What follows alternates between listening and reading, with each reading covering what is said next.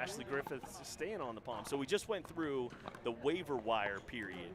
It's our first one. It's after stop number 2 where teams had a chance to, first they had to have subs.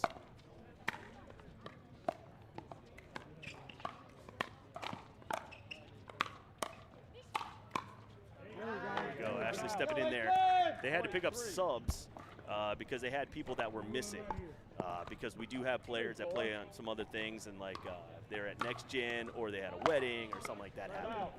These are people that, some of them have full-time jobs as well. They're trying to make it. So we went through the subs, and then we went through the waiver wire period. So Valerie Simon got dropped by Lakeland, and that's why you see Ava here.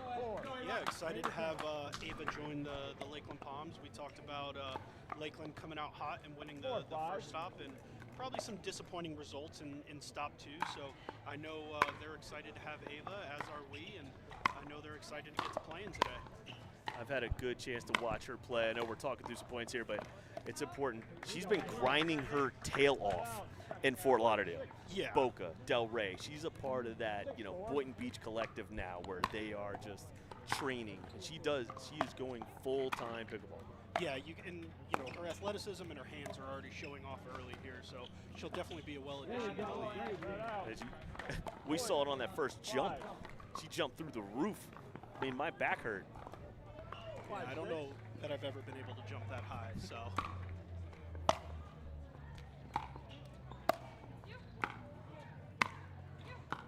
Loving the patience here by Lakeland.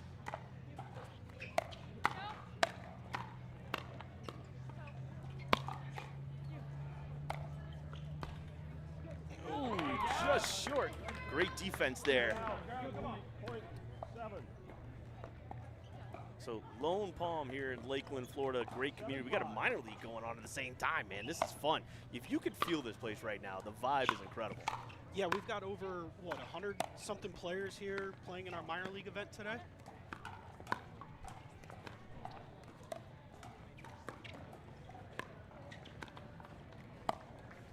Oh, so this is going to be fun to see. You have a team of newbies, right? A new team, right? Ava and Ashley, but you have a team that's played all 3 stops together. Vic and Kara, they're not missing a beat here. So you saw that. She just striped that down the middle.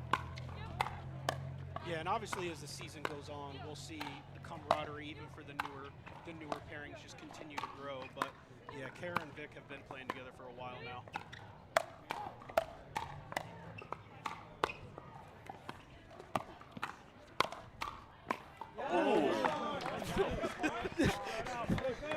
There's a lot that just happened right there. Chris, where's our commentator cam? You got to get Angel Lazai's reaction right there.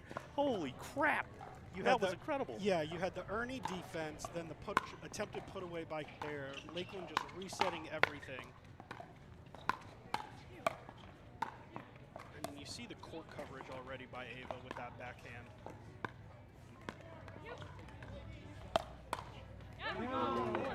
Vic stepped in there a little bit early, taking that one out of the air. Really good.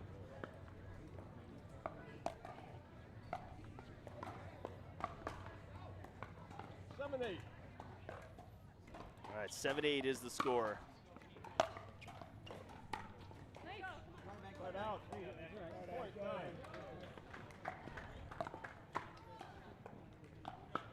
One thing I'm curious to see, this will be our first event with summer. So as the day goes on and it gets hotter, how these players react and how they're able to handle some of the heat that we're going to see today.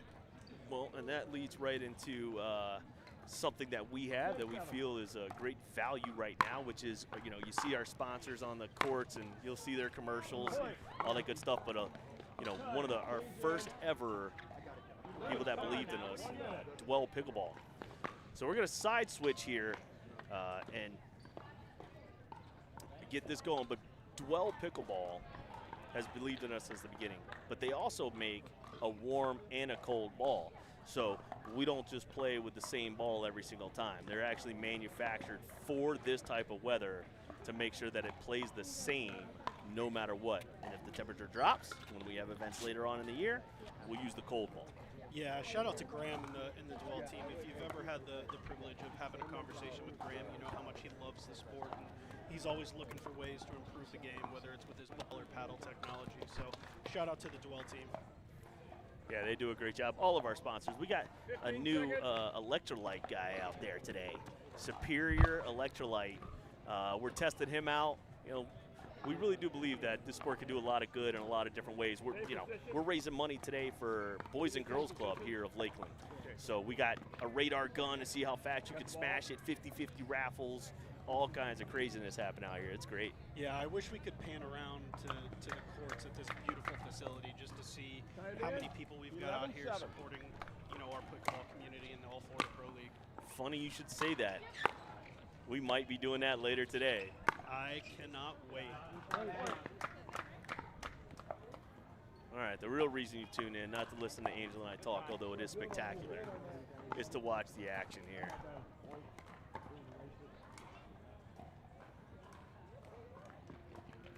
Right out,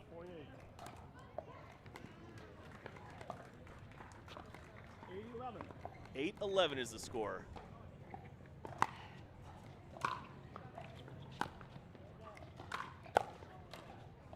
There we go. That's great. So for those of you tuning in for the first time, David mentioned we are old school MLP style. One of the things that separates us at the All Florida Pro League is we play a men's, a women's, 2 mixed match, and then every match will include a dream breaker no matter what. So we do things a little bit different here. David and I's favorite part is probably the dream breaker. We love to see some singles action just because he and I will never actually play singles. Well, that's some spin on it. Yeah, no, singles are terrible. It takes a different type of person to play singles in this sport. And not ones that look like us. Although you've been hitting the gym, dude, looking good. Yeah, trying to get that lift in.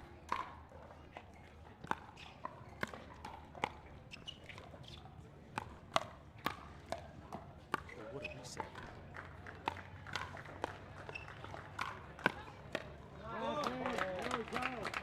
That's good firefights right there. And I love that speed up, but I also love the fact that, these teams are starting to read that. Yeah, real point of emphasis for Lakeland, it seems like, is to be steady through the transition zone. You see Ava just looking to reset and work her way forward as much as she can, a la what she just did right there. Well, that's great commentating.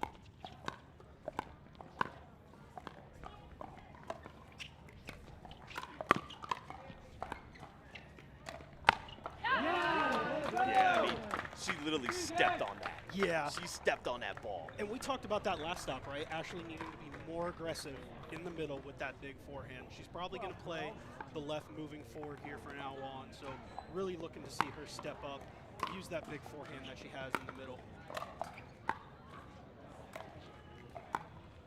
That's 4 in a row for Lakeland here since the switch. And there, Kara puts it away. So you're starting to see a little bit of the differentiation. I mean, Ava has some challenger success. Ashley's actually won some challenger stuff or finished silver in a couple of things. So you could definitely see where that talent level is starting to rise to the top. Yeah, none of these girls shy away from high-level competition. They're putting themselves out there as much as they can.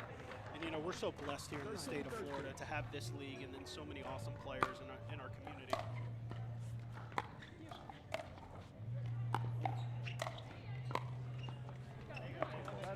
Yeah, pickleball.com.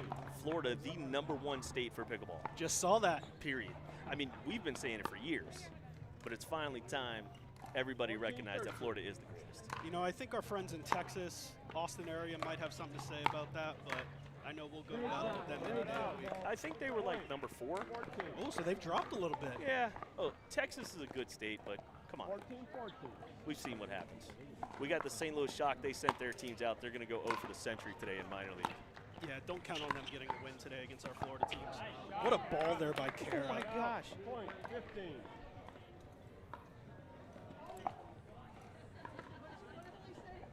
15-14. 15-14. Nice ball. Right out. Point, 15. There we go, all tied up. Let's go. 15-15.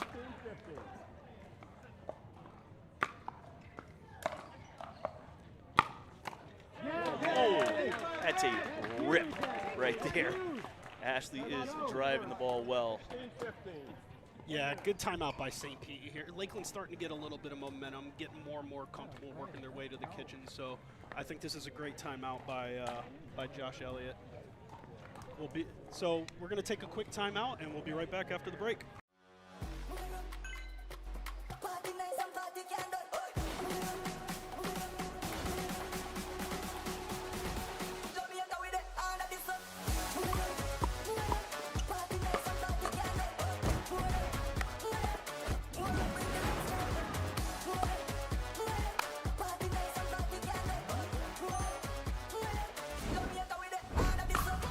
What's your DUPR?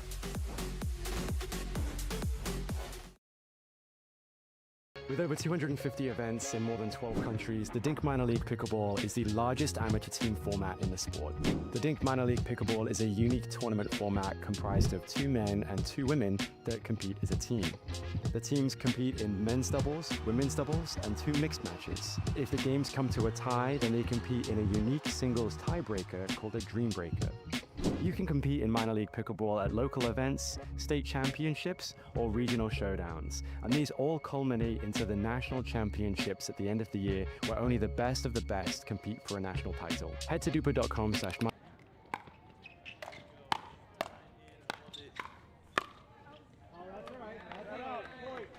I don't mind that though, Angel. You know, she's getting big in the middle, still going for it. Let's see what Griffith's got. Yeah, I think in order for them to be successful, she's got to be big in the middle. Yeah, good. Kara just a little bit behind that.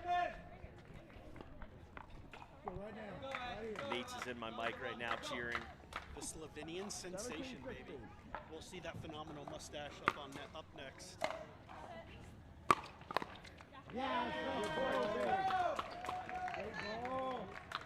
Kara getting a little shook right now. Yeah, I think Ashley's Stay starting on to her. find it a little bit. I'd make a real point of emphasis on my returns to not go to Ashley. Yeah, Ava's definitely dropping everything right now. Ashley's just straight ripping balls. Ripping and ripping, baby. I love it. Here we go. 17-18.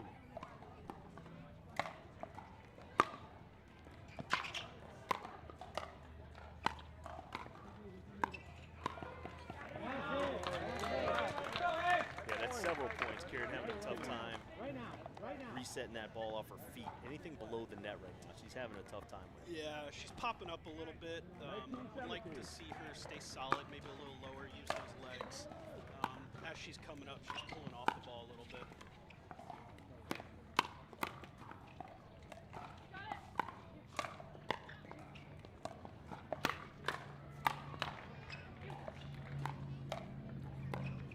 I mean, this is reset city right now. Holy cow.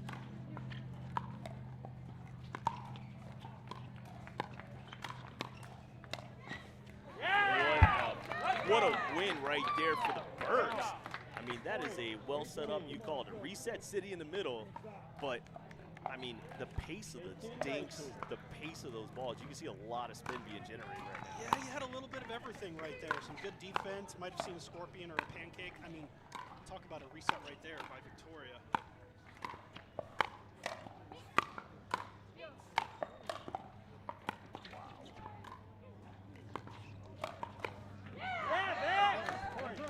Vic, player from last season, staying on the Birds for this season. I mean, she's like a full point better than what she was last year. Holy crap. Yeah, she's definitely putting in the work. Had the fortunate time to play with her quite a bit over these last few months, so her progress has been insane these last few months. That's tough off the net. It's because we were talking about it. Great move, Nick. Great move.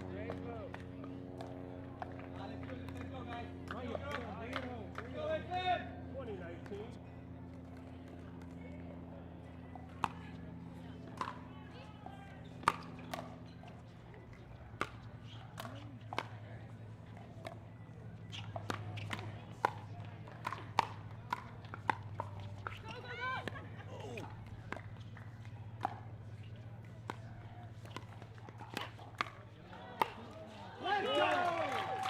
Nice job there from Lakeland. and you hear the crowd go wild. The hometown team takes the first game of this first match here. This is pretty good vibes here, Angel. I'm enjoying this a lot. Yeah, I couldn't have asked for a better opening round matchup, and I know we know what these men are about to bring. Probably a little bit of emotion, few yells, few gimme that. So I'm excited. Prediction number one. There ain't as many resets in this men's game as there was in this women's. Yeah, that would not be a bet I would make against you. All right, here we go. We're going to let the fellas warm up a little bit. We're going to take a quick break. We're going to go check on the minor league, see how they're doing, and talk some trash to the amateurs. You ready to go, Angel? Let's go. All right, to break. The Dwell 40 is the official ball of the All Florida Pro League. Dwell offers high-performance paddles, sleek bags, and everything you need to elevate your game. Choose between the warm or cold ball for consistent play in any conditions. Visit dwellpickleball.com and use code ALLFLORIDA for a discount.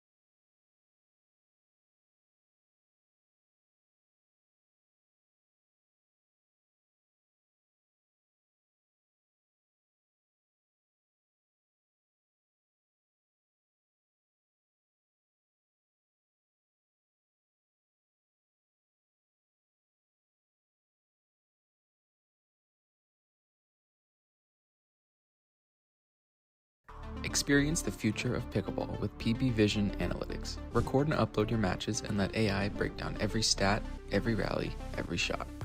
Want to see how you played or tag a friend in that highlight moment? PB Vision makes it easy to share your game with the world. It's smart, simple, and powerful. The official stat provider of All Florida Pickleball. Check out PB Vision today by scanning the QR code on your screen.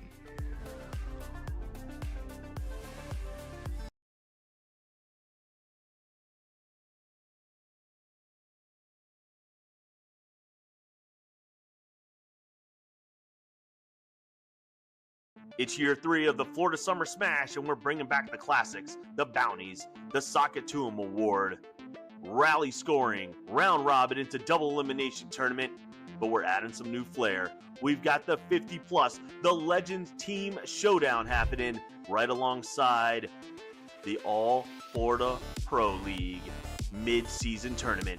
All happening at GT Bray, the 3rd year of the Florida Summer Smash. Sign up now.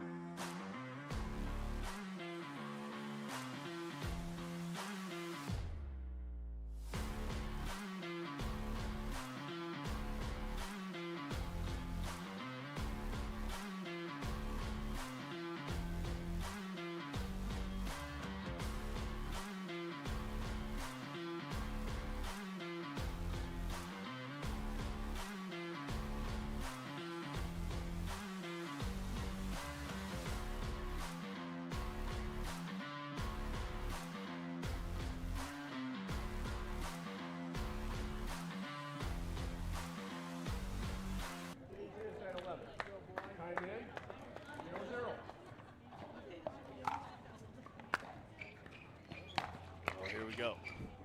Men's match number 1 of the day. And that speed up couldn't come quick enough. Literally what we said to end the women's match.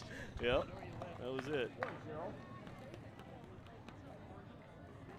So a cool thing about these guys is a lot of familiarity between these 4 players. So you're going to see a lot of unorthodox, a lot of speed ups that you probably normally won't see because a lot of these guys are very familiar with themselves, a la what Josh Elliott just did right there. And you're going to see a skip to my Lou 100 times from Josh Elliott. You know, he has definitely taken the C from Alhouni. And then the send, on the serve. We go 1-2. So this will be good though because both of these teams have, you know, these matchups have no change, right? So St. Pete, George, and them are together, and then Lakeland, Drew, and Nate's.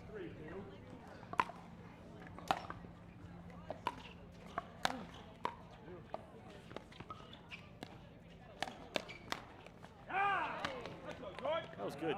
And Drew actually had a little bit of an opportunity to hit down on that ball. Yeah, you heard him there saying the ball popped up on him a little bit.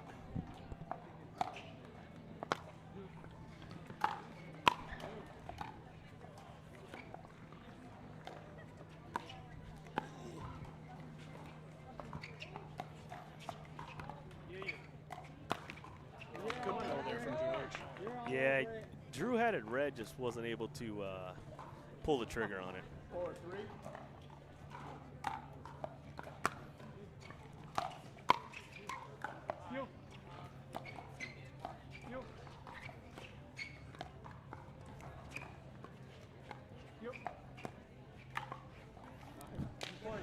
That is the second time he has pulled off that shot on Nate. So you can see Nate's just flailing around, not quite ready for it. Yeah, change of pace, I think, threw Nate's off there. Give me that! And there's our first gimme that from Mr. Josh Elliott. You know what I appreciate most about Josh's game right now? His shoes. He's got some swaggy drip going on right now. They don't look comfortable at all. Like, I'm watching his feet move around a ton, but they look great. One thing you can always say about Josh Elliott is the man is going to match. I mean, listen, you know, the CustomPickle, shout out to them. They do a great job on our jerseys and being our apparel sponsor. And did you know you could buy them online? Yes. Okay. They do. And Josh is adamant to make sure that, you know, he is all matchy-matchy. We got some teams out here, though, that, like for minor league, that look great. Like, they came fully decked out, custom shirts and everything.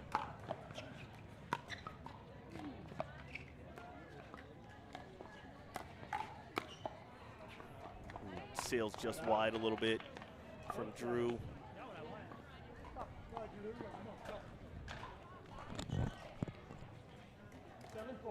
Seven four.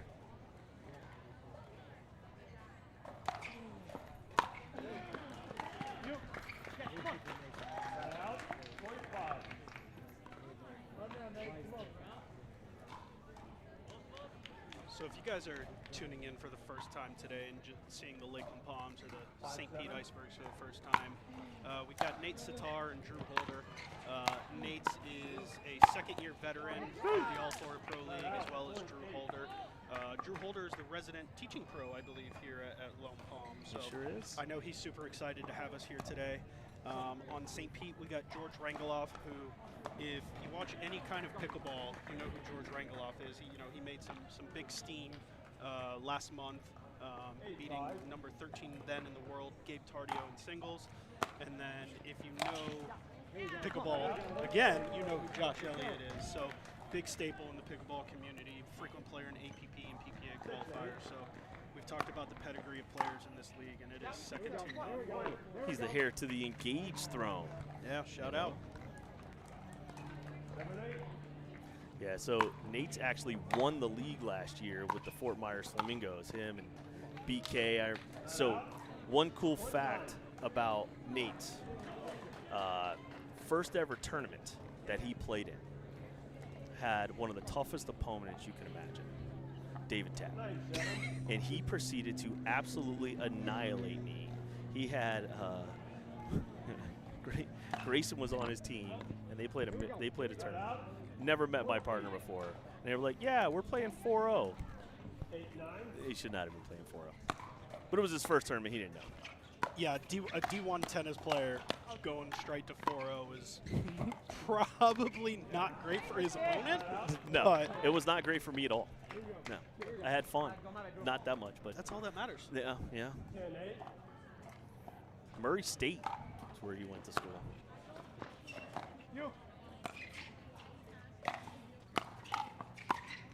The patented knee on the ground reset from Josh. Oh, there we go. There we go.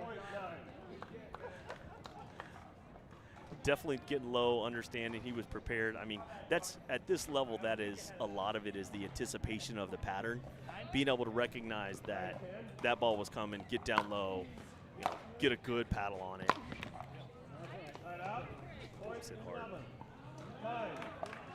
All right, so coming up at the switch, we got St. Pete up 11-9, similar to the women's game where St. Pete took the lead into the switch. So we'll see what happens here. Yeah, I mean, it's definitely going to be a good finish to the match. We'll see if the side switch matters. We'll be right back.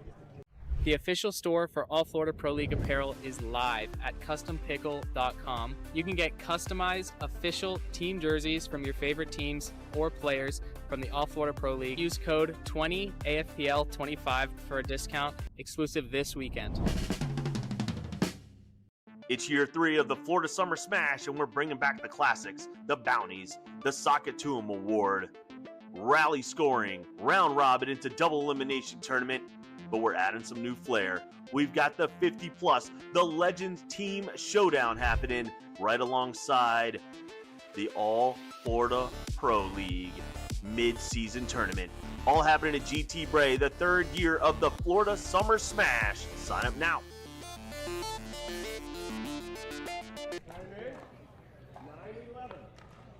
We are back. St. Pete up to start the second half of the match, 11-9. Time in. 11-9. I would rip this serve from George.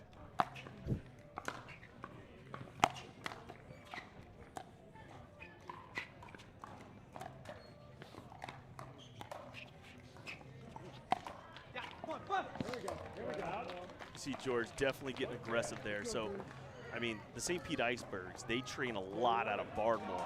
They have a good pedigree out there. Josh kind of lives out there. George trains out there every day. Victoria is actually teaching out there now. She's taking on the position of the head pro. So she's doing lessons, some clinics, some round robins, you know, all kinds of fun stuff. So they have a lot of team chemistry. So seeing that middle confusion's a little bit shocking.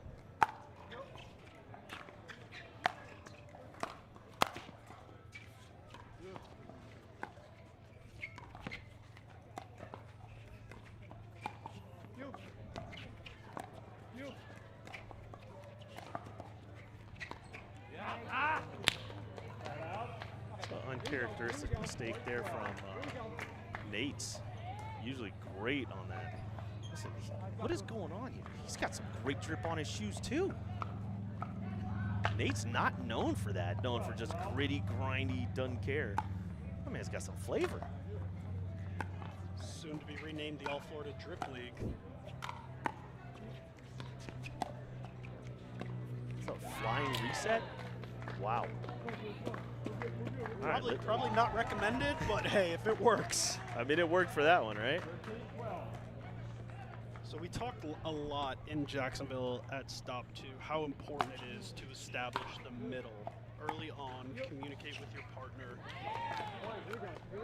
And so far, it looks like St. Pete, with the exception of 1 or 2 points, George has got that middle established. So Absolutely. It's definitely, I mean, we talk about the chemistry, but middle dinks have become way more prevalent just because of how athletic the players have become, they're able to hit those ATPs and be able to snap off those line flicks. The flick coming into the game has played a predominant role in making sure middle dinks are effective. Yeah, we'd need more than a day to talk about how much the game has evolved just from, start to finish, and then just how much the game is changing from week to week. The right side player is no longer a beta. The right side player is sometimes just as athletic or just as good as the left side player, which makes these teams that much more dynamic. Absolutely. It's just a matter of, where that X is really landing for these teams, and then what they've decided is their strategy.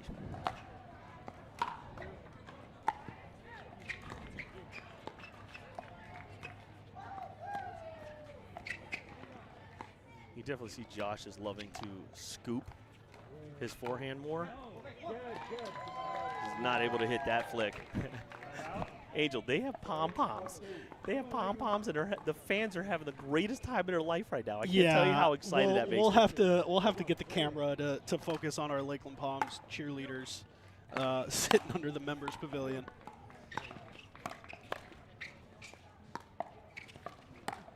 Oh, that's tough. That's tough. Nate's is scrambling a lot to get around there. Yeah, and George's backhand is so good that anything high that he can capitalize and speed up, he's able to take that speed up down the line, middle, or cross court. So when Nate's is moving around like that, to your point, it just makes it that much more difficult.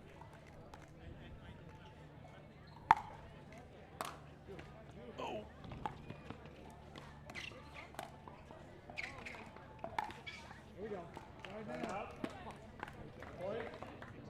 Oh, check it out. Here we go. DUPR, another big sponsor here, so we're seeing what the predictions look like. George and Josh have a combined DUPR score of 11.43. Lakeland with 11.279 with Drew and Nate. And that's where you see a little bit of this score is tight. Only 57 and 43%. The predictions there from DUPR. I love that crap. We nerd out enough as it is with this sport. Then you start adding statistics and probabilities. It just makes it that much more fun. Oh, just wait. Oh, just wait. It's going to get better. We'll talk about it. After this game, we'll give a little bit of a feeder.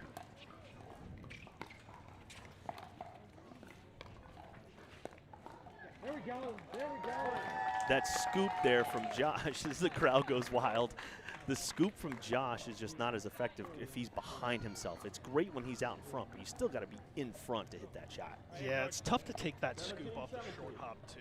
He's not giving himself enough time to let the paddle do the work there. Oof. Yes, there we go. I appreciate Josh hitting that ball because the amount of work that goes into putting those things around. You did that today, having to put the banners around. A lot of work. He just saved one of them for us. Yeah, that ball might have gone through the banner. We would have to have replaced it. So, thank you, Josh. We have a new feature coming up right now. We got Fantasy Pickleball here at the All Florida Pro League. I submitted my team. I submitted my team. Okay, we're gonna look at this. Oh my gosh! Look who's already winning. No, it's 0. Don't start taking that credit. But I'm already on top. I'm already on top. Oh, that's stop number 2. Look who won stop number 2. I'm just saying, Dave might be the greatest predictor of all time of fantasy pickleball. I'm going to have to talk to our production team here about putting these stats up so early on. And so PB Pro leagues, you can look at stop number 3. League or leagues? It's both. That's why we spend the small dollars here. Hey, Angel, I've been dying to tell you about this, though. So we saw the DUPR predictions. We have another partner just came on board. PB Vision. So we are actually going to be recording these matches, submitting them onto PB Vision, and getting all the stats behind all of the cameras. We got camera angles for days and submitting everything. So they come on. We got a ton of credits for our players and for the fans right now. So more stats, more stats, more stats. Yeah, I love the idea of getting the fans and the players more involved. I think that's a huge part of what this sport needs to continue to grow. So shout out to PB Vision. Excited to have them come on board.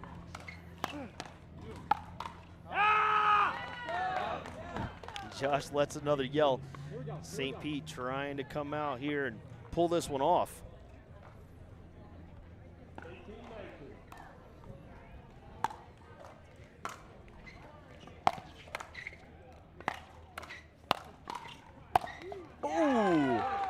George with the stare down with the athleticism. Yeah. How old is George? What is he, 17? 17. Almost 18 in about a month, right? Wow. I mean, to be able to not only jump that high, but have the flick to go with it, woof.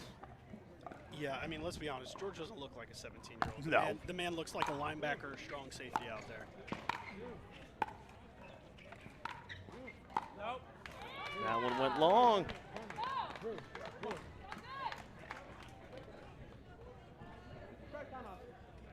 Yeah, I think this is a good timeout here. Yeah, it is. Give St. Pete a little extra time to think about game point. Yeah, it's definitely St. Pete being able to pull this one off and tie it up is big. Lakeland definitely wants to show out in front of their home crowd right now. So you got Coach Eddie Anderson over there chatting it up, going over the strategy. I like any time you make someone think longer. Like, yeah, you've seen it in other sports like football, icing the kicker, That's they're right. icing the server. How many times have we seen it happen? we've seen it happen not only in the pro league, we watch it happen in minor league all the time. All the time that thing happens. So 2019, St. Pete is actually of 2019. You have to win on your serve. There's no freeze here. So, and it is win by 2, so we'll see what happens here. Hopefully we get some late game theatrics. I know you and I both love that.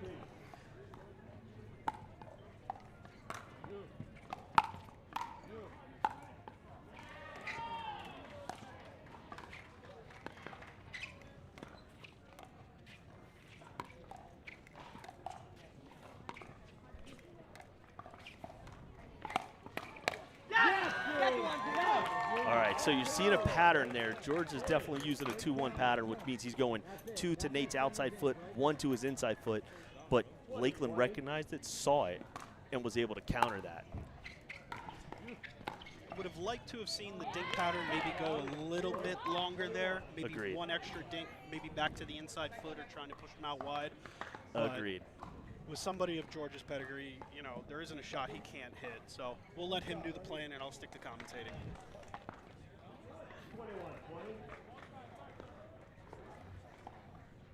All right, St. Pete with it 2 times on it.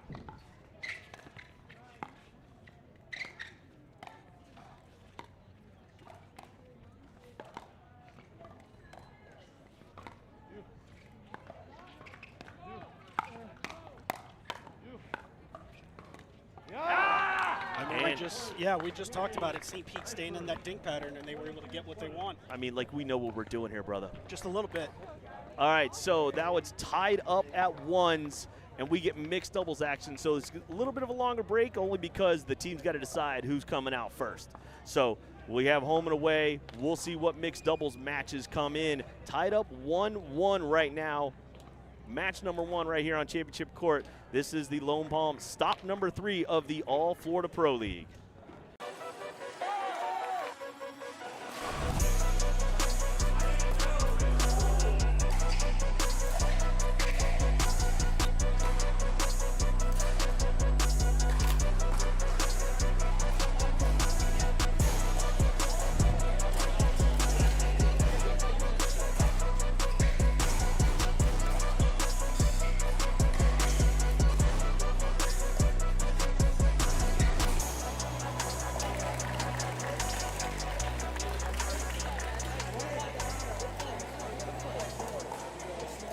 My name is Joshua Elliott from Tampa, and I play for the St. Pete Icebergs. I think our team's really unique. All of our players are pretty close. We're local, and we've all played with or against each other at some point throughout the last couple of years. So that kind of familiarity is really good. Our team chemistry is really high.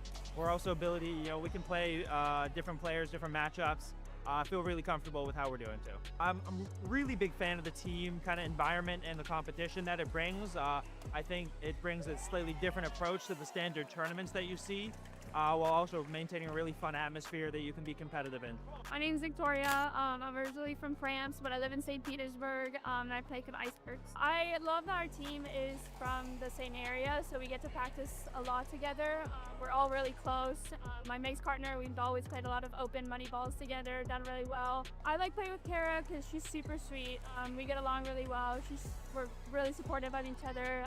We're always boosting each other up, so you never have to worry about any of that. It's such a fun environment. They do such a good job just putting it together and always making sure everyone's, having a good time, but also it being pretty professional so that we can kind of get a good feel for what the pro scene is going to be like. I played with them last year, but I got drafted as a sub because I had only started a couple months before the season last year. I just started playing and I got drafted as a sub and quickly I played a lot. I ended up playing a lot of matches for actually a few different teams, so it was really fun. But this year I'm really excited to stick to the Icebergs, which was the team that I got drafted for as a sub, and stick with it and play for them all year. Hi, I'm Bruce Jonas, and I'm from Tampa, Florida, and I captain the St. Pete Icebergs. I am so blessed with our team. I couldn't be luckier. First with Josh, I mean, he's the leader of our team. He just brings a wealth of experience. He's a great guy on and off the court. And then with George, phenomenal athlete, young to the sport, converting from tennis, but wow, his explosiveness and the energy he brings to the game is just a joy to watch. And then Victoria, a lot of fire and aggressiveness, and fun to be on the court. She's very focused. And Kara, wow, such a pleasant person with a lot of energy and focus and determination, and the team together really seems to be blending, and we've been practicing together once a week, and anyway, yeah, I'm so fortunate to be with this team. I love the concept. I mean, I love what the Florida Pro League's is doing. It's grooming an atmosphere for these players that are developing and wanting to become professional and move on up. And this is the best players in Florida, and it's just a great atmosphere, and you love seeing them competing against each other at this high level and getting used to what it's like under the camera.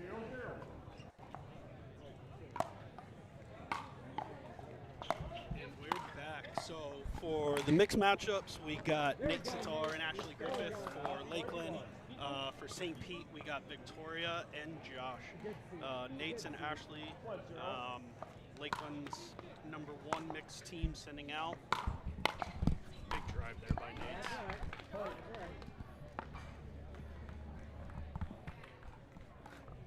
Oh, this is going to be a fun one. Yeah, got some familiar matchups. Oh, yeah. Here we go. A little scoring question here.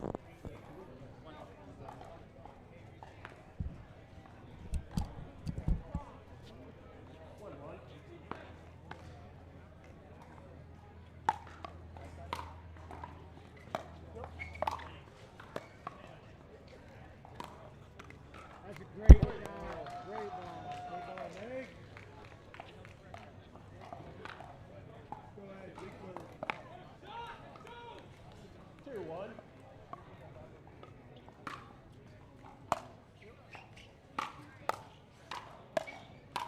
There we go. Good finish there by Nate's. St. Pete trying to fight that off, but Nate's was just pounding that ball back through the middle. 3-1.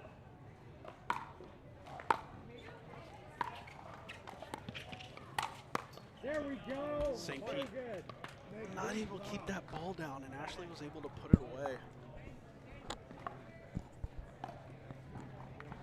So we've got Nate staying on the left, and Ashley was playing left in women's, but now she's playing the right. So we'll see what St. Pete tries to do here. Keep it rolling. Keep it rolling. Great playing. 5-1.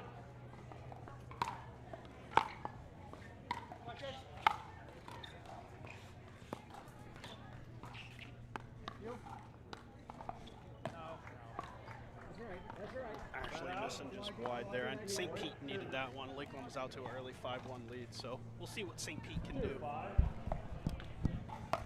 Audio's back. We are back. Yeah, you can't leave that ball there. Looks like one of my shots. Well, we talked about Ashley's forehand being in the middle in women's. Now it's on the outside, so you can't float anything to her on the outside. It's such a mental thing, man. Like, I don't know how players do it. You know, you play rec games, and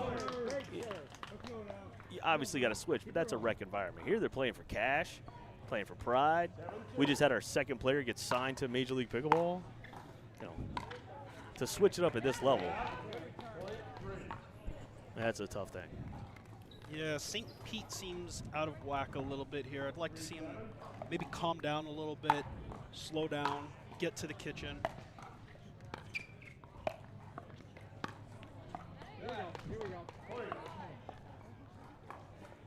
We need Chris, we need a counter of how many times Angel and I are right. No? Okay. Our fellow colleague, producer, All Florida aficionado telling us no. On production here, we have Christopher Crouch. You see him in the videos. You see him winning challenger levels, all kinds of good stuff. He's our production man.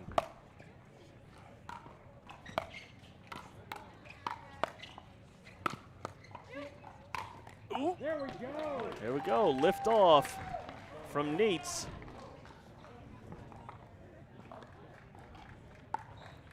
Seen a little bit of an energy and emotion drop off from Josh on the St. Pete side. I mean, he definitely is. He has to be a lot more engaged in this one, just playing that dominant role. You know, he's got George on the other side from him in men's. Here, he's got to be a lot more engaged. Also, too, just being a good teammate. You know, Vic probably doesn't respond that great to that type of energy.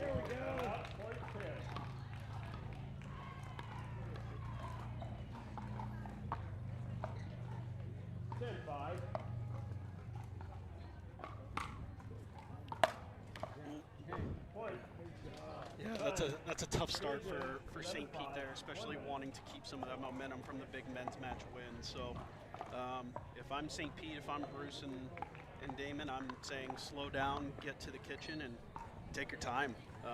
When they were getting to the kitchen and establishing that dink pattern, they were winning the points. Yeah, I mean, that's definitely going to be the key to their success right now, because obviously you can tell by the score what they're doing ain't working. No. So if it's broke, fix it.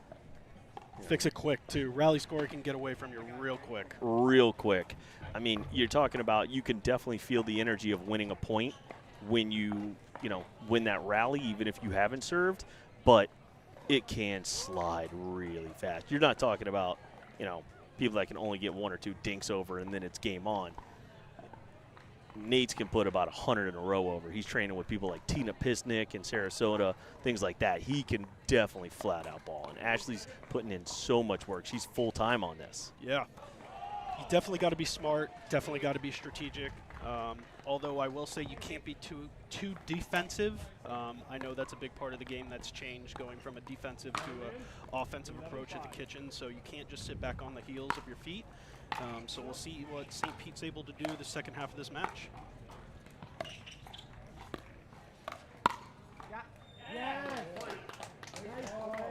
I mean, am I crazy? Did it look like Nate's took like a full swing, but it was a change-up corner pocket? Yeah, able to get some good topspin on that ball and put it right where he wanted. I mean, looked like he was going to blast that thing into the stands.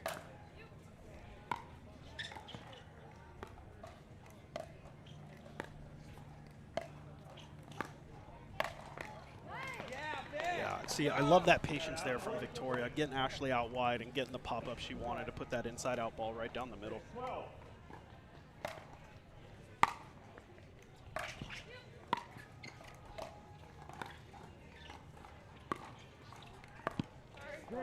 Unlucky that cord there. Victoria not happy with that one. I mean, being able to, move her feet a little bit more, she would have had that ATP. That's tough off the net.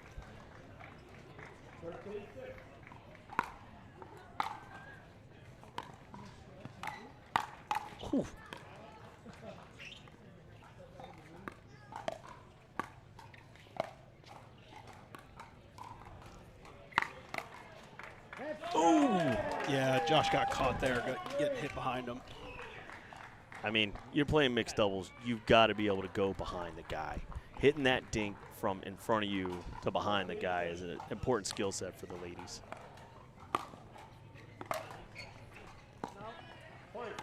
That was long. We could definitely see from here that was long, Vic, but hey, when you rewatch the stream, you'll see it. Yeah, it's starting to get away from St. Pete here. Wouldn't mind seeing a timeout. Let's see if St. Pete can fight back a point at a time.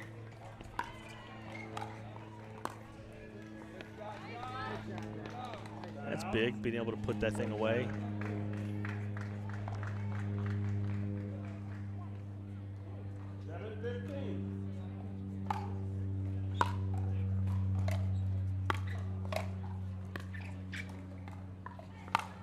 See ya.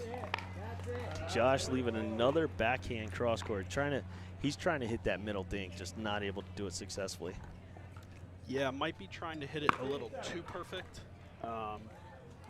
which probably causing the ball to be popped up a little bit higher than he wanted.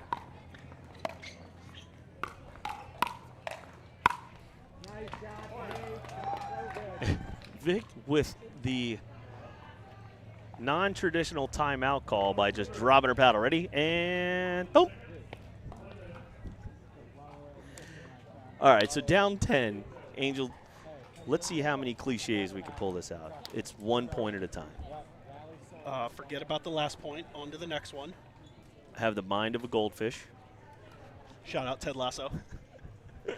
Yeah, so it's definitely important for them to be able to try and battle back seriously, like one step at a time. 10 points of rally scoring is a lot to try and overcome, but you've got that win on your serve component. Yeah, at this point in time, you can't be missing your returns. You can't be missing your thirds. You got to get as many as you can in bunches. Middle third of the court, right? Being able to do that, just hit it in the middle. Hang out. Shout out to Jared Brooks, our singles specialist of the Sarasota Manatees. Oh my gosh, Jared Brooks has got on a hat to be remembered. Wouldn't be surprised if he wears that while he plays. I would either.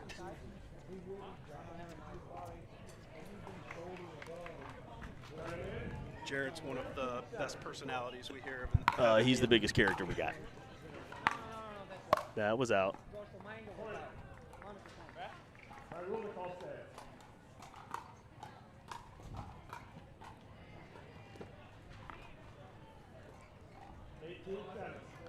Here we go. Well, oh, that was close. Jeez. No. Ooh. Drew, that was wrong. You were not right. It was out. It was out. Ooh, big serve. Yep. It's a big serve right there. You know, equally as important for the team with the big lead to stay fundamental and not miss your thirds or your returns. So we'll see if St. Pete can capitalize, and there they go. I'm telling you, Chris, we need that counter. Chris, we need that counter of how many times Angel and I are right on the next point. I count at least 4 so far. And a half. Yeah. Yeah.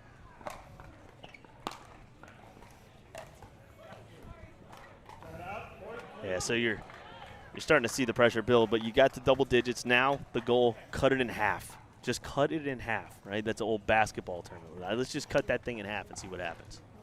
Yeah, you can't get all the points back in one, so try to get a few together, win a few in bunches. I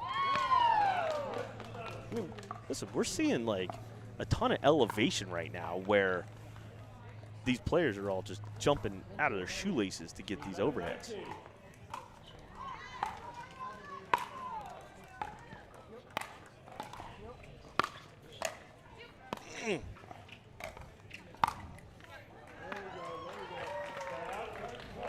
That reset was really good. That ball was low, just grazed over the top of the net. Wow. Here we go. Game point. Lakeland looking to take charge in this match. It's tied up 1-1. Yeah, so Lakeland has to win on their serve, but if they don't, St. Pete can still accumulate points to their total score. So we'll see what happens and see if they change their style at all.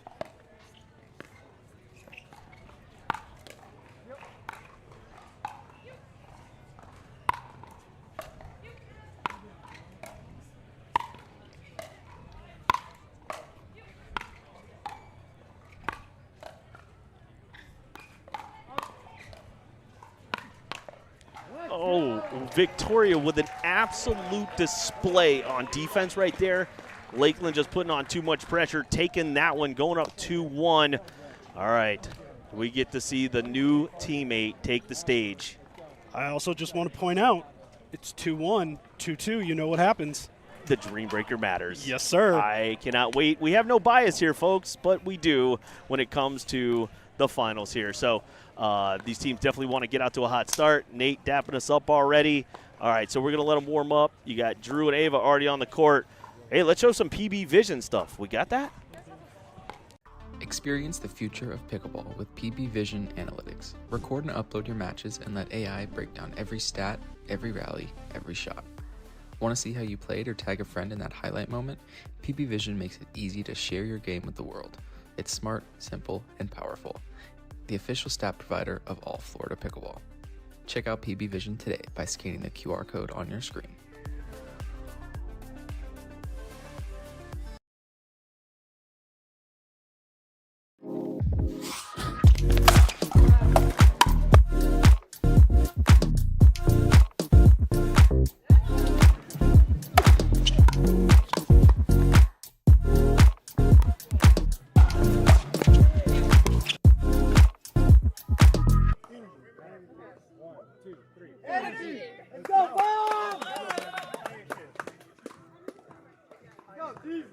My name is Nate Cipara. I play for Lakeland Palms.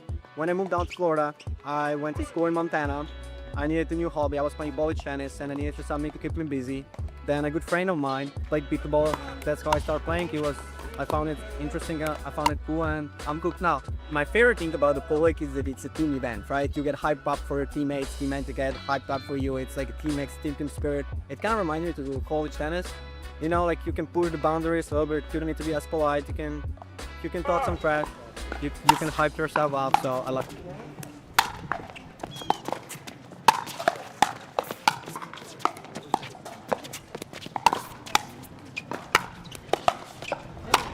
That's so good. My name's Ashley, and then I'm from Tampa, Florida. I like it a lot. So kind of similar to college tennis. It's fun to have like a team cheering for you. I know them all pretty well. They're super sweet people. I'm Nate Jagger. I live in Lakeland, Florida, and I coach the Lakeland Palms. I've been coaching them 2 seasons now. This is my 2nd season. We kept Drew Holder, who is also lives in Lakeland, and we drafted 3 new players, and we're still learning each other. Like, my team hasn't really practiced a lot together. We don't know each other. One of them lives in South Florida. One of them lives in Lakeland, one of them lives in Tampa, one lives in St. Pete. So they're kind of from all over, and they all know each other a little bit, but not a lot of time together. My name is Valerie Simon. I'm playing for the Lakeland Palms, and I'm from New York originally. Now I live here in Florida. I actually started pickleball as physical therapy, so I had 2 major ankle surgeries. And so that's how I started playing pickleball, and I just loved it right away. I literally played like every single sport, but my favorite out of all of them was tennis. So I played a lot of tennis before pickleball. All right, so my name is Drew. I'm originally from Trenton, Michigan, but I live in Lakeland, Florida now. I played college sports, no racket sports, and then one day at a park, I was getting beat by some older guys. So he brought me on, said it was gonna blow up. He said I need to start taking it serious. So here we are. He was kind of the main one. I went to play for fun. I didn't really know the rules or anything, but he's the one that really got me into it. So, and friends to this day. So it's kind of cool. The one thing I really like about Lakeland, and that's not a knock on Fort Myers. I think the community, it's really behind our team. Like our owner, it's amazing. Our captains, all the community, it's behind us, supporting us. So I think that's my favorite thing about Lakeland. Yeah. I love that we're all so positive and supportive of each other, always cheering each other on. during singles matches, doubles matches, mixed, always just cheering each other on. So also.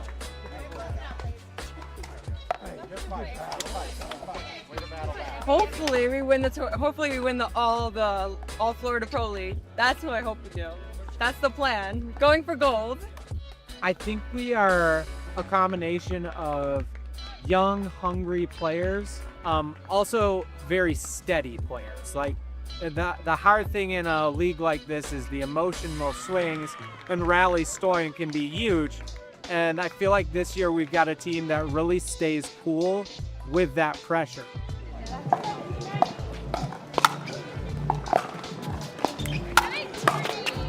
I'm trying to get to our shit. All right, here we go. Oops. Mixed match number 2. I mean, the banners do look good on the stream. You're welcome. That was all you. All right. George and Kara. You got Drew and Ava playing together here. Lakeland. Ooh. There's that athleticism. There's the hops, about. baby. There's the hops. Let's go. So we know Drew. We're getting to know Ava a little bit. We saw in women's how focused she was on her resets, her third shot drops. A little bit different stylistically against somebody like George on the opposite side, who really relies on his athleticism, his pace, his power. So really like to see George be aggressive and come out and see if he can get some early points, some points finished early. Kara getting jammed right there.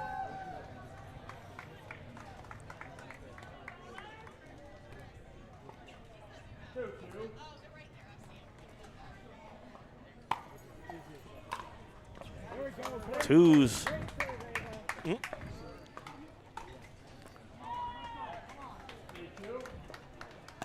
3-2 Lakeland.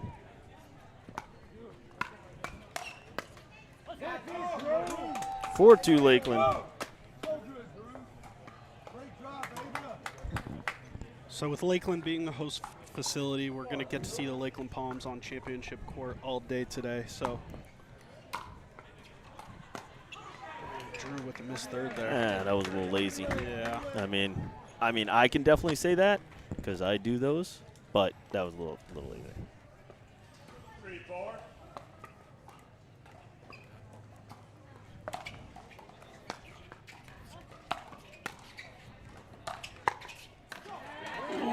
Not a reset or a drop in sight there. No, he's going full send. He's going, hey, listen, rookie, I'm a veteran of this league. We're going to show you what's up.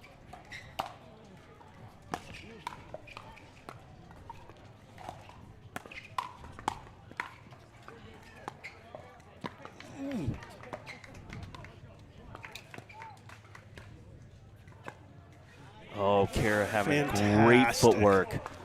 She got jammed on a couple of those drives earlier in the day. You know, in her women's match, she got caught a little bit, but you see her working that triangle. Yeah, I love the fact that she didn't try to do too much with those drops or those dinks that pushed her out wide and had her moving. She put it back right in front of her, right back to the middle, and allowed her team to stay in the point.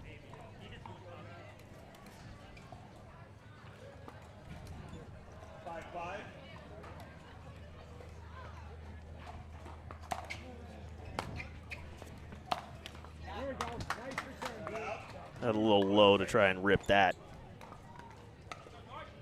All right, Lakeland up.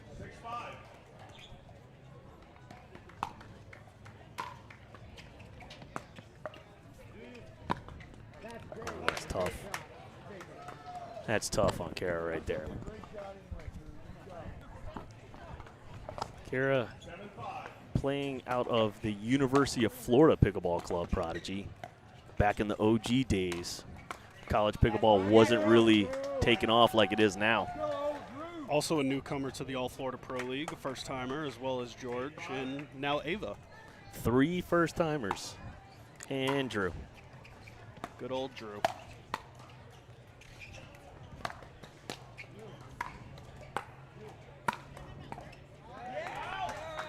That's tough to keep moving around like that because you're so planted on those resets and being able to keep that momentum and you're body position moving forward. Yeah, I was just going to say St. Pete was doing a good job of keeping them back. They were going to need to find a way to put that ball away. Those are the points that you have to win if you're St. Pete, especially being down 2 matches to 1. I like that floater drop. Catching Ava a little off guard there. It looks like it should be easier.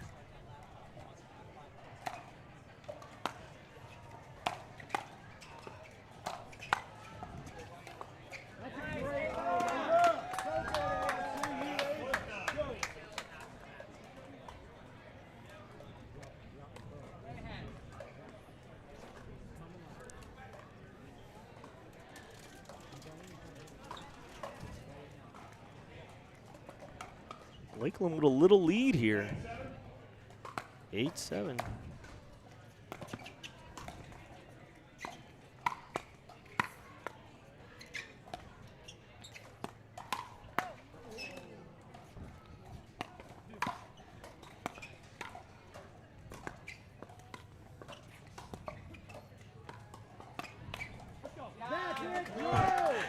The best part of that point was we're sitting right next here to the Lakeland bench, and the whole Lakeland bench goes, ooh, when Drew hit that ball that was going about into the other court. It's been a common theme of keeping a lot of out balls in play, so we'll see if these guys can clean it up as the day goes on. Through the wickets. George sends it.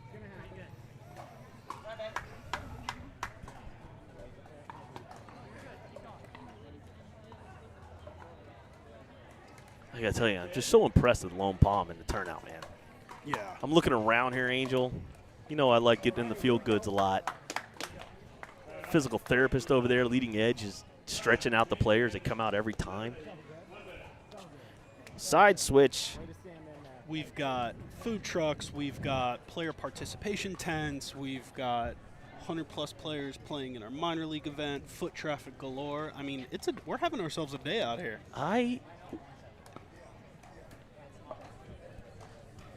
Oh, here we go. Chris is yelling at us. Let's talk about the standings. Yeah, we got the afternoon session, the GMV Chomp. They absolutely crushed last time. It was great being able to see them. Heather Nobler, she was here last night practicing. The Miami Blaze also in. Speaking of Miami Blaze, it's going to be interesting to see how they do after coming off a big week or a big stop last time with their new team person, because what happened? Caitlin Campbell got signed to PPA and then immediately drafted and then traded and now is on the hard 8s for Major League Pickleball. Shout out to Caitlin Campbell. Congratulations. She's been it's been fun communicating with her along that process and being able to do those things. Second one. Lauren Hidalgo Smith also played for the hard 8s. Right? Shout out to some of our connections there. Has a little bit of insider trading on this stuff because one of their owners also owns another team in our league.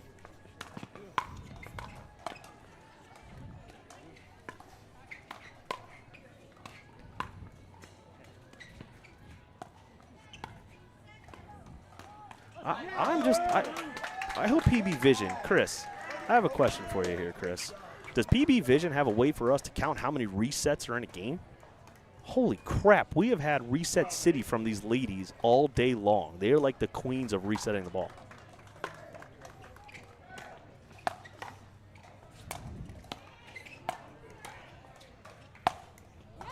Jeez.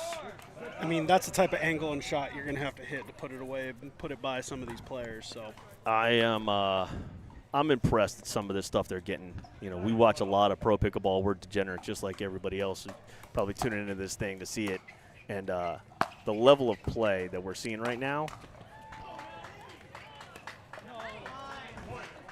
maybe not that one, but in general is pretty good.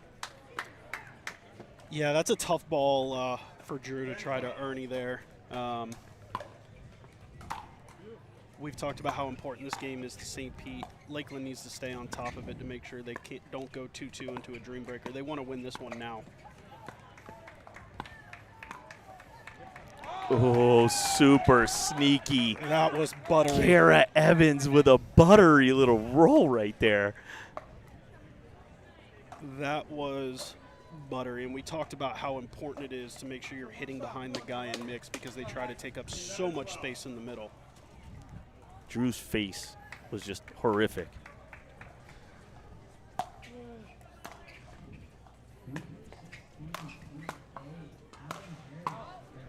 Kara playing great defense there, and Drew misses the overhead long. We talked about it, and we'll continue to talk about it. The resets from some of these ladies out here are top tier.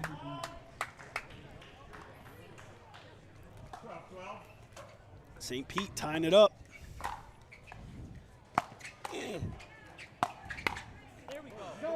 I got to tell you, that's next level right there. Like, Ava, in my mind, she was a little bit of underestimated. I don't think people quite got a chance to see her, but that is a counter versus a block. So one of the things that I saw, especially at Major League Pickleball, was players being able to counter versus block and reset the ball. So there's a time to reset, but then there's also, if you can counter that ball and take not just offense to neutral or defense to neutral to offense, being able to go from defense to offense right out the rip is what she just did right there. Yeah, and let's not take away from, let's make sure we emphasize how difficult that is when you've got a George Rangeloff forehand coming at you. Bearing down on you. Yeah. Yes. That thing would, like, seriously, if you're like a 4-0 player, that thing almost knocks your paddle out of your hand. Yeah. 13-14.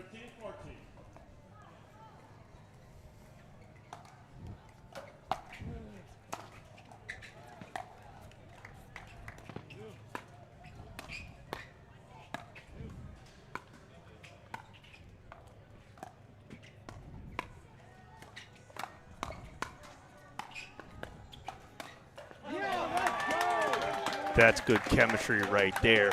I mean, that short amount of time that they have had to be able to do that is pretty impressive. Yeah, we can hear the communication being on the court, and these two are gelling very well together. You know, some of these teams have the benefit of being local to each other. Ava lives in South Florida, so a little bit of insight. She actually drove up a couple of weekends outside of her training regiment that she's doing full-time in Boynton with all those players, and came here just to train to make sure they were ready for this stop.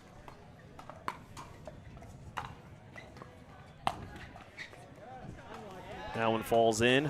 Enough top spin off the net. So I'm going to make a call here at 15-15. I think in order for St. Pete to win this, you're going to have to see George take over. Yes. You're going to have to see him take over. And when I say take over, I don't mean acting crazy, acting all erratic on the court. He ain't Ben Johns. Nope. Calm, composed, but being very aggressive on his thirds, on his fifths. You know, I would like to see the George Rangeloff show here in the last half of this match. I think it would put a lot of pressure on the Palms here and show them a different view.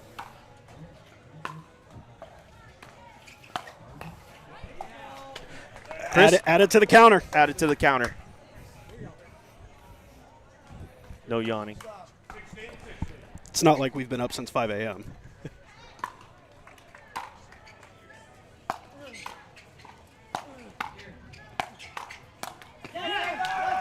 Ava with a big slap. Listen, I don't know where you stand. I'm not okay with huge high fives like that, man. On your partner's paddle hand. On your partner's paddle hand. Like, what are you doing there?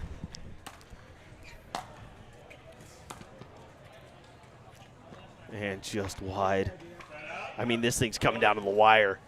Oh, baby, I like the way. Oh, man. Would love to see George come out with a big serve here. Just absolutely rip Yeah, wide. I think it's time. Yeah. Drew's not known for big returns. He is the swing in the new gearbox, but.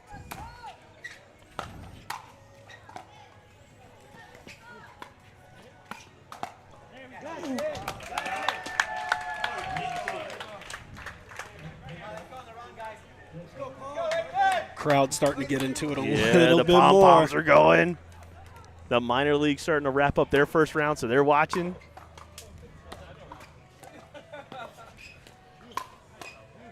Oh, there's two. Kara just getting.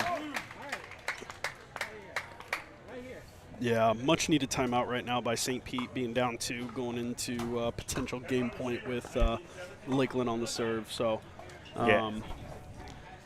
I mean, look, St. Pete has a good timeout. We were hoping the pressure would go the other way, but Lakeland has been able to really, really turn it on here. All right, 19-17. We're going to come back with the rest of this game right after this. The Dwell 40 is the official ball of the All Florida Pro League. Dwell offers high-performance paddles, sleek bags, and everything you need to elevate your game. Choose between the warm or cold ball for consistent play in any conditions. Visit dwellpickleball.com and use code ALLFLORIDA for a discount. With over 250 events in more than 12 countries, the Dink Minor League Pickleball is the largest amateur team format in the sport. The Dink Minor League Pickleball is a unique tournament format comprised of 2 men and 2 women that compete as a team.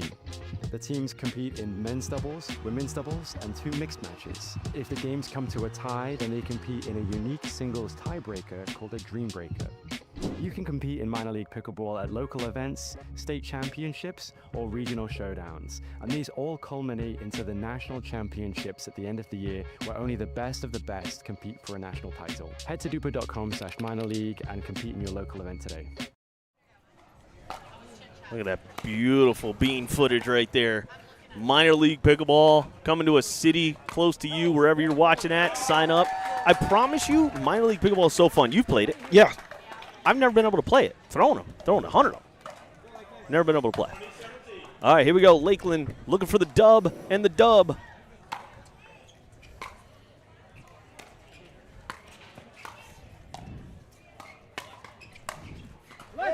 And there it is.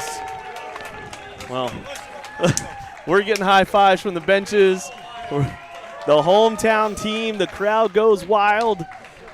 The Lakeland Palms take home that second mixed doubles match. They're going to take home the match as well. But you know what we get to watch, Angel? We still get a Dream Breaker. We still get a Dream Breaker. Listen, we like to showcase all these players, so we do have a mandatory Dream Breaker. It is for points. It is to show off those single skills. They're going to get after it. They're going to warm up a little bit, and then they're going to throw out their singles pairings. 1 guy, 1 girl, switching every 4, game to 15, win by 2 on your serve right after this.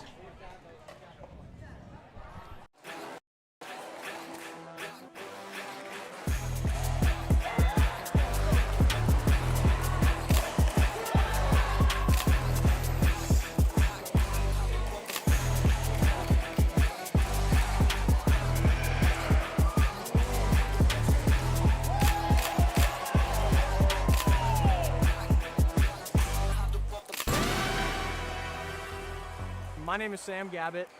Where I'm from is kind of weird because I'm from here in Ponte Vedra, Jacksonville area, but I went to school in Lakeland for like 4 years. So future-wise, Jacksonville, yeah. And I play for the Jacksonville Ballers. Go Ballers, yeah. I think our team is special, dynamic-wise. I think pretty much everyone that we play with together works together really well. So like Madalena and RJ. Madalena has just huge drives, and RJ poaches so well. So we have a girl that loves to play the left side that hits huge thirds, with a guy that plays the right side that likes to poach a ton. So in mixed, they're such a tough team. In mixed, I like to play big, and Sophia likes to play small, a lot of forehand dinks and just set up the next ball, which works perfectly for me. With me and RJ, I love to drive the third so he can come poach as much as he wants. I think everything that we do, the other person that we're playing with complements it really well. So I think we're gonna be pretty dangerous down the stretch. So my name is Sophia Dorsey. I'm from Jacksonville. I'm local here, and I play for the Jacksonville Ballers. I love our energy. You know, we always have each other's back. When one of us is down, the other one picks the other up, and we just play well together. We're all here in Jacksonville, so that's fun. We get to practice and build team chemistry. Madalena, yep. I love how she's just a powerhouse. Like, she's such a badass. I mean, like, literally anytime I'm down, she's up, and she'll pick me up, and we complement each other well. My name is RJ Inignan. I'm from Jacksonville, Florida, and I'm currently playing for the Jacksonville Ballers. So all of us are from Jacksonville, so we have an idea on how each other's games are, especially with Maddie, because I play a couple pro college with her, so our chemistry is pretty good. It's fun with her because as a lefty, she can take most of the drops. I can go in and do more crashing instead of me having the pressure to take the drop and get to the kitchen. So I have like a lot of trust on her part. I feel like we play pretty well together. Sam, we definitely have a lot of potential together. I think it's just because we don't practice much with each other. We're still trying to figure out each other's game. But every time we practice with each other, he's like getting significantly better and better each time. So I have a lot of confidence that we'll do really well for the rest of the season. Hi, so my name is Madaya Grigoriu. I'm from Romania originally, but I live in Jacksonville, and I do play for my hometown team, Jacksonville Ballers. So I do like foremost that we're fighters, even if we're not playing well, even if we have a tough day, we fight until the end. And you can see in our scores, we're always close no matter what. I do like playing with RJ because he's lefty and I play left, I like left side. And I've been playing with him a lot and we do well. And with Sophia, I just love that she's so solid on the right. So I think like we have a good chemistry with each other for sure. It's the fact that, like, for example, I cannot play MLP right now. So it's something like MLP, but I feel like it's even better because it's like we know each other, we're friends, and that makes it even more fun. That's mostly what I like. And everybody fights, everybody works hard. I love that. No, I love team events. So this was my first real like big pro event, and I love the energy that it brings and how everyone's so friendly. Everyone comes out to support their teams and their fans, and it's just a great experience, and I'm glad to be here. I think that Florida Pro League definitely is like a stepping stone towards the bigger leagues and helps you get your name out there and meet other people. I like the team format for sure. And I like having people cheer behind your back. It definitely helps you play more loose when, you know, you're playing for a team rather than yourself. I think we were slow to start, which is a good thing, honestly. And the more we're going to play with each other, the better it's going to get. These teams somewhat already have been practicing together for a very long time, and we're just starting to do that. So I think we're going to be very good situated at the end of the season. It's incredible competition. Here we go, singles time, Dream Breaker-esque. We're going to see if it's a let it rip tater chip or a cat and mouse fight here. George versus Nate is a great singles matchup. Yeah, important to realize for our audience that these Dream Breaker matchups do matter towards the final standings, not only for the season, but for the day as well. In case we get into some tiebreaker scenarios or anything like that, because remember, the winner of Session 1 plays the winner of Session 2 in the afternoon. So literally every point matters to continue on the cliche. For money. There's $1,000 on the line for the winner. Oh my gosh. Oh, jeez. These kids are absolutely getting after it.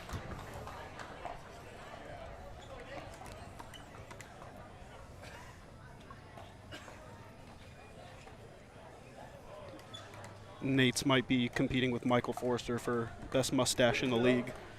Listen, I just like that they tried to copy mine.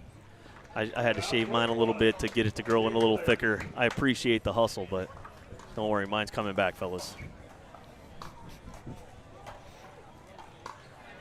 All right, now the ladies. Kevin, she's a good tennis player. Ashley as well. Oh, maybe not. Take that one off the counter. Probably going to see a little bit bigger of a serve here in singles. So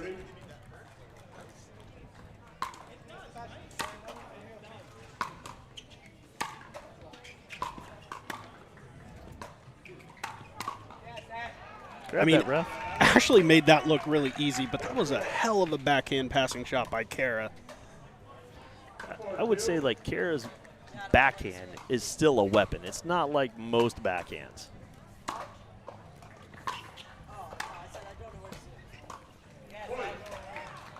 I like Ashley coming to the net. She's really pushing that angle hard.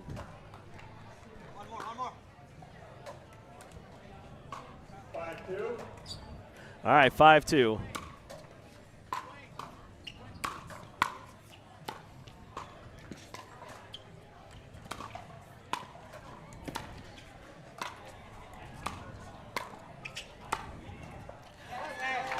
And Ashley Griffith with the passing shot.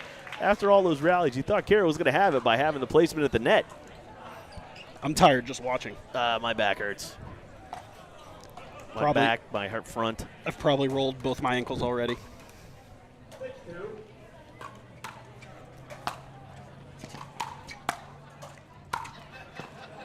Relentless from Nate's. Absolutely relentless. I mean, the fact that one of the players is at the net and doesn't just absolutely put it away baffles me.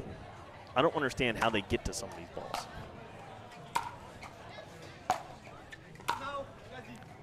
That one was long. George a little frustrated right there. Oof. There we go. Side switch here. The Dream Breaker only goes to 15. We had to throw the David and Angel Flare in there a little bit just to keep the game a little bit shorter because singles is hard. It's very tiring. Very tiring. So we shorten the game a little bit here. They still get a chance to show off their athleticism, but it doesn't take 18 hours to play the singles match. And that's not to say you and I aren't athletic. They're just a lot more athletic than we are. 100%. I kind of sometimes. I act athletic. I identify as an athletic person. But sometimes my game doesn't do that.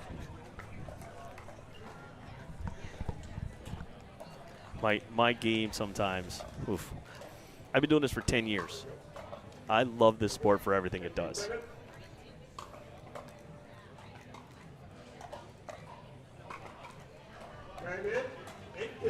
All right, here we go. 8-2, Lakeland up. Oh.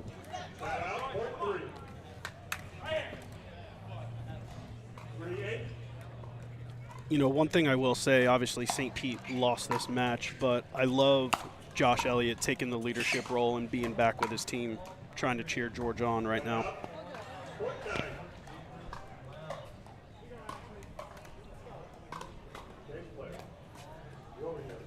One of the things here, mental toughness on the player's part, because you might drop this one, but you got 2 more after this.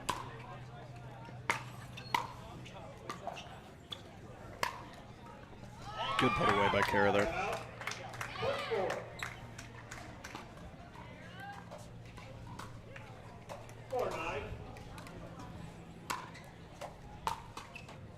Great serve. Oh. You can see she started running to the net prior to hitting the ball, causing that one to go long.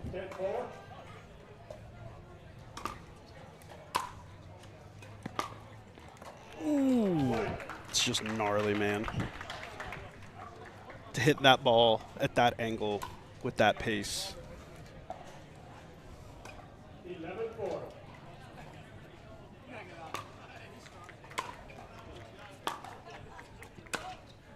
That was long. That's a good call. We're just so you know, we're not just making line calls willy-nilly here on the commentator booth. We're actually sitting right at that baseline, so we have the best angle in the house for. 5-11.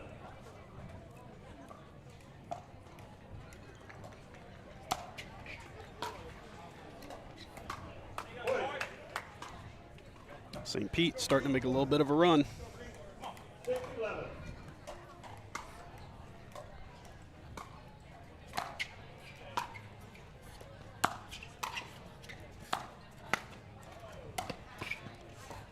I mean, that's just too good from both of these guys.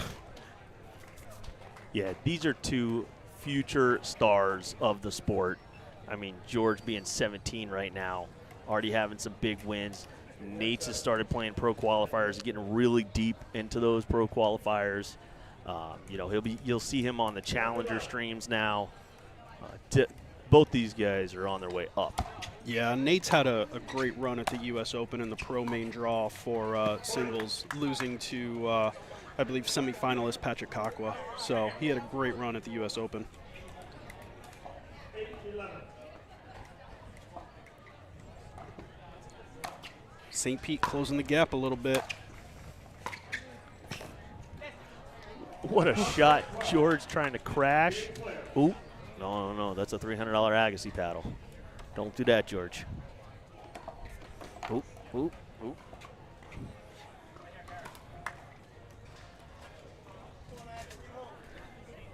right, here we go. 12-8. St. Pete definitely coming back.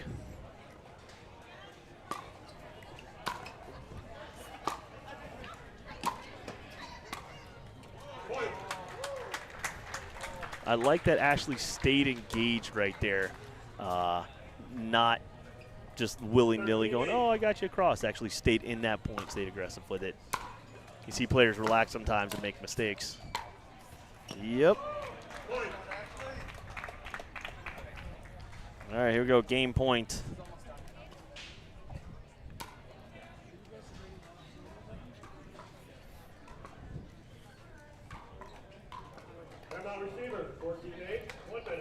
And a timeout to freeze the kicker. Kind of the inevitable is going to happen here. Yeah, a little gamesmanship from Josh and the St. Pete team here. So yeah, it's 15-8's a lot in singles, being able to come back from something like that, but also too knowing that you've already lost the match, you're going to go down. I mean, I guess you keep fighting, right? Yeah, I mean, if we're keeping on with the cliches, you got to get it where you can. Try to build as much momentum as you can going into the second match, because they were in every game they played here. So definitely a heartbreaker for St. Pete. So let's see if they can capitalize on anything at this point and try to take that into match number 2. Receiver, 0. Server, 1. Coming in. 14-8.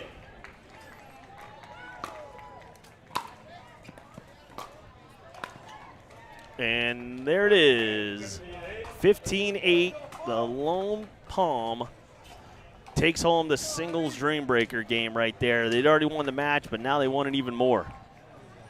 Yeah, Lakeland was one of the teams that struggled at our last stop. Not surprised that they came out firing today. So they'll be on championship court all day, and I know with the crowd cheering them on, hopefully they can use some of that energy and have a big day.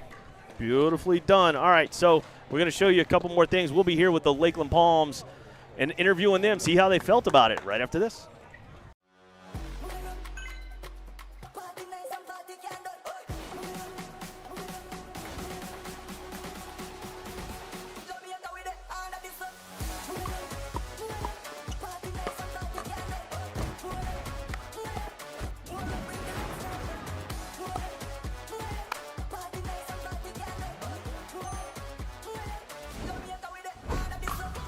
What's your DUPR?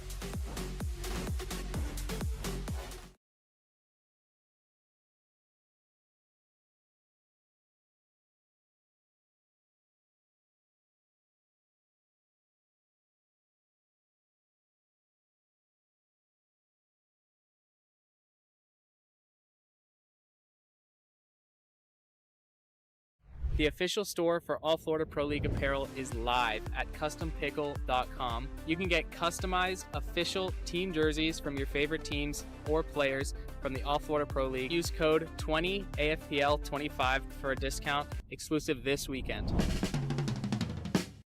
The Dwell 40 is the official ball of the All Florida Pro League. Dwell offers high-performance paddles, sleek bags, and everything you need to elevate your game. Choose between the warm or cold ball for consistent play in any conditions.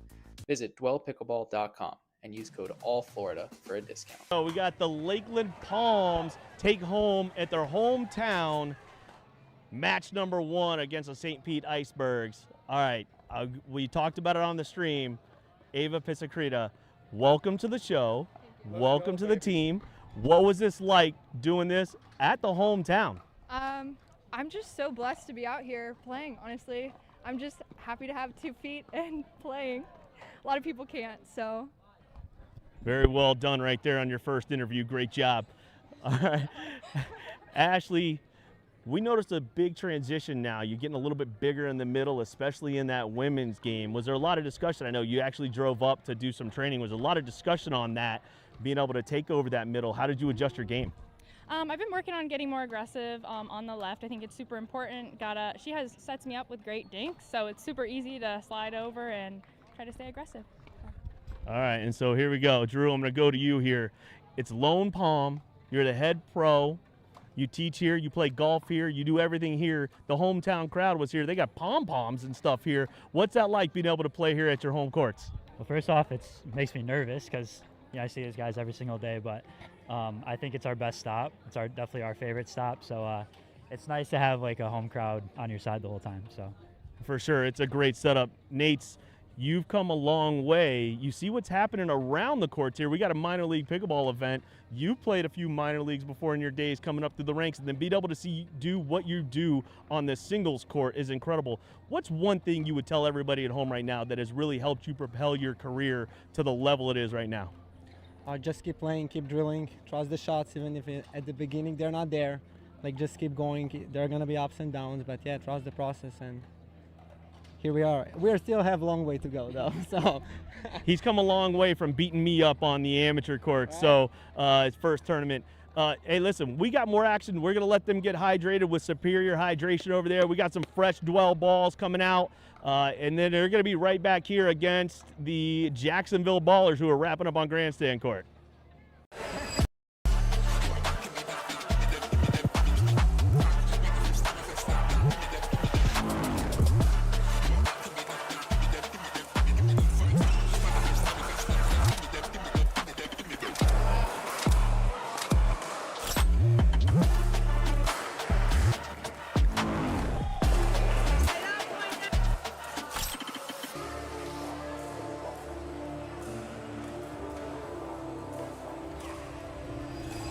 My name is BK, Bharat Karunakaran, but better known as BK for most people. I do play for the GNB Chomp, super nice this year. Played for the Flamingos last year, but different team this year, different environment, kind of cool to see what happens this year.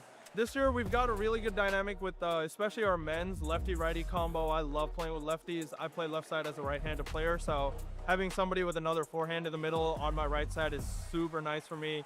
So that's something that's different this year. Last year I played with Nate's, and righty is great. Nate's and I have a lot of chemistry, but this year having Toby with that big lefty forehand in the middle is amazing. I feel like just our style of pickleball is very similar, where we like to play the slow game, like to dink it out, really grind out the points. And then of course in women's we got Heather Nobler, #1 pick in the draft, 2 years running now, and can't ask for a better team. She's been unbelievable. And Kelsey really has come along a long way. Tennis background again, huge drives, big backhand, love playing mixed with Kelsey. And she really kind of complements my game style. I love players that are able to hit like really solid forehand dinks and have that big 2-E counter coming in the middle. And Kelsey has both those. So, our game's been really good. Kelsey and I have gone undefeated so far, so hoping to keep that streak alive. My name is Kelsey Lorente. I'm from Miramar, Florida, and I play for the GNB Chomp. Being on a team, it's very relieving to be with a team. Like when I'm down, then they're there to pick me up, or when I'm high, then they're also high as well. So it's great.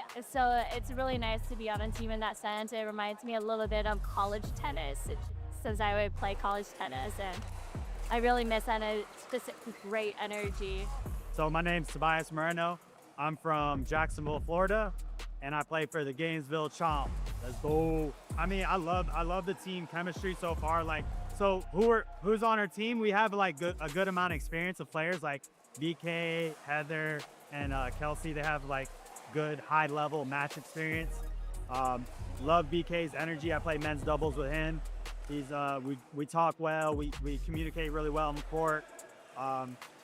And then Heather, we play mixed doubles together. She has, a lot of experience playing high-level pro pickleball, and she just makes me feel super comfortable out there, and lets me do my thing, and super supportive partner. I think overall as a team, our camaraderie is good. I think we have a really good connection, and I love the team events, man. I come from a baseball background, so team thing is my thing. I love it. My name is Heather Nobler. I currently live in Coral Springs, Florida, but I'm originally from Des Moines, Iowa, and I play for the Gainesville Chomp. I love my team. Kelsey and I both live in South Florida, so we see each other quite a bit. We can practice together, and I just love her. She's got a great personality. She keeps me calm on the court. I'm known to be a little more like, I'm very quiet on the court, and I can get a little tense and like upset at myself, but everybody on my team keeps me very calm and positive, and I play mixed with Toby quite a bit, so he's the same way. He's great, keeps me relaxed, and no pressure from any of them. So I love playing in the Pro League. I've always been competing my whole life, whether it be tennis or pickleball, so I love the team format coming from college tennis, and I played a little team tennis after college as well, so it's just less pressure than the other tournaments. It's more relaxed, and you get to meet new players from all over, so I really love that it's offered to, so it's great. This is my second year. Last year we did win the league, so I don't think the experience gets much better than that. I probably had the best experience of anybody last year, being the captain and winning the league in the first season. So this is my home now, man. This league is everything I need in pickleball. It's given me community, it's given me competition. Anytime you go to any high-level pro tournament in Florida, you're gonna see a bunch of people from the Pro League there, and they all come out to support you. Doesn't matter if they're on your team or not. wherever you are, if you're playing, they'll come out and support you. So it's really become kind of like a family now. I love how the leagues ran and put together. You know, you got 8 different teams, people from all over Florida playing. So it's really high level too. It's like a really good level. There's pressure. So, you know, you're getting that tournament pressure, you're getting that experience. So, you know, got the stream, you got people filming you, you got the interviews like we're doing. So it's really professional. It really feels like you're taking that in that next level, the next step. In the future, so I'm a little older, I'm 41 already, so as long as I can still compete, I will, as long as my body's healthy and everything. But I also teach and I love coaching, and I try to really work with some of the local girls too that live by me, the younger ones that are up and coming. So I really see myself helping and coaching, continuing to coach and then play when I can as well. I feel really good about our team. As I said, defending champ, got to keep that streak alive. So trying to be 2-time champ. I think we have a really good team to do that this year. We do have very good energy on our team. Our communication's great. And it's really all about the vibes. I said it last year, like our team had the best vibes last year, and that's probably why we won. And I feel the exact same way this year. Our team probably has the best vibes, and those vibes are gonna take us a long ways. Man, I see the Chomp at #1. I'm not gonna lie. We started off a little slow in the first stop, feeling a lot better this stop. So, you know, long road ahead, but I'm very confident in our team.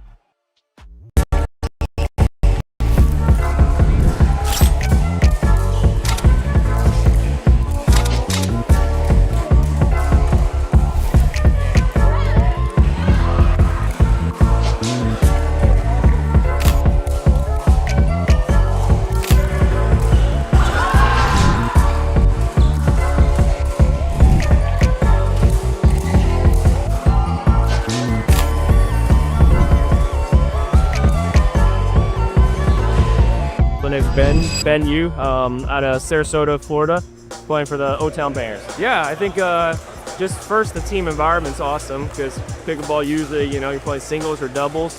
So just being on a team, having that team dynamic, it makes it really fun. Me and Camden, we play a lot in the Tampa area, and then Jada's newer in the Tampa area, so we get out and play sometimes too. And then Ellie's in Orlando, so we're all kind of close in Central Florida area.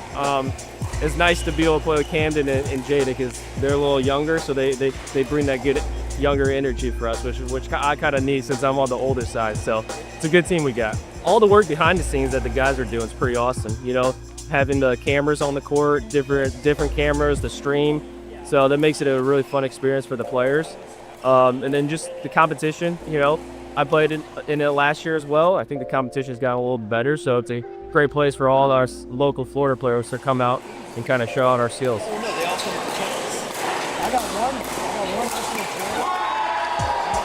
Hi, my name is Ellie. I'm from Orlando and I play for the Orlando Bangers. I love that our team is super positive no matter what happens. We're always trying to cheer each other on. I love playing with Ben, I love playing with Jada. They're both super supportive. And I just love the camaraderie that we have. All Florida Pickleball has enabled me to play my very best against some of the very best players around Florida. So I'm super fortunate to be on the court playing against some of the top players, especially at the level we're playing at. So super thankful and just happy to be here. My name is Jay Evans. I am a native of Tampa, Florida, and I am the captain and head coach of the O-Town Bangers. Yeah, I think the coolest thing about our team is we just have a really good camaraderie. You know, we support each other. Everybody respects each other as players, values each other's opinion, and we just kind of feed off that with each other. You know, with Camden, you know, even though he's very young, you know, he brings a lot of leadership. In a lot of ways, is wise beyond his years while still being a kid at the same time. The kid's work ethic is unreal. Dude's on court nonstop and is always encouraging more people to be like that. And so just having that mentality and just pushing, you know, not only his teammates, but also our other peers to be on court all the time, to work their tails off, and just to be the best players they can be. With Ellie, you know, a lot of experience there, also experience in the pro league. She's just a veteran and, you know, has her style of play is just rock solid. You know what you're getting out of her every single time she takes the court. With Jada, you know, with still being so new to pickleball, but obviously the racket sport acumen is off the charts. Is getting better every time I see her.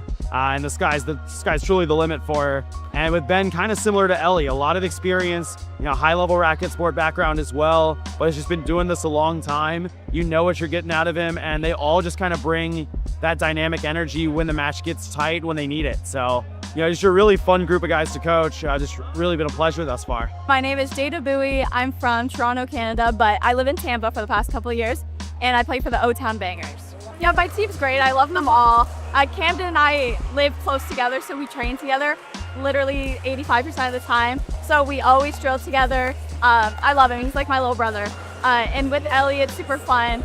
Yeah, now I'm playing the left side. We changed that from the first stop, and yeah, I think we complement each other really well. So yeah, I think just the Pro League, it gives players an opportunity to play on a team. It's different than like PPA or and in tennis, like WTA, it's different. You're part of a team, you're part of more than just yourself. And it's really fun to play with your friends and against your friends. It's just a good experience and exposure for your football career, so love it. My name's Camden, I'm from Tampa, and I play for the O-Town Bangers. I love the energy the team has. You just go out there and have fun always, and it's really cool to watch as our team grows.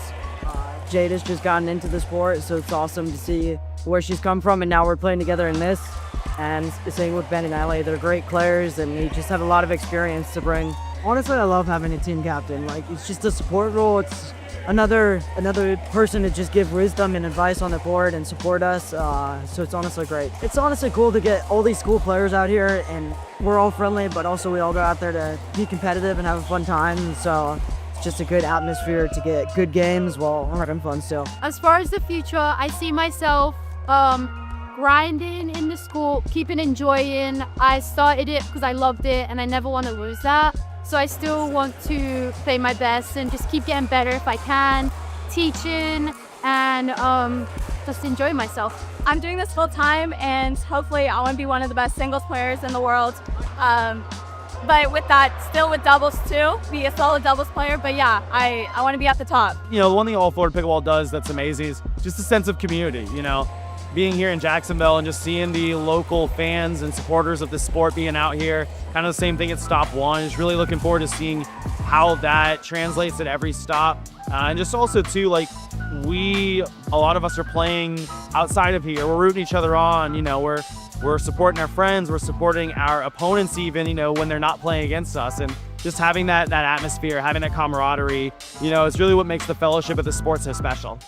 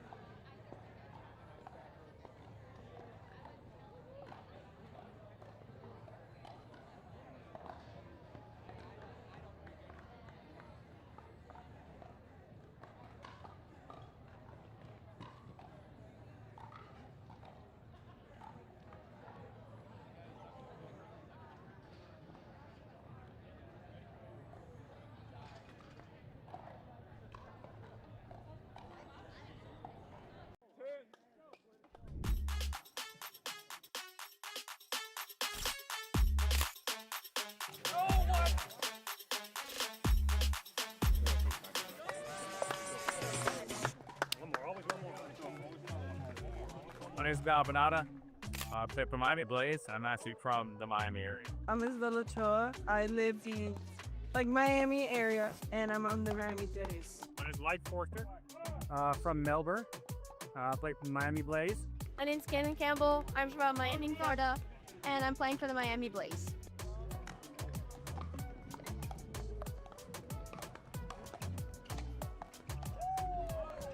A little over a year ago, I've been playing tennis since I was like 4, and my brother started playing, and he needed a partner. So my mom was like, okay, can you just try to play so he can have a drilling partner and a partner? And I was like, okay.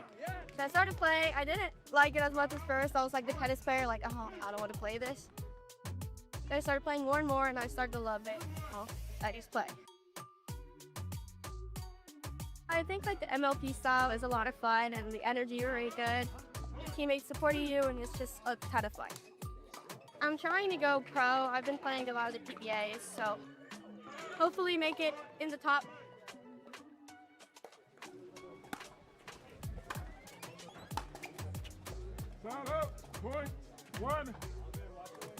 The team settings are undisappointing.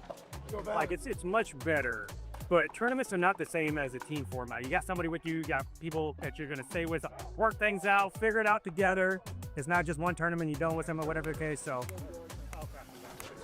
I don't know, I'm having a good time with it. I'm liking seeing it grow from last year to this year. Like the people have gotten already punched better. Yeah, so I played tennis since I was 5. Stopped playing when I was 18, and then picked up pickleball like 2 years ago, and I've been playing ever since. I just think being able to compete with each other, being able to support each other, mixing it up is probably the best part of the league.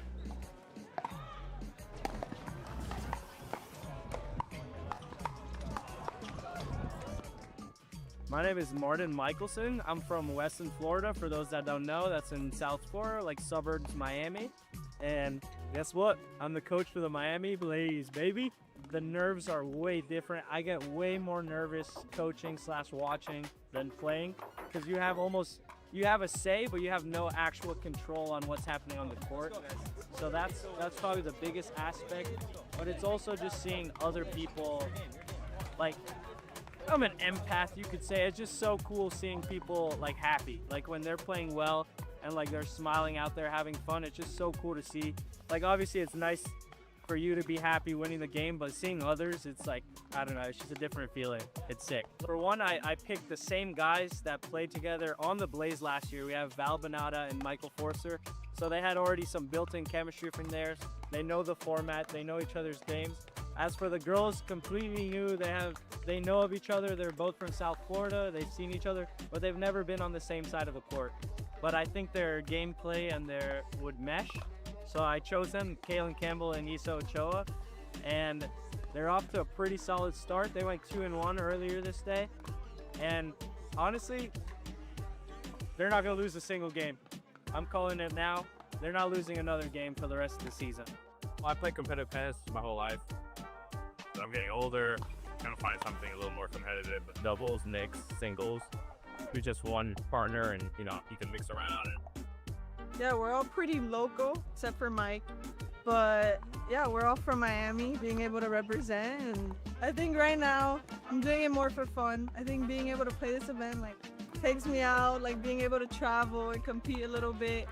I mean, you're in a group together. You guys are working towards this together. So, you're working out kind of better, which is awesome. And I just like the camaraderie of it. It's fun. Everyone's super nice. They're really supportive. They don't get upset when you miss a ball, and it's just a lot of fun. The energy's great.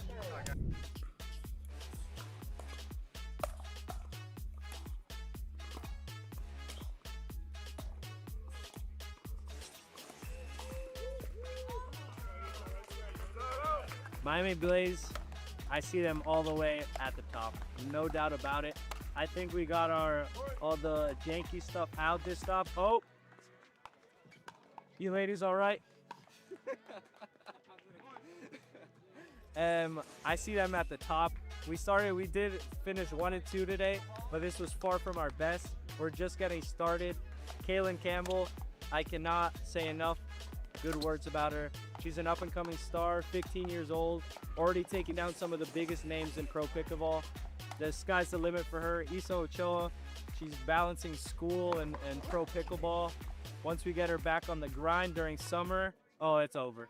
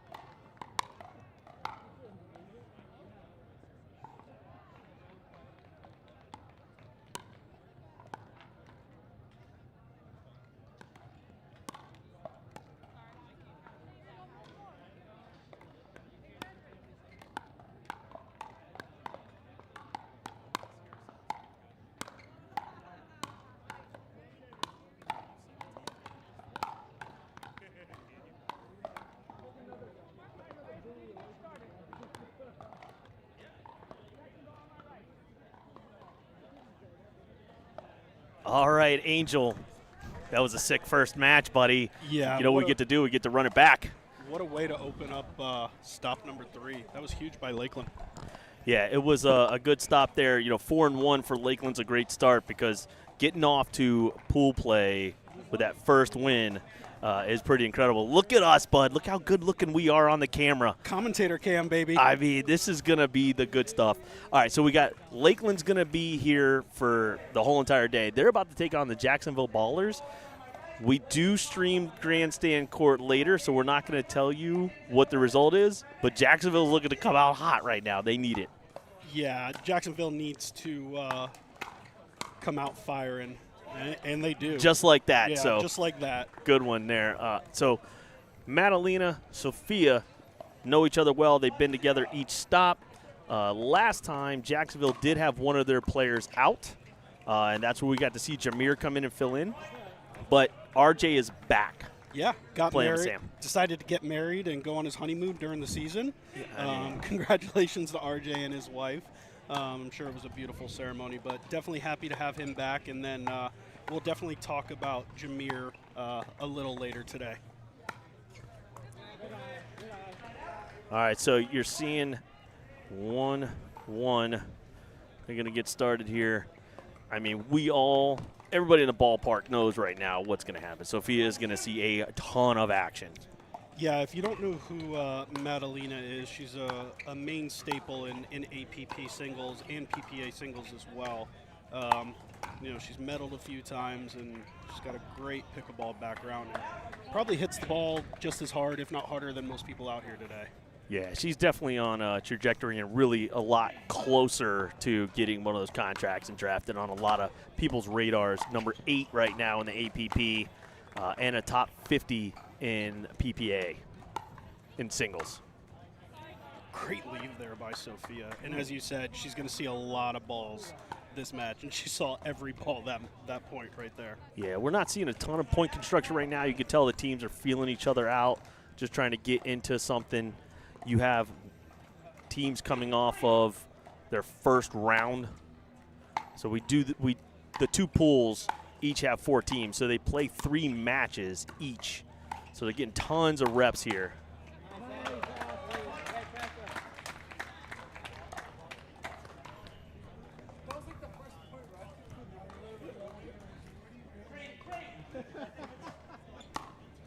E3.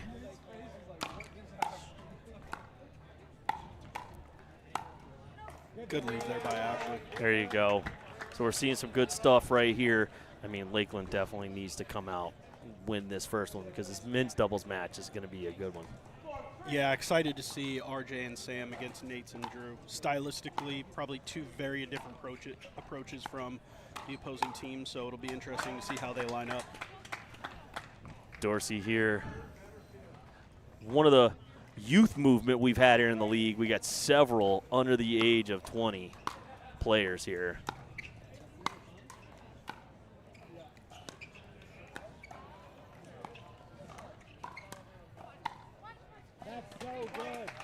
Madalena not able to really put that where she wanted to. Yeah, based on what we've seen early on, you'd never think that this is Ashley and Ava's first tournament together. So you talked about how Ava was putting in the time to come in and train and get that camaraderie going, and it definitely shows.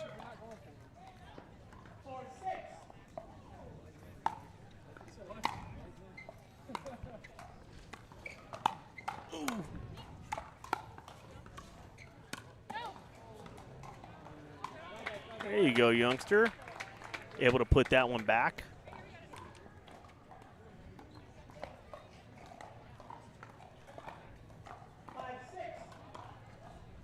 All right, Jacksonville within 1.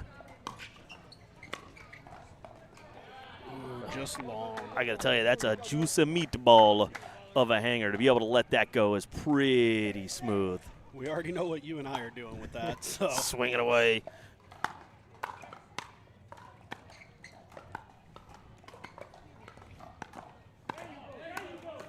Yeah, you can't beat that ball up to Madalena in the middle.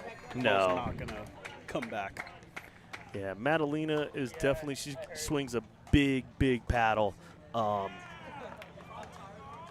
One thing if I'm her, though, and this is something these players are developing right now, is the ability to attack off the bounce. She's got to do that here. And so you could see a couple of things. The ladies a little bit different here than fellas. Combined dupers. Jacksonville a little bit behind in the percentage. You know, Ashley and Ava over that 10 mark on their combined dupers. Sophia, Madalena, and Madalena's got a pretty high duper there. So Sophia started off in the minor leagues, now playing the pro league.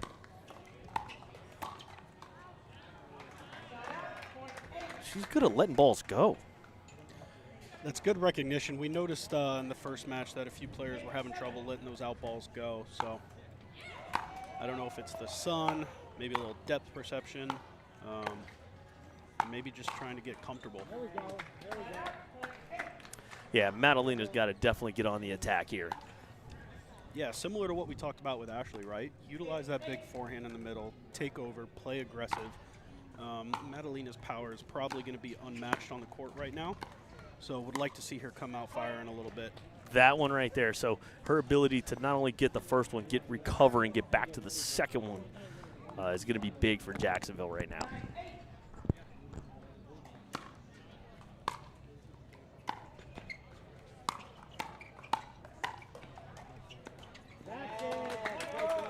Off the handle.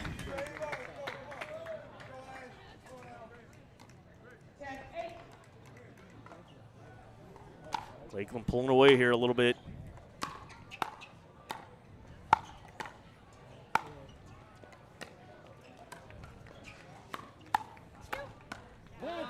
Ava just a brick wall on that right side, man. Listen, you talked about it in the interview, right? So she's happy to be here, but a little bit of a chip on that shoulder going, hey, you know, the first 2 rounds, all of you teams definitely whiffed on that pick. Yeah, she's letting everybody know that passed up on her, that was a mistake. So she's definitely coming out playing well these first 2 matches. So excited to see how her progression goes through the rest of the day.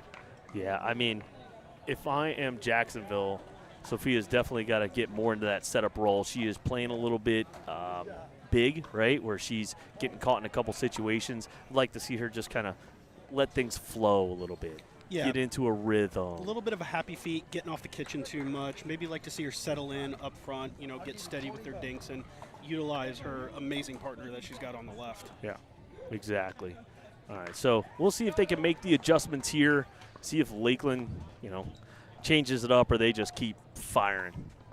Yeah, if I'm Lakeland, I'm not changing a thing.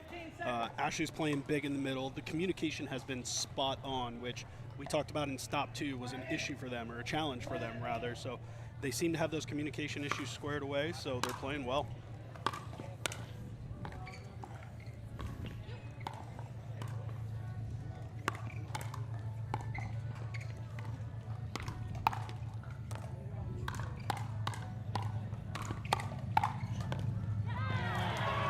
That's the point they need. Dorsey's still crashing that middle a little bit hard, but that's the kind of settle in, let Madalena go as big as she wants type of point they need.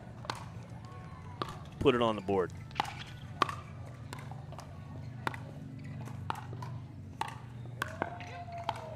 Such a smart ball by Ashley there. She saw Madalena coming up, so she hits a beautiful forehand roll there to get it behind her for the pop-up.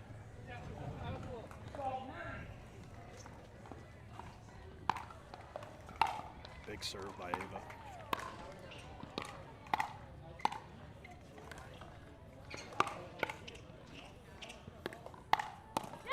Yeah. Oh, Sophia with a big yell right there at Ashley.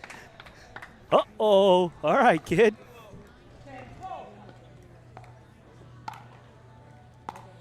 Let's see how Jacksonville follows that up.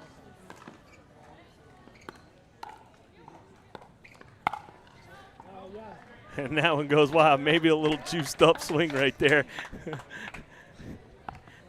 Everybody laughing a little bit.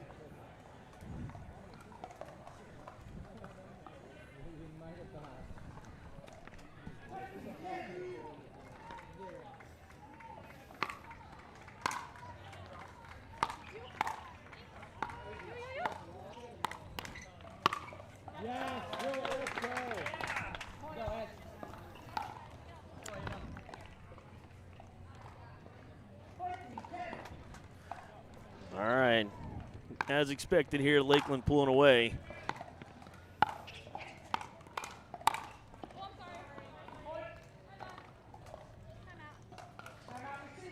All right, timeout right here.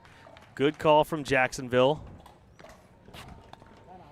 Madalena seems to be playing a little passive, giving a lot of those middle balls up to Sophia, which I know we've talked about how we'd like to see her be aggressive and get her foot down in that middle and take over a little bit. So wonder what their coach is saying right now. Down 15-10. If you're Jacksonville, what are you doing? Yeah, I'm doing some mental coaching right now. Like, look, you might be down 5. It might be tough on you right now. You've got 2 really high-level players, but you belong. You should be here. You know how to play the game. It's time to step up. It's time to really get after it. I would love to see just full send. You got nothing to lose. You got nothing to lose. Yeah, just why send not, right? everything. Why not? Go. You know, even if it's not 100% the analytical way to do it or the right way to play pickleball, listen, we've seen it 100 times where the right way to play don't always win. They've got to do something to get themselves back into this match. Otherwise, it's going to get away from them quickly. And obviously, what they were doing in the first half was not working. So, I mean, probably not returning to Ashley. Ava tends to drop more, yes. Hey, check out those outfits from the minor league guys. A little light pink. Oh, we got to get that on the No stream. dinking and driving. We haven't seen the originality of the names come out too much here, but we've seen some good ones. All right. They got to run here. They got to run. Yeah, we'll bust out the old cliche. You got to get them in bunches. And we talked about how important returns and thirds are so late in the game. Can't be missing those thirds.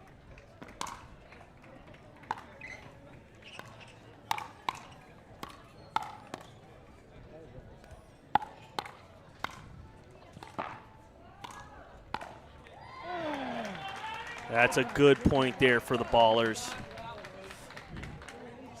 Yeah, the points where they've got Lakeland on the ropes like that, they have to capitalize. They're down 5. Lakeland's not too far off from game point.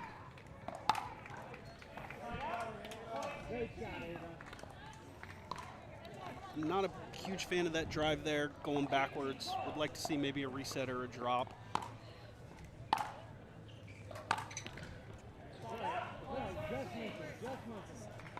So they're continuing to hit their returning to Ashley. So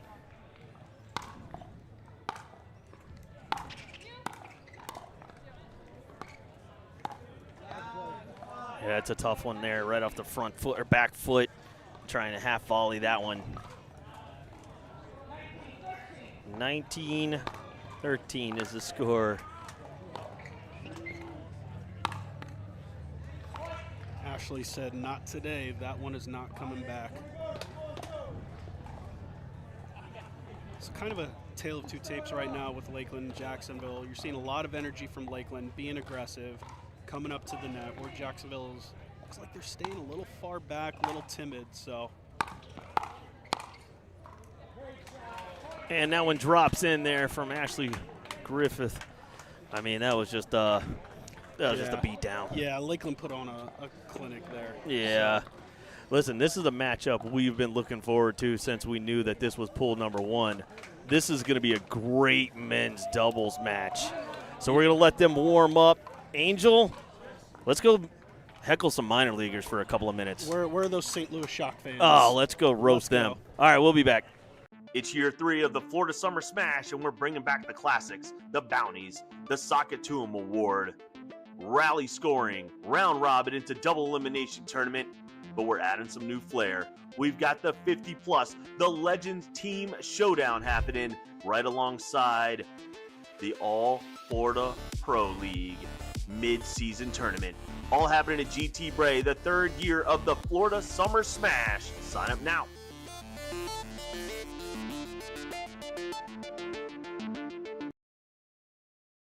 With over 250 events in more than 12 countries, the Dink Minor League Pickleball is the largest amateur team format in the sport. The Dink Minor League Pickleball is a unique tournament format comprised of 2 men and 2 women that compete as a team. The teams compete in men's doubles, women's doubles, and 2 mixed matches. If the games come to a tie, then they compete in a unique singles tiebreaker called a Dream Breaker.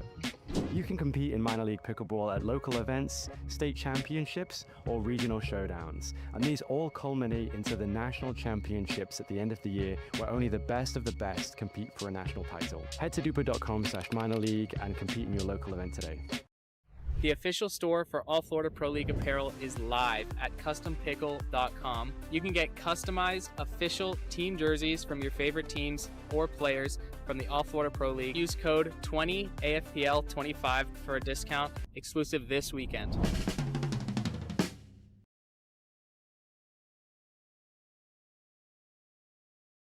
Experience the future of pickleball with PB Vision Analytics. Record and upload your matches and let AI break down every stat, every rally, every shot. Want to see how you played or tag a friend in that highlight moment?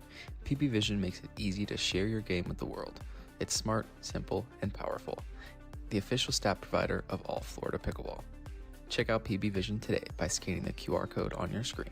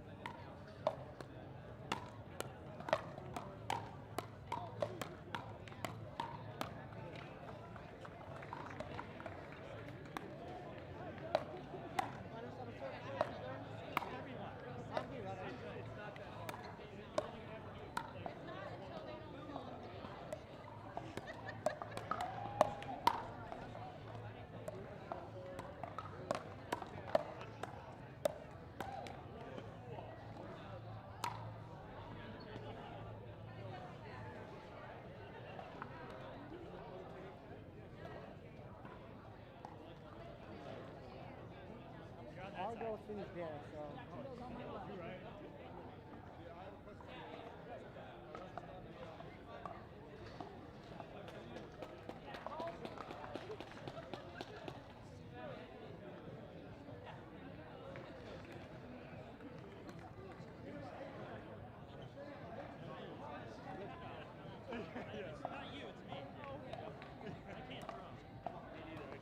You good with that ball? No. I said you good with that ball. Oh, yeah, I'm good. Sorry.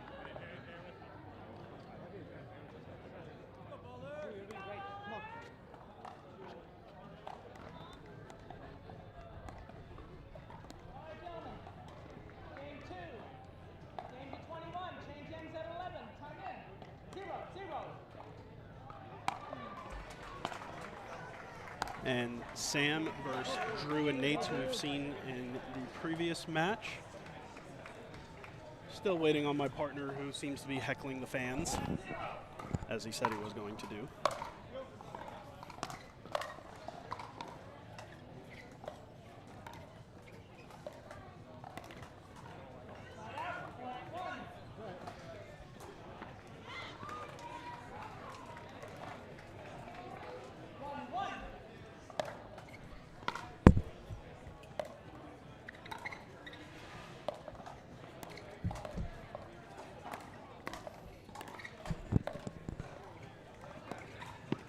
What a shot there by Drew. The inside out two-handed roll, catching RJ off guard.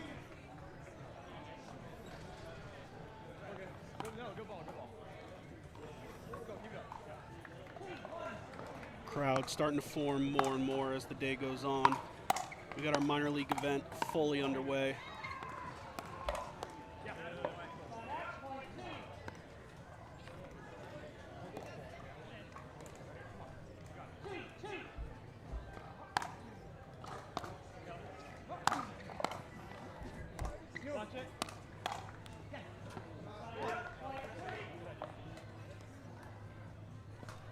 Starting to see Drew take a few more balls out of the air, trying to finish the points early. With the lefty-righty combo on the Jacksonville side, got to be careful sending those balls in the middle with the two forehands.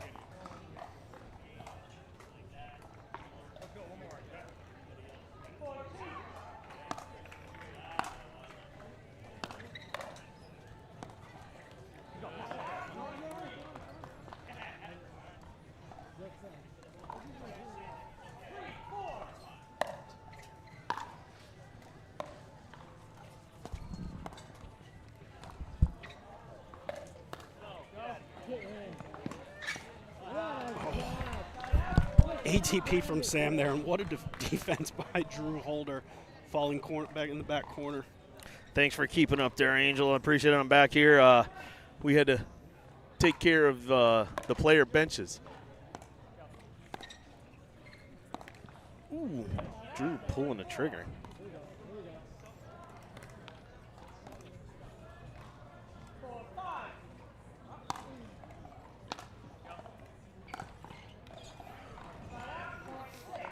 Yeah, Drew's pulling the trigger very early on. I don't know if that's something that they talked about after their last men's match, but seems to be trying to finish those points early.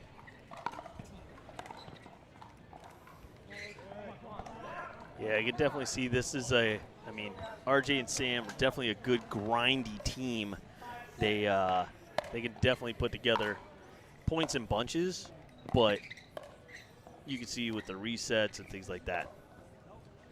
Sam's become one of my favorite players to watch in the league. Wasn't too familiar with him, and then, you know, I've called both of his matches in stop 1 and stop 2, and the guy can flat out play.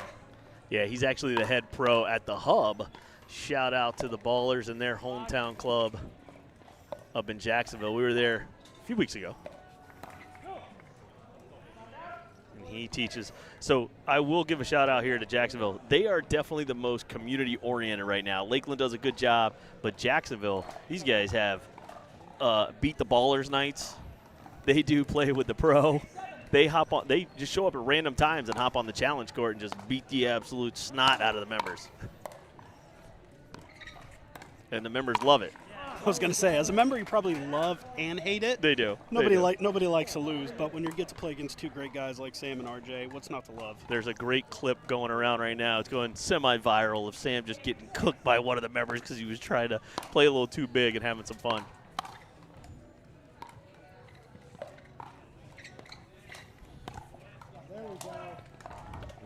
That looks like a honeymoon dink.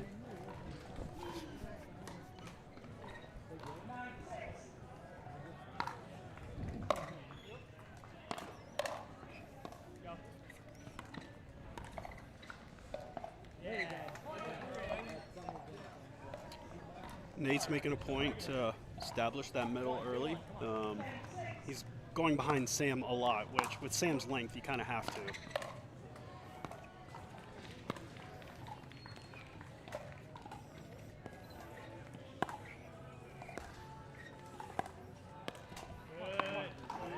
Those are good, solid.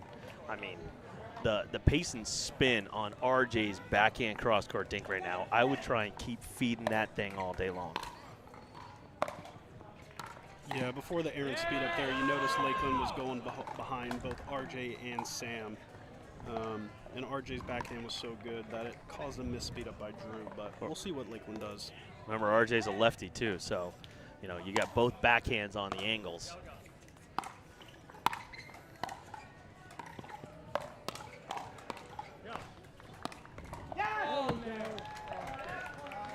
Sam not happy with himself right there, getting chicken wanged. Doesn't miss too many of those.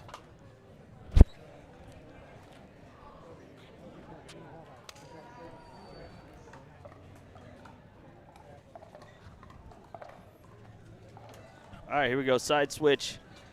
Let's take a look at our DUPR predicticator. Oh man, super tight right there. Nate and Drew coming in at a combined DUPR 11.279. But RJ and Sam right there, 11.219. I mean, 57% going to Lakeland. Seems about right with the experience that Nate and Drew have on the circuit. You know, RJ and Sam definitely on the rise. 43%, I don't know. That's a little bit, seems a little low. Yeah, that's a little lower than I would have thought. But, you know, shout out to our DUPR partner coming up with the calculation, so they obviously know what they're doing. I mean, the scores don't lie right now, so points matter. So it's 11-8 Lakeland, you know, being on top right now. It's going to be big for them to get this men's doubles match, only because, like, going up 2-0 in these things, yeah, definitely a distinct advantage, especially going into mixed. Knowing how strong your ladies are playing, Lakeland's a tough beat right now. Yeah, and we kind of expected them to come out firing, being at home, having their crowd behind them, and we both know how much they wanted to redeem themselves after stop 2.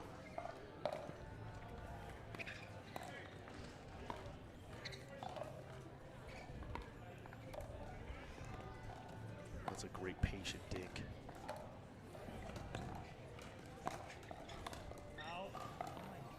Yeah, Drew set that up. Yeah.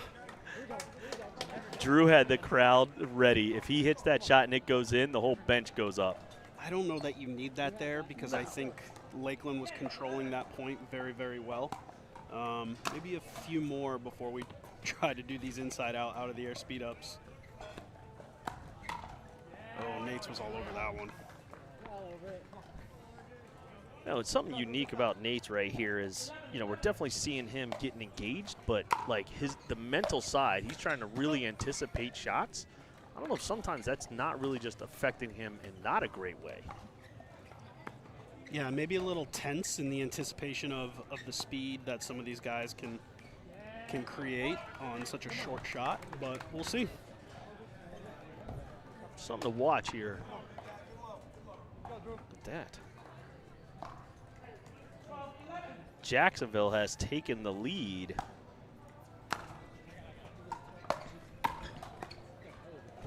Now it's tied up. I mean, listen, the Predicticator was showing us one thing, and now we're starting to see how tight this game is. Yeah, if you're Lakeland, get back to the dinking pattern. They were getting those angles to the backhands of both players, keeping the ball out of the middle, not letting them utilize the forehands that they have in the middle. So let's see what Lakeland's able to do. And that's it right there. Add that to the commentator counter. Chris, we need this thing. Next stop.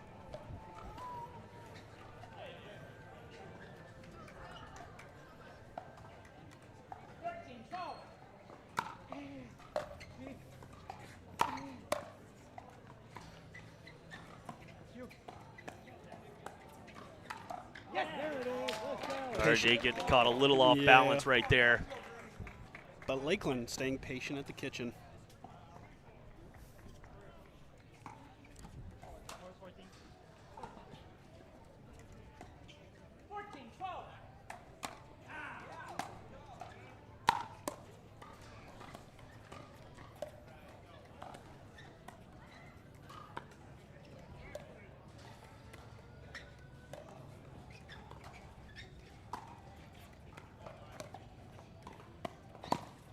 Ooh. Sam with a little twinkle toe action at the kitchen line, and Drew able to catch them off guard a little bit. I mean, that's good recognition of the middle, even when you have both forehands sliding through there.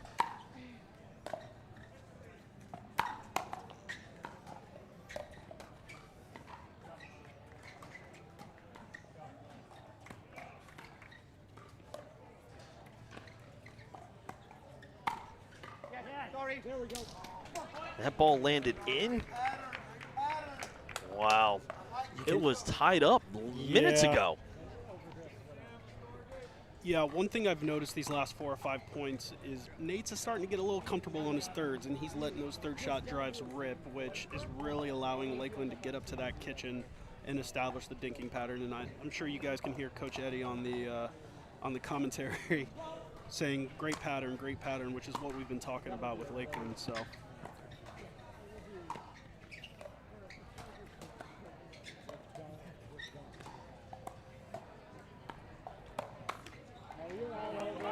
I mean, look, something I'm watching right now, Angel, is the positioning of the ballers. If you look at how many times Lakeland has went behind Sam, yet Sam is still right up on that tee, that's just an adjustment that they're going to have to make, and RJ's going to have to play a little bit bigger in the middle, but only in the sense of just supporting Sam. Sam's got to take that shift because he'll be able to take more out of the air.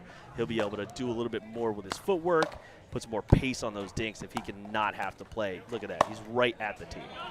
Yeah, you can see Lakeland's making a point to keep Sam off the kitchen and keep him back as much as they can. And we know Sam, how good of a player Sam is. So love the idea of RJ playing a little bit more aggressive in the middle. Maybe getting in sync a little bit more with his shifting and using that lefty forehand.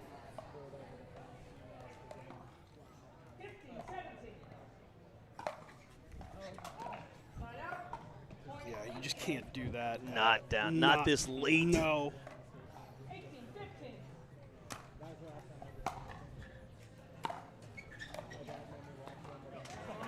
See, if he's able to do things like that, he's able to really put some pressure on his dinks. He doesn't have to go too far too fast.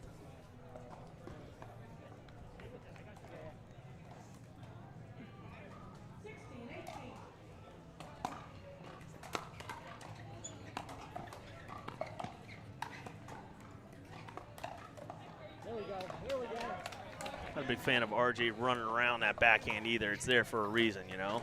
Yeah, he's done that a few times early on. I don't know if he's trying to avoid that middle with how good Nate's is on the left, or maybe try to keep Drew's length from being a factor.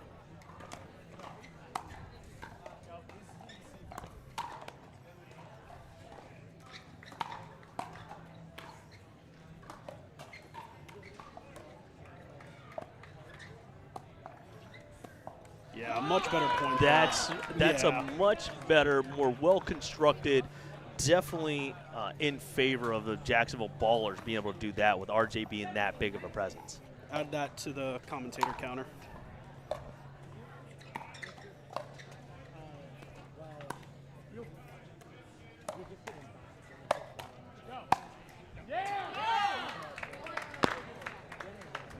All right, here come the Ballers. That's a great put away. Here we go, coming down to the wire. I love it when they come down like this. Looking over behind him, you see minor league pickleball got some mixed doubles. You got uniform on uniform behind him.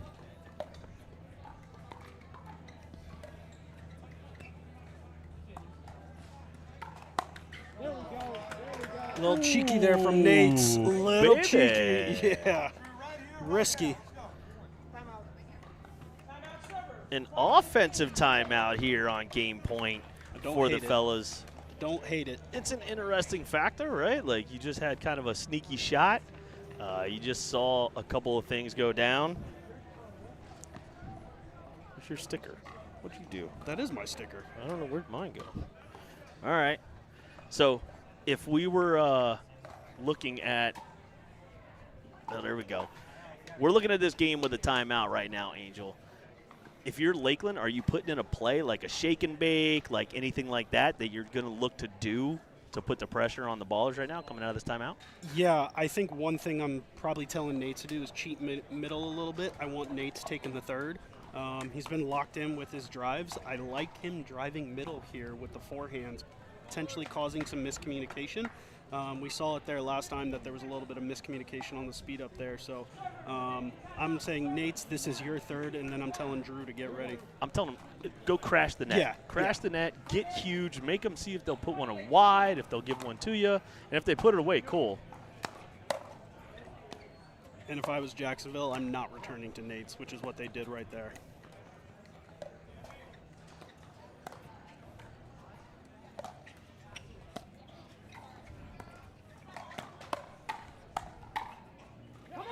And that sails long. That's an interesting play, though, like being able to shoot that thing in the middle. Speed up. I don't know if I love the cross-court forehand speed up from the knee there. And a missed return, and we're tied. It is all tied up here in the men's doubles. This is game number 2, match number 2 here on Championship Court.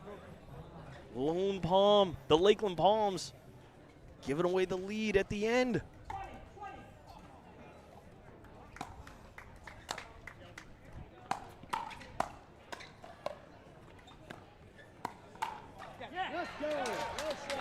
Nate's a little backside put away right there.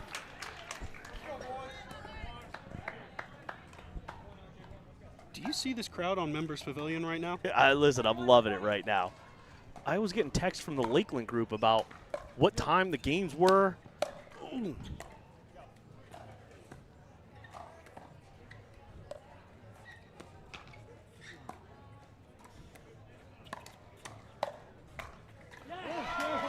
And Lakeland does pull it off here. Get a little love from the net. Eddie Anderson with more high fives here in the booth. Angel, that was a good one, man. Did you notice anything in particular there from Lakeland? Yeah, I love Nate's being aggressive on the thirds. We saw a few errant speed-ups in the kitchen, but when they were able to establish that dinking pattern, especially with the lefty-righty on the opponent, keeping that ball on the outside, hitting behind Sam, I thought that was their key to success.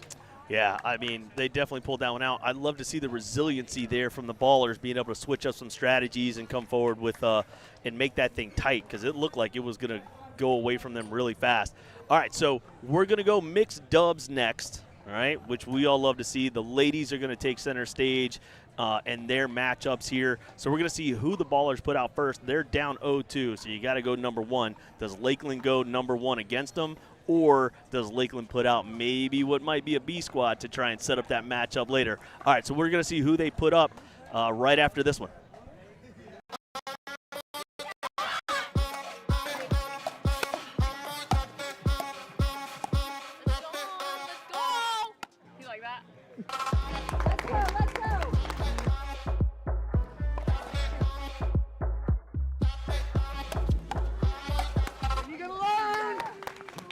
My name's Jared Brooks.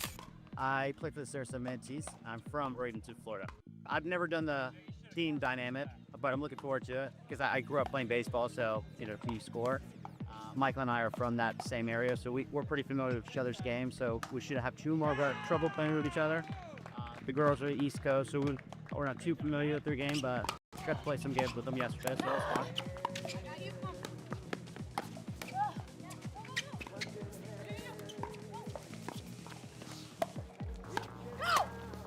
My name is Kim, and I currently live in West Palm Beach, and I play for the Sarasota Manatees. I used to do CrossFit and like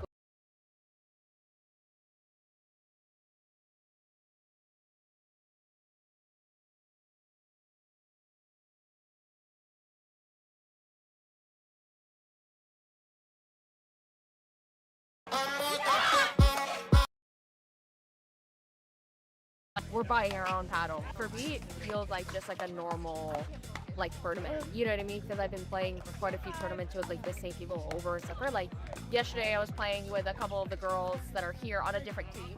So I feel like right now it feels normal, but I don't know how it's gonna feel when I'm like on the court and like getting started. Probably like a little bit of nerves. I think the first one is always different. My name is Erica Love. I'm in the Sarasota Manatees. So I have been playing for about 9 years, coaching for 8.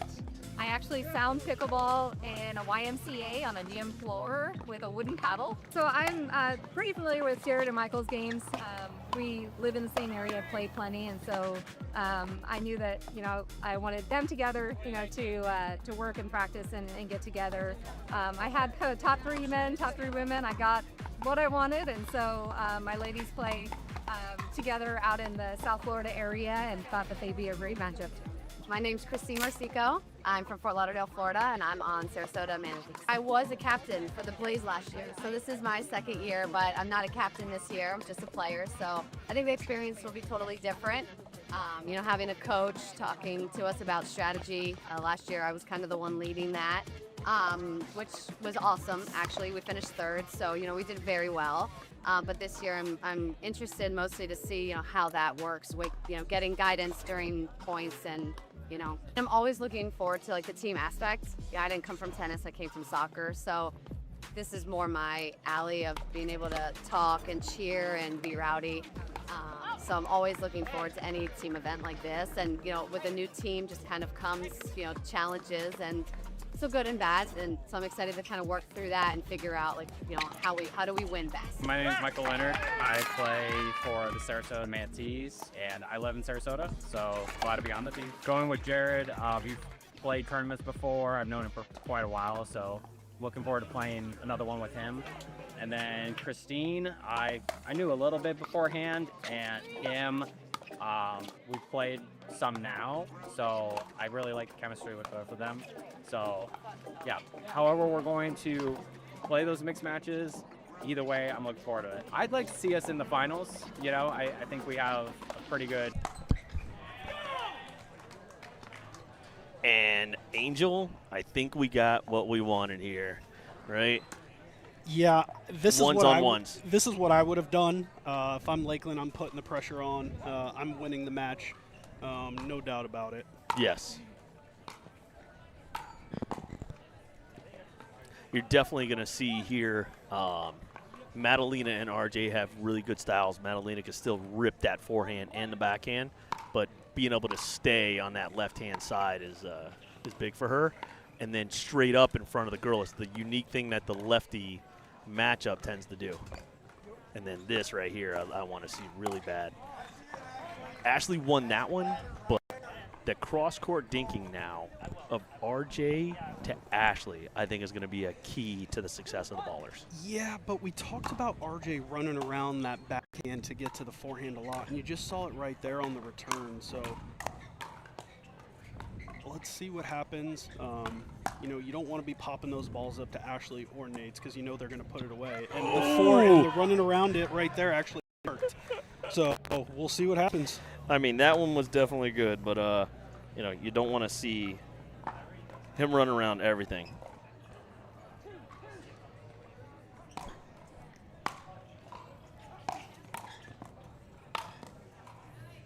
Boop.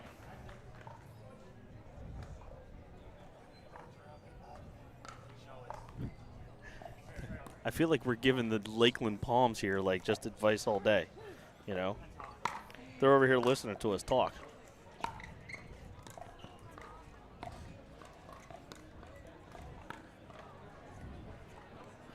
That one goes long. It's the first lob of the day we've seen. I don't hate it. It's tough to lob from that low, that angle, so just something to put in Jacksonville's mind.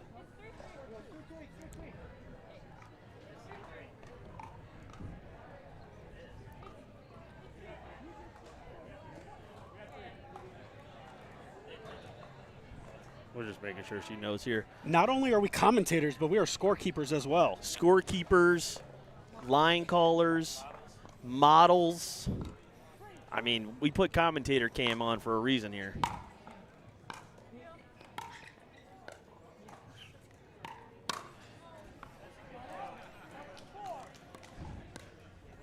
That's a tough backhand right there from Madalena. Yeah, I don't think she trusted with how good that reset or drop actually was, and she got caught there in no man's land.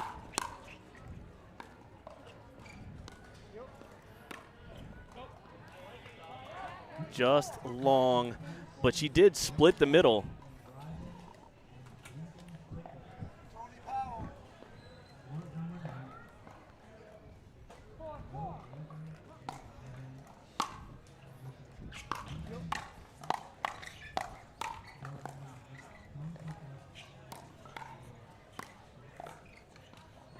Look at the pressure there from RJ coming in, just taking over the entire middle. Madalena was sitting back there drinking a cup of coffee.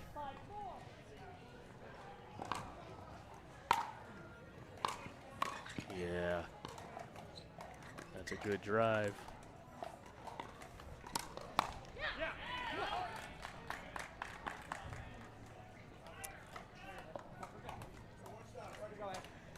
I think Madalena's pace and power might be in the head of Ashley a little bit there. You saw how far off the kitchen she was. If she's got her feet up there, that's probably a put away instead of going into the net. Ooh, watch your lips.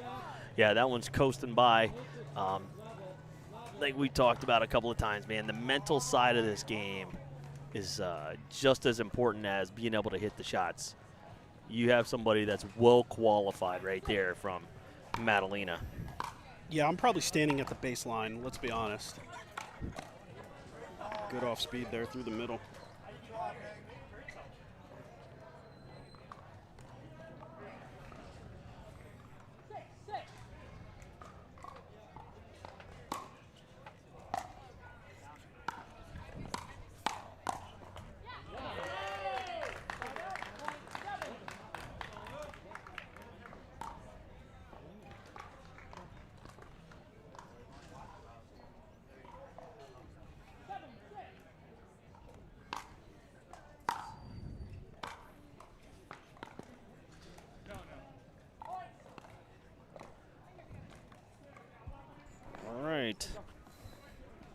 Jacksonville hopping out to a little lead.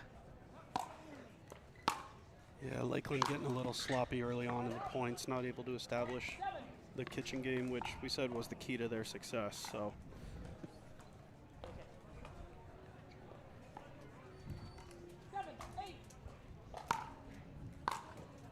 big serve by Nates.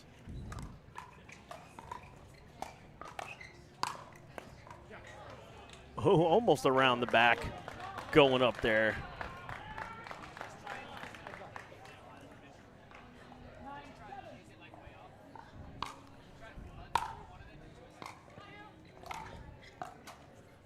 RJ with a reset there. That's a tough line to his backhand.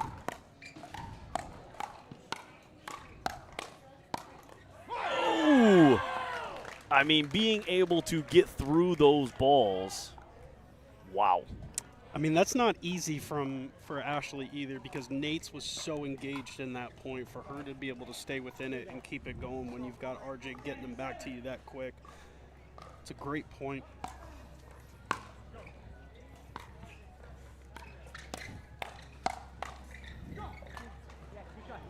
Ooh. RJ pulling one of David's favorite shots, right? Hey, you got it. That lob goes up, you go, hey, you. Yeah, you've seen him the last few points starting to get a little bit more aggressive. Unfortunately, that aggressiveness put him a little bit out of position. A lot of bit out of place. All right, we're coming up on side switch area here.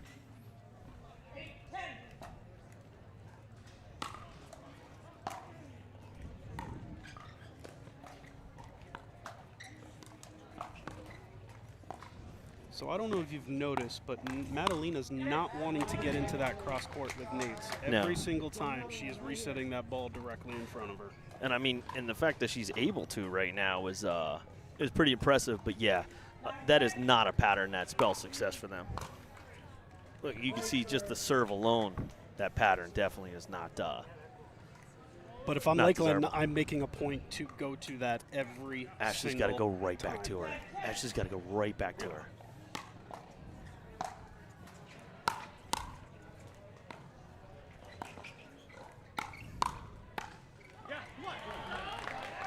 Yeah, mid-court attacks definitely not going to be the way to Lakeland's success here.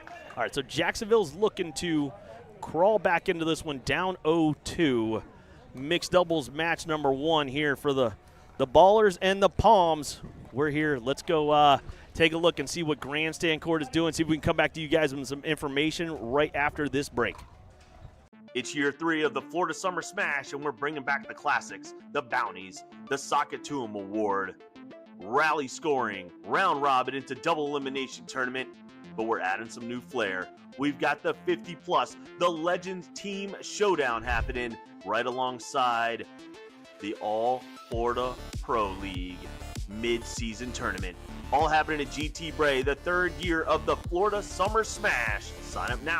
Experience the future of pickleball with PB Vision Analytics. Record and upload your matches and let AI break down every stat, every rally, every shot. Want to see how you played or tag a friend in that highlight moment? PB Vision makes it easy to share your game with the world. It's smart, simple, and powerful. The official stat provider of All Florida Pickleball. Check out PB Vision today by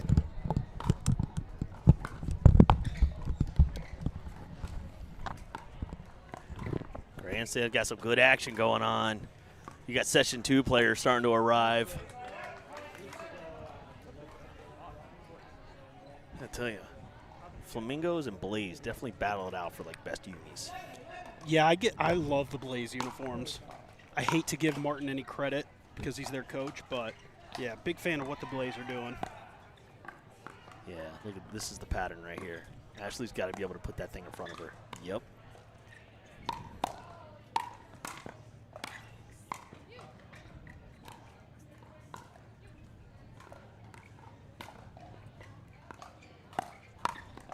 Yeah, every single time. I mean, that's a great point. Both teams. Eddie is right. That is great pickleball. Eddie was right. We'll put him up on the commentator count.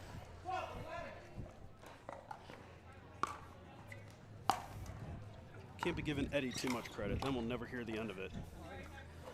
Oh, just off the net.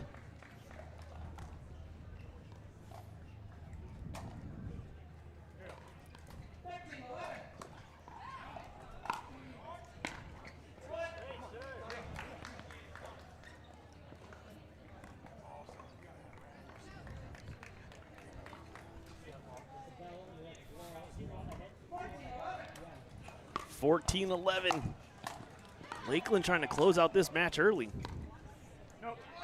Just long. Everybody confirms.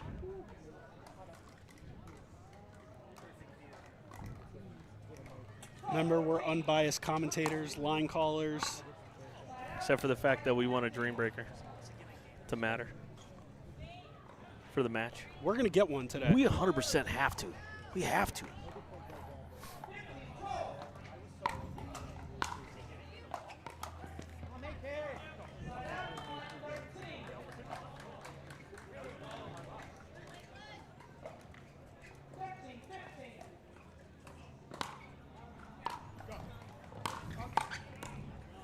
Ooh.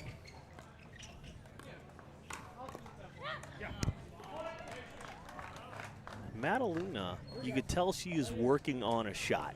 It is the one-handed backhand at the net, right? She's working on not necessarily a flick. It's almost like a bleed of flick and block. Look at that. That one worked. It's been a new shot in progress, but yeah, I think one of those shots where you've got to be at a certain distance from the net just because of the trajectory and the technique that you're putting on the ball. It's a tough shot to hit as you're working your way forward from the last third of the court.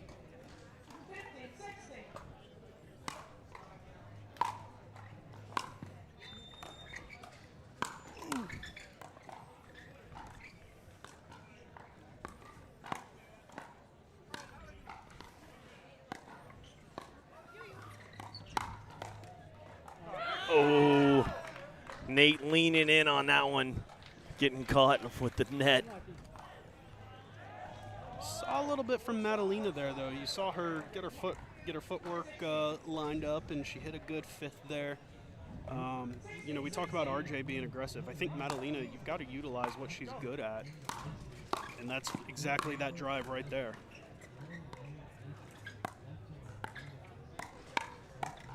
Ooh, RJ got a little bit ahead of that one.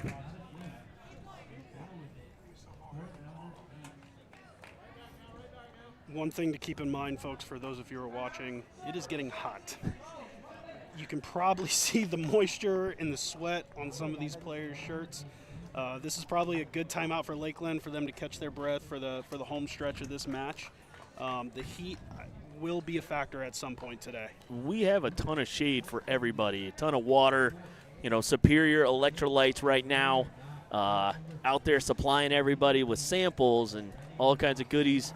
And then the one thing that I'm excited about, we'll go check and see the standings after this first mixed doubles match, is who has the fastest serve. So one of the things we're doing here right now is Boys and Girls Club here of Lakeland is we're raising money for them.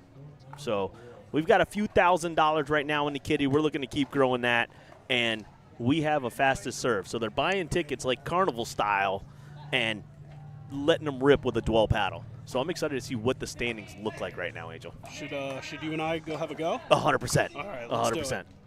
All right, we'll do that after this mixed doubles match and tell you how we do. Chris, you have to stay here. So we'll see what happens, but Chris has to stay because he'll win. We'll make Chris go left-handed. Listen, he beat me left-handed twice yesterday. Shout out to Chris Crouch, PPA Challenger, Atlanta winner, second place PPA, Fort Lauderdale Challenger. He won Punta Gorda. Won Punta Gorda. Yeah. Oof. That's a big put away. Here we go, home stretch. And then the triumphant trio of All Florida Pickleball. Martin Michelson's actually running the minor league right now. Silver medalist, Punta Gorda.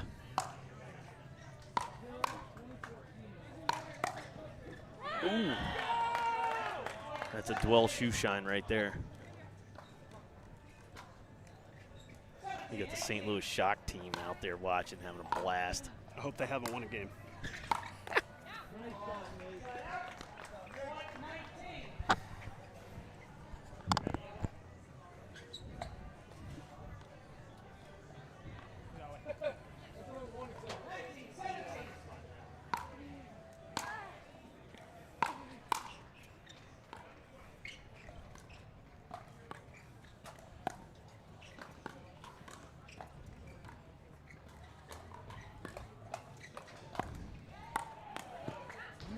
RJ's got to get back in the middle for that. Yeah, we talked about Madalena not wanting to get into that cross-court pattern with Nate, and sure as heck, she reset the ball right in front of Ashley, and Ashley sent RJ out wide to get that pop-up. There we go, match point. It is still round robin play, so we will still play the rest of the match, but Lakeland did take home another dub right now. Lakeland's definitely trying to come back for that finals matchup with the afternoon session winner.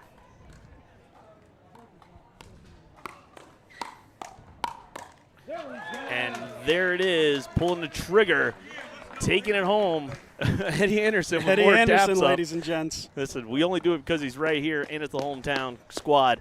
All right, we're going to take a break. We're going to let the players warm up. We got something fun right now. Chris is going to tee it up, and we're going to go over there, and Angel and I are going to see how well we do at the radar gun, hopefully. All right, we'll be back here. Lone Palm, the Lakeland Palms take home the match, but mixed doubles, game number 2, followed by the Dreambreaker, coming up right after this.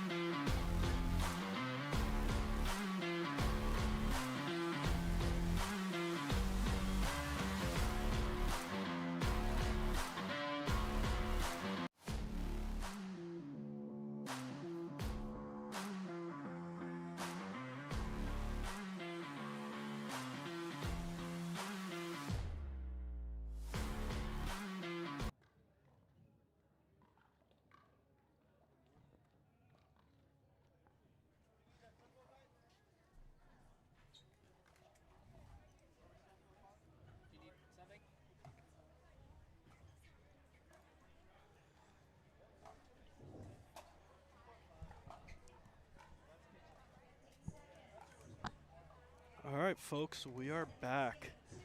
Lakeland has officially won the match as they're up 3-0, but here at All Florida, we're still going to play the final mixed match, and we will play the Dream Breaker. All matches, points count towards final standings and potential tiebreakers based upon the morning and afternoon sessions. So a lot of good pickleball left to be played today.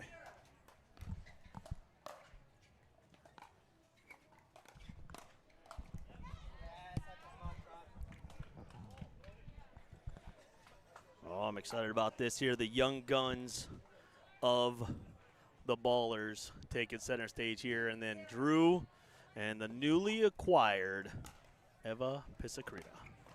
Ooh!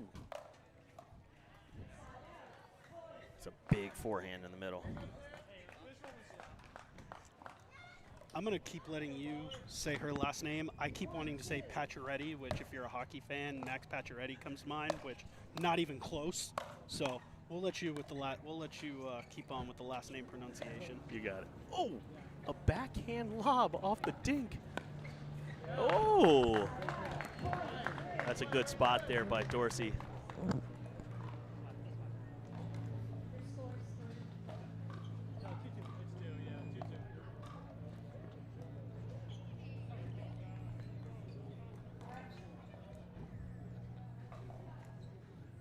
All right, here we go. Double deuces in the house.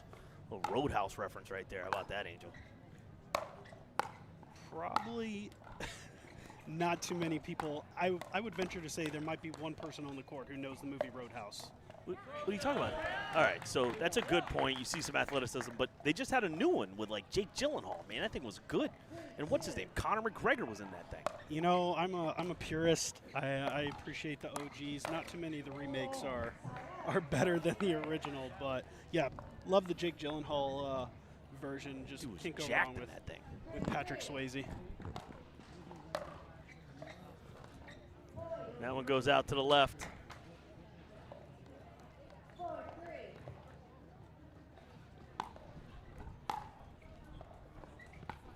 That one goes wide. All right, Jacksonville. Oh, no. The signs go down. Yeah, wind's starting to pick up a little bit. And that sails long.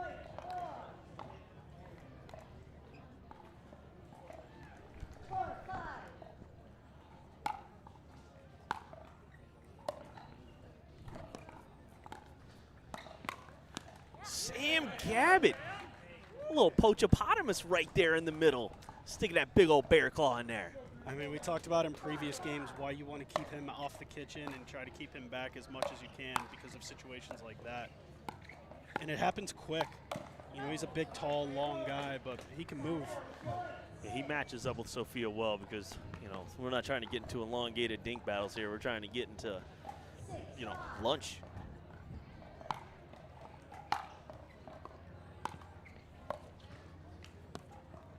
Ooh. That's a tough speed up. Curious to see Sam's positioning this next point. He was straddling the tee box that last point, so.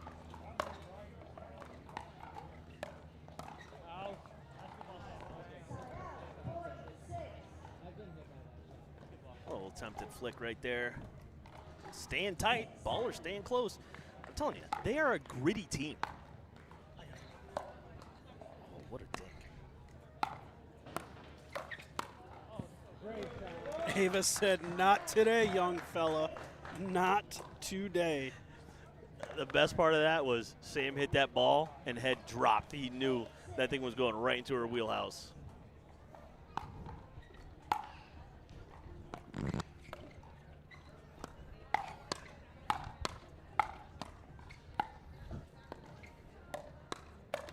Ooh. Look at that defense, baby. Straddling the kitchen line? Yeah, I don't know if that's a recipe for success. I know Lakeland's obviously making a point of emphasis to go at Sophia a little bit, but got to give her a little room and obviously trust your partner that she's going to be able to set you up. Look at that. There you go.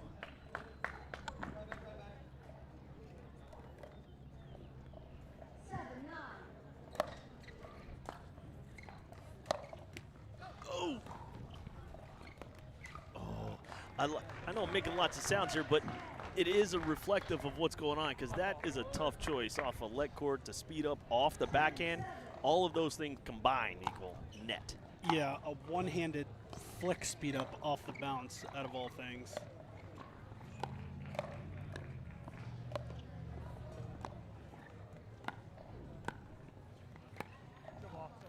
That's tough right there, Sam. Sticking his hand, in there. 11-7 right now.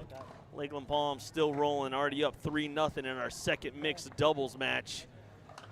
They're going to catch a little breather here, but if you're Jacksonville, you're taking a lead here.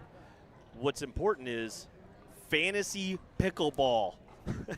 Fantasy pickleball right now. Here's what we got. Some people taking the lead. Who in the heck is that? I don't know who that is. I'm not on the leaderboard. I'm going to have to check the integrity of I am saying something's going on. We have PB Pro League. You could submit a fantasy score. You can't submit it now because we already started, but we do have some fun stuff, and the winner gets a CustomPickle All Florida Pickleball hat.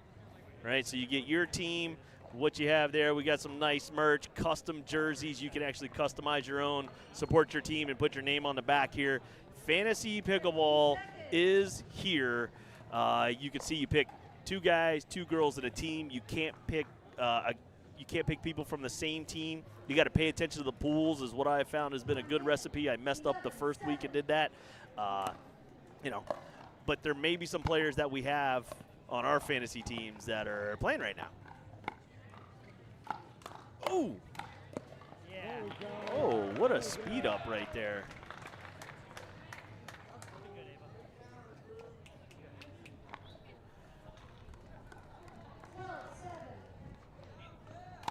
All right, 12-7. Oh, third shot lob.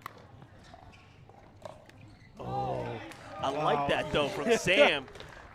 I like him being able to be that fluid, just a little bit impatient right there. But if I was running and had to have a two-handed backhand, I'd probably do the same thing. Yeah, Drew's ball had a lot of English on it, so that was tough.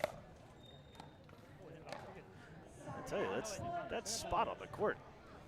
It's like the 4th time that one's been there. So.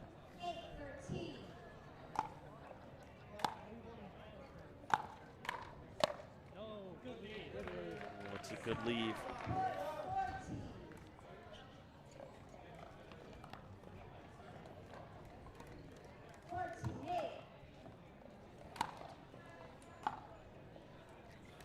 That's a. Oh my gosh! Look at the smile. I mean, Lakeland is just firing on all cylinders right now. I mean, that's the serve, keeping Dorsey back, and that drive.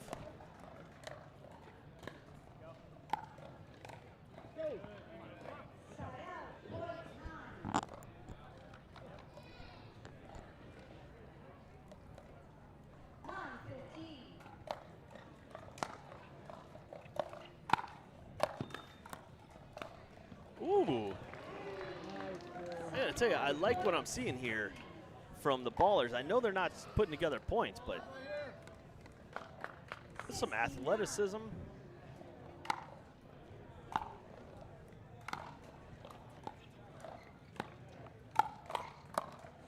I mean, just textbook from Ava there. Literally from every station, every step, textbook. You were just seeing, like, it's just all out comfort. There is about 0 fear in their game right now. When you're doing that and then laughing it off, you're in a pretty good spot if you're playing pro pickleball like that. Can't do too many of those like we've talked about with rally scoring, so we'll see if Lakeland can reel it back in here. It's a good heavy drop right there.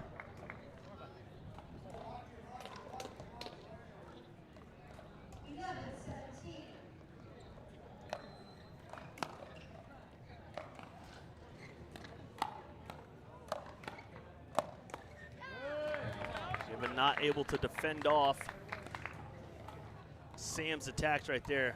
We're watching Sam at like next gens coming up through the ranks now, so love seeing his game develop, and also love seeing what he's doing as just a pickleball provider. That's a good pickup there. Just not able to stay in there was Dorsey.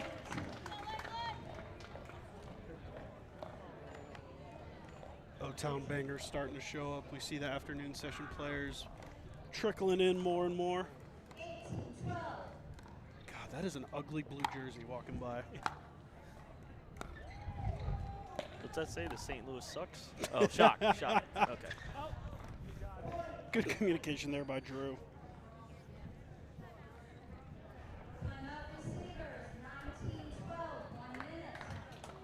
All right, so we got 1 minute. Watch this.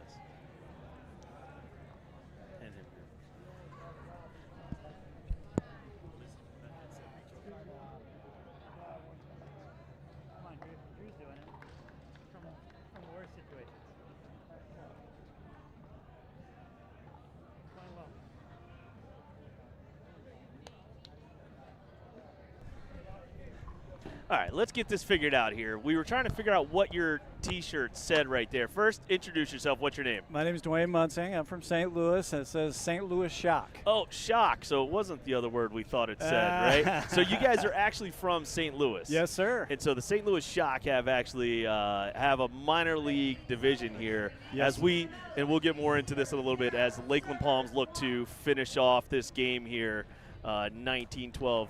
You guys are playing in the minor league event. How are you doing so far?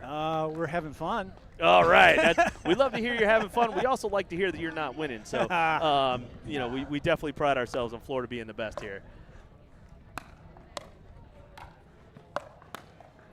Want to get back. And then the Burt to finish it off and bring us to game point. So you guys are playing minor league.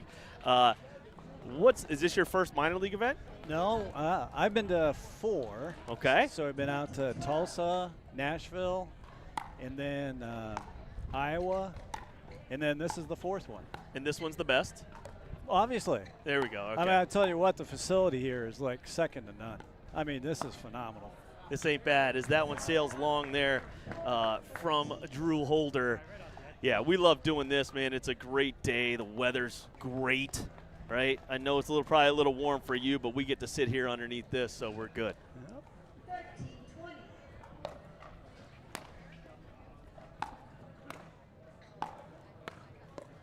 Ooh, just enough. Here we go. Game point number 2 here for the Lakeland Palms. They're looking to go 4-0. All right, I'll let you get back to your team. We thank you for coming out.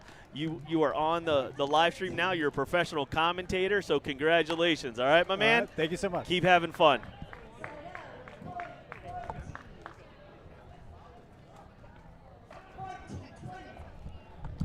Got to tell you, Angela, I love minor league pickleball, and these amateurs really lighten it up. Ooh, Dorsey tries to go behind. Stays at 20 here, 2013. I got to say, I feel like you left him off the hook a little bit easy with as much smack as I heard those folks were talking. So. I know. We got more. We could do something later.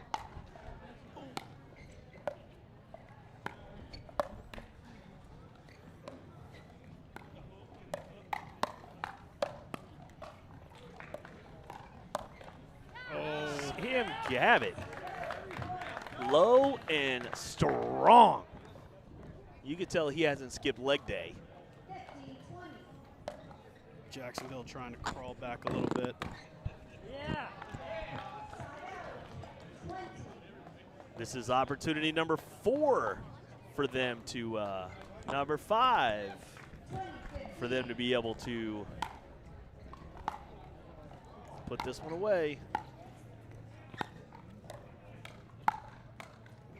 Drew said, and let's there end it this. is. All right, 4-0 Lakeland. Eddie dapping us up again here. All right, so we do play singles. Lakeland's going to see if they can take the clean sweep and go 5-0 over the Ballers. So they're going to decide who goes out, and we will be right back with that Dream Breaker.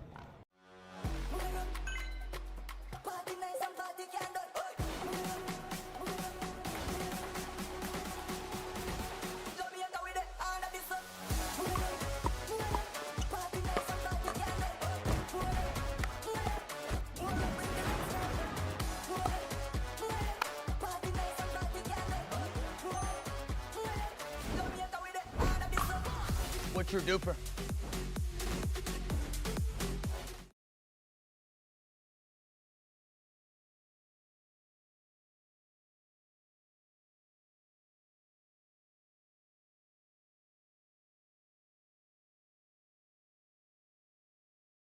The official store for All Florida Pro League apparel is live at CustomPickle.com. You can get customized official team jerseys from your favorite teams or players from the All Florida Pro League. Use code 20AFPL25 for a discount exclusive this weekend.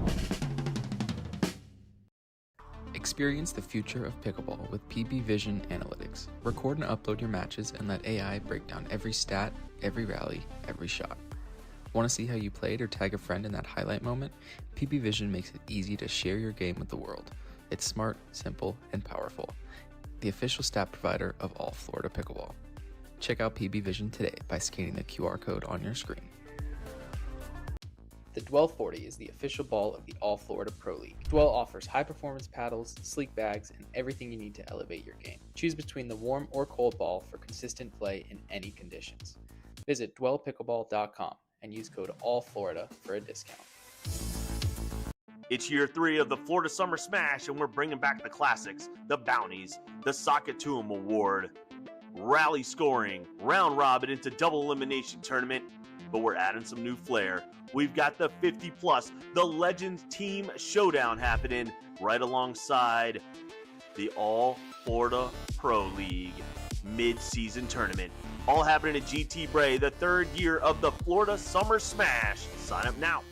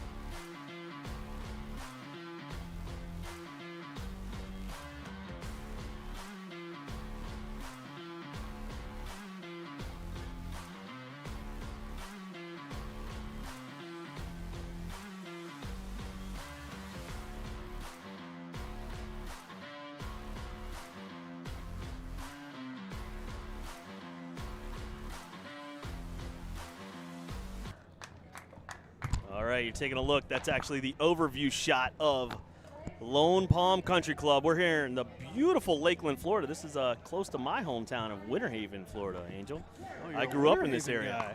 guy. Yep. All right, Dreambreaker. This is going to be a good one. Oh! Chalk it up. Put some butter on that roll, baby. That's not a bad take right there. Stylistically, probably very different from her opposition. We know about Madalina's pace and power, hence that return right there. I would venture to say the longer these points go on, they might benefit Ava. So let's see which one will try to come to the net and end it first. And there it was by Madalina. I think that I'm going to take the other side of that. Madalina is good at changing the pace of her strokes. Okay. And what I mean is you'll see a little more arc at times, and then she is going to have some times where she just flat out attacks a ball and knows when to come in on it. Ava's got that shot right there, Ava's got to be able to really put higher. Obviously over the net and things like that, but she's got to get underneath that ball if she's going to hit it or try and go down the line.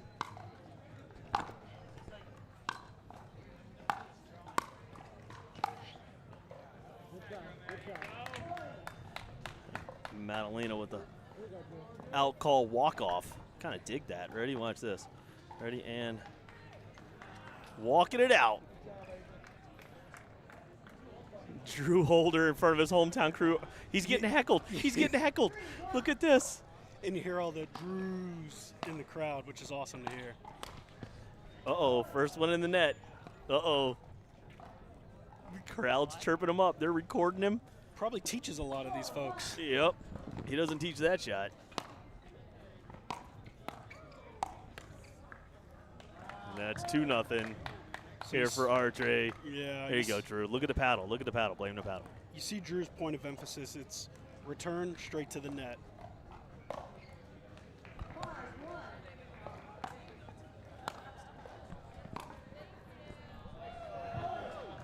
RJ with another one here. All right, our production team is wanting us to make sure everybody understands. This match matters. We love Dreambreakers, and we love watching them. We love seeing the athleticism, but every match matters. Being able to have a 5-0 on your Bunny, just leave it. Just leave it, Bunny. The signs always keep giving. Whoever bought them should have to deal with them. Whoever's idea was to have them. It definitely wasn't the guy that put them all together and set them all up. It's definitely the person who bought them and thought it was a good idea to put them out today. 100%. 100%. All right, there we go. Drew's walking off here. Jacksonville up 7-1. Wow.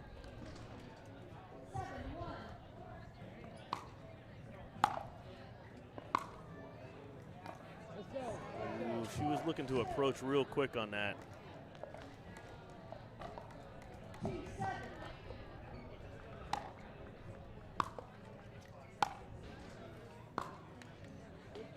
Ooh, the two-handed backhand, just not enough to be able to put Lakeland on a little run here.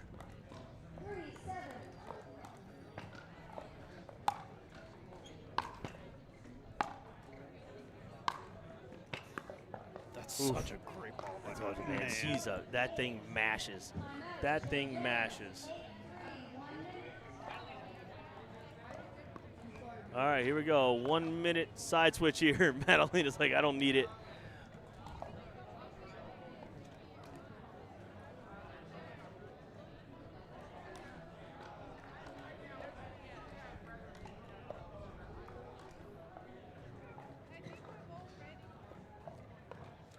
All right, we're gonna have to figure out something with these banners. They're gonna stay just like that right now. We do have weights on the tents, making sure the shade stays there.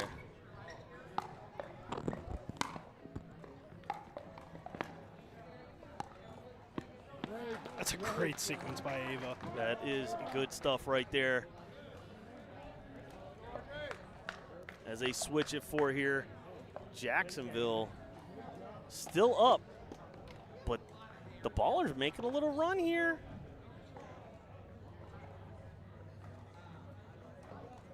I gotta tell you, man, this vibe, Angel, I'm digging this, man. Yeah, I'm loving this. I mean, this is just incredible. I know the people all around the country can't feel it, but I found out the light pink team is from Miami. That makes a lot of sense. Tropical Park, shout out to you.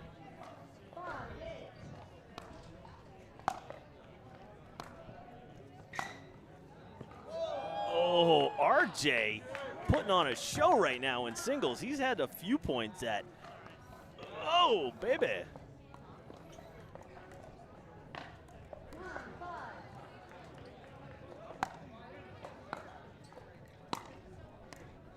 Oh. A little trickeration right there as he approaches with a big forehand and then cross courts it on Holder, who is in front of his hometown, getting absolutely chirped right now.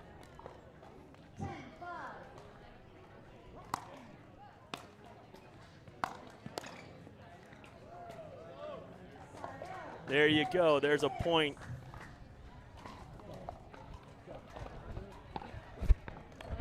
All right. Great job, ball boy. About time he did something. Yep. He doesn't have his headset in, so he can't hear us. 6-10 here. Lakeland looking to try and come back, go 5-0, which means big points for them. And that's long.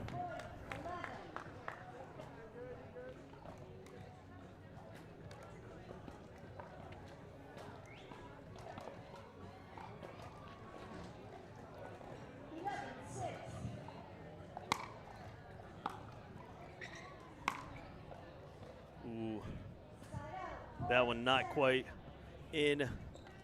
Look at this, Lakeland crawling back here.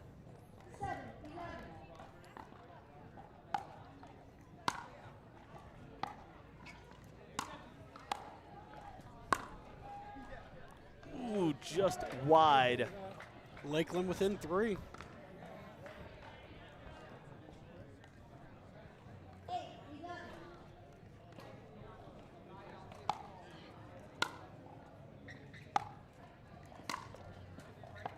Oh, what a shot just out of the reach of Ava there. Wow.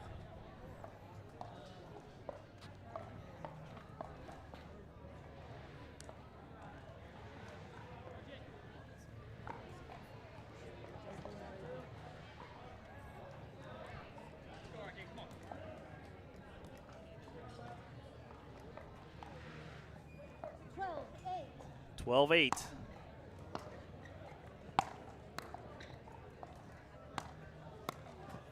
Oh, sneaky, sneaky there from Holder.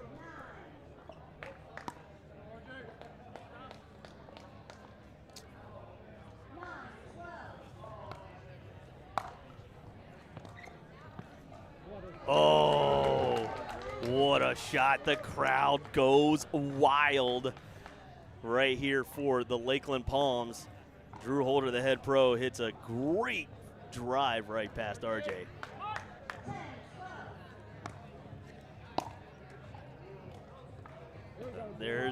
They're within 1. Coming all the way back. They were down like 5.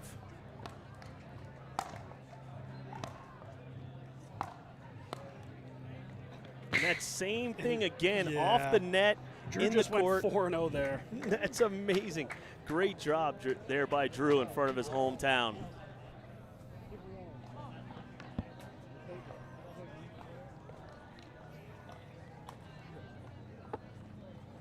All right, see if Lakeland can come back all the way and take the lead.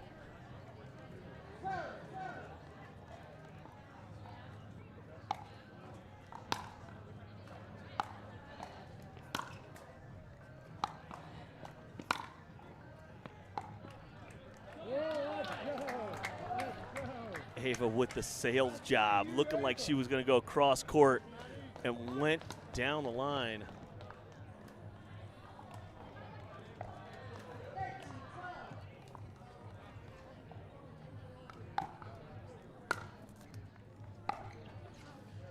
one sails long.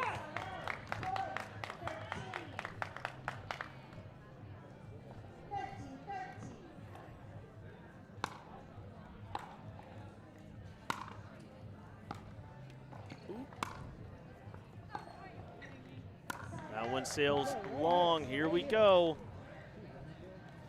Lakeland Palms looking to take it 5-0.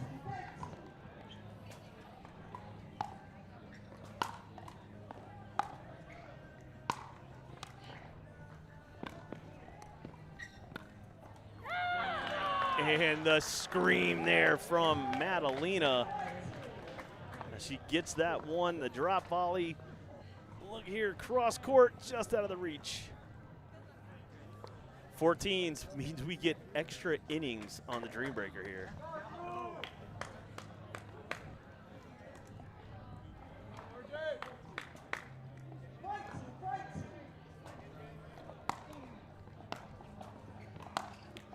Ooh, all right, on Drew Holder, the man of the hour at his home court in front of his home fans.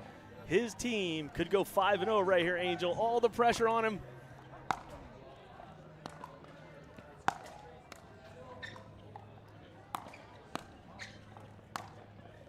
And that one sails wide. Look at the smile. And the crowd erupts as much as they go. All right, we know what's coming. All right, Yeah, Eddie dapping us up. Here we Yep. go. All right, everybody high-fiving. Listen, we love it. All right, Lakeland goes 5-0. They are making a run for the hometown final here. The next matchup is the one we've been waiting for. There have been some moves made. Lakeland is going to be taking on the Fort Myers Flamingos, but we're going to talk to Lakeland about this match right after this. With over 250 events in more than 12 countries, the Dink Minor League Pickleball is the largest amateur team format in the sport. The Dink Minor League Pickleball is a unique tournament format comprised of 2 men and 2 women that compete as a team. The teams compete in men's doubles, women's doubles, and 2 mixed matches. If the games come to a tie, then they compete in a unique singles tiebreaker called a Dream Breaker.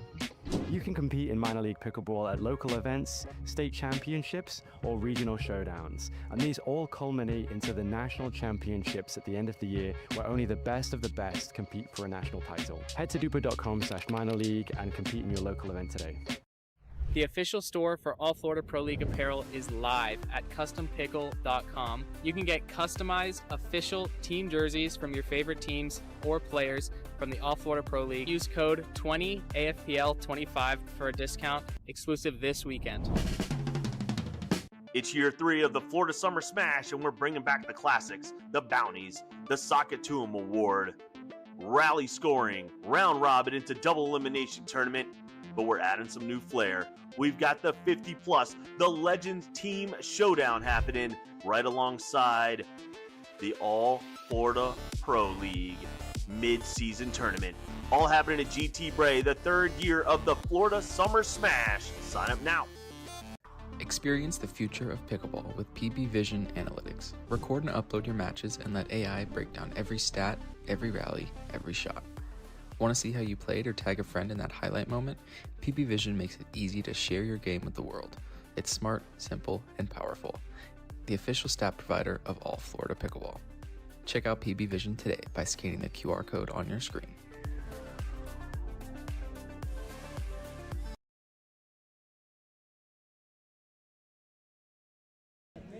Oh, am I live right now? Oh, thanks, Chris. Appreciate that.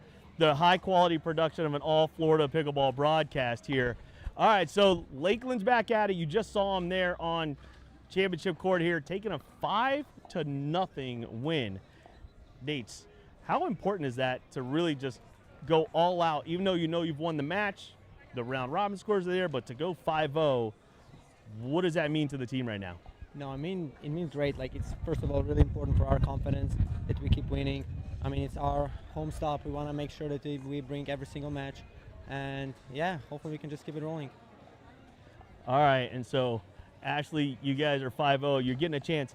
What's it like for you on the bench when your teammates are playing? It might be a tight match. What are some things you might say, do? What's the energy like on the bench?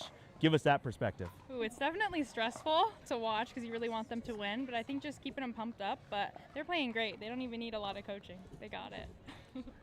And then, Ava, you had a tough singles match right there. That's intimidating. You're going against one of the top single players in the country right now. What goes through your head to step on the court to really play your best? I'm just playing every ball, not really thinking about the person. So I'm not really a big singles player, but so just play the ball. Well, you had some great points. Eddie, she's a beast. Listen, Eddie, we heard you on the mic the whole entire time there, right? Drew, I got to ask you, though, something real quick, bud. What's that like getting chirped by the members that you teach? We saw right before you took the single stage, some of your members were lighting you up a little bit or encouraging you. What was it? I said I was too old for singles. They were encouraging me. So, no, they weren't throwing any shade towards me. I said I was too old for this. We told everybody they were throwing shade at you. All right, Nate, come here, buddy. All right, guys. So Nate Yeager here is the director of Lone Palm. What is this like right now, given this entire environment, your team playing at a really high level? Give us some feedback on just the overall feel right now. It's just a ton of fun. You know, it's super exciting. We've got about 40 members out here playing in the minor league tournament, and then we got our team, and then we've got a huge crowd back here cheering us on. So it doesn't get any better than this. It does not get any better than this. I really can't think of anything that would make it better except for going to break and playing some commercials so that we can go finally test out the fastest serve machine. Chris, can we do that now? Oh, maybe not. All right, we'll be right back with the next match. They're going to be taking on the Fort Myers Flamingos right here in a couple minutes.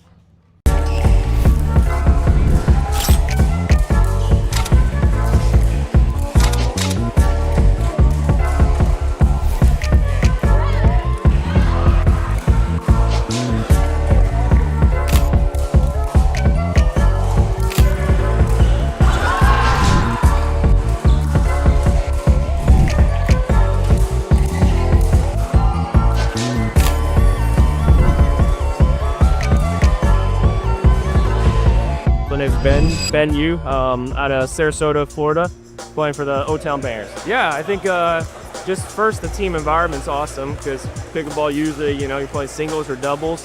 So just being on a team, having that team dynamic, it makes it really fun. Me and Camden, we play a lot in the Tampa area. And then Jada's newer in the Tampa area, so we get out and play sometimes too.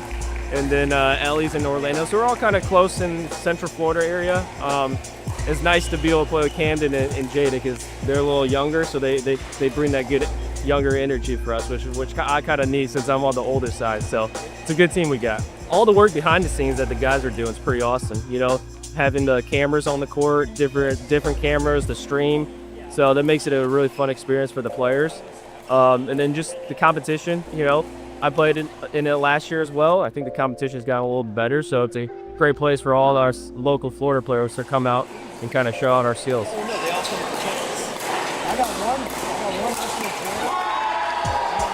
Hi, my name is Ellie. I'm from Orlando and I play for the Orlando Bangers. I love that our team is super positive no matter what happens. We're always trying to cheer each other on. I love playing with Ben, I love playing with Jada. They're both super supportive. And I just love the camaraderie that we have. All Florida Pickleball has enabled me to play my very best against some of the very best players around Florida. So I'm super fortunate to be on the court playing against some of the top players, especially at the level we're playing at. So super thankful and just happy to be here. My name is Jay Evans. I am a native of Tampa, Florida, and I am the captain and head coach of the O-Town Bangers. Yeah, I think the coolest thing about our team is we just have a really good camaraderie. You know, we support each other. Everybody respects each other as players, values each other's opinion, and we just kind of feed off that with each other. You know, with Camden, you know, even though he's very young, you know, he brings a lot of leadership. In a lot of ways, is wise beyond his years while still being a kid at the same time. The kid's work ethic is unreal. Dude's on court nonstop and is always encouraging more people to be like that. And so just having that mentality and just pushing, you know, not only his teammates, but also our other peers to be on court all the time, to work their tails off, and just to be the best players they can be. With Ellie, you know, a lot of experience there, also experience in the Pro League. She's just a veteran and, you know, has her style of play is just rock solid. You know what you're getting out of her every single time she takes the court. With Jada, you know, with still being so new to pickleball, but obviously the racket sport acumen is off the charts. Is getting better every time I see her, and the sky's truly the limit for her. And with Ben, kind of similar to Ellie, a lot of experience, you know, high-level racket sport background as well, but has just been doing this a long time. You know what you're getting out of him, and they all just kind of bring that dynamic energy when the match gets tight when they need it. So, you know, just a really fun group of guys to coach. Just really been a pleasure thus far. My name is Jada Bowie. I'm from Toronto, Canada, but I live in Tampa for the past couple of years, and I play for the O-Town Bangers. Yeah, my team's great. I love them all. Camden and I live close together, so we train together literally 85% of the time. So we always drill together. I love him. He's like my little brother. And with Ellie, it's super fun. Yeah, now I'm playing the left side. We changed that from the first stop, and yeah, I think we complement each other really well. So yeah, I think just the Pro League, it gives players an opportunity to play on a team. It's different than like PPA or and in tennis, like WTA, it's different. You're part of a team, you're part of more than just yourself. And it's really fun to play with your friends and against your friends. It's just a good experience and exposure for your football career, so love it. My name's Camden, I'm from Tampa, and I play for the O-Town Bangers. I love the energy the team has. You just go out there and have fun always, and it's really cool to watch as our team grows. Jada's just gotten into the sport, so it's awesome to see where she's come from, and now we're playing together in this. And same with Ben and Ellie, they're great players, and they just have a lot of experience to bring. Honestly, I love having a team captain. Like, it's just a support role. It's another person to just give wisdom and advice on the court and support us. So it's honestly great. It's honestly cool to get all these cool players out here, and we're all friendly, but also we all go out there to be competitive and have a fun time. So it's just a good atmosphere to get good games while having fun still. As far as the future, I see myself grinding in the school, keeping enjoying. I started it because I loved it and I never want to lose that. So I still want to play my best and just keep getting better if I can, teaching and just enjoy myself. I'm doing this full time and hopefully I want to be one of the best singles players in the world. But with that, still with doubles too, be a solid doubles player. But yeah, I want to be at the top. You know, the one thing All Florida Pickleball does that's amazing is just a sense of community, you know. Being here in Jacksonville and just seeing the local fans and supporters of this sport being out here, kind of the same thing at stop one. Just really looking forward to seeing how that translates at every stop. And just also too, like, a lot of us are playing outside of here. We're rooting each other on, you know, we're supporting our friends, we're supporting our opponents even, you know, when they're not playing against us. And just having that atmosphere, having that camaraderie, you know, it's really what makes the fellowship of the sport so special.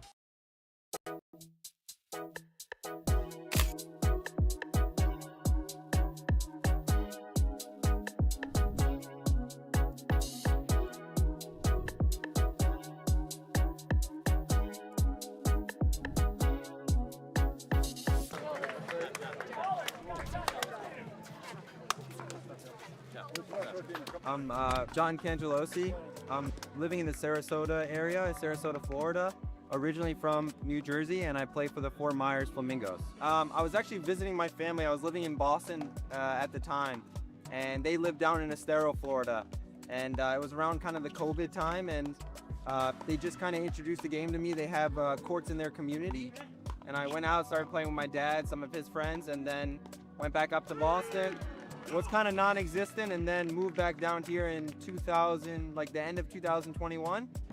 Met some people involved in pickleball, and then started playing, coaching, and here I am.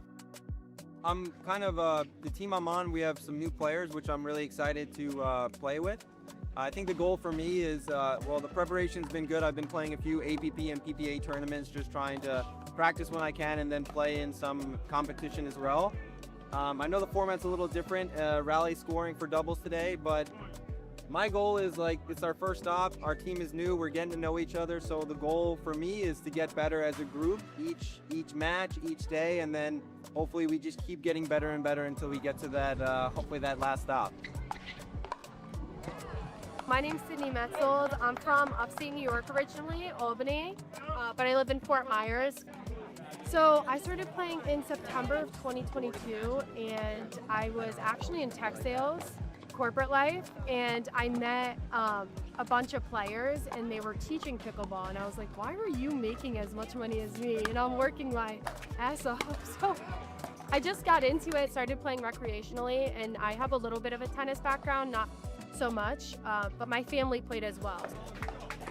I'm really looking forward to the MLP style. I think it's cool that I get to play women's and mix and really have that team unit, because when I play tournaments, you know, I don't play singles at all, so I usually just play 2 events and that's it, but I like how it's more of a team aspect.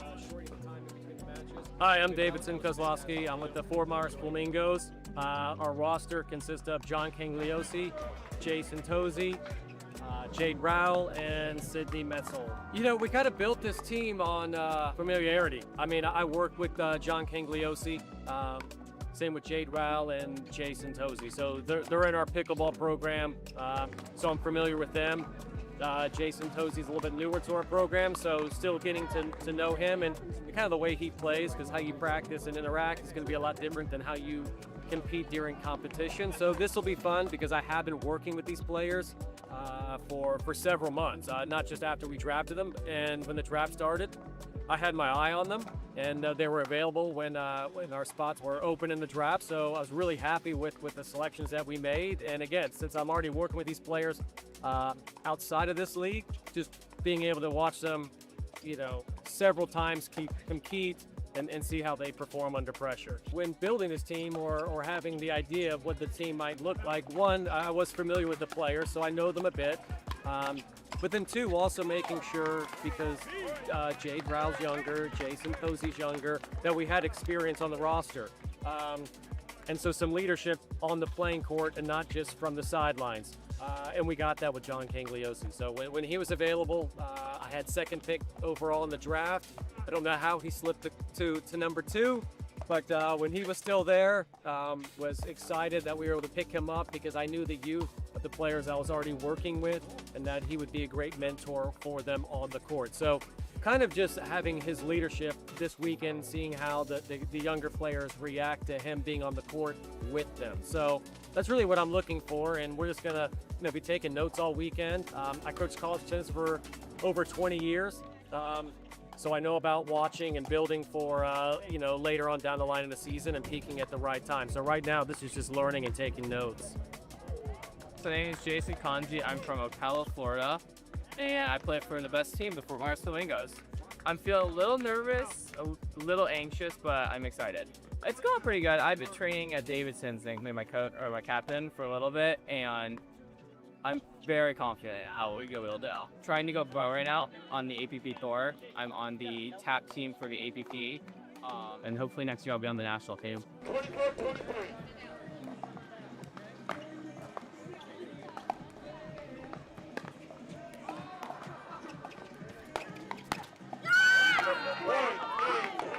My name is Jade Rowell. I'm from Naples, Florida, and I'm really excited to play in it. It's my first time, and I think I'm at this level, and I mean, I haven't seen a lot of the players, so it's just gonna be fun to play against them. Yeah, I've played against some of the players. I've never played against most of the teams together, but individual players I know. It's our first time playing together. We're working on team chemistry and just working together as a team right now.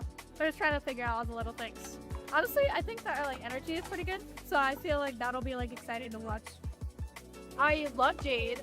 I played MLP with her before, actually, so we had that comfortability, I guess. So I like playing with her, and then I played rec with John as well. And then Jay's a young up-and-coming guy, so really excited to play. So I think so far the chemistry has been pretty good, just in terms of getting to know each other, and I'm excited to play with my whole team today. I think we're a younger group, except for me. I feel like the older one on the team, but that's totally okay. And I think there's a lot of talent in this group, so excited to see how we do and how we do going forward. I'm hoping that the younger players respond really well to the leadership. I'm hoping they learn the roles of how you play in a women's or a men's gender doubles match versus a mixed doubles match. I mean, the styles and the plays are different.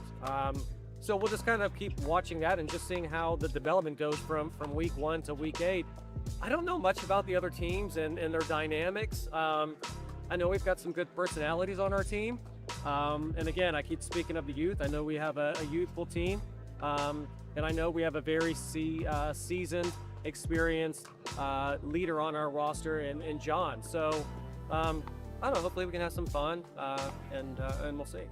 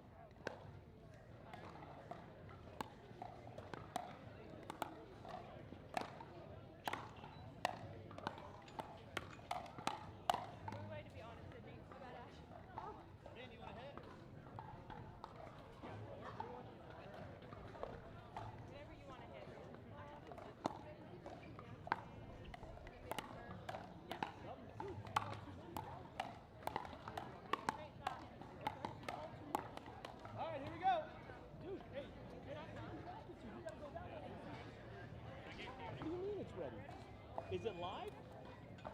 Push the button.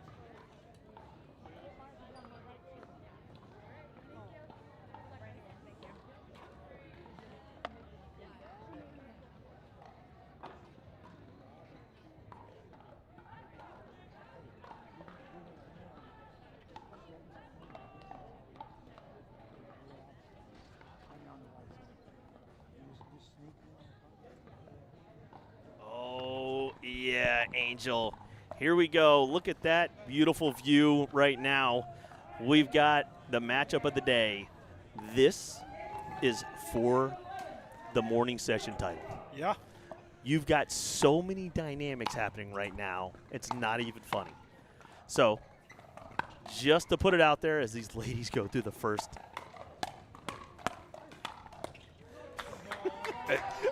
point. I mean, we're about to see some amazing stuff right now. But you've got Ashley Griffith and newly acquired Ava Pisakrita. Ooh, as that one trickles over the net. Across the court from Sydney Metzold and Valerie Simon. So if you're wondering, wait, wasn't Valerie wearing a different jersey last stop? Yes, she was. Which one was it? The Lakeland Palms. So we have these teams making moves. It's definitely working out for both of their favors. Yeah, Flamingos had a big win coming into the match 1-1, and we know Lakeland's 2-0 to. No, Flamingos 2-0. Oh, Flamingos are 2-0. Both teams 2-0. We're not supposed to tell you that yet, but we've got to increase the drama because we do stream on SelkirkTV. The app on Sundays is Grandstand Stream. So we're giving away a little bit of information, but we have to get you ready for this one. Also, not to mention, this is Stop Number One's championship. This is a rematch of Stop Number One. First time Lakeland came out and showed out. Yeah, but then they also played at Stop Number 2, and it was 3-2. but you have new players. A little bit of a rivalry brewing? I like the rivalry renewed. They've had every stop they've played, and so these coaches are definitely got them dialed in. And it is well matched. Like, it's not like, hey, okay, they're playing. These are good teams. I would say the teams are probably built and set up very similarly. With Lakeland, you've got definitely the power, the big forehand on the left with Ashley versus reset brick wall, Ava on the right, and similar to the Fort Myers Flamingos. We know Val likes to swing hard and swing fast, where Sydney's going to be steady Eddie on the right. She's going to reset a lot, get the ball back to the middle, and keep the Dink rally going. Sydney Metzold is she joined the league like right underneath the deadline and was a high round draft pick for a reason. And you're seeing why. Pisacreta going behind Simon right there. So this is what we love about pro pickleball, is there's storylines for days, but it doesn't matter until you show up and what happens between the lines.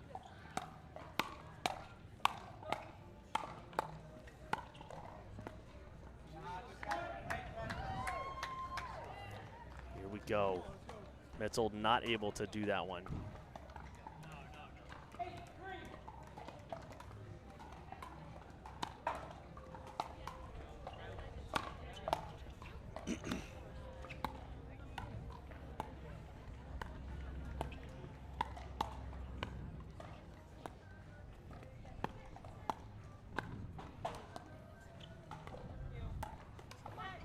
Good patience there from Fort Griffith Myers. getting jammed. She got one touch in there, got a little high, you know.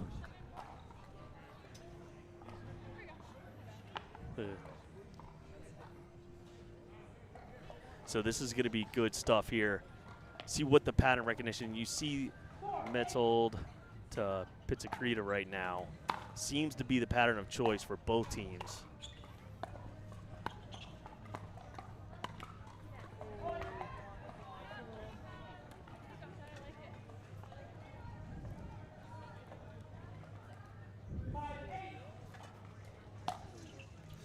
Not sure what producer Chris has got going on right now, but.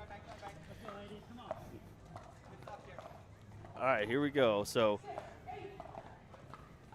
staying close. It's a quick game. We're not seeing any real extended rallies right now.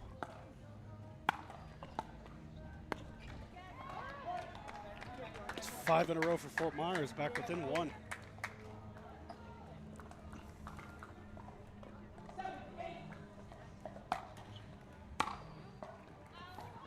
That one's sailing long.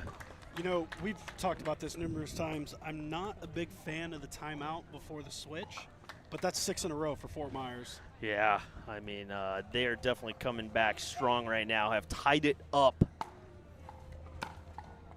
This quick moving game.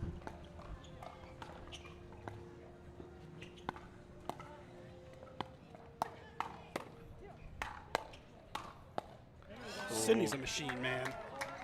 She's trying to angle that reset away from Ashley's power. I think that that's a little bit of a mistake. I'd like to see that be more middle, make them, defend against something like that instead of trying to go for that hard angle reset.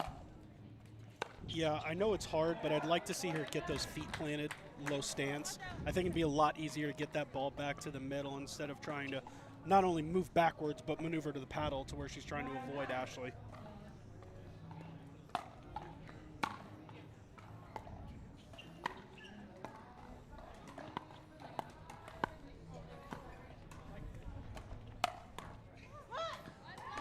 Yeah, that's definitely one right there that Griffith is going to want back. Yeah, I don't know how much Ava knows Sydney's style of play, but Sydney will stay in that cross court all day long. I'd like to see Ava go maybe 2 outside and then 1 inside foot to see if she can get a pop-up or get Ashley a little bit involved. But if she's going to sit there and go outside to outside cross court all day with Sydney, I like Sydney in that matchup. Valerie Simon right there, another one of our youngsters she's out of kind of this area, like Tampa. Wesley Chapel plays some down in Sarasota.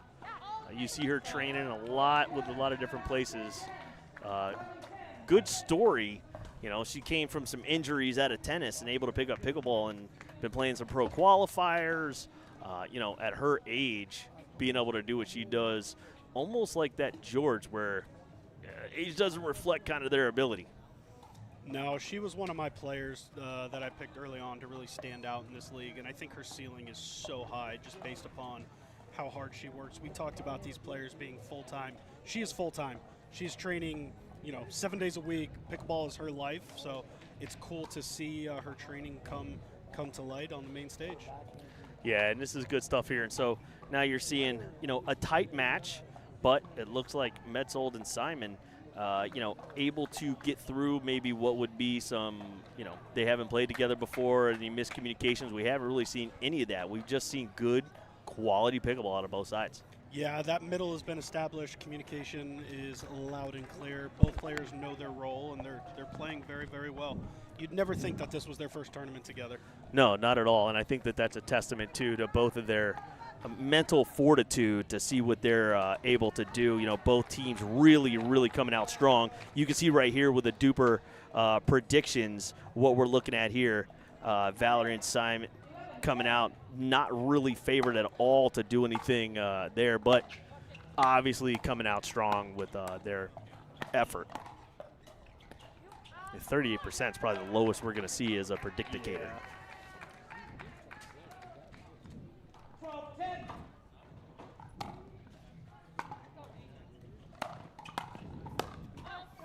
And that one sails long. Here we go. You're seeing a good angle here of Lone Palm Country Club here in Lakeland, Florida.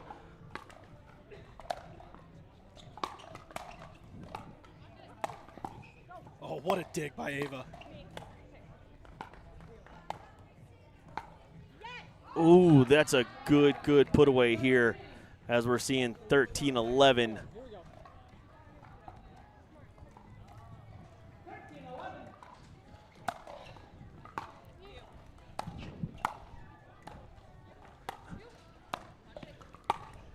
Oh. There's the reset you see from Metzold. Oh. Gust of wind.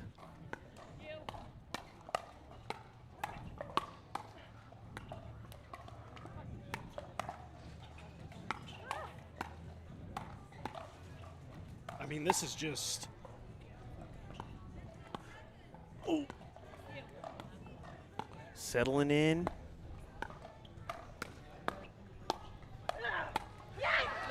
And what a point here from the ladies. Simon putting it away right there. All right, you see the wind picking up, blowing stuff around here.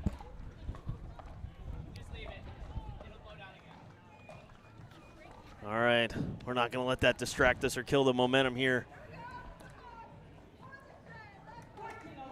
14-11. The Flamingos riding high.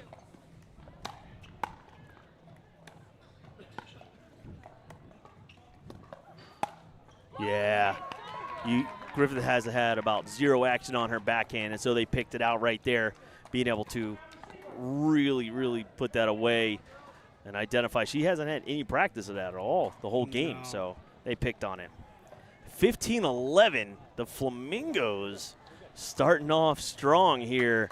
I mean, look at this place vibing right now.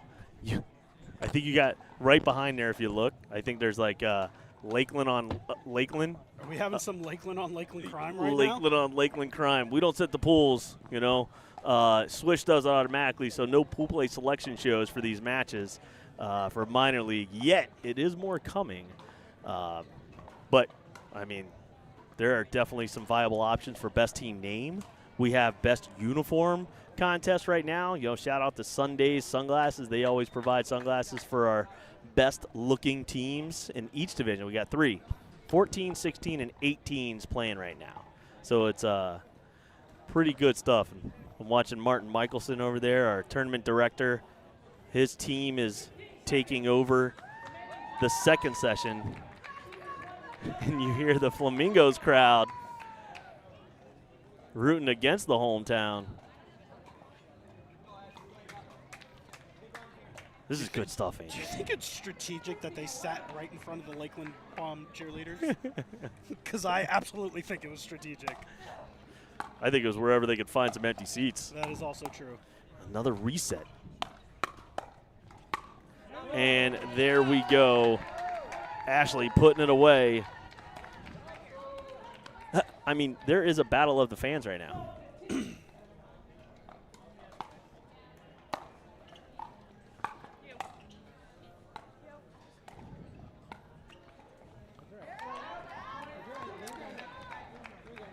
You know, we got the mid-season tournament coming up here next month. I wonder if we could put together our own, like, fantasy team of resetters and see if, like, Metzold and Pisacreta might have the longest matches in the history of ever because they just reset everything. It's so good to watch. To me, it's the sexiest shot in the game, too.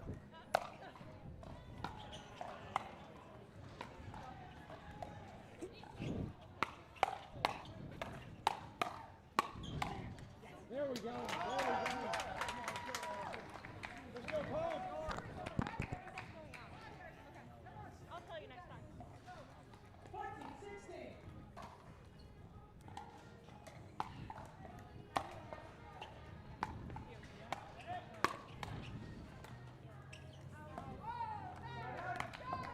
That ball goes wide. Stop. The fans in the stands are the greatest right now. They are going back and forth.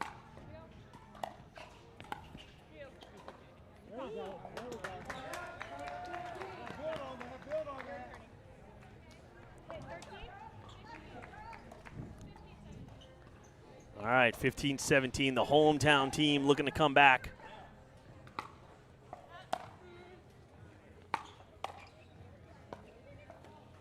Oh, wow, that's tough.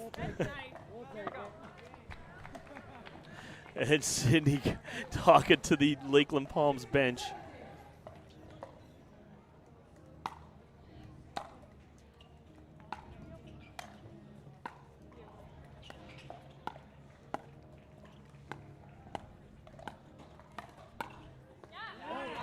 Right behind her.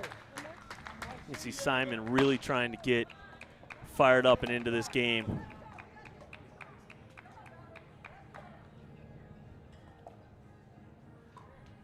Ooh, a little towel timeout. A little towel timeout. A la Christian Alshon, I like it. 17 all.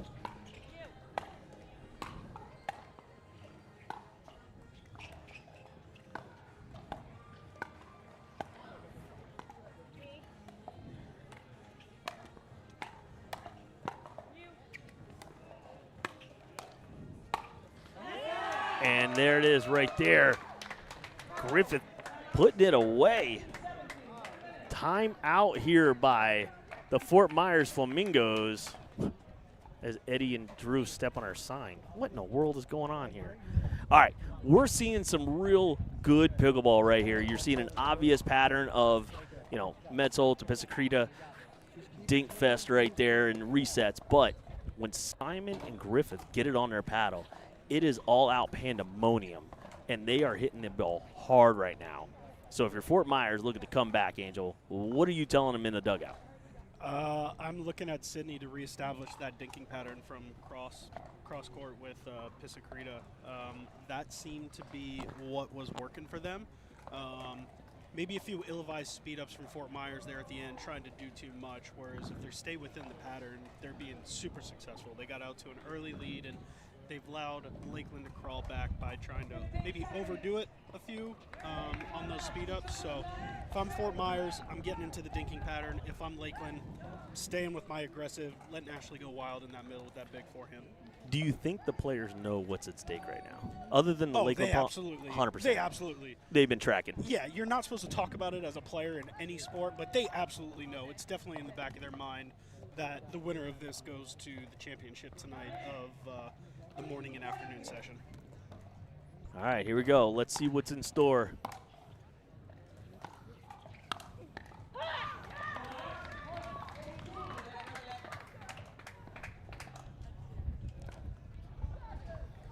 And they do tie it up.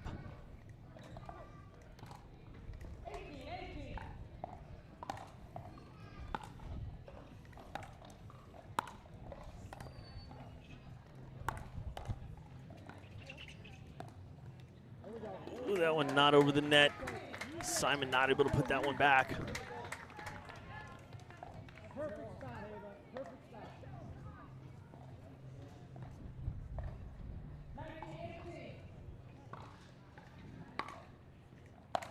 Here we go.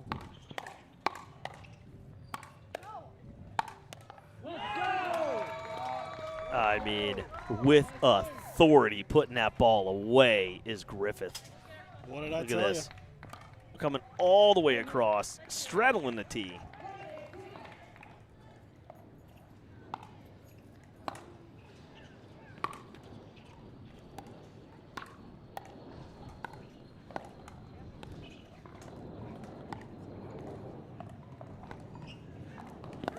Oh, what a shot. Are you kidding me? Sydney Metzel with the ATP body bag.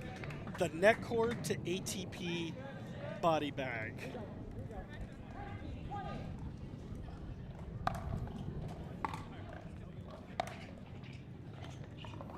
Oh. Ashley pulled off of that one a little bit, and Fort Myers ties it up.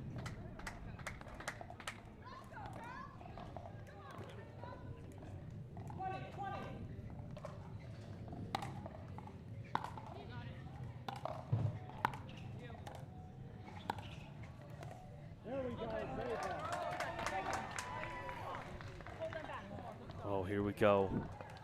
21-20. The Lakeland Palms, the hometown team.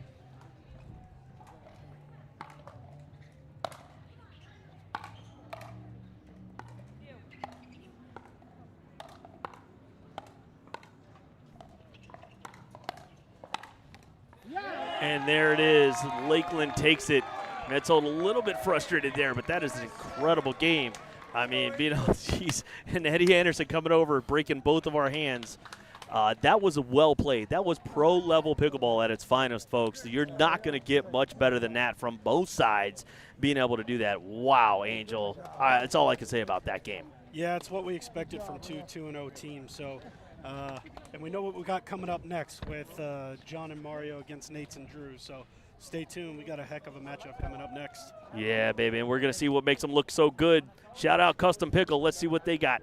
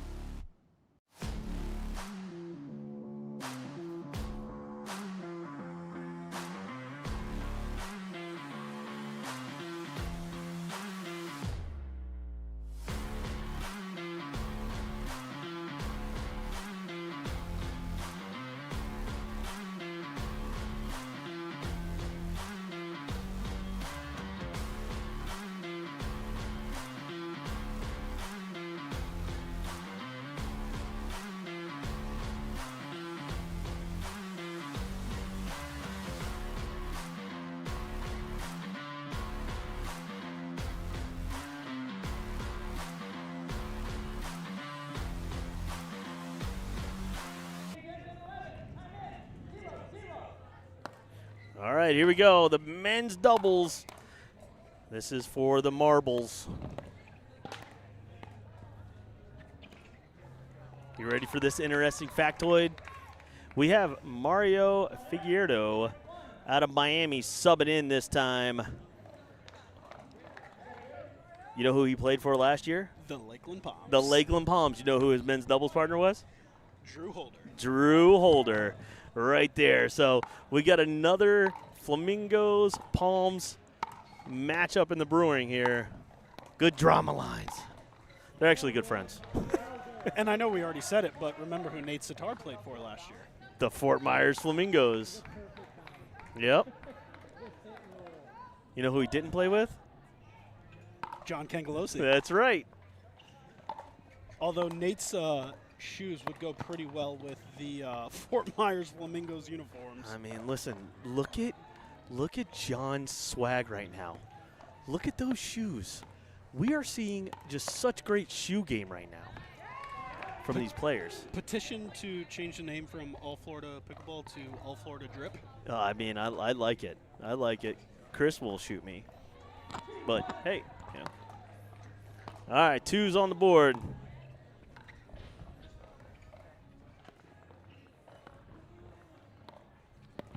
Last game. Are you kidding me?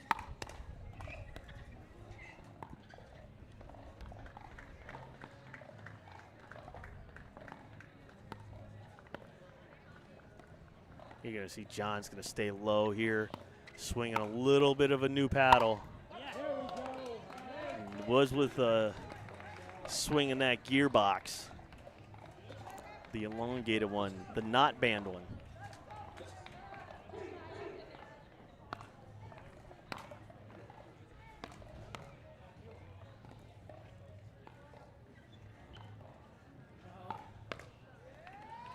That dink just goes wide.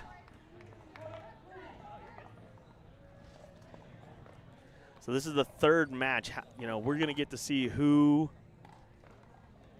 does their cardio because it is hot. Yeah, we've only heard that one time from the minor leaguers, just one.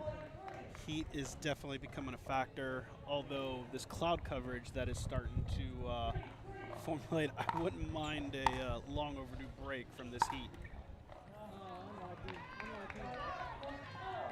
That one drops in right there. Oh, goes long. Never mind. I'm sorry. Here we go. 4-3 Flamingos. Oh, my gosh. Cangelosi just gets everything back, man.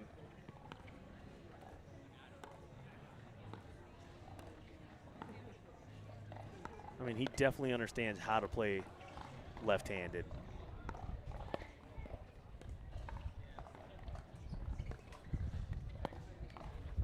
Oh, that's just a little bit of a tough one right there. You could hear the wind starting to pick up a little bit there. Court mics are too good. That same spot on the court. Yeah, that's a 5th or 6th one today. Yeah. Don't look at me like that, John. John trying to give me a look.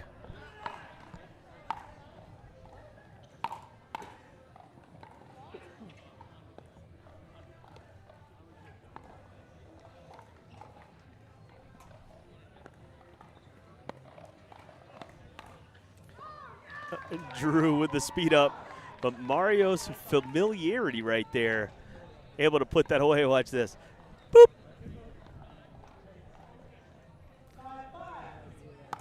5-all. I tell you, I'm loving Nate's return.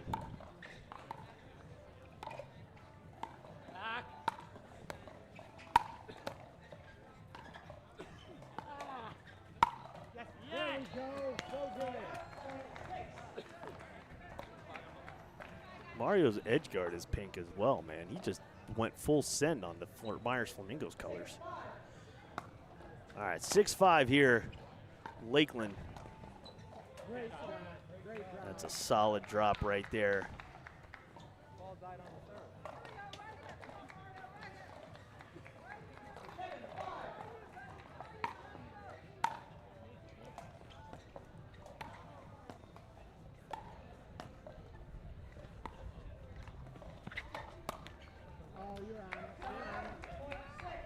Holder not able to get that backhand over. We're not really seeing any big patterns right here, Angel. Just kind of a let it rip type of game right now. Yeah, I imagine this is their third match of the day. They've already played multiple games. The heat's starting to become a factor. They probably don't want these long, drawn-out points. Although this is their last match of the morning session, I imagine they're probably looking to end these points rather quickly.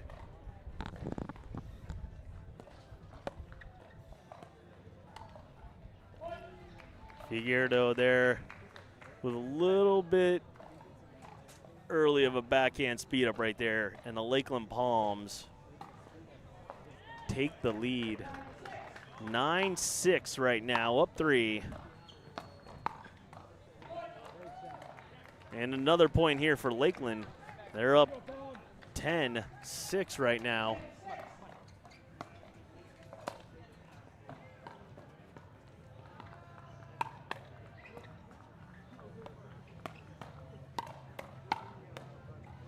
Jeez. Oh, a little backhand roll. Trying to get that through on the ATP. Look at this here. Ready? Oh, I don't know if that would have stayed in, but Drew hit it. All right, Fort Myers needs to get a few here. Oh, wow. All right, there's the switch. Lakeland gets there again. Side switching first. Angel, how much weight do you provide in for the side switch? How much does that do? I think on windy days, super windy days, it definitely plays a factor. We're not having a lot of consistent wind or consistent gusts, so I don't know how much of a factor it's playing right now. And the way these courts are designed, it's not like you've got the sun directly in front of you or directly behind you. So probably not as much as it normally would on a day like today.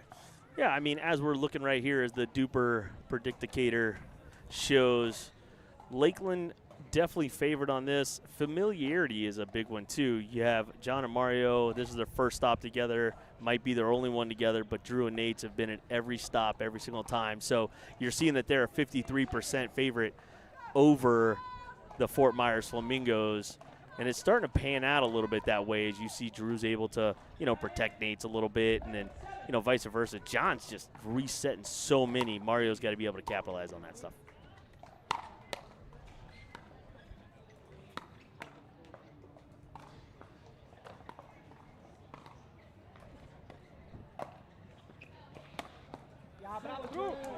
Drew, the ATP in front of the hometown crowd, and the pom-poms come out.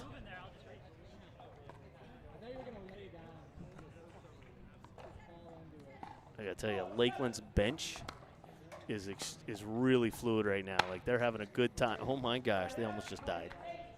They're having a good time. That's how you lose a finger.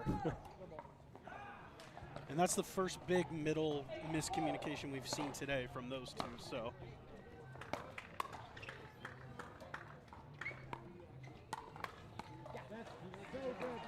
Drew was sitting on that.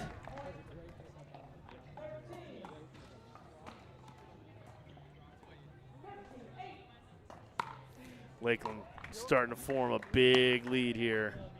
And chalk that one down on the commentators. So we'll have the commentator counter, then we'll have the commentator curse. Yeah. Chris, just hop on that, bud. Whip one up for us real quick.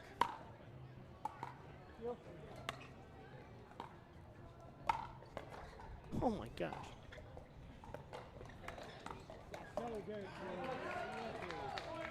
Little chuckle right there from Drew as he inside outs that winner.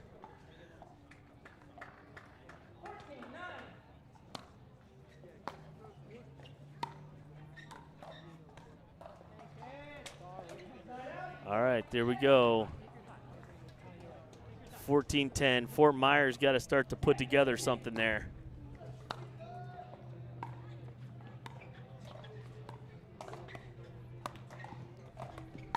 Ooh. I'm laughing at his face. He knew he got away with one there.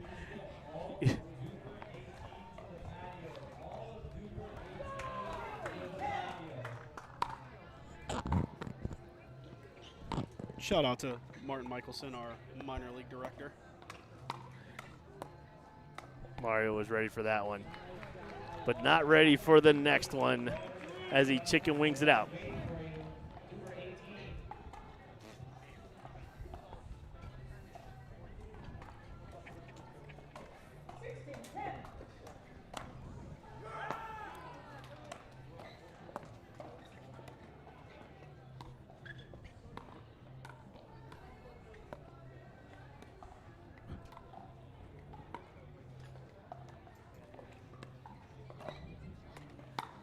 I mean, that's like the 5th time Drew Holders went for that same play. I mean, I guess if it's working, work it.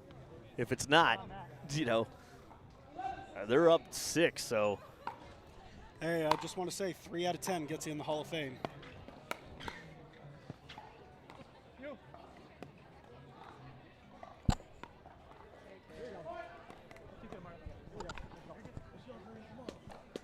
So you can't have cross-court backhand misses like that from Nate.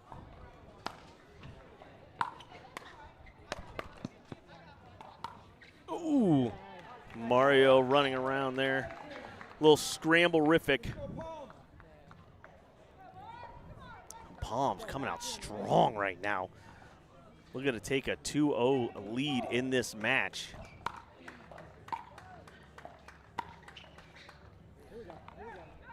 That one goes out. That is wide. I gotta tell you, I would definitely hit more at Nate's right now. Like, Drew seems to be having a good tempo. He's having a lot of fun, making a lot of balls. I would definitely put some pressure on Nate here. Yeah, you're seeing a lot of the balls go to Nate's right now. There he is. I mean, there's not a lot of holes right now for Fort Myers to exploit. Yeah, if Lakeland's rolling and Drew is doing his crazy inside-out speed-ups, there's not a lot you can do. You essentially got to play perfect pickleball, a la what he just did right there. That ball is in. Mario letting it go. I mean, Drew just roped that thing. That was a banana peel. And they're walking off smiling right now. All right, Fort Myers taking a much-needed timeout. This is men's doubles right now. The Palms are up 1-0. Flamingo's got to figure something out. We will be right back with the conclusion of the men's doubles game. It's year 3 of the Florida Summer Smash, and we're bringing back the classics, the bounties, the Sockatoom Award, rally scoring, round robin into double elimination tournament, but we're adding some new flair. We've got the 50+, the Legends Team Showdown happening right alongside the All Florida Pro League mid-season tournament. All happening at GT Bray, the 3rd year of the Florida Summer Smash. Sign up now.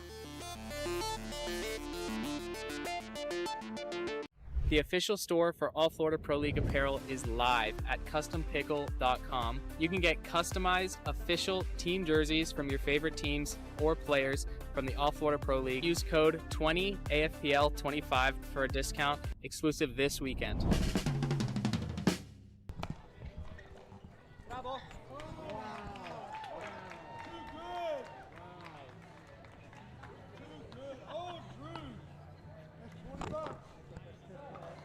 All right, Lakeland with game point.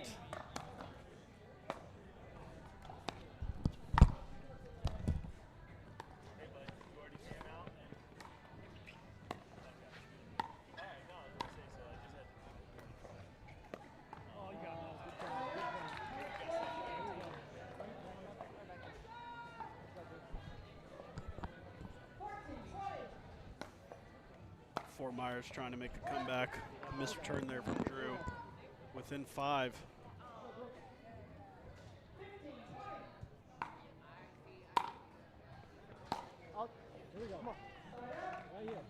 Big miss there from Mario. Game point number 2 coming up for Lakeland.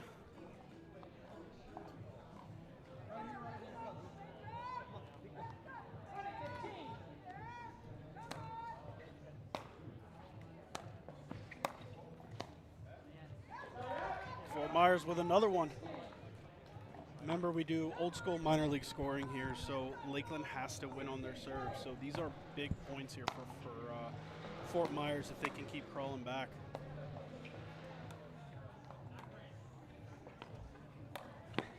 That's off the body. Was it? I thought it was. I think it was. I don't know. I think it was close. It was off the paddle. I think it was close. I was here. It was off the paddle.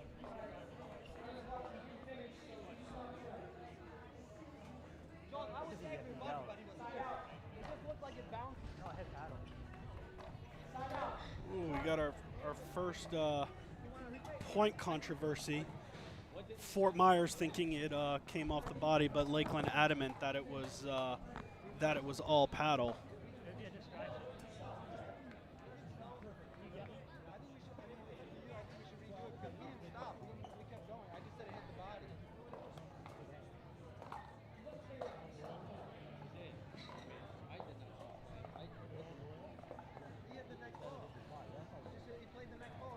I think it was more so like the distraction. Oh, the hindrance. I'm not. It looked like it caught. I was looking. I did see it hit the paddle. I thought it. It looked like it was like my paddle beat the body for sure. I don't think the ball did. Yeah, so just to give you guys an idea, with Fort Myers stopping play and shouting during the middle of the point, technically it's a hindrance and a distraction on Fort Myers. So the ref did not call the ball off the body, and with Fort Myers calling the distraction or making the distraction in the hindrance, the point goes to Lakeland, and Lakeland closes it out there. Wow, Lakeland going up 2-0 right here. We get another dap from Eddie. Here we go. So, all right, now is a very key game. It is the one that matters, this first mixed doubles matchup right now. We're going to get to see who sends out who for which side. Lakeland versus Fort Myers, the rivalry renewed. Lakeland starting to pull away. Let's see what Fort Myers throws at him. We'll be right back right after this message.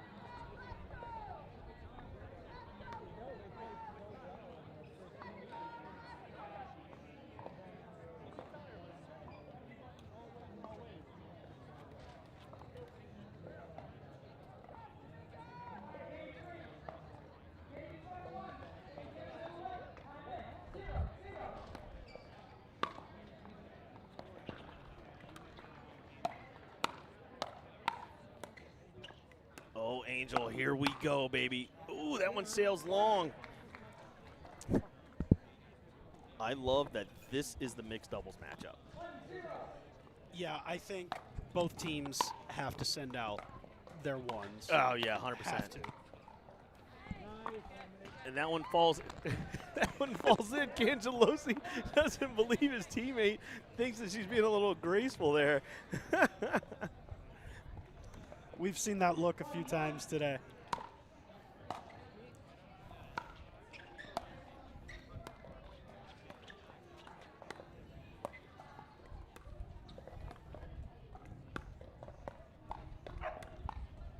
Is there a dog in the house? What the hell's going on here?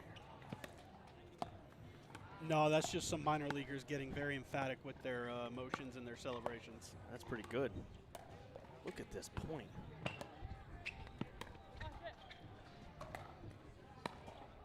Ooh.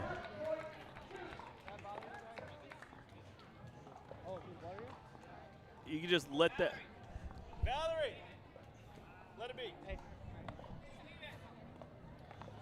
Okay. Fans in the stands. The fans don't listen here.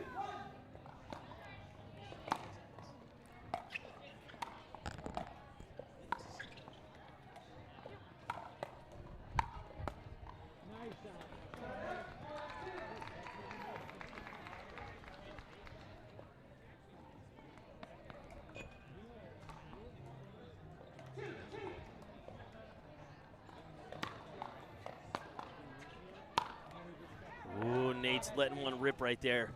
Gosh, I hope this thing just stays close. What do you think about a 2-2 Fort Myers Lakeland Dreambreaker? Oh. Sorry, I don't want to tease you. That's a teaser and a half right But there. I'm just saying. That'd be a humdinger.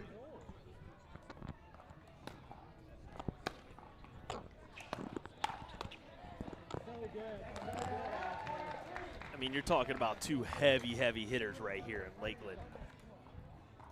I do like what Fort Myers did, though, and being able to putting Simon and Cangelosi together. I mean, you know, Simon being able to play the left in a mixed doubles match is definitely beneficial. That was long.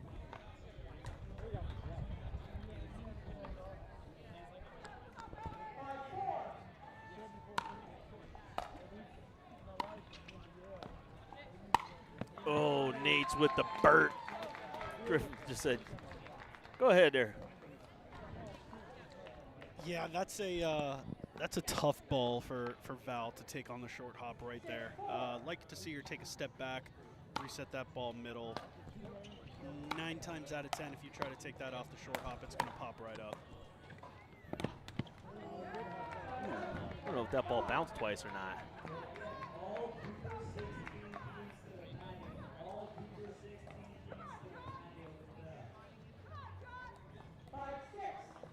DUPR 16's going into the playoffs. Ooh, that's a great serve. Ooh.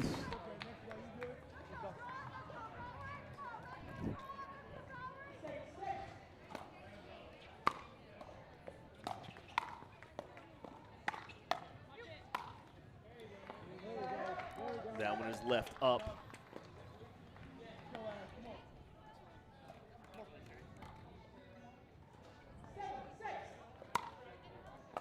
Oh.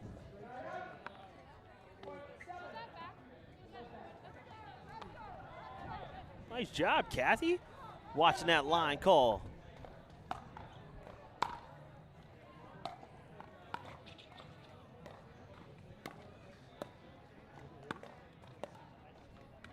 Wow. Ooh.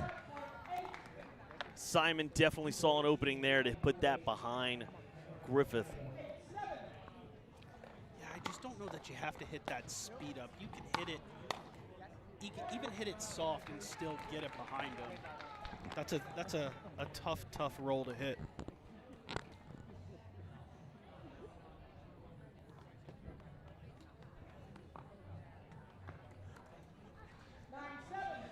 Here we go, Lakeland pulling away. Ooh, Nate's getting caught running forward.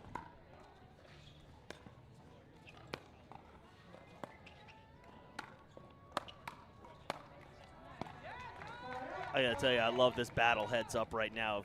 You know, John versus Nate. Two players that I know have trained together, played against each other.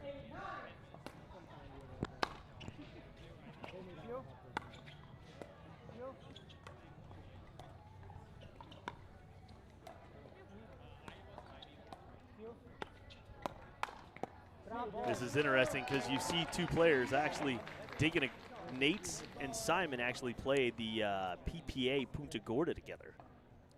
And they also train together a lot. A lot. All right, Griffith here on the serve. See if Lakeland can yet again get to the side switch first.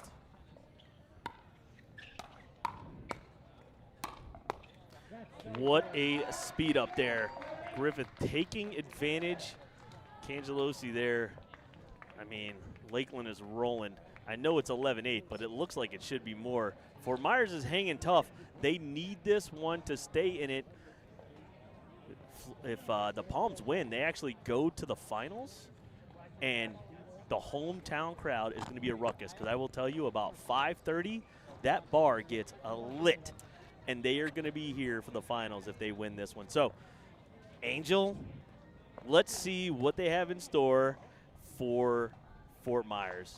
Yeah, this is what we wanted, so we'll be right back after the commercial.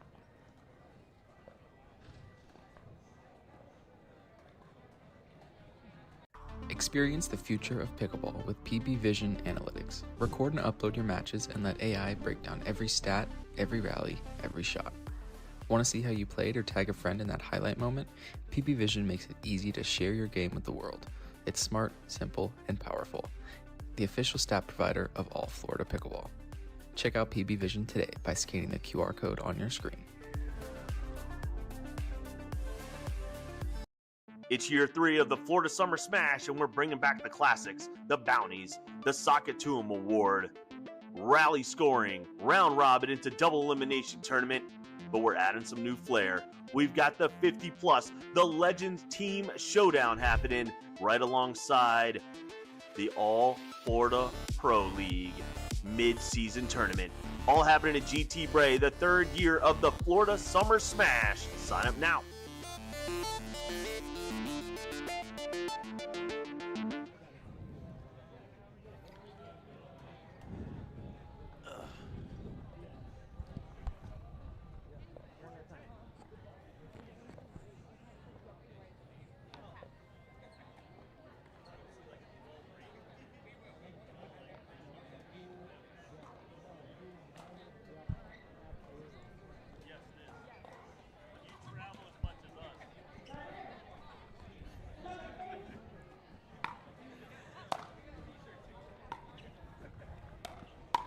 Oh, Nate stepping in big right there, getting strong in the middle. I mean, Parkview showing up here with a well-branded tent. Great partnership of ours. Dwell shows up with he just went camping last week or something.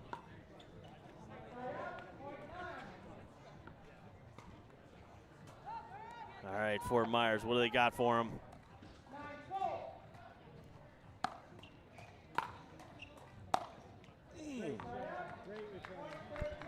Yeah, Nate's is making a point of emphasis on those returns to make sure that they're long and deep.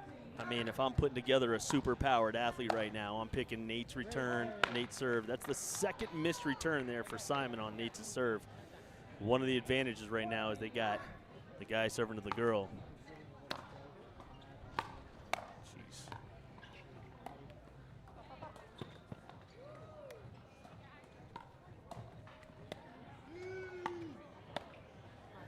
Ooh, Cangelosi with a little trickeration.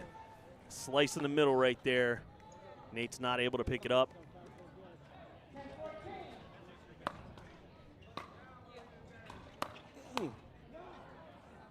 That goes out.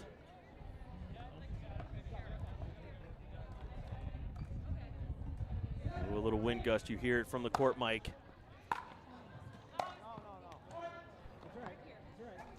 There's 3 in a row. Fort Myers within 2.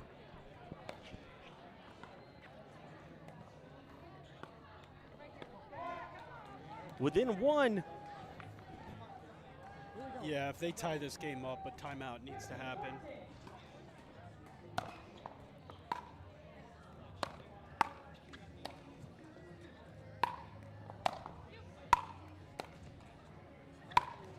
Oh, he held that so well. He held that last-minute slap.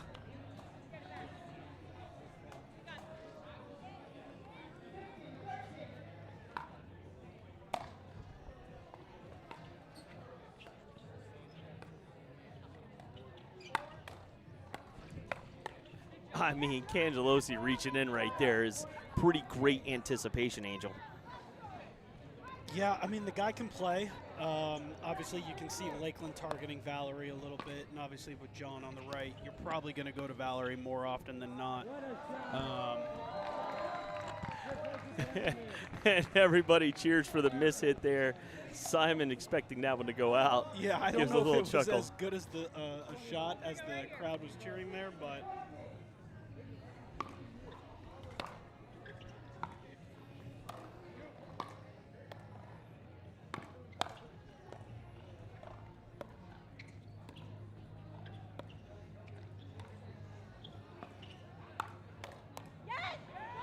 Look at Cangelosi all the way over, just being able to read that so well.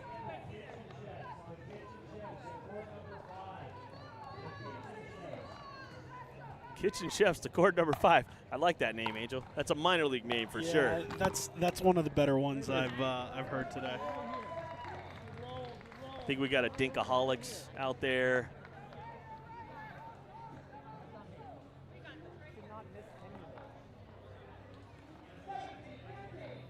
All right, Lakeland within a few here to take this match. And John still gets it back. John's still ready going. to play. John says, we don't care about that ball. Let's keep going. Nice. Look at that. It still happens at the pro level, too.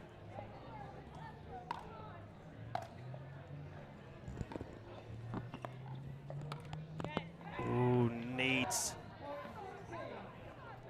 pulling the trigger a little early.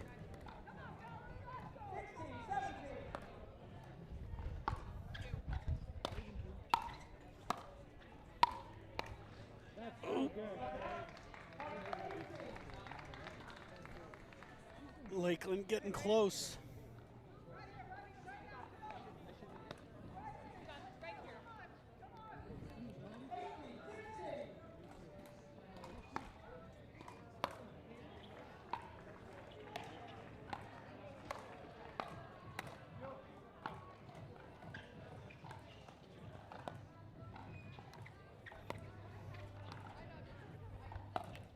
Oh, the ATP was there. If she had waited just a little bit longer. Yeah, you can see Lakeland's doing everything they can to pin Val in that corner.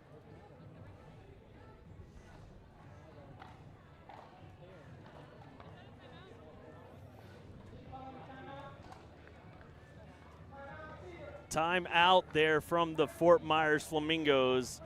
Lakeland starting to pull away a little bit here as it inches closer to taking this match. I mean, what a great day out here, Angel.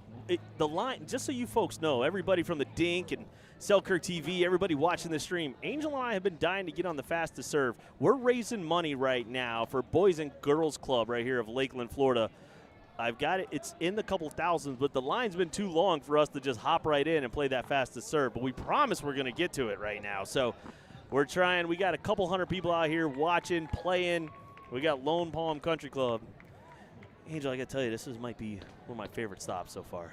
Yeah, so Jax far. was great. Yeah. Jax was great. This has got a vibe. Loved what they're doing over there in Jacksonville, and obviously the hometown courts over in Clearwater with Damon and his crew. But I'm liking what I'm seeing here at Lone Palm. I mean, we've got, what, Chris, how many 9-court, 10 courts of minor league pickleball going off right now? We've had some pseudo club championships too. I may or may not have seen some Lone Palm people wagering some dinners on a couple of matches. So it's been a lot of fun. The back deck is vibing with all the players kind of congregated in there together. We got Tent Village, hot dog truck. I mean, geez. Yeah, all the vendors, the fans. You know that members pavilion, the longer this day goes on, the more fun that place is going to be when the bar gets busy. So. All right. John seems to keep targeting Nate's here on some of this stuff. You know, he's definitely hitting that cross court with his forehand. Yeah, I would venture to say he's probably trying to take some pressure off Val. Lakeland was doing a good job of keeping Val pinned in that back corner, so maybe John trying to be on the offensive there a little bit. Game, match, point. Here it comes from Lakeland. Ooh, that's one. Here we go, 18-20. Fort Myers got to tie it up right here.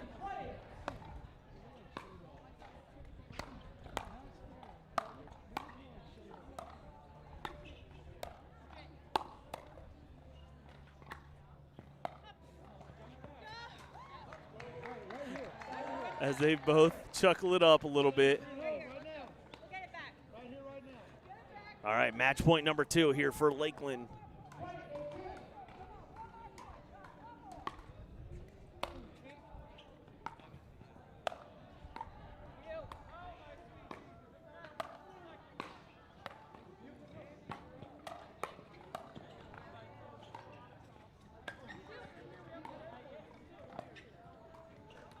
Gosh, Lakeland is at the net here. And it goes out. John Cangelosi with the Burt. I mean, Lakeland was firing everything back. Fort Myers putting a ton of pressure on him. I thought Lakeland getting to the kitchen was going to end it. I don't know if there wasn't a part of the court that Nate's didn't cover there with how well Fort Myers was keeping him out of the kitchen.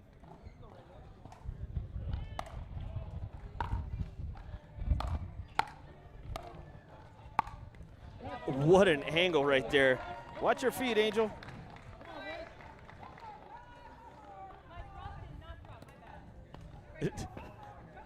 Famous last words. My drop did not drop. Story of my life, Angel. Martin's playing a banger playlist for minor league, too. Here we go, number 3. Ooh, Ashley staying back.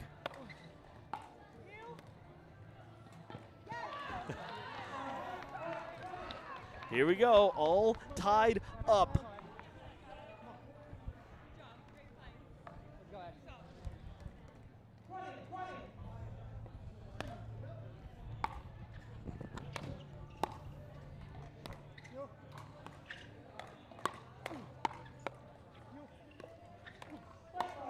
Yeah, it was. Yeah. Yes, it was. Yeah. It 100% was. Oh my gosh, John is getting big.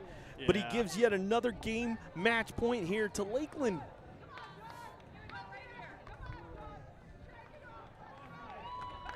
Crowd letting know that they're here supporting John.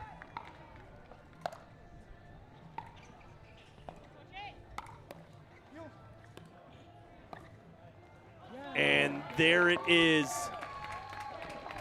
Lakeland Palms take it. And we get another slap from Eddie. Has another win there. So the Palms take the match. But Fort Myers needs this next 2 games to just stay atop the standings here because they had a rough stop number 2. So we're going to see what happens in the next mixed doubles match. What are you expecting to see out of this match, Angel? Let's see. We're going to have Drew and Ava against Sydney and Mario. Probably see a lot of what we saw in the women's match. Probably Sydney trying to establish that outside pattern, cross-court to cross-court. I think Mario struggled a little bit in the men's, so let's see if he can transition from being from being a lesser role with Cangelosi next to him and see if he can take over a little bit. All right, buddy, let's see what happens. So we're going to let these players warm up. I'm going to go check out the hydration tent, man. Why don't you come join me here, Angel? Let's go see what happens, brother. We'll be right back.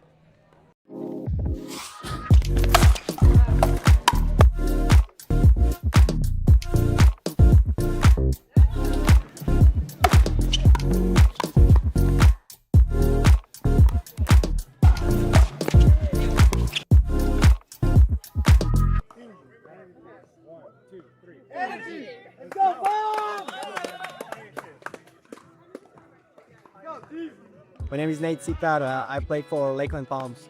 When I moved down to Florida, I went to school in Montana. I needed a new hobby. I was playing ball tennis and I needed something to keep me busy. Then a good friend of mine played pickleball. That's how I started playing. I found it interesting, I found it cool, and I'm hooked now. My favorite thing about the Pole League is that it's a team event, right? You get hyped up for your teammates to get hyped up for you. It's like a team spirit. It kind of reminds me to college tennis. You know, like you can push the boundaries a little bit. You don't need to be as polite. You can talk some trash. You can hype yourself up. So I love it.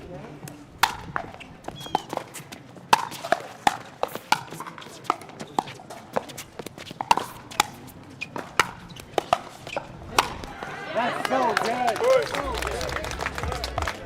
My name's Ashley, and then I'm from Tampa, Florida. I like it a lot. So kind of similar to college tennis. It's fun to have like a team cheering for you. I know them all pretty well. They're super sweet people. I'm Nate Jagger. I live in Lakeland, Florida, and I coach the Lakeland Palms. I've been coaching them 2 seasons now. This is my 2nd season. We kept Drew Holder, who is also lives in Lakeland. We drafted 3 new players, and we're still learning each other. Like, my team hasn't really practiced a lot together. We don't know each other. One of them lives in South Florida. One of them lives in Lakeland. One of them lives in Tampa. One lives in St. Pete. So they're kind of from all over, and they all know each other a little bit, but not a lot of time together. My name is Valerie Simon. I'm playing for the Lakeland Palms, and I'm from New York originally. Now I live here in Florida. I actually started pickleball as physical therapy, so I had 2 major ankle surgeries, and so that's how I started playing pickleball, and I just loved it right away.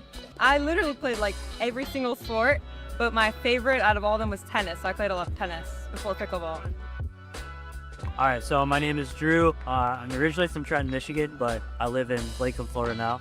I played college sports, no racket sports, and then one day at a park, I was getting beat by some older guys, so he brought me on, said it was gonna blow up. He said I need to start taking it serious, so here we are. He was kind of the main one. I went and played for fun. I didn't really know the rules or anything, but he's the one that really got me into it. So, and friends to this day, so it was kind of cool. The one thing I really like about Lakeland, and that's not a knock on Fort Myers. I think the community, it's really behind our team. Like our owner, it's amazing. Our captains, all the community, it's behind us, supporting us. So I think that's my favorite thing about Lakeland. Yeah. I love that we're all so positive and supportive of each other, always cheering each other on during singles matches, doubles matches, mixed, always just cheering each other on. So also.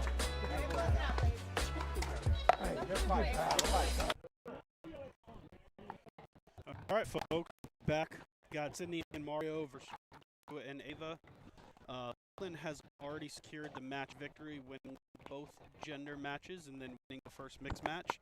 So they are on to the afternoon, or I'm sorry, the evening final, whom will see the winner of the afternoon session. So we got Mario and Sydney starting off out to an early 1-0 lead.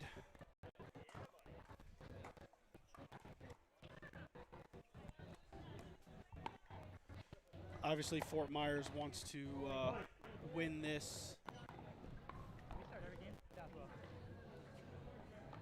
and try to accumulate as many points as they can for the final standings, but, you know, everything matters.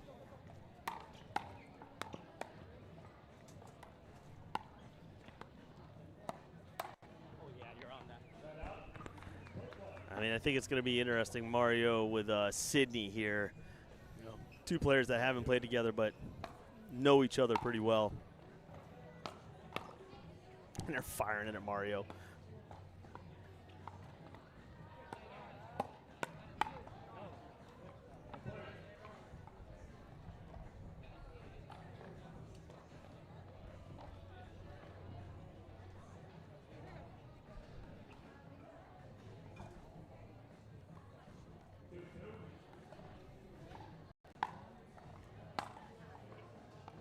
Oh, just long.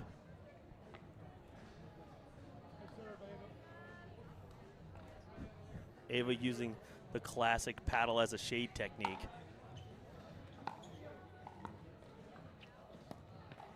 Oh my gosh. Drew Holder putting on a show right now in front of the hometown crowd. hitting that cross-court dink when everybody was expecting the ATP. I feel like that's a very Drew Holder type move. Don't expect the easy shot. Expect him to go for the hard one that doesn't make any sense. Drew Holder, the go for the gusto. That's a good combo right there from Mario, pulling out that South Florida swag.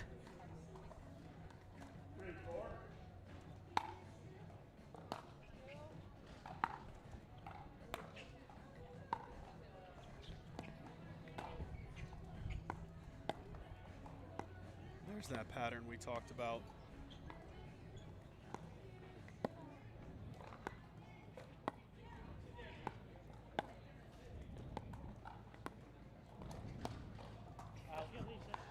I mean, listen, that's actually impressive because standing here in front, you might not be able to see it here on the camera, but Sydney Metzold isn't short. For her to get out of the way of that ball is impressive. Yeah, that's very Keanu Reeves-esque.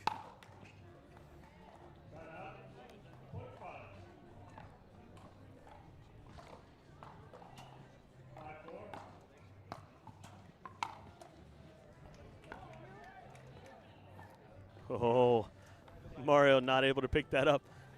I think they're targeting Mario here. Yeah, also I would too. Yeah, I don't know that Ava's missed more than 1 or 2 drops in 3 matches, and she's seeing a lot of balls. I mean, that's a great thing. Lakeland is playing really loose, and it's working in their favor. I mean, they're having a ton of fun. The bench is over here laughing. You know, I don't think for a team it really gets any better than this. I almost wonder if the break is going to hurt them with how much momentum they have right now, or they're just that locked in that it's not going to matter. Drew's going to go play 9 holes. The rest of them have got a house to go to that are here in the community. They're going to go sit in there, live the lap of luxury here at Lone Palm.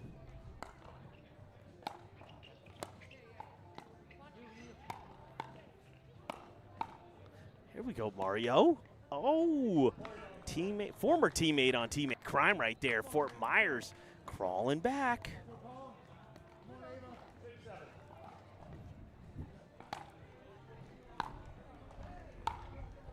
Oh, what a drip.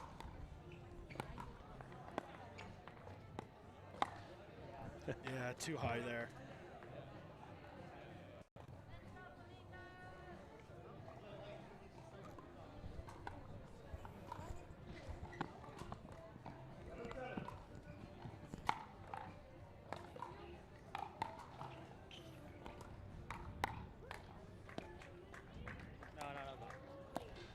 And that ball was out.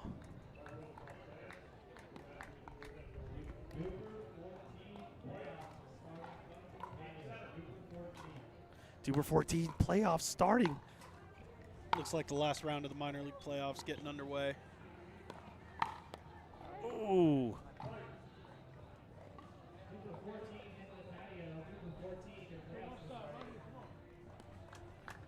Great job, producer Chris. Great job. All right. Fort Myers with the lead here.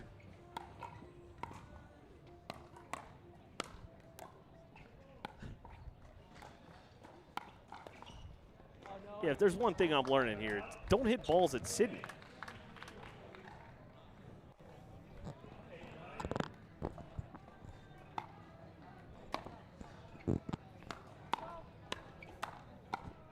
See? I wouldn't let her see another one.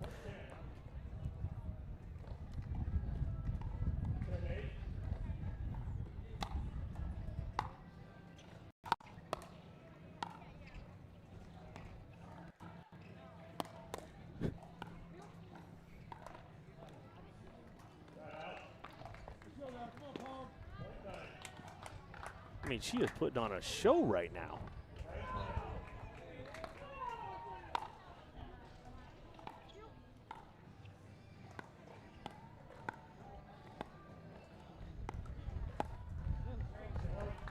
Chalk it up for the curse. I had 2 good ones, though. So you could see a little bit. So I know you can't really see it at home right now, but when we watch as this game gets all tied up, Sydney, when she's hitting those volleys, you can see her paddle. rattle a little bit, it means that her grip just isn't quite there when she's hitting those volleys.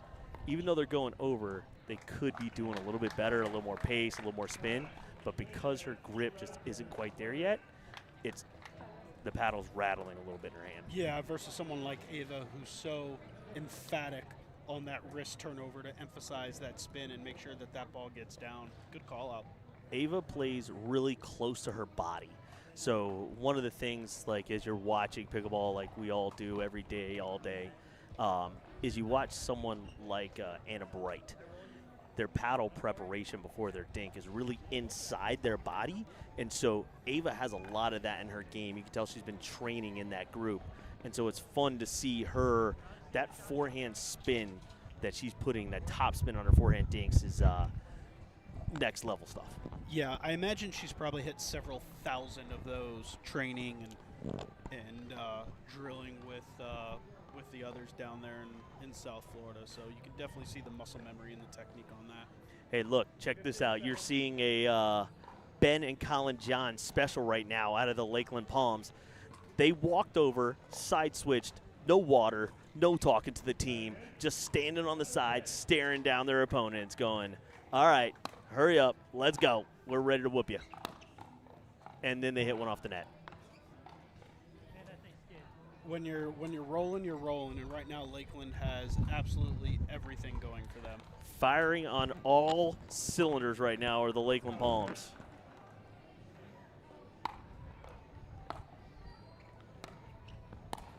Oh, Mario with the hops. We should start an all Florida pickleball basketball team. They could just jump. They might not be able to shoot, they might be able to pass or dribble, but they'll be able to jump. Oh my gosh. So you see how she's inside her body? Yeah. Yeah, that's that's good stuff right there.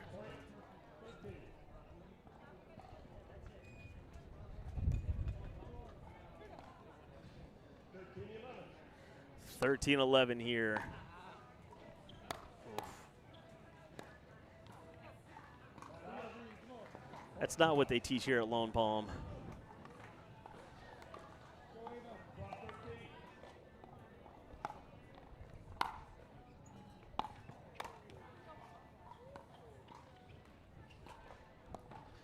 Ooh.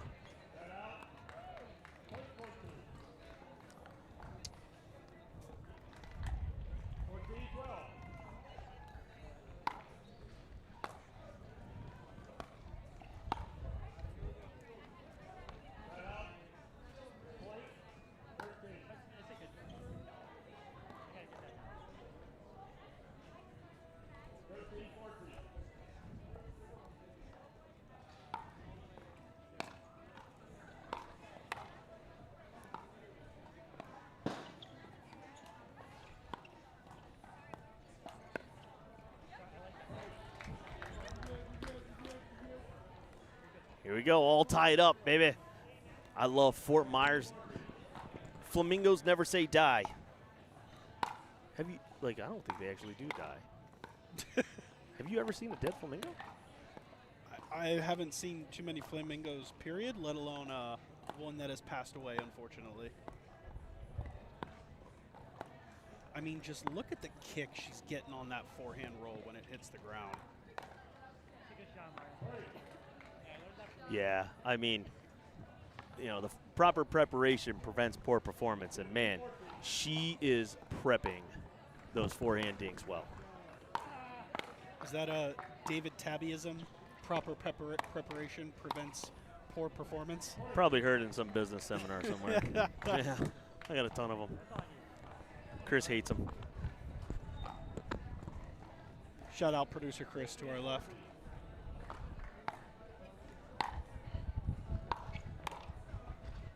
All right, now we're starting to see some consistent wins, some consistent gusts where Factor would definitely...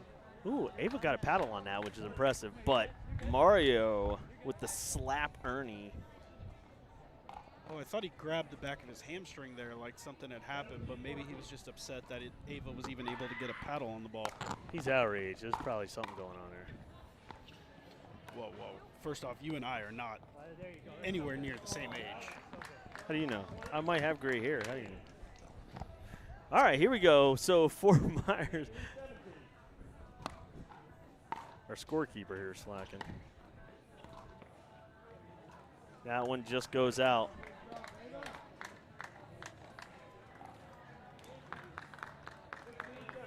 (16-17). Lakeland looking to try and close out another mixed match win. Oh, that's a great middle dink.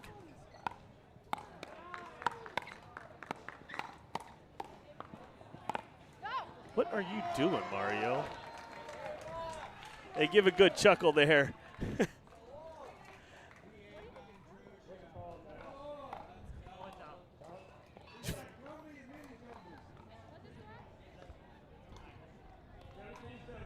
All right, Lakeland has tied it up here at 17s.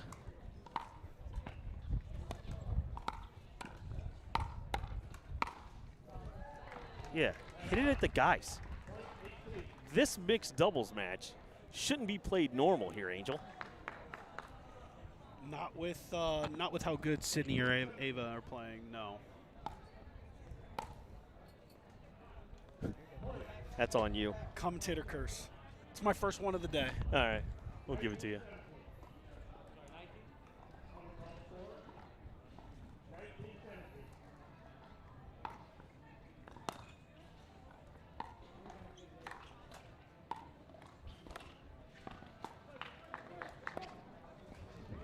Second one on you. All right, Fort Myers looking to pull this one out here. Now remember, Lakeland did go 3-2 on them last stop, so we might be seeing that again.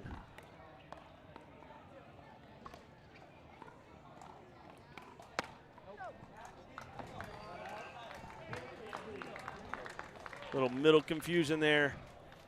Obviously, Fort Myers, the team not playing together.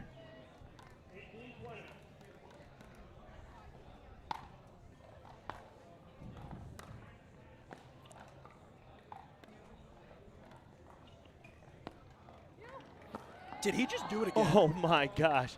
And Mario diving for the ball.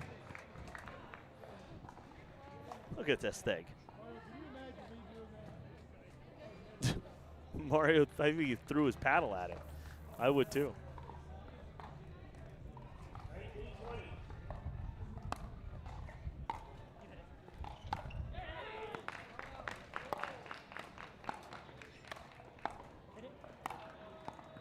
Yeah, stop hitting it at Sydney. Let Mario hit the ball.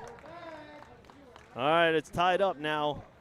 Lakeland, I mean, is absolutely rolling.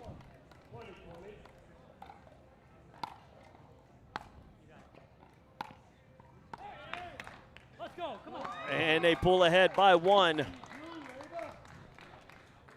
Yeah, last few points, Drew is opting to let Ava take the thirds and doing a little shake and bake, a little poaching. So I would too. That's good recognition from Drew.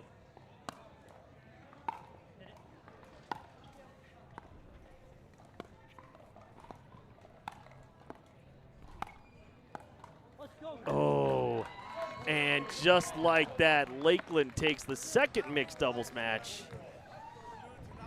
Here we go.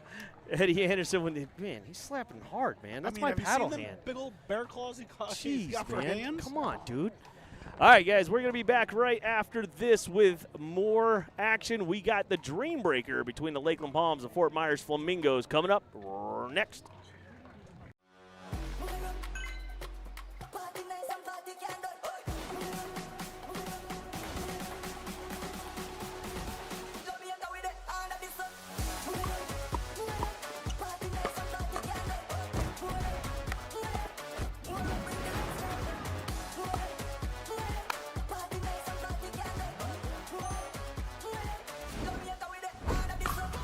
What's your DUPR?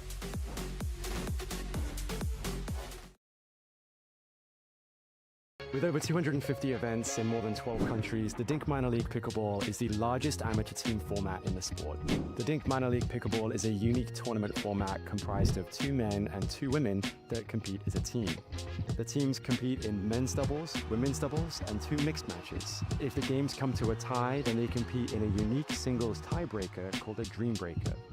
You can compete in minor league pickleball at local events, state championships, or regional showdowns, and these all culminate into the national championships at the end of the year, where only the best of the best compete for a national title. Head to DUPR.com/minor league and compete in your local event today.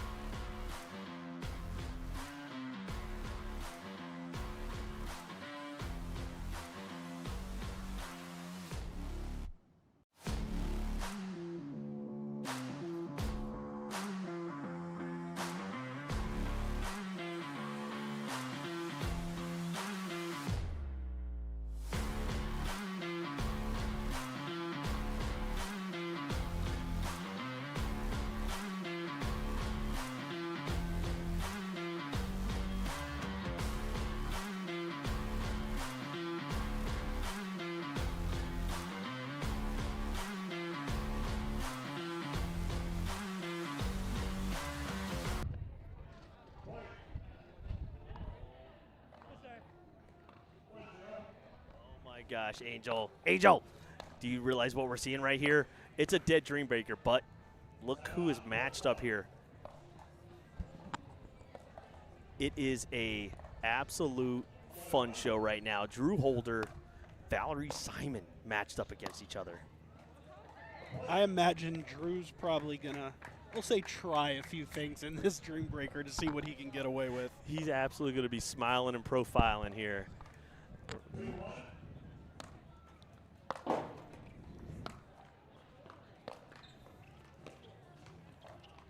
Oh my gosh.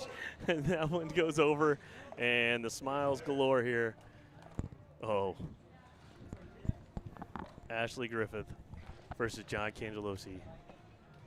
Silver medalist, APP frequent main draw visitor, John Cangelosi. Yeah, it's definitely going to be a fun one here. Lakeland's already moved on to the championship, but they do need it for points. Like, Fort Myers can't just let this go. Yeah, coming in today, we had 2 teams at 4-2, and then we had 5 teams at 3-3, separated by a few points. So Lakeland's definitely made some progress today with the sweep at Jacksonville, going 4-1 against St. Pete. So definitely making some headway in the standings.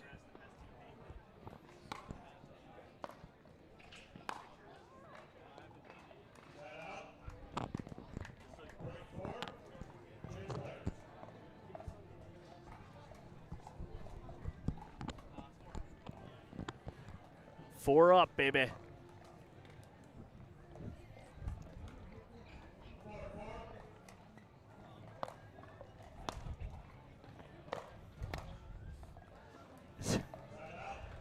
Drew with that big, long reach. You think Drew's having some fun? Yeah, Drew's always having fun. That dude just plays golf all day and pickleball. He's living the life here. You know, he was actually a college kicker. Did not know that. Yeah, right here for Florida Southern.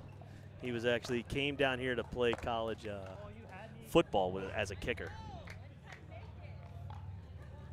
Found pickleball, and the rest is history. Little polite chirp there from Drew.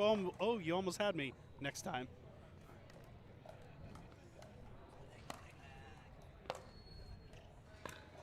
Ooh, there we go. There's one.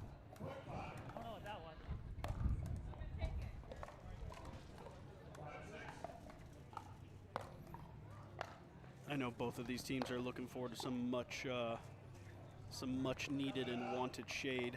Yes, it has been a grind. And the second half people are all shaded up right now, knowing that they're about to step into the heat. They go from hot to cold.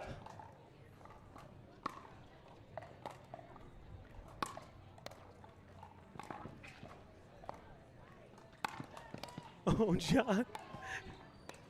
Oh, my gosh. Ashley Griffith. 8-5 right there. John.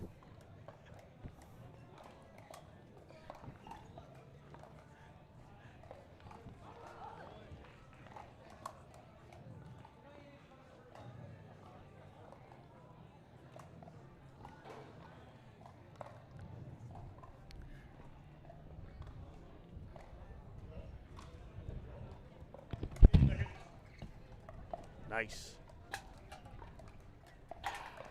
Little gusty here.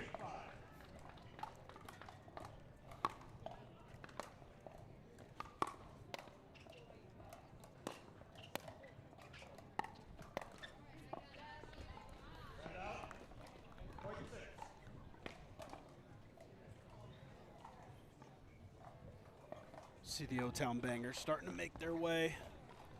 Afternoon session will kick off shortly after we get done here. We'll have O-Town, Sarasota, GNV Chomp, and the Sarasota Manatees.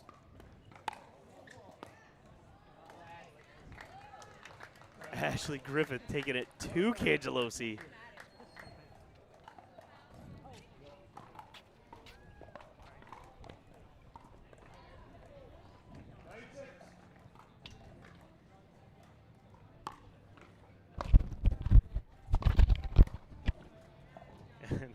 There.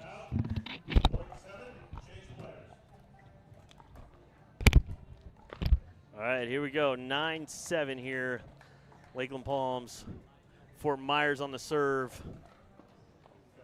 Valerie Simon against Drew Holder.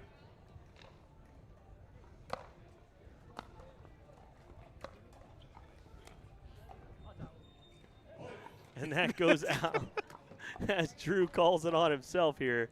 It's getting wacky. Only Drew Holder. That's a beautiful drop there. An unemphatic clap there from Nate's.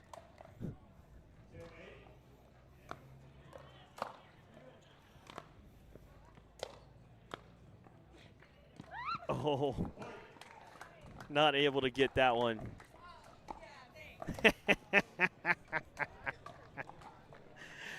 It's a lot of fun and love here.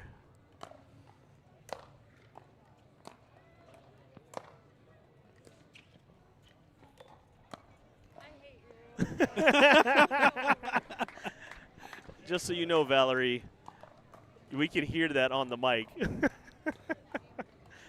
Love to see the players having a good time with this sport. They are grinding a lot, and there's some headaches and some heartaches sometimes, but at the end of the day, it's fun, right, John? No? Okay.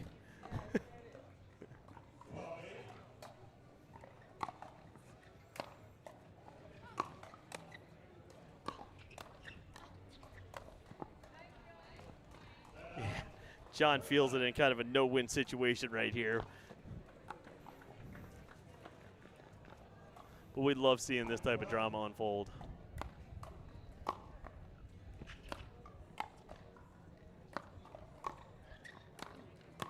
Oh my gosh, that is a rip. Yeah. Wow.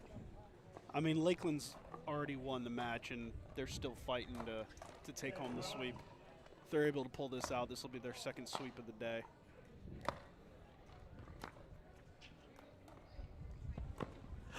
Oh, just long. Hey, you can't even see it on John's face.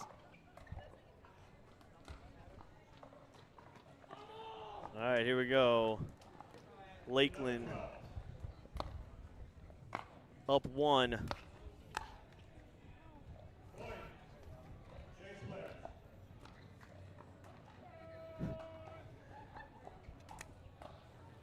First session's winding down here. The next session, we're going to light it up, man. There's going to be some high-flying action. You got the 1 and the 2 seed in the same pool. Looking to see who's going to be taking on Lakeland in the finals. So just so you know, every match we do have $1,000 on the line.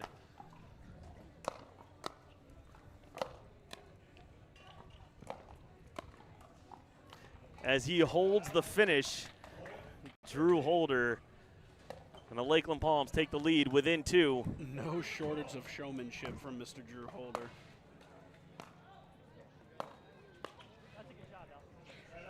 Valerie Simon throwing up the victory sign.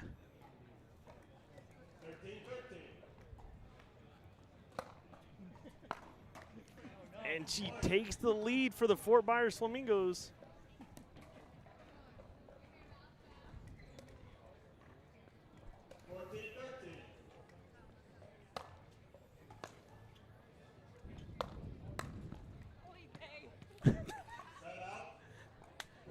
Fourteens. We're going to have extra innings here, folks, as a Oy vey comes out.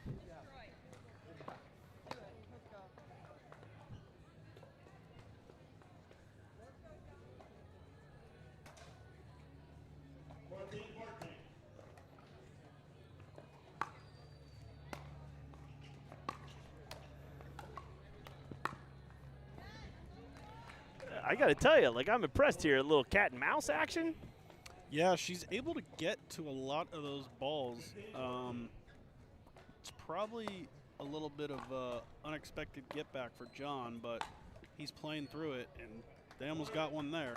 And there you go. Fort Myers able to pull one out here and take a win. All right, folks, that's going to wrap it up here for session number 1, but don't go anywhere because session number 2 is going to be, I mean, just great action. We've got some young up-and-comers. We've got some more moves that were made. You're going to have O-Town looking to kind of keep it going strong and rise the ranks, but Miami and GNV are going to try and hold on to their top slots. So we got something special lined up. We're going to be interviewing our charity of choice here in a minute. But right now, session number 1 wraps up with the Lakeland Palms taking it 4-1 over the Fort Myers Flamingos and moving on to the championship tonight at around 7 o'clock. We'll be right back. It's year 3 of the Florida Summer Smash, and we're bringing back the classics, the bounties, the Sockatoon Award. rally scoring, round robin into double elimination tournament, but we're adding some new flair. We've got the 50 plus, the Legends Team Showdown happening right alongside the All Florida Pro League mid-season tournament. All happening at GT Bray, the third year of the Florida Summer Smash. Sign up now.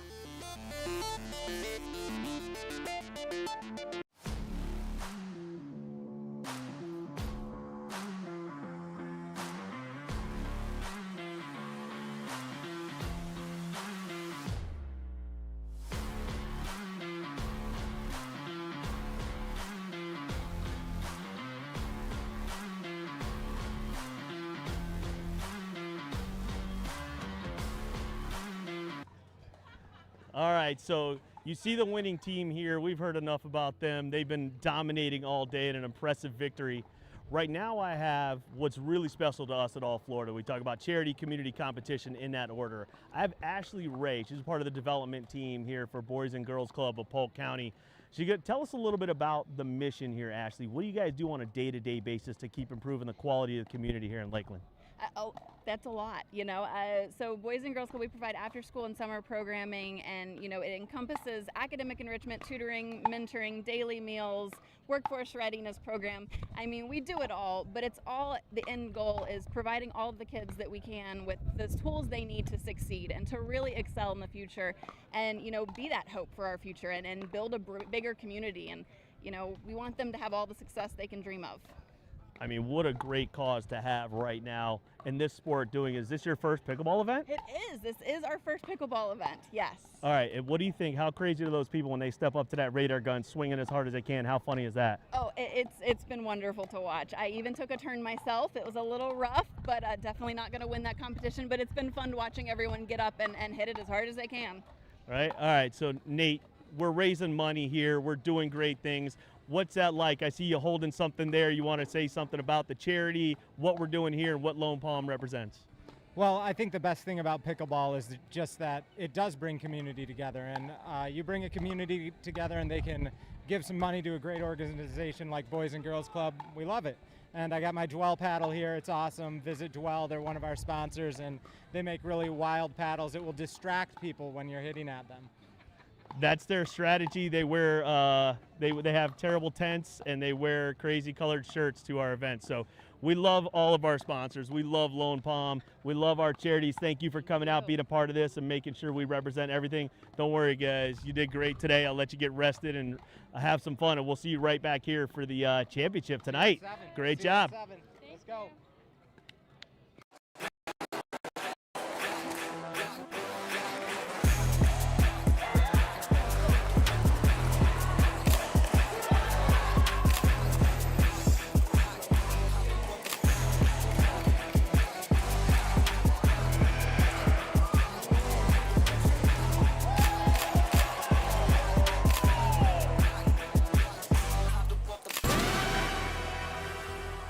My name is Sam Gabbett.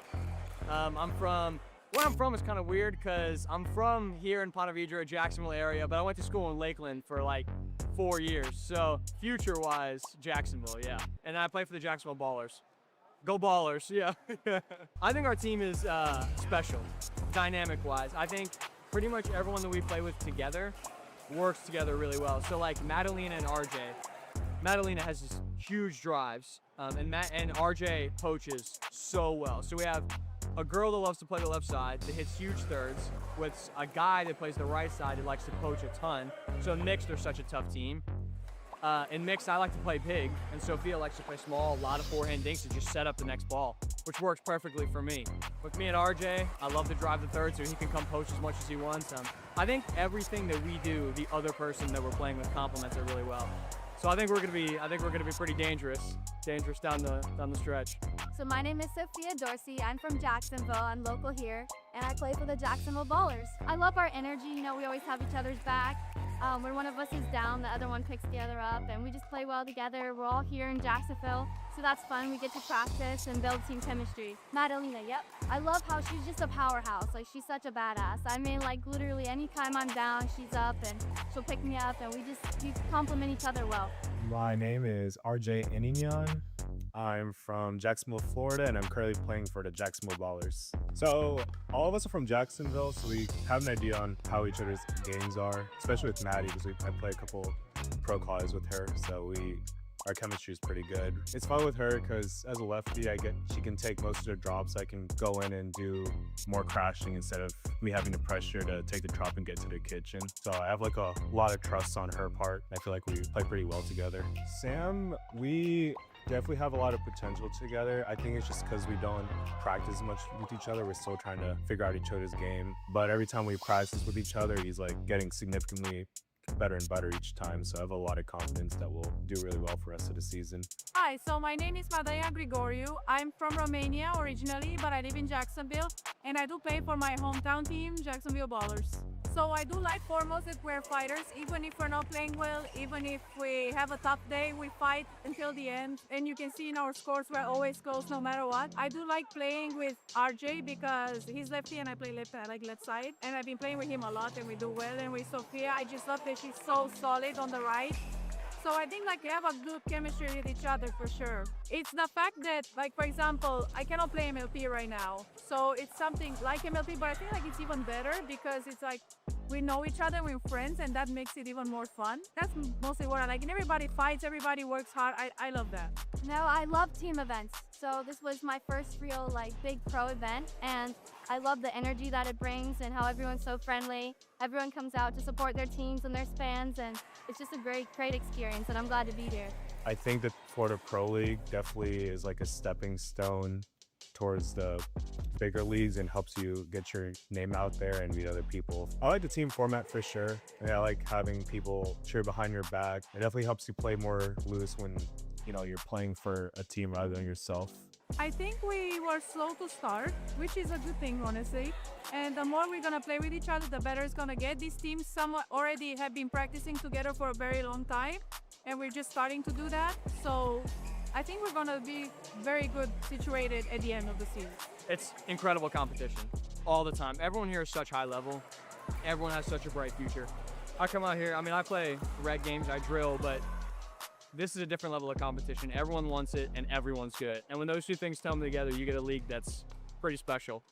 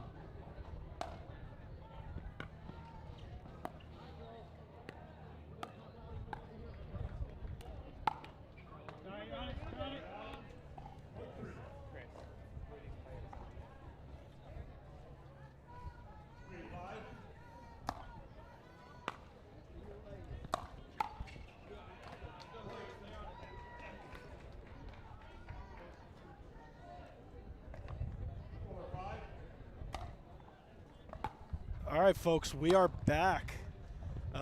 Afternoon session kicking off. We got the Miami Blaze versus the GNV Chomp, joined by special guest, one of my favorite people, not just in pickleball, but in all around. Graham, say what's up to the people. Thanks, Angel. Appreciate that. What's going on, guys? Super fortunate to have Graham here. Graham, a big influence in the pickleball community with his ownership of the Florida Smash, and obviously what he's doing with Dwell Pickleball. So we're excited to have him here. I'm here to find some players for next year. It's what we love to hear, Graham. So interesting story with the Miami Blaze, as I'm sure you're aware. Formerly had Kaylin Campbell, now signed with PPA. Who? So Miami had Kaylin Campbell, newly signed to PPA, and unfortunately with her PPA contract, she can no longer participate in the All Florida League. So we have Emily Lara substituting for Kaylin Campbell. And then on the GNV Chomp side, we have Heather Nobler and Zoe Routson. Zoe filling in for Kelsey, I believe, for today. So, yeah, we've got 2 subs on the court. I'm not too familiar with these people, which is good. That way I can check them out here in this match. But I obviously know Heather. Nobler's been a mainstay in the female pro scene for years now around this area. Back-to-back #1 overall picks in the All Florida Pro League. And I believe, aren't the Chomp #1 in All Florida Pickleball right now? As of right now, yeah, they were the winners of Stomp 2. So or Stomp 2, sorry. Stomp 2 up in Jacksonville, yes. Gotcha. So Nobler's earning her overall first-round pick. Yeah, she's playing great. I did notice weather was good today, right? Not a whole lot of, I mean, there's wind, but it's not like unbearable. It's not too hot. It's Florida hot. It's bearable. Yeah, Florida hot with the humidity, a little bit of heat, minimal clouds. Can get up on you quick, but yeah, it's not too bad today. I think it's pretty ideal playing conditions for outdoor pickleball. It's fun. Are you a fan of outdoor pickleball, or do you prefer indoor pickleball? It depends on what it's for. If there are crowds watching for big events such as this or MLP or PPA, I prefer indoor. Just because there's something about the energy of people inside a building. Even when you walk up to an event like that, you can kind of feel the like reverberation coming out of the doors. So it's almost like being at the Coliseum. It's like the second you step in, you're like, okay, there's something big going on here. So for that reason, I love it. But outdoor pickleball is where I play. It's all I play. It's, you know, what I learned on. And when the weather's great, there's nothing better than getting sun and sweating and playing pickleball outside. Yeah, I think I'm pretty much in total agreement with you. I like the idea of rec play being outside. Obviously, we're big fans of our home court at Crescent Lake in St. Pete, and we know what those courts are like with all our friends playing very competitive games. But yeah, I like at the professional level for the minor league events, I definitely like them inside as well. Yeah. Plus, you don't have to worry about rain. You don't have to worry about overheating. You know, the restrooms are usually within 100 feet. So you got to tell me about these players, Angel. Do you know anything about these other 4 players on the team that will help me decide who's going to win this? Yeah, so Zoe and Emily are new. This is my first time meeting them as well. Okay. And were they sitting on the sidelines? Are they substitutes? Yeah, so both are substitutes. So in order to be added to a roster, you have to be enrolled as a substitute in the All Florida League. So it's not like they can just go and sign players or have players join their team. You have to be within the All Florida League as a substitute, listed as a substitute, before you can join or participate in a match. Gotcha. So do you think with Heather that the Chomp are still favored in this match? Yeah, I mean, Issa for Miami is such a good player, but obviously with Heather's experience, not only with All Florida, but with Major League Pickleball as well, I still would give the edge slightly to the Chomp, especially after them coming off such a big win at stop number 2 in Jacksonville, where I believe they only lost 1 or 2 games throughout the entirety of the day. Wow. That's a big turnaround from last year, because when I watched last year, they're 75% favorites, Gainesville is over the Miami Blaze. Wow. When I watched last year, Gainesville had a tough time getting a win. And so they obviously revamped. I think they maybe got a new owner, new coach. New name, new logo. And it seems like it's working. The only thing they kept the same was picking Nobler number 1 overall, right? Yeah. Even though she didn't play for them. Yep. So they went with her as the first overall pick. Correct. Except now it's working for them. Yeah, so with Heather, they also brought BK, who won the league last year with Fort Myers. So they've got some good experience within the All Florida League. Very, very solid team. Tobias is also a standout player on the men's side for G&B Chomp. Lefty, super athletic, pairs very, very well with BK. Nice. BK is actually my last DUPR win, so little brag there. Had to beat him in a money ball around town. Haven't played since. Keep my DUPR high.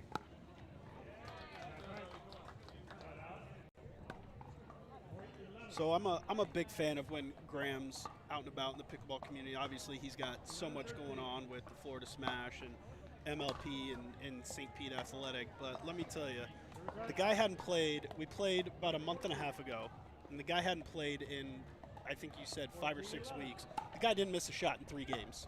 One of the most frustrating things as a friend and as an opponent that I've ever had to endure, when he walks on the court, no shoes tied, and doesn't miss a shot in 3 games.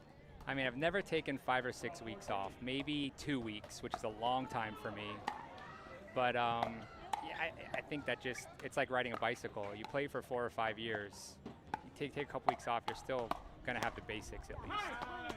You see Heather Nobler there with the finish. You can see why she was the number 1 overall pick, closing that middle down.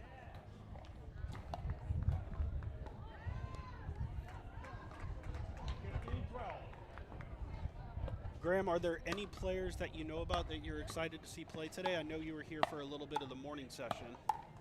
Well, I can see this point here.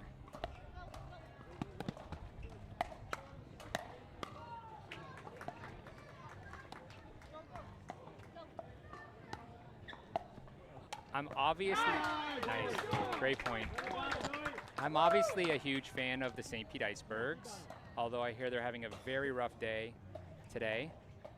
I love my home team. I love the team they put together. It's all local, so they're always fun for me to watch. And then I have some close connections with the Lakeland Palms. Nate, the coach of that team and kind of the director of this facility that we're at here, has been a longtime friend and playing partner of mine, so I'm always cheering them on. If we're talking about specific players, you know, I've had my eye on 2 players out of this league. It's usually women, unfortunately, because we have a deficit in the female sport right now for high-level pros. But Kaylin was definitely on my radar, and glad she signed a UPA contract and got picked up. And now I'm hearing she's actually going to be playing Premier Team, and she's going to be a starter for the Hard 8. So kudos to the All Florida Pickleball League for finding talent, and within months, they're going to be a starter, you know, as in around the best players in the world. So there's a lot to be said about that. And the other one I have my eye on, I don't want to say because I'm sure some of my competition is watching this, is Jada Bowie, which I'm sure you guys talk about a lot. I think she's ready for the next level already. But she, I think, wants some more time playing for the Canadian League and playing for the All Florida League. Get a little more experience under her belt at this level before she jumps up. But from everything I can see in the 3 months she's been playing and how she's progressing, there's no question Jada Bowie, Maya Bowie's sister, is ready to compete at the next level. Yeah, Jada's been one of my favorite people to watch grow in the sport. Been super fortunate to train and drill with her a few times, and her first DUPR tournament ever was actually our stop number 1 at Bardmore. So the first time that she'd ever played in a DUPR registered tournament was an All Florida Pro League tournament. So she's definitely making some headway in the sport. Yeah. But I need to learn more about these 4 girls. Again, I know Heather. I know Ochoa. She played last year for All Florida. I remember seeing her play a bit. Obviously very solid. She's from South Florida, if I remember correctly, from that area. That's what I love about this league. A lot of the teams this year try to draft players in their actual areas, like St. Pete. I know St. Pete's kind of an all St. Pete team. I think Miami kind of did that. I want to say Jacksonville is very localized with their team, which obviously I'm a big fan of that. If you look at the Florida Smash team, they're all Florida players, which is very unique for a pro team. And 3 of those 4 players are out of Tampa, St. Pete area. So it's not easy to do. It's not easy to be competitive doing that, but I think it's where the team league in sports should go. Is the players are local. They know each other. They're out in the community. They're getting to meet rec players and socialize with their fans. So I'm happy to see that All Florida is doing the same thing by localizing their teams. Yeah, we've talked about it, and you mentioned it just there. In order for the sport to grow, I think you have to get a lot of fan and community involvement. And what better way than to have, these local teams that you can rally and get behind. So spot on. I'm with you there. I think it's very important for the sport. I mean, everyone's getting so good at pickleball now. Like, just even watching this. The cross-court dinking, they're solid rolls, they're not very attackable, and when they are, they're jumping on them with great rolling attacks. I mean, this is what you see at the next level, just with one more, ounce of consistency. As the day goes on and as you watch some of these matches and get as familiar as you can with these players, I'd love to hear your thoughts on what someone like an Isabella Ochoa would have to do to make that jump to the next level. Obviously, we're just now getting into game 1, but just something to keep in mind as the day goes on.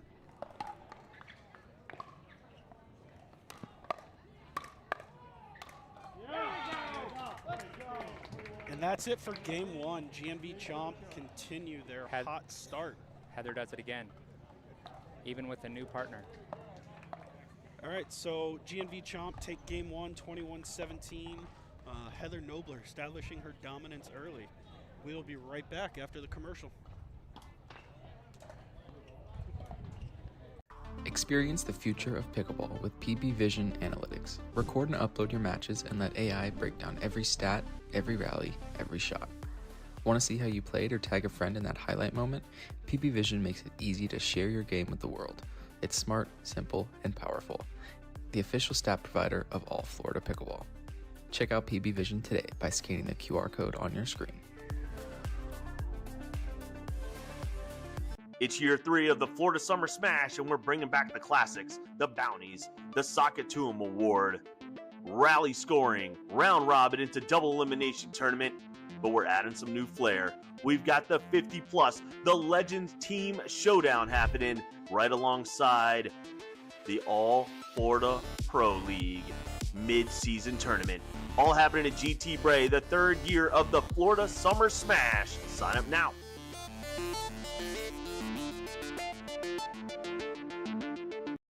The official store for All Florida Pro League apparel is live at CustomPickle.com. You can get customized official team jerseys from your favorite teams or players from the All Florida Pro League. Use code 20AFPL25 for a discount exclusive this weekend.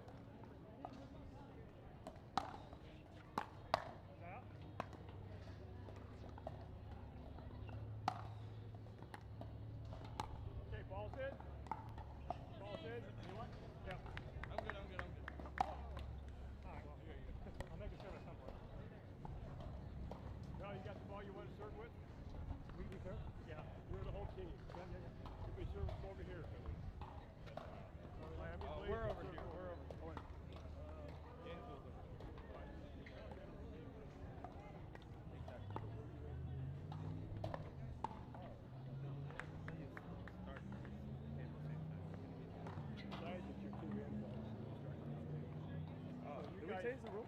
About what? On the sides? Did we change the rules on the sides? Oh, really? Oh.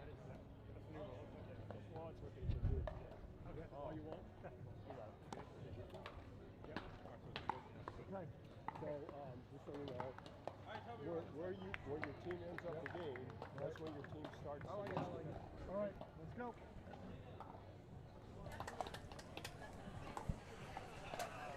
All right, we are back, getting ready for our men's matchup to start. So for the Miami Blaze, we got Val Donata and Michael Forster. For the GNV Chomp, we got BK and Tobias. Graham, I think you said you have a little familiarity with some of these guys at least. Yeah, a lefty on each team, which I find very interesting. Probability, a win probability. So Gainesville is got a 58% chance of winning this. That's kind of a somewhat heavy favorite, a medium favorite, I'd say. Yeah, with not that difference in the DUPR score, we've definitely got a heavy favorite in the GNV Chomp.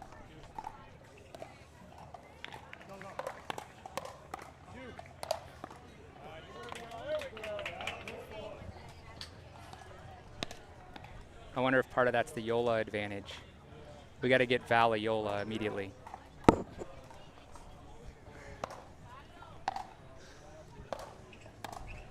But no, I definitely have some experience. I've been played against several of these guys. They've all beaten me several times.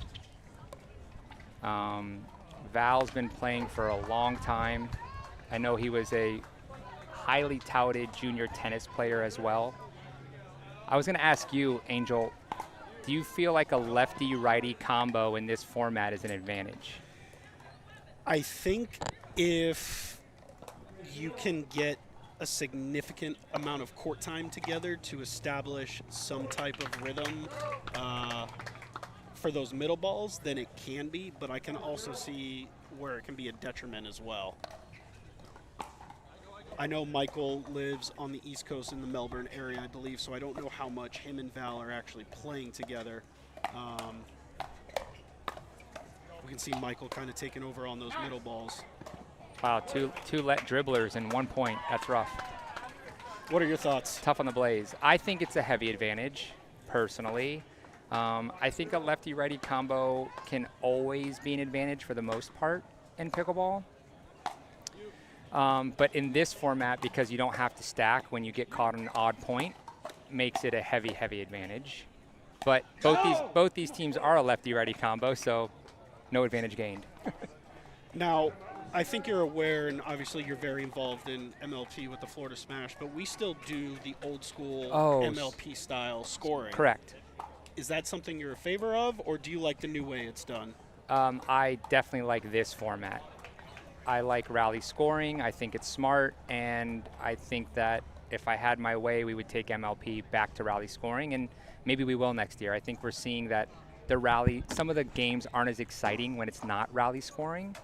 You're seeing a lot more blowouts, a lot of pickles, which fans don't want to watch. Yeah, I feel like I'm seeing a lot more 11-0s, 11-1s, 11-2s than I ever have in the past. Yeah, that's not fun for spectating, but that's tough to do in rally scoring. Even if you're at a huge disadvantage, it's not unlikely that a team that's totally dominated is still going to score 12, 15, 18 points, especially with the freeze, a little bit of a comeback on the serve.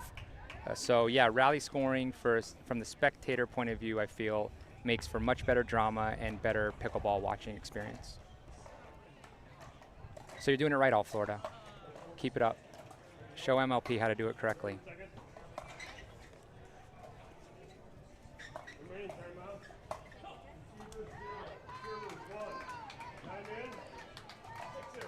Yeah, GNV Chomp out to a big 6-0 lead here. Was telling David in some of our previous matches, I'm normally not a fan of calling the timeout before the switch, but Miami's just not able to get on the board right now.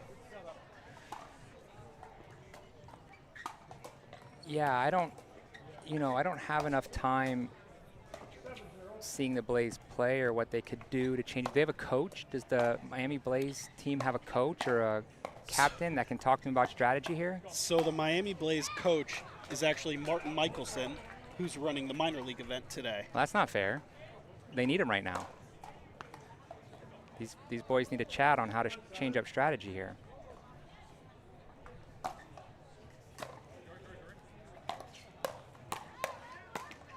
Oof, that was a sitter for Val.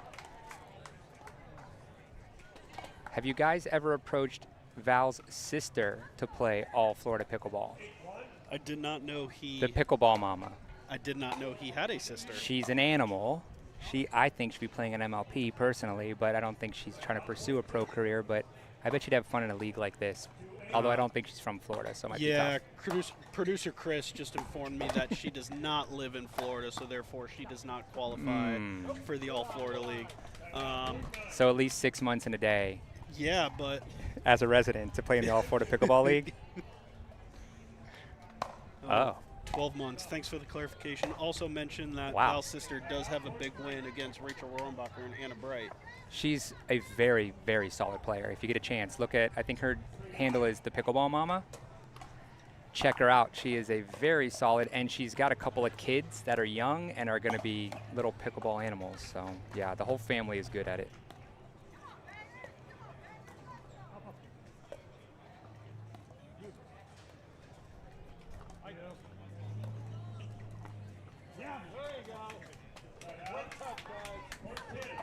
Yeah, nothing is going for Miami right now. 10-3, ask me. This is a quick game. They need to get a side out and get a little rally going.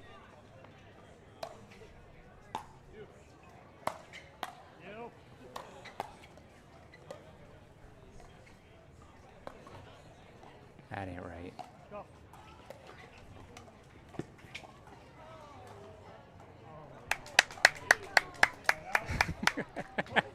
BK had him on a string, I think, toying with him because he's up by 7, and they got a net dribbler to get that point. So side out, here we go. He gave him a chance. Oh. I mean, that ball is just smoked. Speaking of smoked, I see you guys have a tent out here that takes radar speeds of your serve if you want them to. And I know that they did that at another location, and Chris actually won that event. I think he got a 63-mile-an-hour serve. Yeah, we're using a dwell paddle today, so.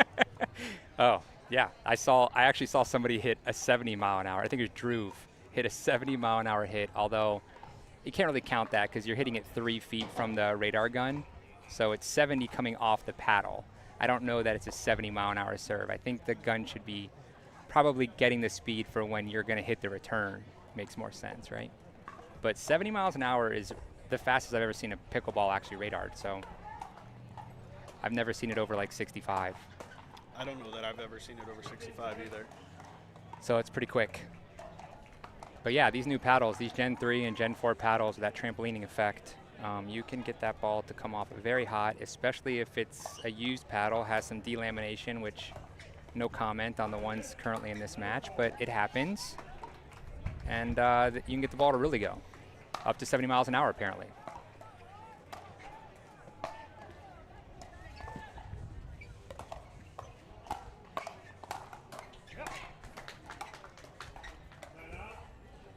Angel, who is your favorite player, the person you like to see play All Florida when you come out here to commentate? So they had a rough day today, but there's a guy based out of Jacksonville. His name is Sam Gabbett, collegiate baseball player. He is the resident pro at the newly opened hub Jacksonville. Very long, strong player, covers a crap ton of court, and has got very good hands. Obviously, I'm very biased and good friends with Josh Elliott, being his roommate, so he's one of my favorite players to watch. I like the emotion that he shows. Sure.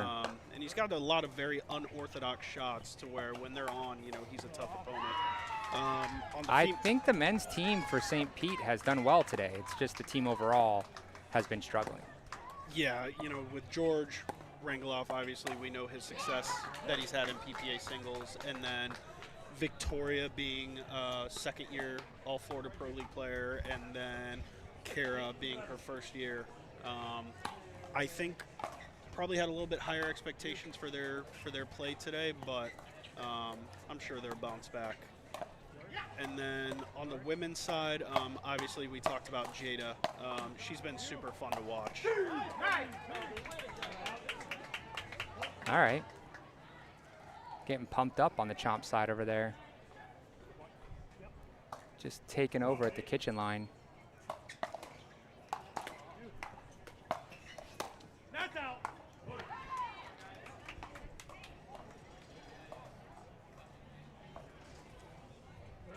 It's been fun to see some of these local tournament money ball pairings, a la Cam Bradstreet and Ben Yu, translate over rather well to the Florida Pro League as well. Or is it the other way around? Are they all Florida teammates so they go and play money balls together? I'm not sure which was first, but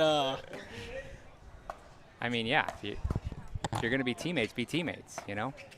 Do it everywhere you can. Same thing happens at the UPA level. A lot of the teammates on MLP teams then go play PPA events together. It's very common. They want to continue that consistency from week to week by playing as many events together as possible. And back to your question earlier about what is it I look for someone to transition to that next level, really what it comes down to is more and more reps under pressure situations, and then ratcheting that pressure up. So it's like, okay, maybe you play a money ball together and you win that. You've proved that you can handle that kind of pressure. Then you play for All Florida and you're playing to, you know, games on the line, matches on the line, your teammates are watching, your coach is watching, you win that. The more of that you get, I think that's what I'm looking for. It's like, can you handle pressure situations? So Kaylin and Jada are great examples of this. It's nice to see them win out here. It's even nicer to see them win a PPA Challenger singles event. Kaylin just this weekend, I think, went to the round of 16 in both on the PPA main draw.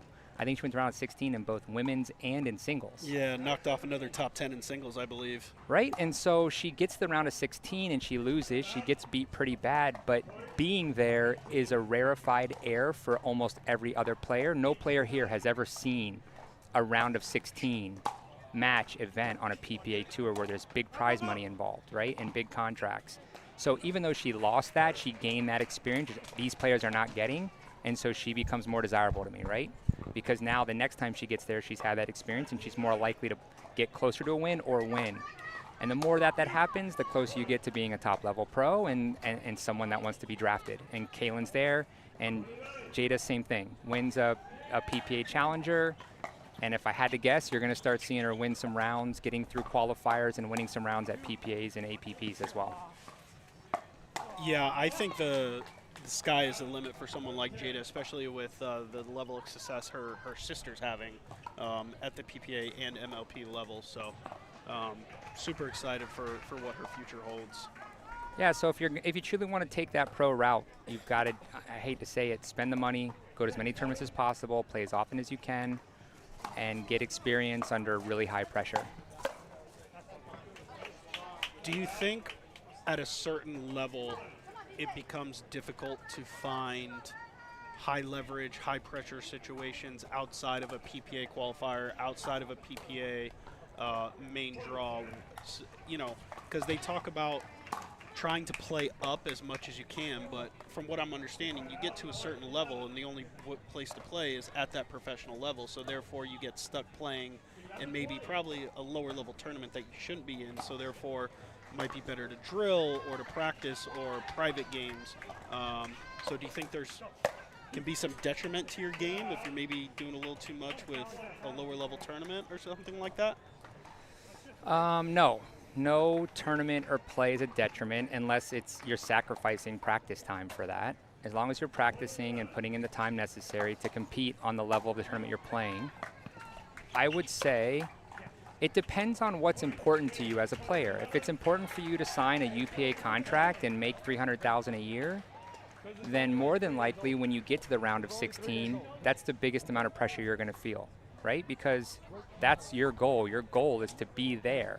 And if you're there, that's where you're feeling the pressure. Now, if your goal is to win a money ball, you're probably going to feel the most pressure, you know, in a match in a money ball. So I think it kind of depends on what you spend all of your time working for. That's how I feel. It's like if I'm working really hard at something, I'm probably going to feel the most pressure when I'm in that moment of the thing I'm working for. And so I think it depends on what your goals are. And if your goal, like I said, is to be a top touring pro, then you're probably going to feel the most pressure and get the most exposure when you're there. And you know that.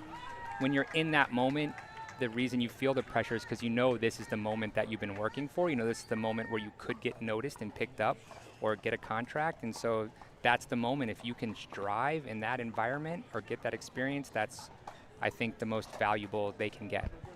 And so, I don't know.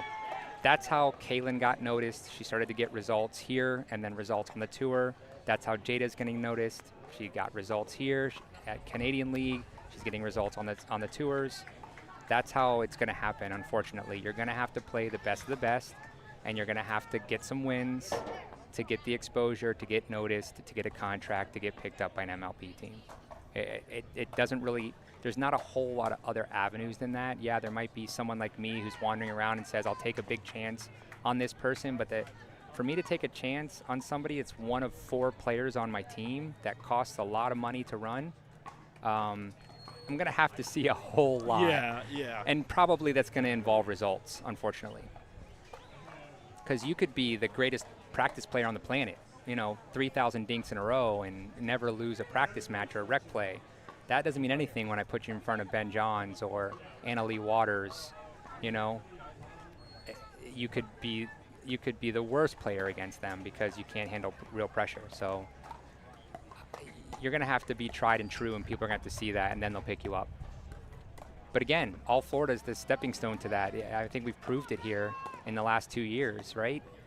Like, players are getting picked up on a regular from this tour because Florida is a hotbed for pro players. And you can show you can do it here and then take that experience to the other tournaments and start winning. People are going to notice, and you're going to get picked up.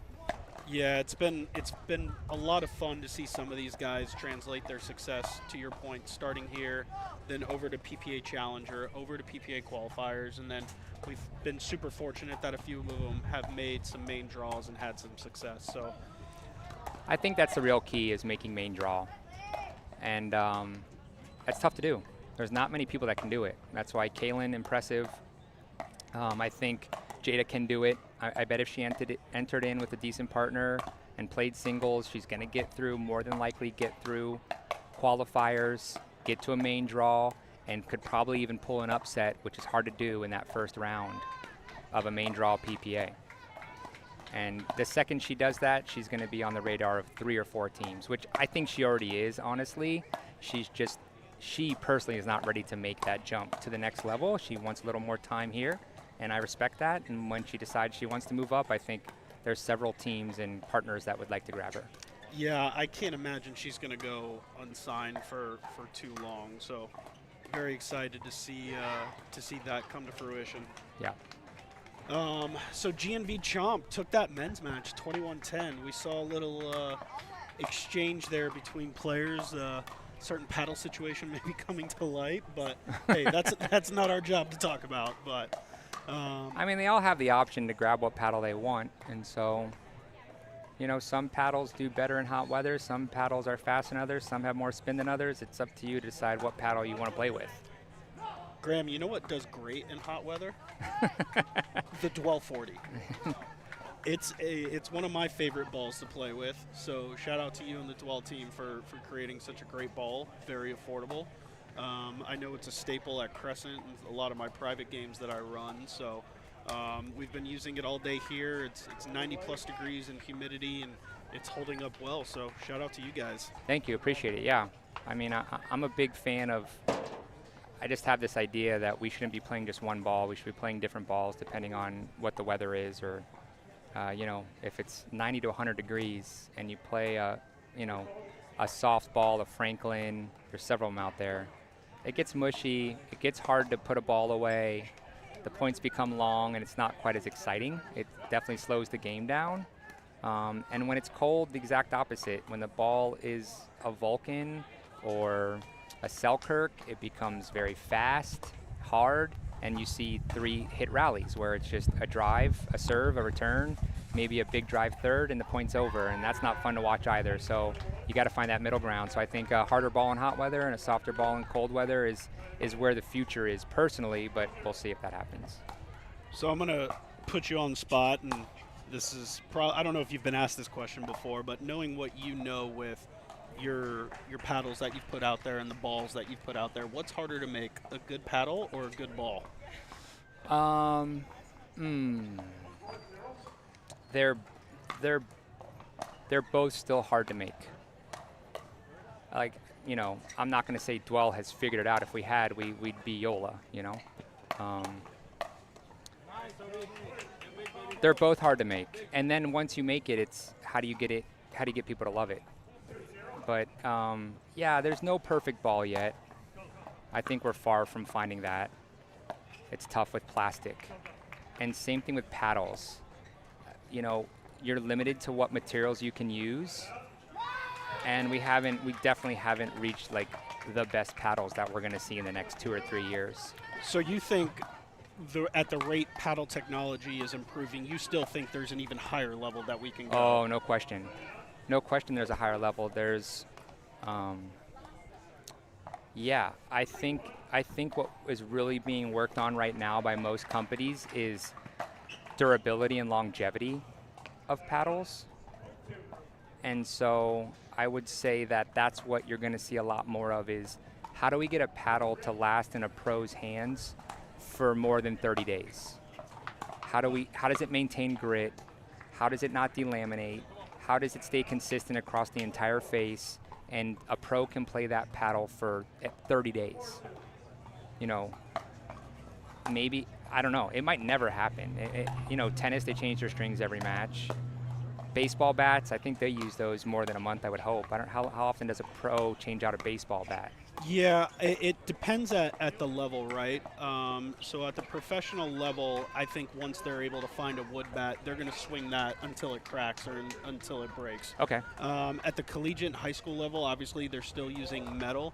When I was in high school, the metal would break, and similar to what happens with a delaminated paddle, it would stop passing compression tests.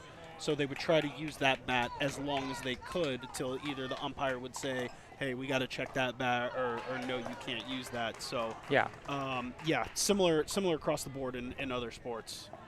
But it's getting better and better is all I'm going to say. Like, I think we're finding, like, now the paddles are very competitive. They spin really hard and they hit really hard and they still have feel. And once we get that down, plus add more durability, I think that's pretty good paddle overall. But I think we may have to change materials to get it to another level. In fact, the other day I played pickleball with a tennis racket, and shockingly, it's kind of you can manipulate the ball. It comes off hard. I could see somewhere down the road we start playing with strings. Really? I don't know why we wouldn't, because then you can get the tension on your strings exactly. The frames will last forever. Get the tensions to you want every single time you play. And yeah.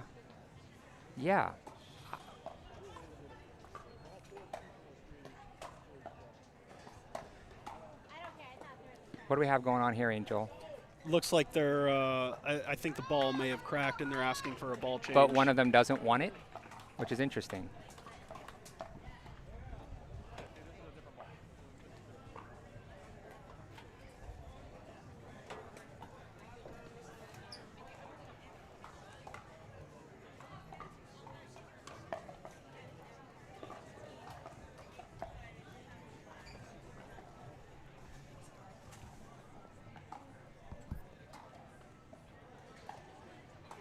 Oh, yeah. Even these balls are, you know, I'm the owner of Dwell, but they get soft. I mean, what do you think the temperature is of these courts? 150? I would probably say somewhere in the 110 to 115 range with no coverage or no shade. So we're trying to keep plastic round in that's something that's being hit, you know, pretty hard and is touching 115-degree temperatures. Like, again, it's a material thing, unfortunately. Yeah, the feels like temperature is in the mid-90s today with around 80% humidity. So you can imagine that the blacktop or the court top heat is probably significantly more than that, to your point. Yeah, you're not going to walk barefoot out there. No. And so, I mean, that's why tennis balls are tennis balls and tennis rackets have strings, because they figured out that those things can hold up to these pressures and heats. So I didn't realize this with tennis, and I'm curious if you know of any PPA pros do. I know their paddles have to be tested and approved ahead of time for their matches, but I didn't realize that tennis players will change their racket throughout the game pending the condition of the ball. Yes. Do PPA pros, like does Travis do that, or any of the pros that you know? Yes. Will they do that as well throughout the tournament? They almost all do. Interesting. And so 2 things they'll mainly do. They'll either have 2 different paddles, one that's maybe newer and more used. So one's a little more delaminated, one's a little less delaminated. And depending on if the delamination causes more power, they'll change from paddle to paddle, and you'll see guys do it. I saw it yesterday, happened 2 or 3 different times. Puts a paddle in the bag, gives a different paddle out. The other thing they do is lead tape. They adjust their lead tape. So if you watch, I'm trying to think who's like really anal about this. Like JW is a good example. If you watch JW play a match, he will actually peel tape throughout the match, especially if it's like early in the morning or towards sunset. If he feels that he doesn't have the touch he wants or the power he wants, he'll basically weight up heavy and he'll peel little pieces off as the day goes on. If he feels like he's, hitting a little too hard, not having quite enough feel, he'll take some of that mass off, and doing that gives you a little more feel, a little less power, and he finds that sweet spot. So yes, pros are fanatical about their equipment, and they change out their paddles a lot. They get new paddles a lot. If the grit wears even by 10 or 20%, they usually grab a new paddle, whereas us in the rec game, we'll wear our paddles down for 6-12 months till they're completely smooth like glass. Pros, they can feel a 10% difference in their grit. So I don't know about you folks, but the insight that we are getting right now, can't thank Graham enough for spending some time with us today. This has been super insightful and super enjoyable for me so far, so thanks for being on board today, fella. Of course, thanks for having me, guys. I want to talk more about the players, because I know some people want that. Yeah. So GNV Chomp out to an early lead, 12-7. As you expected, right? 12-8, as I expected, based on the DUPR prediction, based on, I mean, they were just rolling in Jacksonville, and they're able to keep that momentum so far in stock 3. Where's Moreno out of? I don't know a whole lot about him. He is from the Jacksonville area, I believe. Yeah, Jacksonville area. Is Jacksonville upset that they missed out on him? Because he looks very solid to me. I know he plays a lot with the Jacksonville team, with RJ, with Sam, with Madalena and those guys. But I believe he has a relationship with BK, and that's how GNV Chomp was able to score him. Gotcha. Yeah, he's long. He's got like very good side-to-side movement. He's only been able to get one so far, but I've seen him take one step in from the baseline and get across the court for either a Burt or Ernie. So yeah. He's super athletic. Athletic too, yeah. And then you add some consistency on top of that, and you've got a very solid partner on your team. Yeah, that's another quick timeout for Miami. Chomp out to a 7-point lead.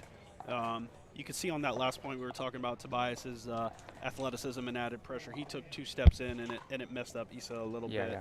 So he's a presence. Have you been to this facility before, Angel? This is my first time. Oh, here. it is? My first time here. I've gotten to know the Lakeland folks, Nate, Eddie, and those guys over the last few months being a part of the league. And I was super excited to come here today because my expectations were very high, and so far they've been blown away based on how nice this facility is. Yeah, man, they spent some real money here, and they're adding on top of it. So they are, I don't even know if they fully know the plan yet, but I know they're adding a gym. I think they're adding on a full kitchen. They're either covering or putting 3/4 of these courts indoors or covered.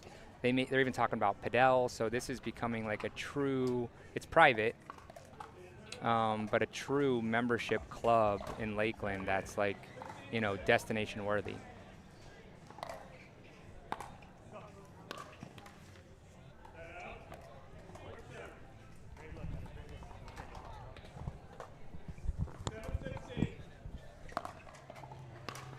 Yeah, I know we've got something similar in the works in St. Pete. Don't worry, I won't put you on the spot and ask you too many questions about that. But I know we're super excited for what you guys have in the works there.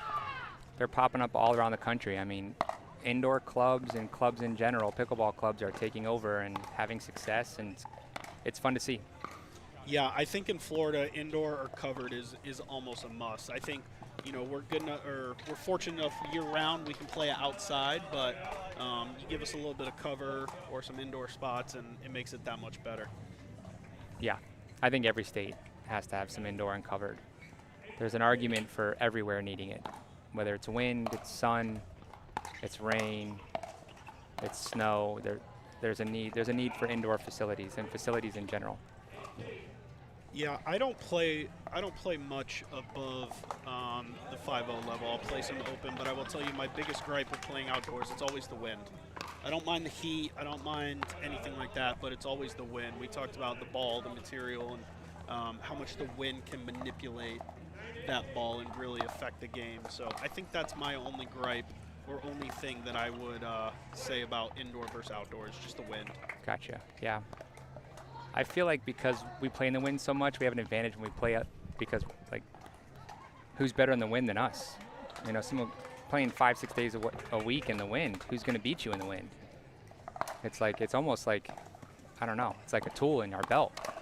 We know, you know, like, for instance, I know it's better to play into the wind if it's a little bit windy because it's easier for your drops, it's easier to keep your drives in, you tend to get more dip on your ball. However, if the wind gets heavy, especially in singles, it's better to play downwind because now all of your serves are deep, your returns are deep, it's hard for the opponents to get to the kitchen line, and so it's like you learn these things playing in the wind a lot, and suddenly it's like you're the wind master. Yeah, I think that's why a lot of these tournaments, especially in our area, you're switching sides every game just because that wind can play such an advantage or have such an effect on the game. Oh, speaking of wind, just long.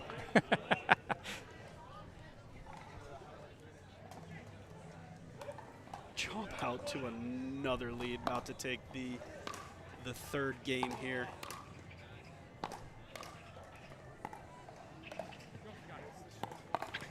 Wow, how about that as a read? What a point, what a point. Man, Moreno read that so early. We'll see a few more of those today. And just smushed it, but it hit the net, gave Val a chance, and then he ended up pulling it off. So this was actually Stop 2's finals in Jacksonville. Oh, really? Yeah. So Blaze had a. How are the Blaze today? What are the records so far today for these two teams? So Do we know? this is the first game of the afternoon session. Oh, so gotcha. they are just starting out this afternoon. Okay. Yeah. So we're seeing from the kickoff, both teams starting out this afternoon. We'll also get to see O-Town Bangers, which has Jada, like we talked about, Cam and Ben. And then another really solid female player in Ellie Skingley, who plays for O-Town in that Orlando area. We'll also get to see the Sarasota Manatees today. Jared Brooks, who you and I both know very well, Christine Marseco, and then I believe they have two substitutes in Jameer Plummer, and I'm not sure who their female substitute is, but we'll find out for you.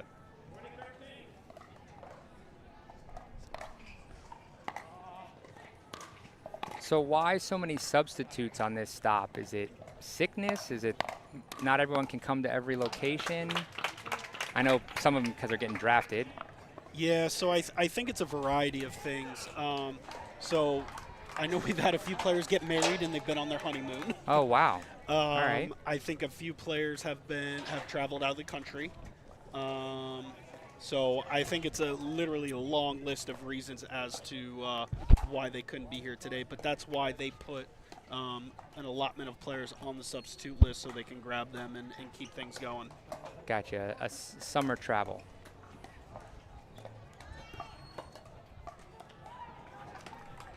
Oh, also remembering that APP Next Gen is this weekend as well. So we have a few players there as well. Oh yeah, All Florida Pickleball League is a pretty young league as well for the most part, right? Correct. Most people kind of under the age of 30, a lot of them under the age of 23. That makes sense. Yeah, off the top of my head, in All Florida, we have, I think, 6 players under the age of 18. Wow. Maybe more, but I think we've got around 6. But we're going to let these guys warm up. We're going to give Graham and I's vocal cords a little break because we've been talking your ears off, and we'll be right back after commercial.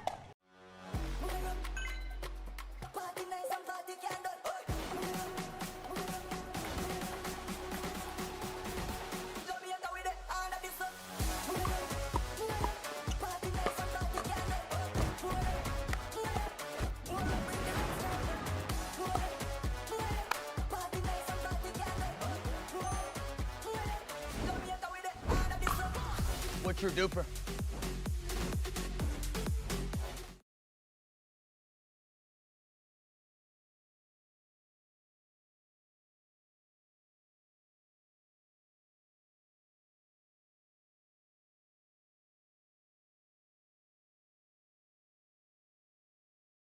The official store for All Florida Pro League apparel is live at CustomPickle.com. You can get customized official team jerseys from your favorite teams or players from the All Florida Pro League. Use code 20AFPL25 for a discount exclusive this weekend. The Dwell 40 is the official ball of the All Florida Pro League. Dwell offers high-performance paddles, sleek bags, and everything you need to elevate your game. Choose between the warm or cold ball for consistent play in any conditions. Visit dwellpickleball.com and use code ALLFLORIDA for a discount.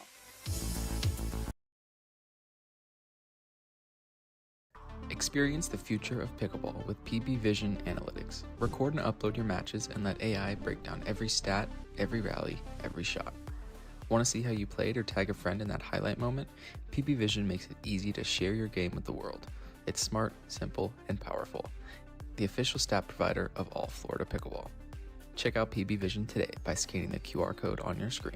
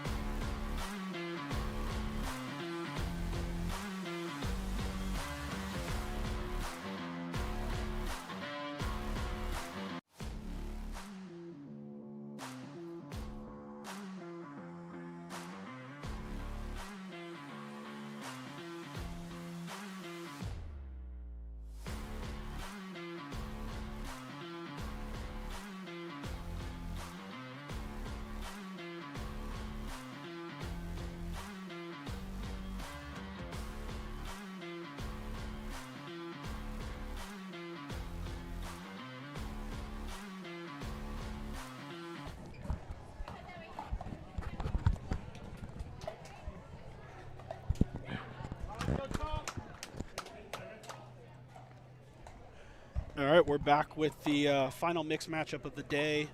GNV Chomp has already secured their win of the series 3-0. So we'll play this mixed matchup, and then something we do a little bit differently, as I know you're aware, we'll still play the Dream Breaker. because all points will get accumulated towards their final standings. So we'll still get to see a dream breaker, although we do it a little bit different. We only do 1 male, 1 female to 15. I think you guys should make them all play singles, even if they're terrible. I think they need the experience. I definitely think it goes into how some of these teams are drafted. You definitely have got some teams with single specialist players, whereas to your point, probably some of them don't play any singles. Right, and they should, and I think that if you forced them to, they would practice to get better. Are we adding single specialists to your resume yet? No, I had a run there for a while, but I've been neglecting my pickleball lately, so I need to get back out there. Plus, it's too hot. Try playing singles, because you only play singles in the middle of the day. You're not going to get a singles court in St. Petersburg at least at 5 o'clock or 6 o'clock. So try playing some high intense singles games at noon in Florida. See how you feel.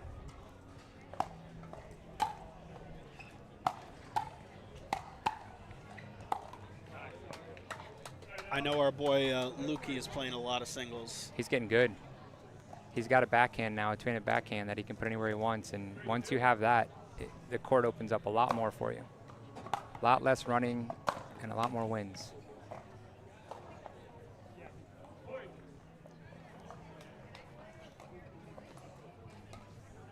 Watched Luke play in a money ball last weekend, and I'd never seen the guy smile so much. He was having so much fun.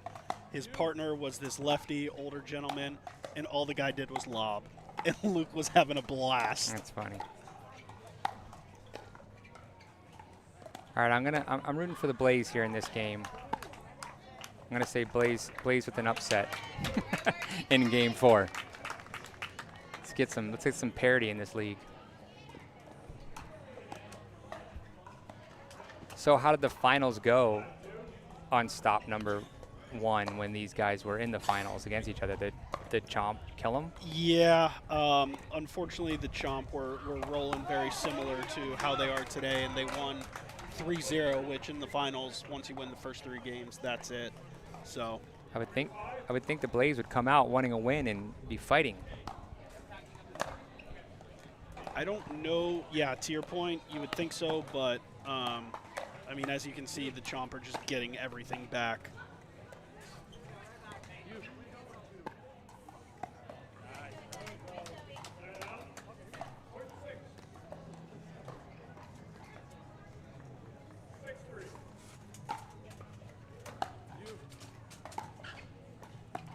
That's a great drop.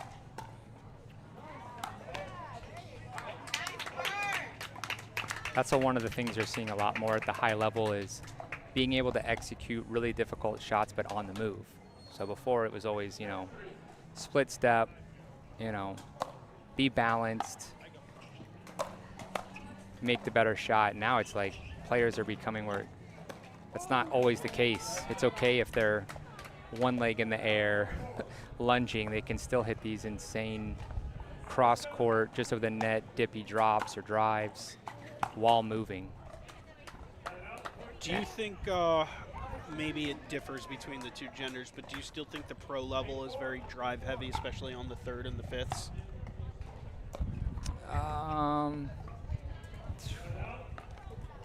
Man, I say yes. I'd say overall yes, but it definitely has to do with the teams playing and the conditions. If it's hot like this, drives really are not effective at all at that level. You can drive all you want. Those pros are just going to sit there and have their way with you at the kitchen. And then there's just some players you don't drive against. It just doesn't make sense. They have volleys that are just heavy, heavy volleys, and you don't want to drive and give yourself no time where they can smash that volley at your feet while you're on the move. And so, yes, overall, I would say because of the paddle technology, drives are becoming more and more prevalent because you can hit it much harder than you used to be able to, and you can get the ball to drop much faster than you used to be able to. So it's almost like you can get the ball to hit as hard as you want and get it to drop still in the kitchen, which is a very difficult shot to get to. But, it's totally dependent on who's playing and what the conditions are. So we got to jump out to another lead. We've said it 3-4 times already. Another early lead, 11-5. We're going to go to commercial real quick for the switch, and we'll be right back. So you don't do any commercial reads anymore, you just play them in commercial? It's year 3 of the Florida Summer Smash, and we're bringing back the classics, the bounties, the Sock It To 'Em Award, rally scoring, round robin into double elimination tournament, but we're adding some new flair. We've got the 50+, the Legends Team Showdown happening right alongside the All Florida Pro League mid-season tournament. All happening at GT Bray, the 3rd year of the Florida Summer Smash. Sign up now.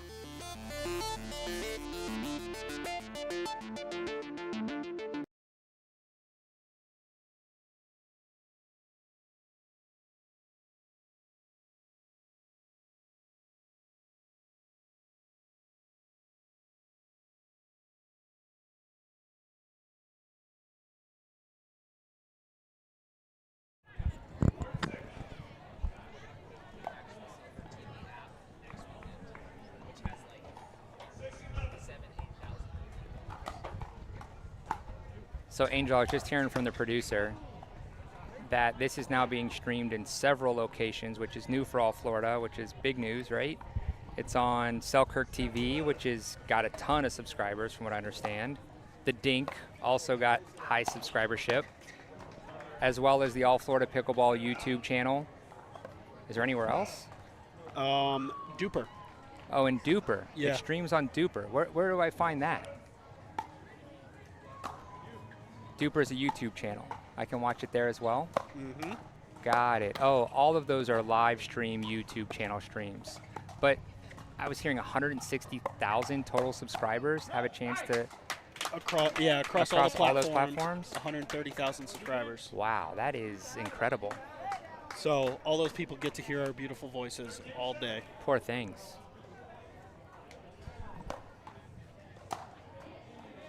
Well, that's exciting.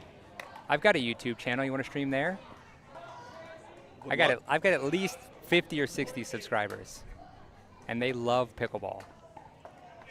Are we talking about my favorite podcast today, or are we talking about the Graham D'Amico private channel? I don't have my own private stuff. It's all related to pickleball. So, yeah, it's for the podcast. We're not quite at 130,000 yet. Hey, you're on your way. Yeah. We're 100th of the way there. Ooh, a little stare down there from Mr. Forster. I'm telling you, this is their game. I know they're down. I know he just shielded that like Captain America to get that point, but they're coming back. We got to get on this scorekeeper, Angel. He keeps falling behind, keeping up with the scores. You know, there's a lot going on, so I'm trying to give him a little bit of a break. Gotcha. All right. Maybe he's just not good with numbers. Maybe they need a new guy.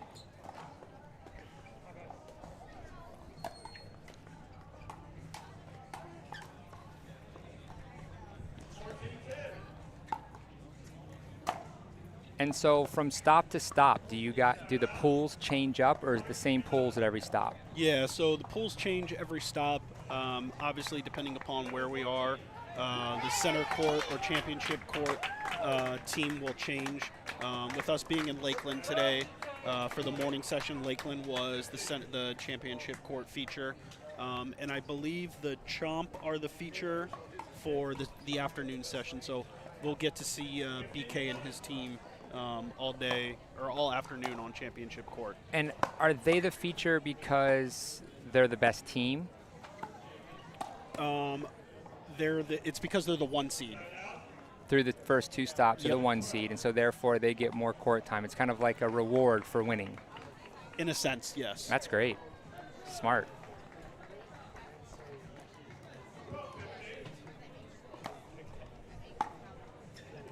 Yeah, you know, win some more matches, get some more TV time.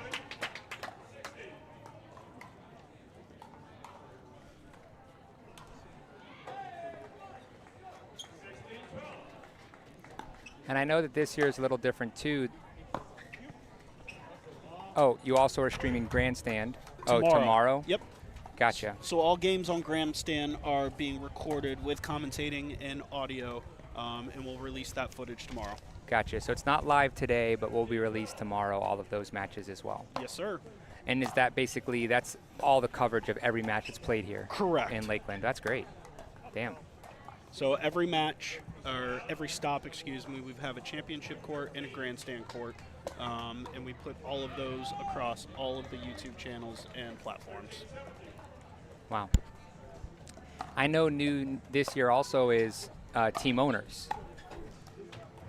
Has that played a part in, I don't know, in the league? Has it made a difference? Are you seeing something different from this year than from last year because now there's team ownership outside of just the league? Yeah, so I'm also new to the league this year. Obviously, I know about the league just from friends being in the league last year, but I'm definitely around it a lot more this year. And I think one of the things I've noticed with some of the new owners is what we talked about earlier, trying to build that team and community.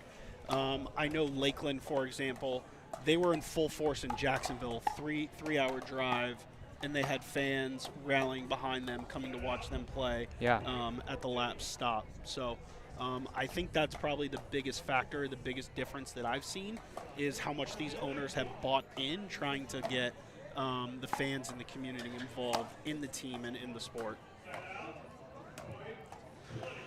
Well, I have to say, I was there for the first year of Major League Pickleball, and this is definitely run better than the first year of Major League Pickleball, which was only 4 years ago now, 2020. And so if you're starting out this strong in year 2, it's really impressive where you got, where this will be in 2 or 3 more years. Yeah, I think we have some high hopes and some high expectations on finishing out the year, and then also for next year with potential new ownership, new sponsors. I know we'd like to see the team base grow, giving everybody more games, more exposure and more stops, hopefully next year. All right, I need the Blaze to make a stand here and get their first win. And for the format, you have to win on your serve still? Correct. Great, love that. Yeah, so you're super familiar with it. For those tuning in for the first time this afternoon, so GNV Chomp has to win on their serve. It's not a freeze per se because Miami can still accumulate points, but GNV Chomp cannot accumulate points unless it's on their serve.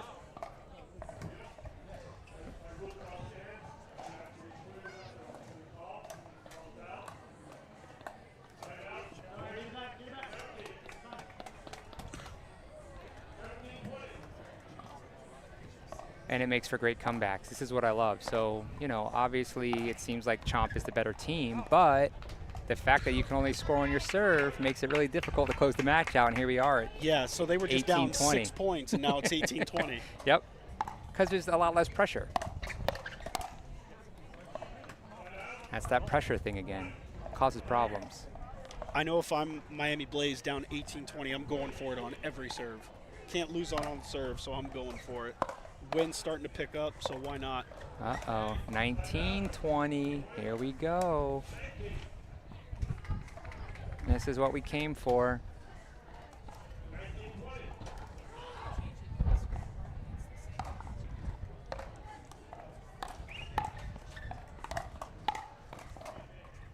What a dig. Great get there by Michael.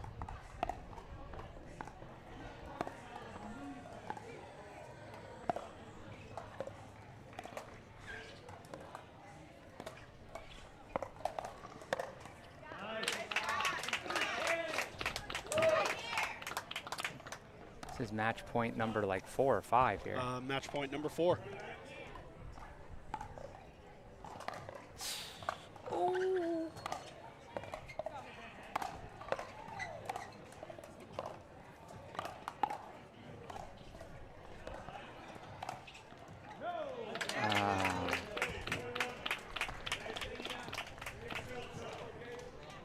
Michael letting BK know that he's not happy with that paddle.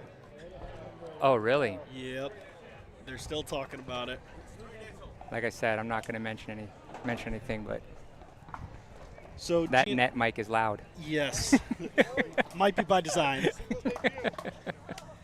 So GNV Chomp closes it out 4-0. Going for the potential 5-0 sweep here with the Dream Breaker. We will see who the Chomp and the Blaze send out. Looks like they're throwing the substitute out on the female side for the Chomp, Routson. She seemed a little shocked that she was the one getting picked for that, which is fun. We had some males play against female in our morning session in the Dream Breaker, so curious to see what happens with this one. So we'll be right back after this commercial break.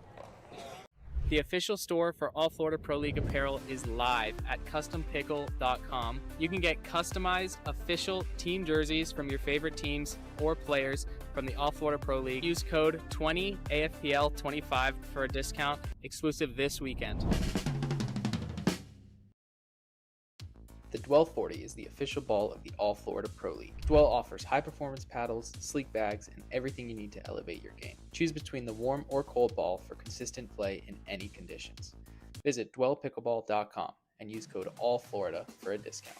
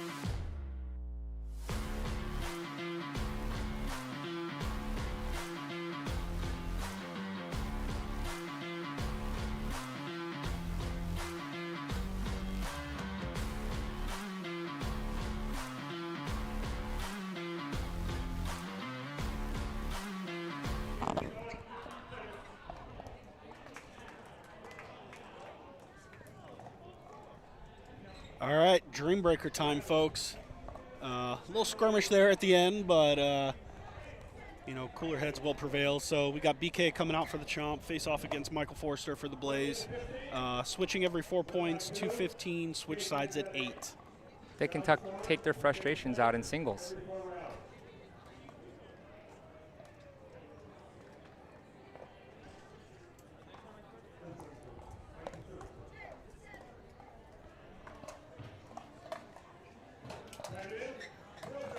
I even recognize some of these refs from around the league.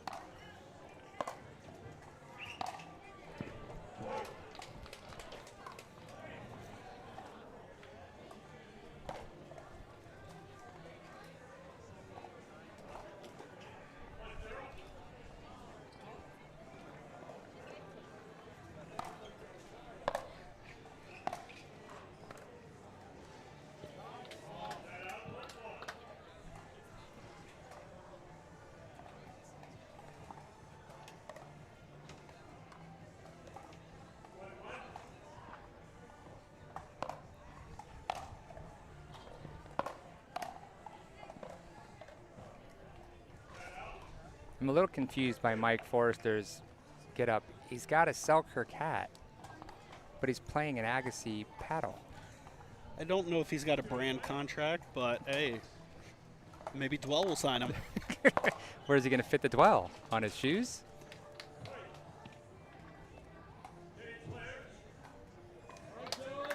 All right. Michael takes 3 out of 4 there. Yeah.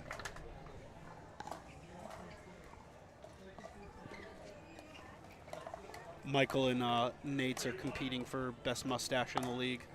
Some pretty serious mustaches. Good placement there. Look at that. This is So this replacement versus replacement. Yeah. First time they've played this year. This is Zoe for. I'm sorry, I'm getting that wrong. Producer Chris is gonna give me the names real quick. I know for the Chomp, it's Routson. Yeah, Zoe right? Routson for the Chomp, and then Emily for the Blaze. Both are substitutes for this week. Kelsey Lorente out for the Chomp, and then. See, this is good. They probably don't play a whole lot of singles, I'm guessing. Tell by Routson's reaction when she was asked to play singles. But it's good experience, and I think when you do something not well, most competitive people will learn to get better at it so that they don't have that same feeling again. I mean, so far, Miami's coming out hot in the Dream Breaker.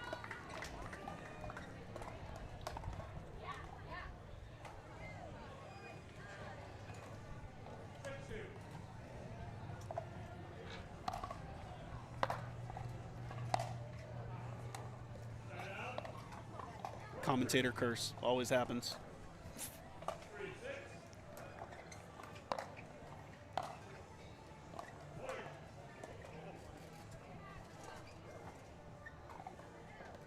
Just a couple of loose swings. Needs to focus again.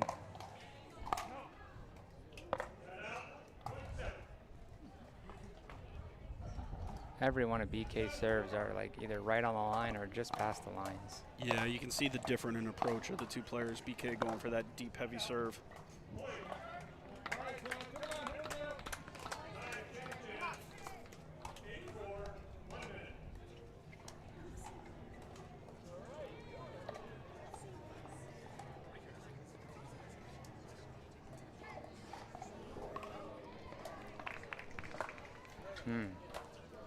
Could be part of the problem.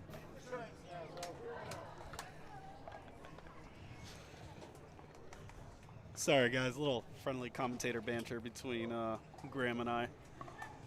Chomper down 4-8, attempting to go for the clean 5-0 sweep, but Miami's trying to get some points here. Obviously, we mentioned Dream Breaker points do account for their final standings, so all wins do matter for the final end-of-year tournament.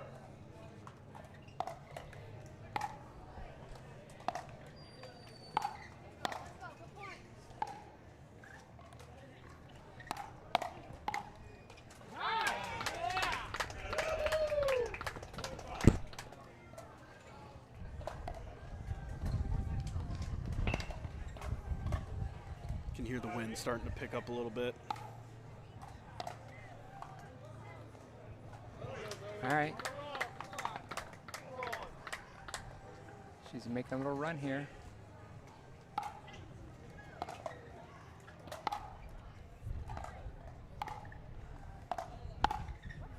Oh.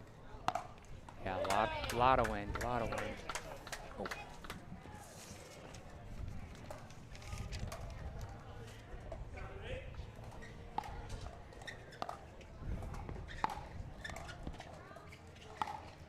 I have a feeling the side is making a big difference. Yeah, you could see with a few of Emily's returns there hitting into the wind that they were coming up a little bit short, getting Zoe easy time up to the kitchen. So definitely a factor.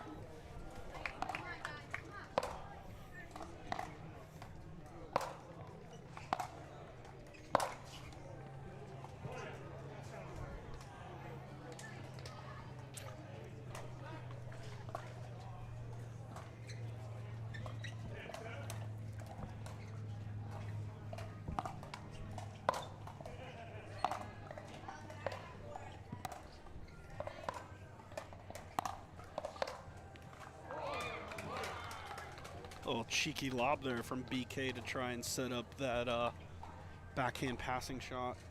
Fortunately, it went right into the net. That's the other part of pursuing the pro career is it definitely makes it a lot easier if you're good at all three. If you're good at mixed, if you're good at men's or gender, women's, men's, gender, and also singles. Do you think one has more weight than the other in terms of what they look for or what they want you to be good at? You know, for MLP, gender, I would say mixed. I would say doubles is more important than singles, but singles is still important. But it also folds over into like the PPA for UPA contracts, because they want someone who's going to be good at all three. So they're like, you're going to get more points that way. You're going to get on TV more that way. So it means you're going to get bigger sponsorship. And so if you truly want to pursue this career, especially, I would say you want to become good at all three, gender, mixed, and singles, just because it's more opportunity. You're traveling to the location anyway. You may as well play all three events, get good at all three events.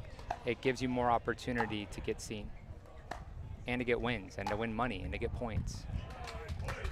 Hey, and your Miami Blaze took the win there. They're single specialists. We didn't know. Well, Chomp take the match 4-1. We'll get Mr. David Tabb on court here shortly and get an interview going with the GNV Chomp. Graham, I hope you stick around for a little bit. GNV Chomp are going to be a mainstay on championship court today, and we'll let you know who they got playing next. And we'll be right back after this break. Sounds good. Thanks, Angel.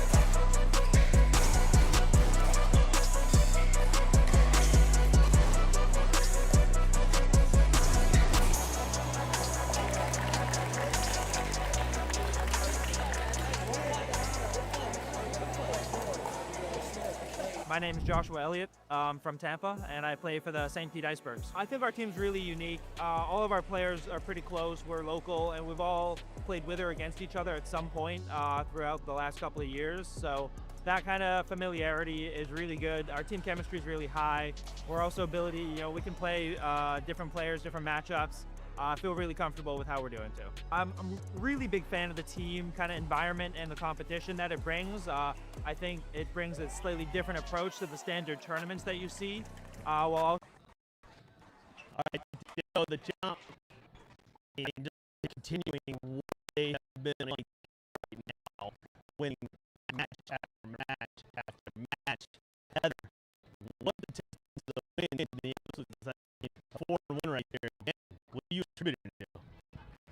I think we've just all been putting in the work at home. We communicate a lot, through text, just talking about what we need to work on, strategy, that kind of thing. And, I came last night to hit with Zoe some, and that really helped. We've never been on the court together, so just getting comfortable. And we all like each other, so that helps.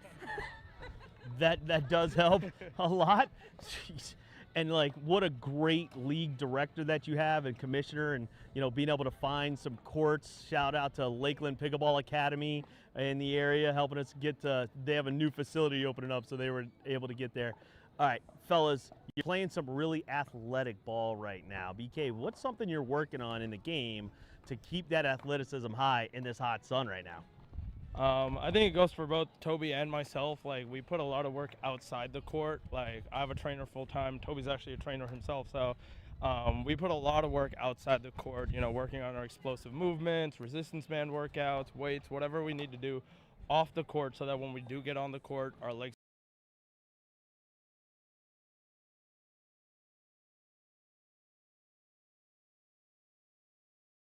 Next. Go Chomp, go Chomp.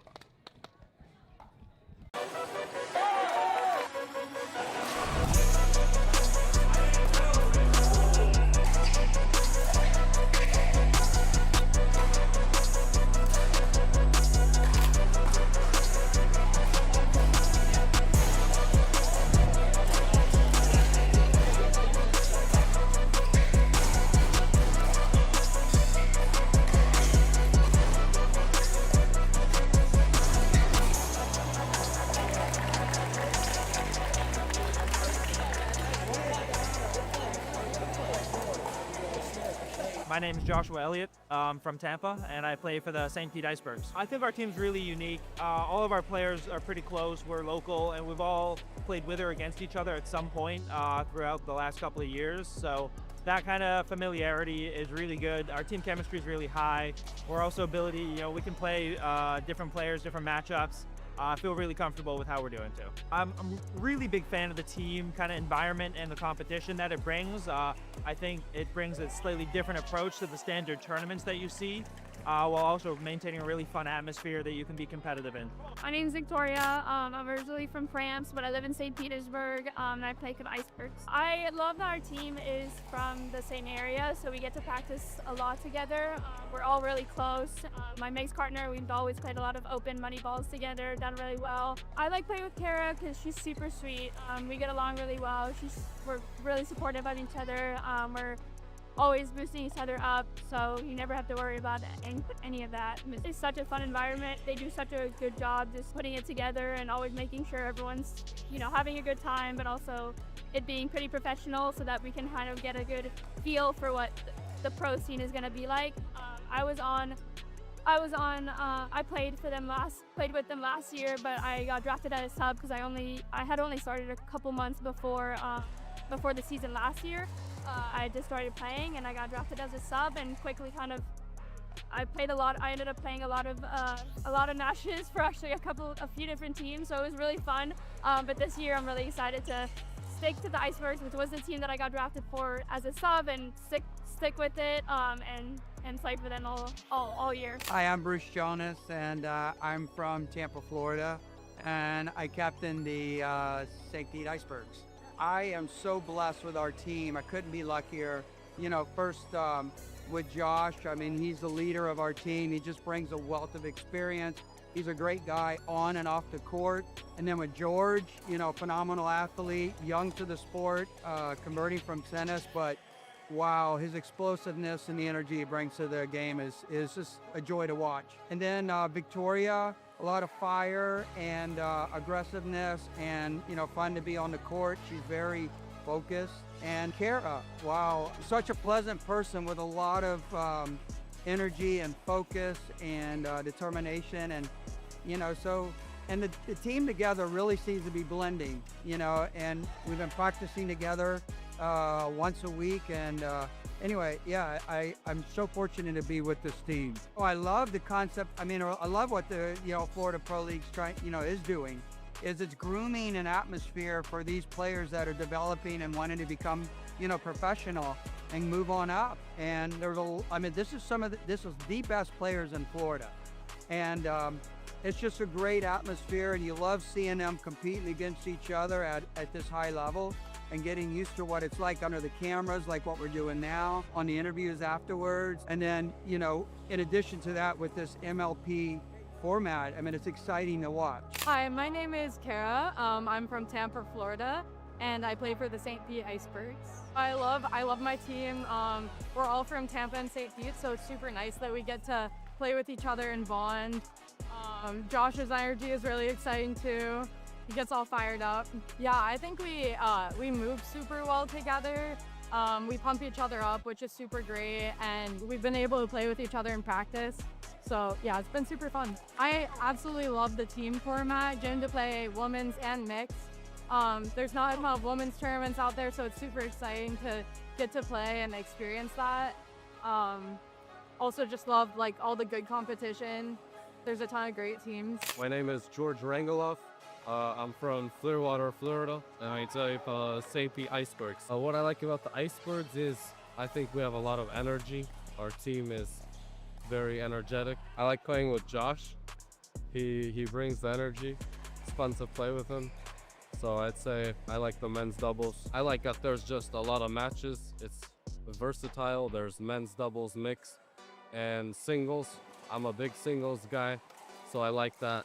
The dream breaker is important. You have to be clutch in singles, so I like that. I see myself more on the business end of it. My family owns and operates Engage Pickleball, so we're one of the largest manufacturers in the world right now. And that's, at the end of the day, more of my future, and I do this more for fun. I hope to keep playing and keep taking it more seriously now and putting the work in and drilling and and I've started playing some pro tournaments, some ABPs, PPAs as a civic PPA challenger in Punta Gorda, and did pretty well. We've had a lot of wins, and it was really fun. So I see myself being a top pro in the future, hopefully one of the best of all time. So you'll see. I see the Icebergs at the end of the season as the winners. Yeah, I think we have what it takes to be that team. But having said that, I know we're gonna be happy regardless because of how close this team is and how hard we work together. And the friendships and the teamwork that we're developing, I think are, long lasting. But I really think we're gonna be at the top at the end.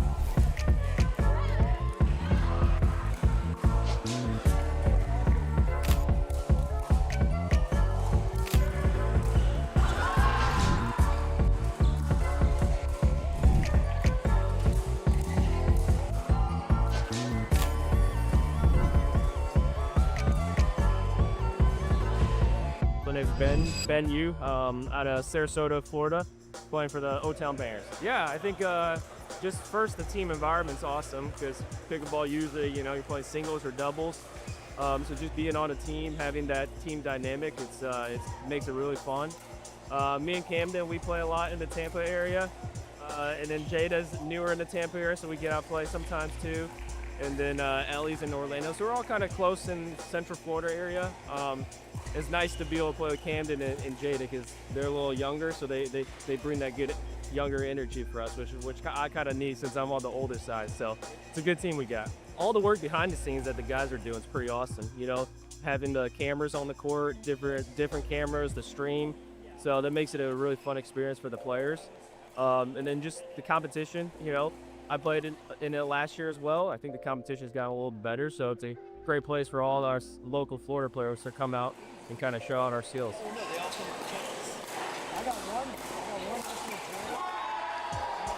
Hi, my name is Ellie. I'm from Orlando and I play for the Orlando Bangers. I love that our team is super positive no matter what happens. We're always trying to cheer each other on. I love playing with Ben, I love playing with Jada. They're both super supportive and I just love the camaraderie that we have. All Florida Pickleball has enabled me to play my very best against some of the very best players around Florida. So I'm super fortunate to be on the court playing against some of the top players, especially at the level we're playing at. So super thankful and just happy to be here. My name is Jay Evans. I am a native of Tampa, Florida, and I am the captain and head coach of the O-Town Bangers. Yeah, I think the coolest thing about our team is we just have a really good camaraderie. You know, we support each other. Everybody respects each other as players, values each other's opinion, and we just kind of feed off that with each other. You know, with Camden, you know, even though he's very young, you know, he brings a lot of leadership. In a lot of ways is wise beyond his years while still being a kid at the same time. The kid's work ethic is unreal. Dude's on court nonstop and is always encouraging more people to be like that. And so just having that mentality and just pushing, you know, not only his teammates, but also our other peers to be on court all the time, to work their tails off, and just to be the best players they can be. With Ellie, you know, a lot of experience there, also experience in the pro league. She's just a veteran and, you know, has her style of play is just rock solid. You know what you're getting out of her every single time she takes the court. With Jada, you know, with still being so new to pickleball, but obviously the racket sport acumen is off the charts. It's getting better every time I see her, and the sky's truly the limit for her. And with Ben, kind of similar to Ellie, a lot of experience, you know, high-level racket sport background as well, but he's just been doing this a long time. You know what you're getting out of him, and they all just kind of bring that dynamic energy when the match gets tight, when they need it. So, you know, just a really fun group of guys to coach. Just really been a pleasure thus far. My name is Jada Bowie. I'm from Toronto, Canada, but I live in Tampa for the past couple of years, and I play for the O-Town Bangers. Yeah, my team's great. I love them all. Camden and I live close together, so we train together literally 85% of the time. So we always drill together. I love him. He's like my little brother. And with Ellie, it's super fun.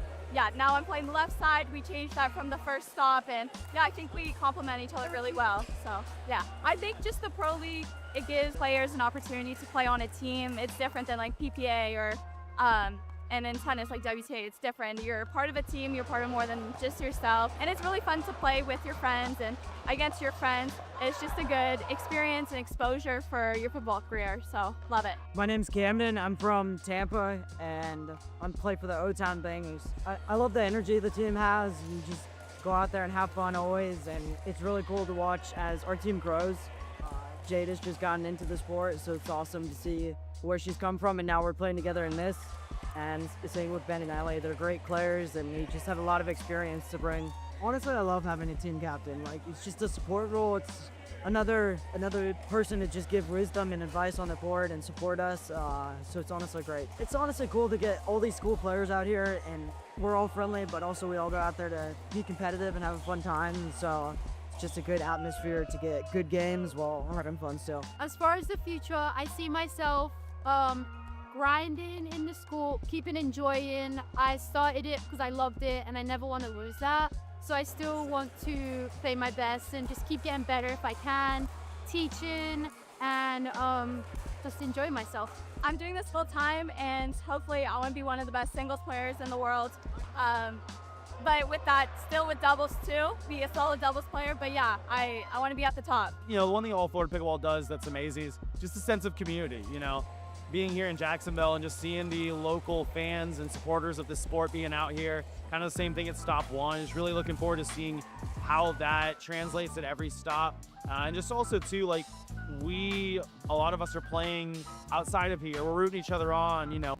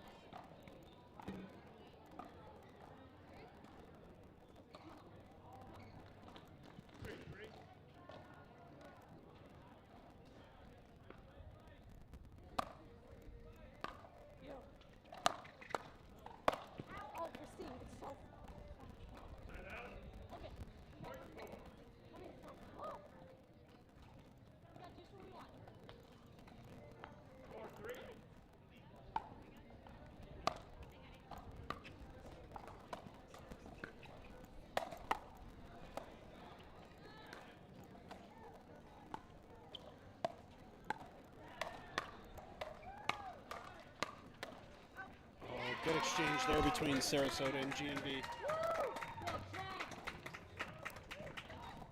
Heather's so good on that backhand side that there aren't too many speed ups that are going to get by her. Her backhand and her forehand play both very, very well on that left. And she's got so much experience that there probably isn't a ball that she has not seen before.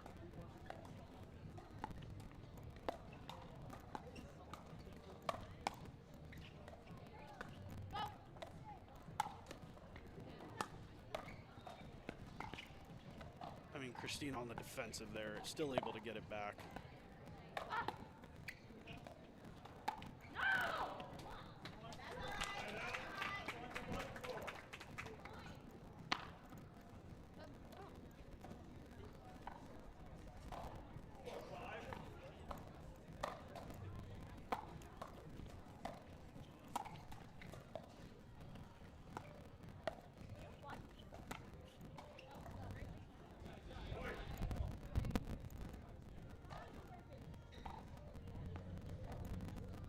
know this is the first time Andy has played with Sarasota, so looking to see if they can build some momentum and get a rhythm going. Really tough opponent to do that against in the GNV Chomp, who are firing on all cylinders right now.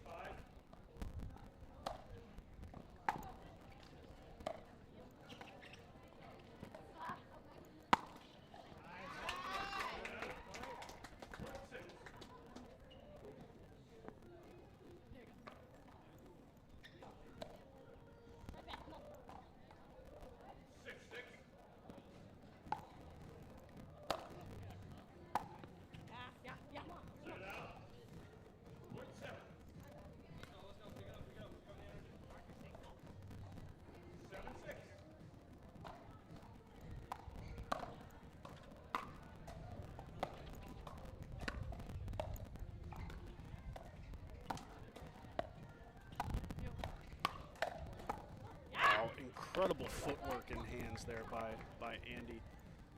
She worked that point perfectly, sliding middle to get the reset and then finish it off with the backhand.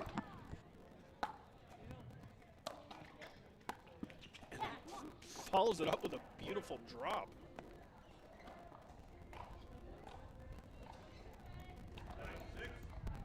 Sarasota building a little bit of a lead here. 3-point lead, 9-6. Christine to serve.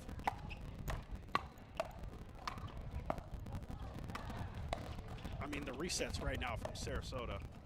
You can probably hear the wind start to pick up.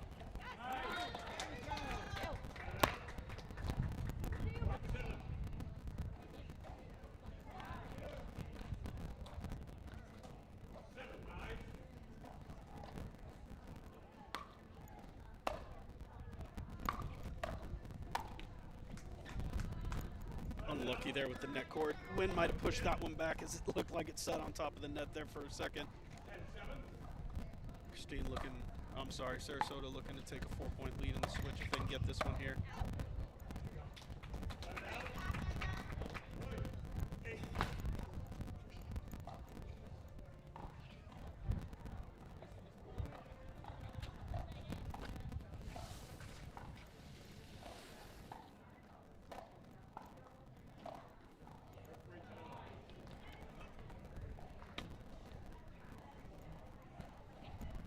Wind is starting to pick up significantly. Our signs are falling all over the place due to the wind.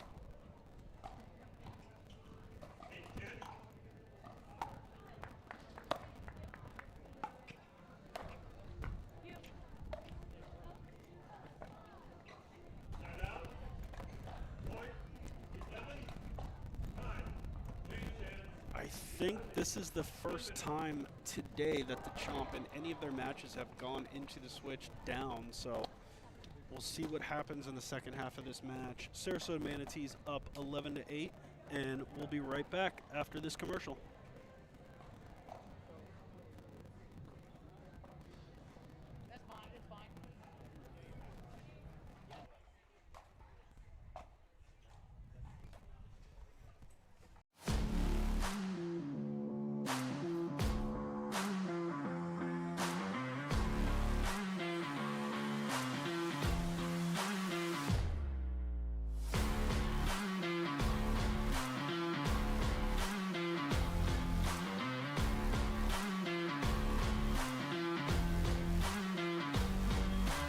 With over 250 events in more than 12 countries, the Dink Minor League Pickleball is the largest amateur team format in the sport.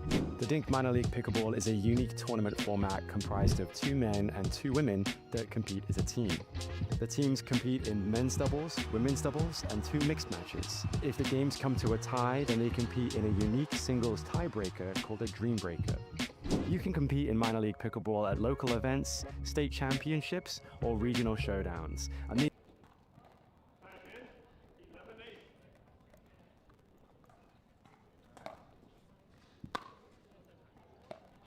All right, folks, we are back.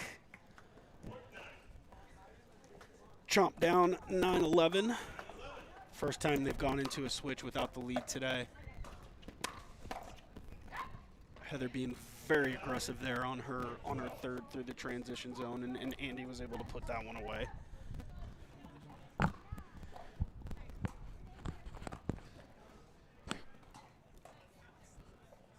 We've got 2 subs on the court making their first appearance of the year. Heather and Christine, both veterans of the All Florida Pro League. They were both part of the league last year. Christine played for Miami, and then Heather playing for formerly known as the Swamp last year. So good amount of experience for those two.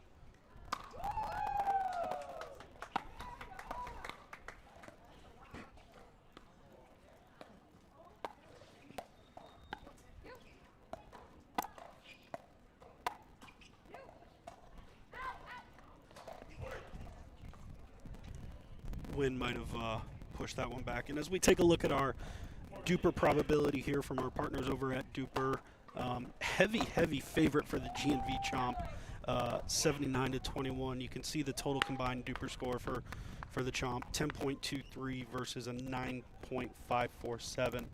And I know Christine's played a lot and her DUPR's rather high, so you can see GNV Chomp is still a heavy favorite there.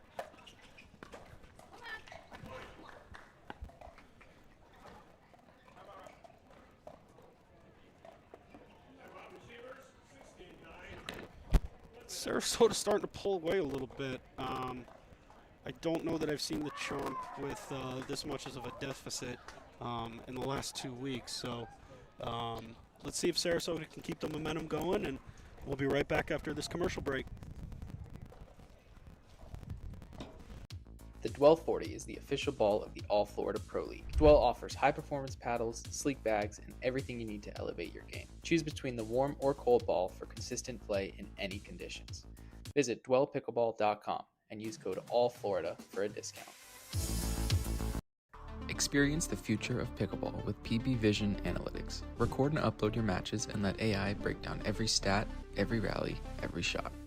Want to see how you played or tag a friend in that highlight moment? PB Vision makes it easy to share your game with the world. It's smart, simple, and powerful. The official Sarasota coming out of the timeout with a 16-9 lead. Seem to have a lot working for him right now.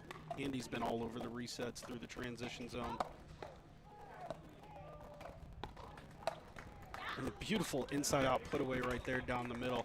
Such a good spot.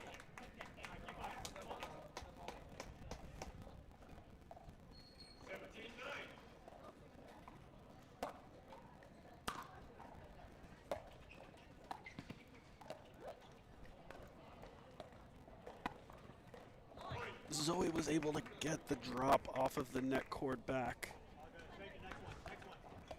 but not able to get the dink back.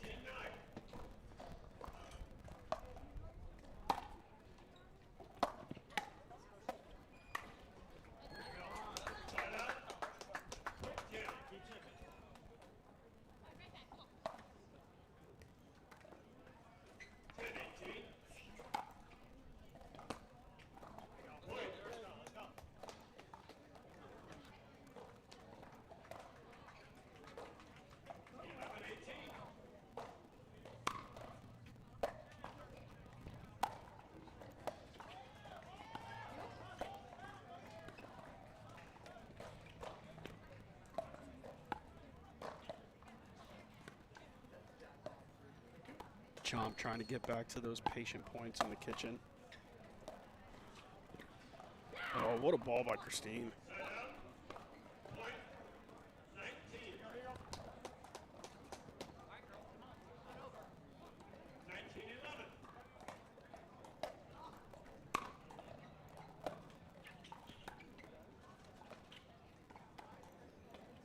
Sarasota not hesitating, working their way through the transition zone and getting up to the kitchen.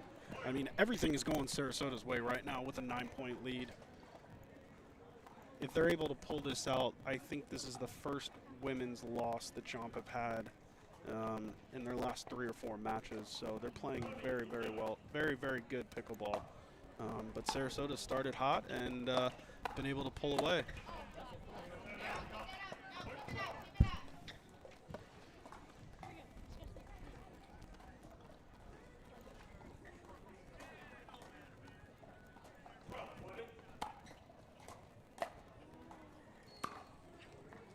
Oh, that ball dropped right in. I think the wind might have pushed that one right inside the baseline. Heather was expecting that one to go out, but the wind was able to knock it down and get that one in. Sarasota back to serve for the game.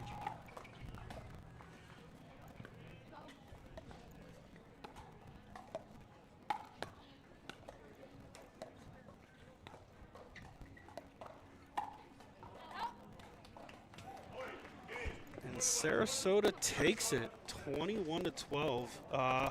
You saw the DUPR prediction there. G&B Chomp was a 79% favorite. Sarasota was able to pull out the win. So we'll have the men up next, and we'll talk about those matchups right after the commercial break. It's year 3 of the Florida Summer Smash, and we're bringing back the classics, the bounties, the Sock It To 'Em Award, rally scoring, round robin into double elimination tournament, but we're adding some new flair. We've got the 50+, the Legends Team Showdown happening right alongside the All Florida Pro League mid-season tournament. All happening at GT Bray, the 3rd year of the Florida Summer Smash. Sign up now.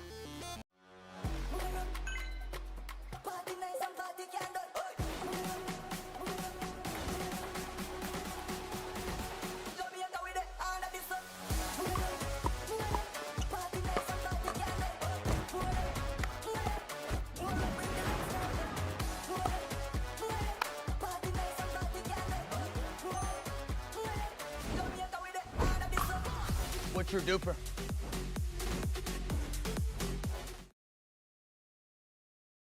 With over 250 events in more than 12 countries, the Dink Minor League Pickleball is the largest amateur team format in the sport. The Dink Minor League Pickleball is a unique tournament format comprised of 2 men and 2 women that compete as a team. The teams compete in men's doubles, women's doubles, and 2 mixed matches. If the games come to a tie, then they compete in a unique singles tiebreaker called a Dream Breaker. You can compete in minor league pickleball at local events, state championships, or regional showdowns, and these all culminate into the national championships at the end of the year, where only the best of the best compete for a national title. Head to DUPR.com/minorleague and compete in your local event today.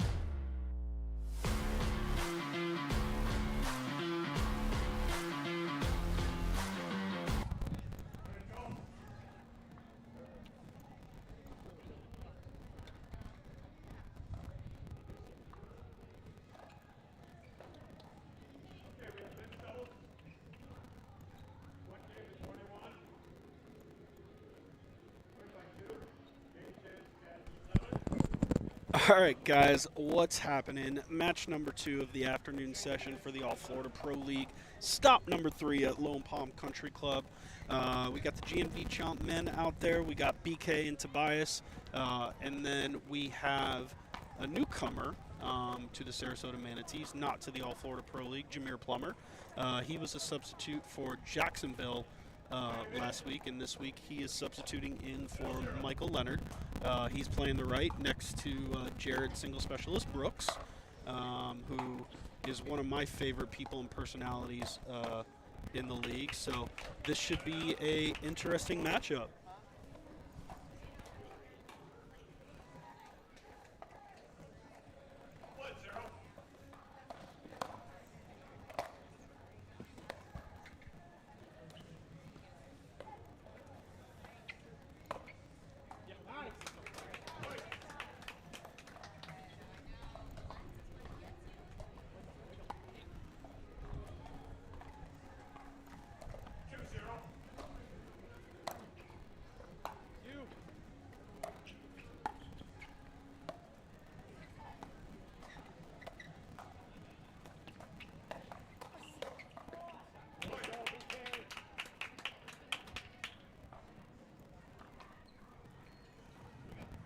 Chomp men staying hot out to an early 3-0 lead.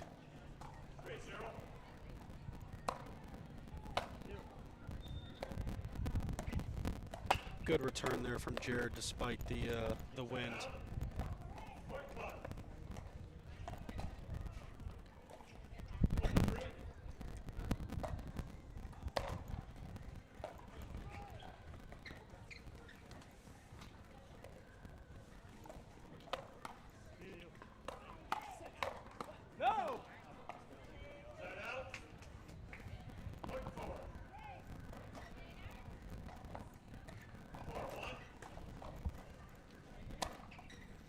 Toby to serve there.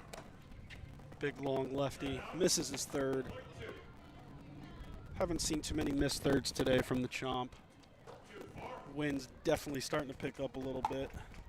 I don't know if you can see it on camera, moving our banners around.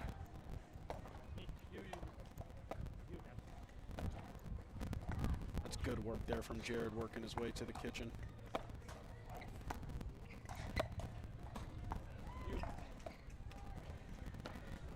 Nice steady dink in there from Jameer. You can see Jared was trying to throw him off with the potential Ernie attempts, forcing Tobias to go back across court.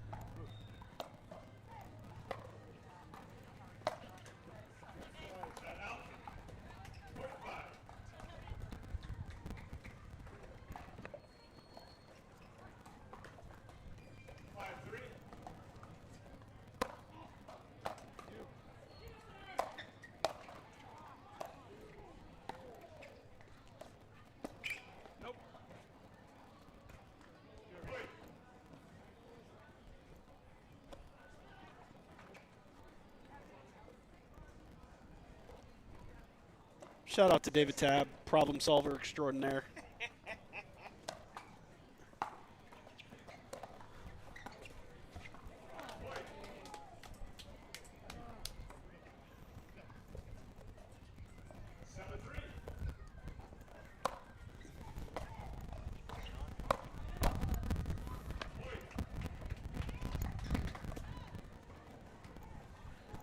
All right, what up, Angel? I'm back, buddy. I know He is halfway through this thing. Yeah, so you've been putting in a day. How was it commentating with Graham versus me, bud? Man, whole lot of fun. I don't know that we shut up the entire time of that match. So talked a little bit about everything. He gave us one of the best compliments I think we could receive being part of the All Florida Pro League, in that Graham was part, as I'm sure you're aware, of the original MLP, first ever original MLP event back in 2021. Yes. And he said our events are night and day run better than that first event ever was. So holy crap. He gave us a huge shout out. Oh, Jameer with the length. Oh my gosh.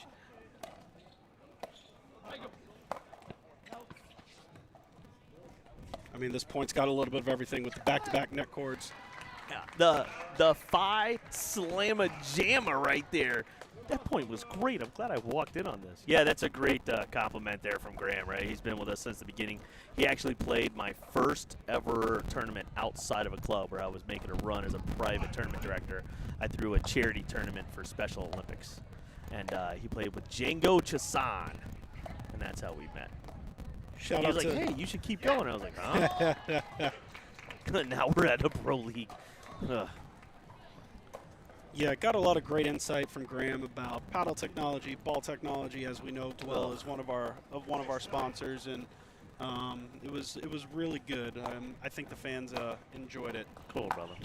I see this one is already lighting up. Oh, that's Jared Brooks, ladies and gentlemen. And here we go. I walk right in, Vic, and what happens? Right? We're getting compliments and curse words. Look at that.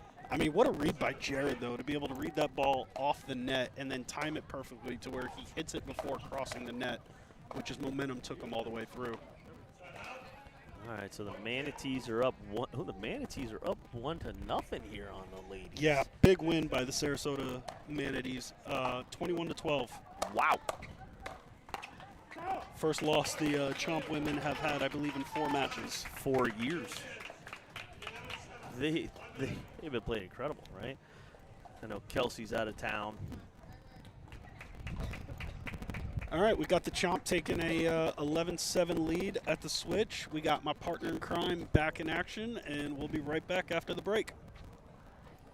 With over 250 events in more than 12 countries, the Dink Minor League Pickleball is the largest amateur team format in the sport. The Dink Minor League Pickleball is a unique tournament format comprised of 2 men and 2 women that compete as a team. The teams compete in men's doubles, women's doubles, and 2 mixed matches. If the games come to a tie, then they compete in a unique singles tiebreaker called a Dream Breaker. You can compete in minor league pickleball at local events, state championships, or regional showdowns, and these all culminate into the national championships at the end of the year, where only the best of the best compete for a national title. Head to DUPR.com/minorleague and compete in your local event today. All right, here we go. Back in GMV Swamp. That's the Chomp. Chomp. The GMV Chomp. That we don't say that other word around here. Boo. Looking to take a win here and tie it up. Sarasota with a dominant win. Yeah, I liked what I saw from the Sarasota Manatees women. Obviously, Andy Godwin being a sub for Kim Bacala, not too familiar with their game, but complimented Christine on the right side very, very well. Sounds like it. Shout out to Kim. I know she's watching right now. It's actually 5 a.m. her time. She's in the Philippines with RK, the motherland, eating up some good food, bringing me back some good food. Bringing us back some good food. She probably won't bring it to you.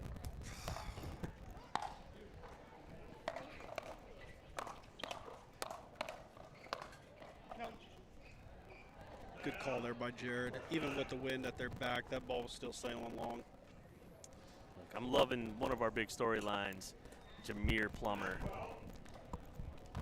Making a run at the last stop, getting picked up as a full-time player for the Sarasota Manatees. And you're starting to see why a little bit here, man. He's, balling out. Yeah, one thing that stood out to me with about Jameer last stop was how good he was in singles. He took 7 of 8 from George Rangeloff in a singles Dream Breaker, and I don't know that many people have taken 7 points in multiple Dream Breakers from George Rangeloff. So definitely made a name for himself in the last stop, and as you mentioned, here he is as a full-time player now of the Sarasota Manatees.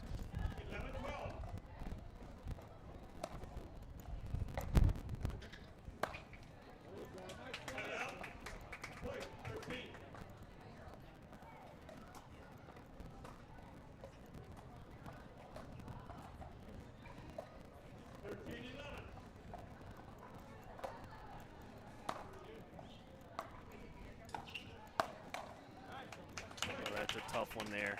He's got that two-handed backhand to see how he does on the right-hand side. That backhand beat in the middle. He does love to fire that thing. But you got Jared Brooks with a big-time forehand.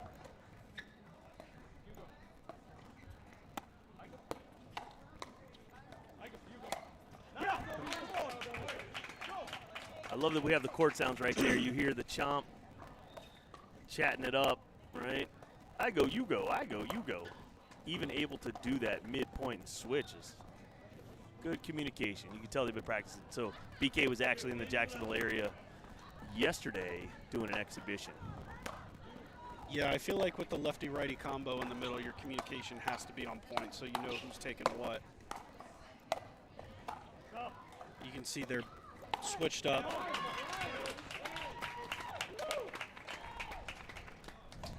I think Jameer saw an opening there. I think the wind might have held that ball down a little bit. A little low. Yeah. Taking that kind of shot. If you're hitting those kinds of shots on the regular, we're going to sign you up for Championship Sunday at PPA main draw. Ooh. All right, Sarasota got to make a run right here.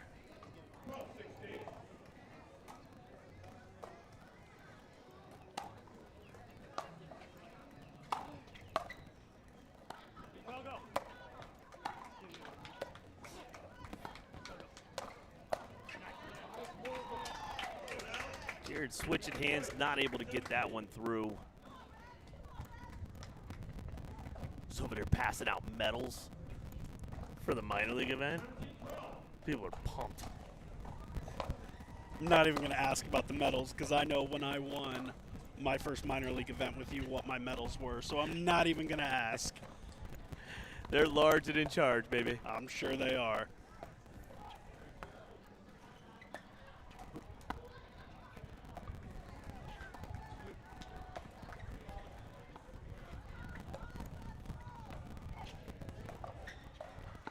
See, Tobias is looking for that Ernie there.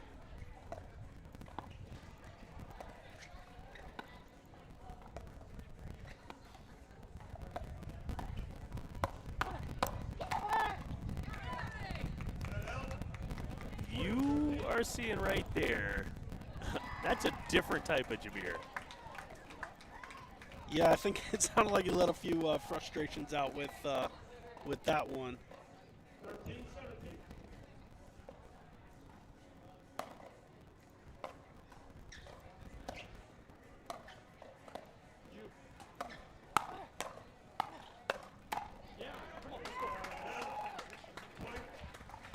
I understand the intent. I think backing up, that's a hard ball to continue to drive. Maybe work a reset in there and get back up to the kitchen and then follow up with that shot. But yeah, GMV just capitalizing on the short returns right here.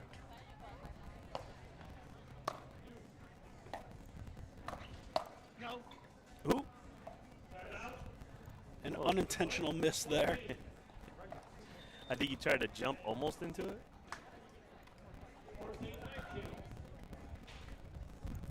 Now or never time.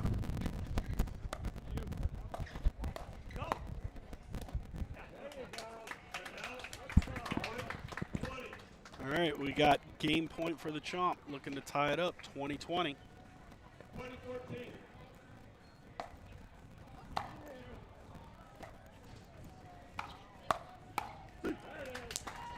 There it is. The Chomp take that one. 21-14. Taking the revenge game for the females. So it's all tied up. You know what that means. We're one step closer to. We've been waiting for one all day. All day. All day. All day. We had one on a grandstand court. All right, folks. Now, unlike MLB, we decide at the time of, not predetermined, because, well, we don't mind running a little behind for some good action. All right, so stop number 3 here at Lone Palm is halfway done. Session number 2. GMV Chomp winning that one 21-14. We'll be right back with the mixed doubles action right after this. The Dwell 40 is the official ball of the All Florida Pro League. Dwell offers high-performance paddles, sleek bags, and everything you need to elevate your game. Choose between the warm or cold ball for consistent play in any conditions. Visit dwellpickleball.com and use code ALLFLORIDA for a discount.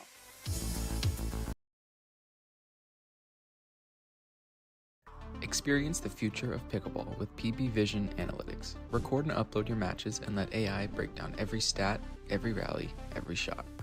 Want to see how you played or tag a friend in that highlight moment? PB Vision makes it easy to share your game with the world.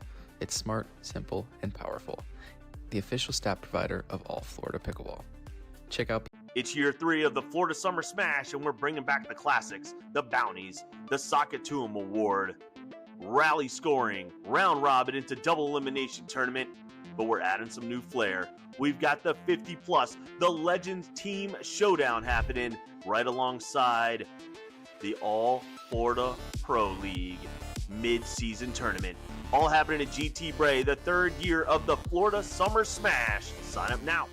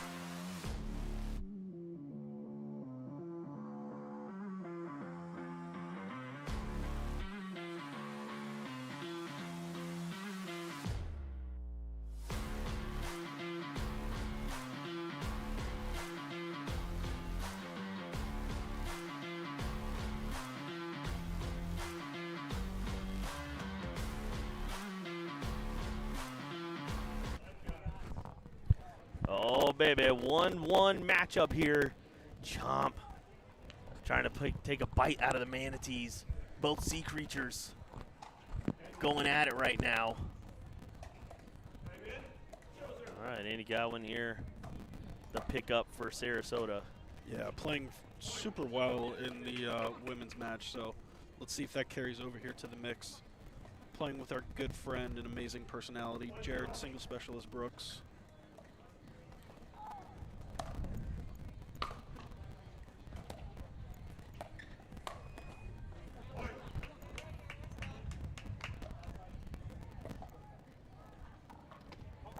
Let's see here, so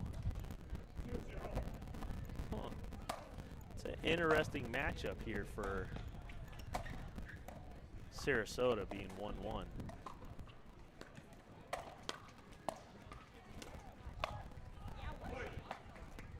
And last week, I think the Chomp mix pairings was BK and Heather. She plays with Toby. It's just interesting that they sent them out first against this team because you have Jameer and Christine next. Huh. Let me get some insight into that. That'll be a question we ask definitely on an interview. Because Sarasota sent out second.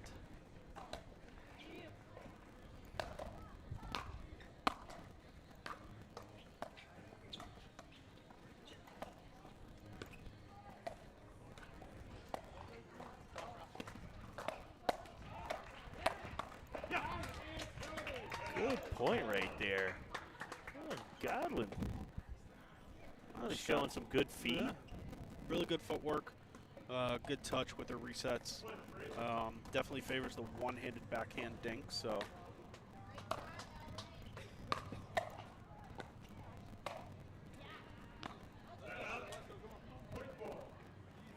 Yeah, they're getting a little frustrated. Which you normally don't see from her. Yeah. Maybe some of that frustration carrying over from the women's match. The lost leak. Losing, starting to leak over into the mixed match.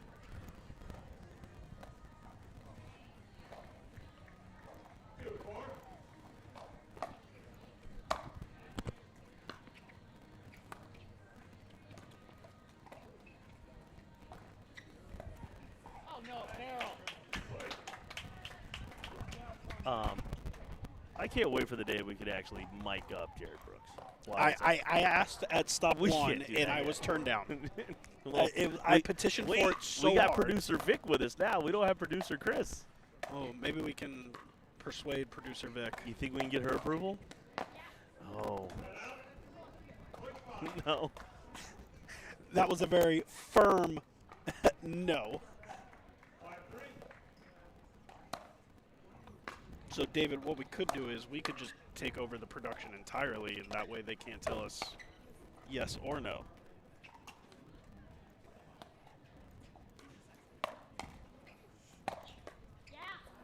Great setup there by Jared. I do own the equipment. Then as far as I'm concerned, you're the boss. All right, so we got Jared throwing off some, I don't know if he missed that. Look at this, Sarasota pulling out to a lead.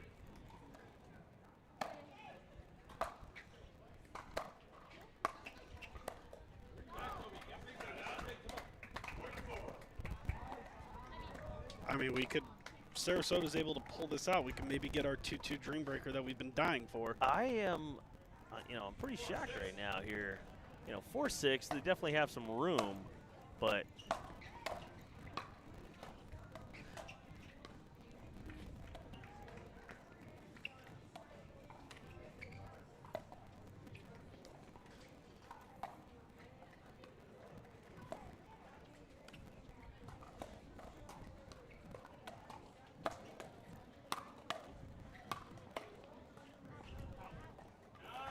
that one goes just wide.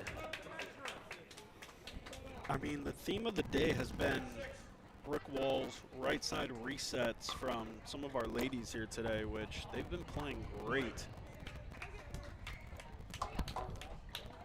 Yeah, resetting to angles is where we're starting to see the game really move. It used to be reset and just put it to the middle, but you're seeing players now really can't do that.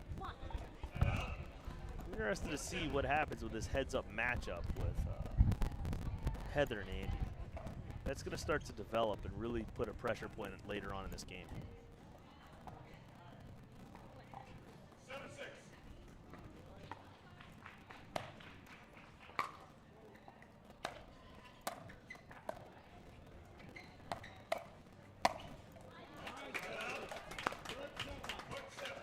Jared Brooks being able to put balls away, stay consistent throughout this entire game. You know, I mean, GMV just crawled back and tied this up.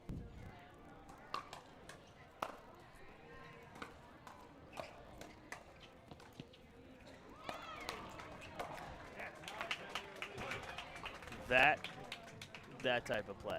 We all know Jared loves to push the limits.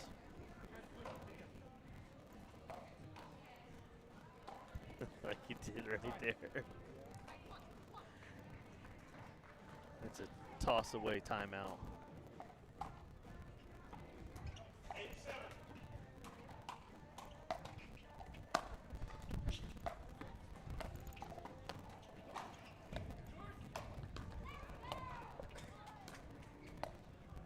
Man, Heather hits that angle so good with the backhand roll.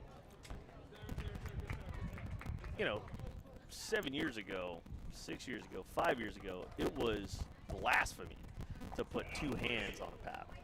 Right now, you're seeing the amount of topspin and technique, and you know, players that exclusively swing two-handed. Yeah, now if you don't swing two-handed, it's blasphemy. You play like me. I hope nobody plays like you.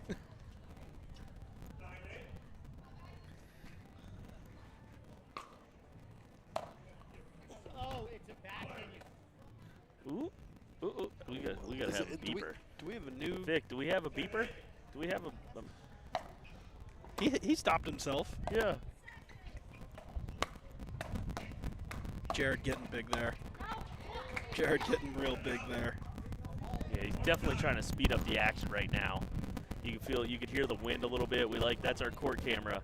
So when you're hearing that, that's not us breathing heavy. That's the court camera, the kitchen mic. So you can get a sense of what the breezes are doing. Yeah, shout out to our production crew. Shout out to producer Vic, just holding us down here today with everything we got going on championship court. Ooh, I'd love to see that one like dance on the net. Maybe, you know, roll a couple inches. Somebody blow it over.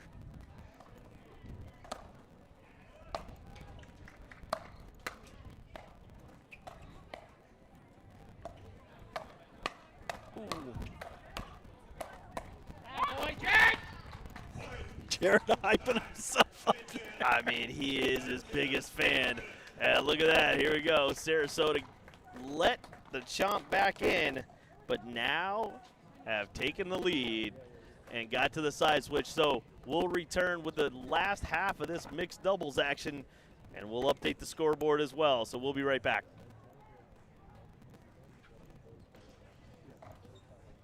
The Dwell 40 is the official ball of the All Florida Pro League. Dwell offers high-performance paddles, sleek bags, and everything you need to elevate your game. Choose between the warm or cold ball for consistent play in any conditions. Visit dwellpickleball.com and use code ALLFLORIDA for a discount.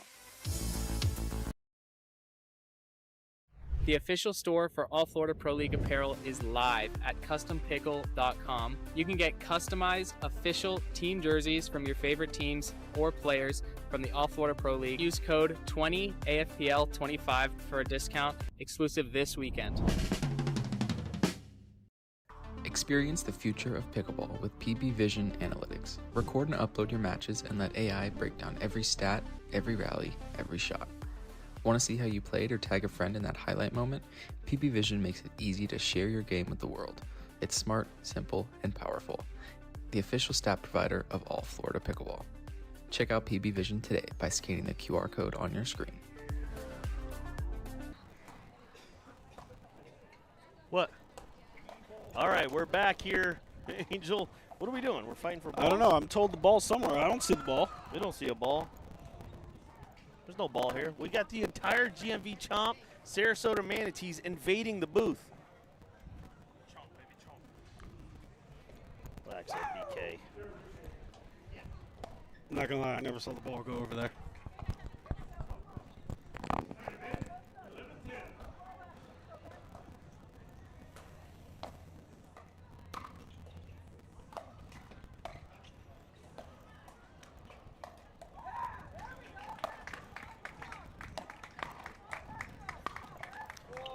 Heather not able to put that one away.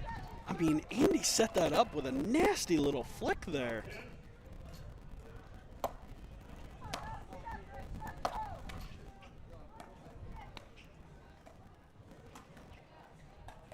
Jammed her feet up, got her down. I mean, she was pressing that angle like there was no tomorrow. How many times have you said the opposing team is targeting Heather Nobler? Never. Never.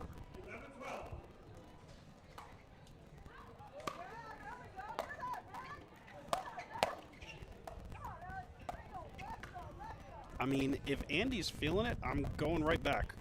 Here it is.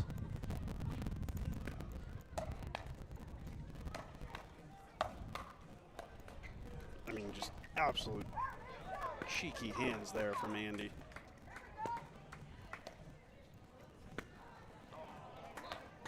Heather missed it across court. Dink. She is her own worst enemy right now. In her head.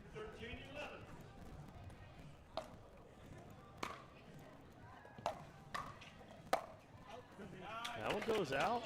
But Andy got one. So these substitutes are definitely putting on a show because one of the factors is the Miami Blades, because of Caitlin Campbell getting drafted. After our pickup and substitute, they, after the stop, are going to have the opportunity to pick up a full-time player. So all of these ladies right now are vying for a spot.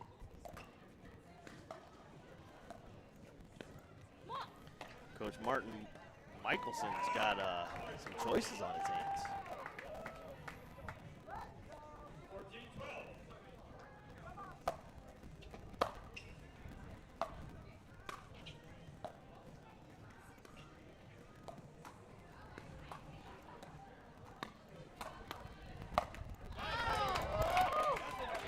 Andy was feeling that one a little bit, overcooked it. Yeah, if I'm Sarasota, I'm not changing anything right now. Obviously, we know Heather's background and her pedigree and how good she is, but what they are doing is working. Keeping her pinned in that back corner of the kitchen, keeping her off of the kitchen line. I mean, the game plan for Sarasota has been working.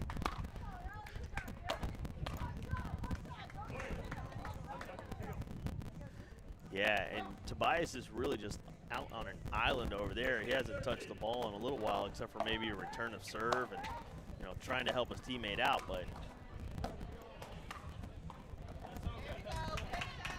Heather with a stare down. All right, let's see if GMV can stop the bleeding and score some points here.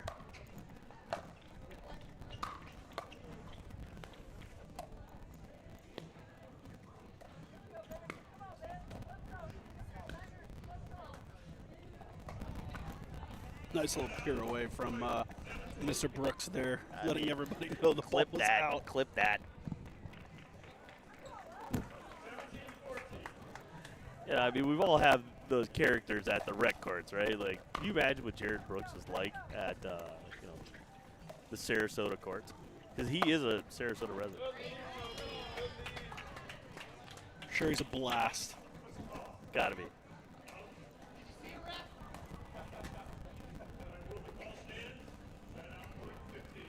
Big I think it was like 4 feet out. Yeah, it wasn't even close.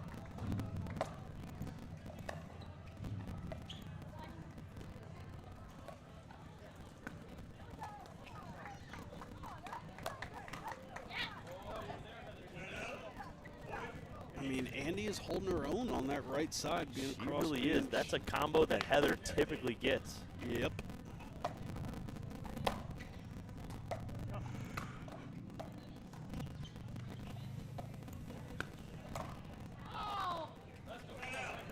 Yeah, I'd like to see Heather really concentrate on the middle. If I'm coaching the Chomp and I'm playing Robertson's role here, I mean, it's not like you're down a ton. You're still fighting and in it. So being able to just dink the middle. Don't worry about if Andy's there or not. Go middle. Let your partner get involved.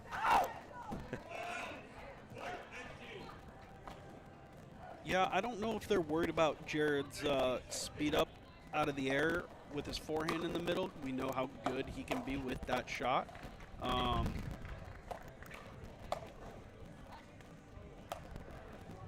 That's a ball I like to see Toby take. I know they got away with it, but GMV, look right here. Just one in the middle. Toby's got to take that ball.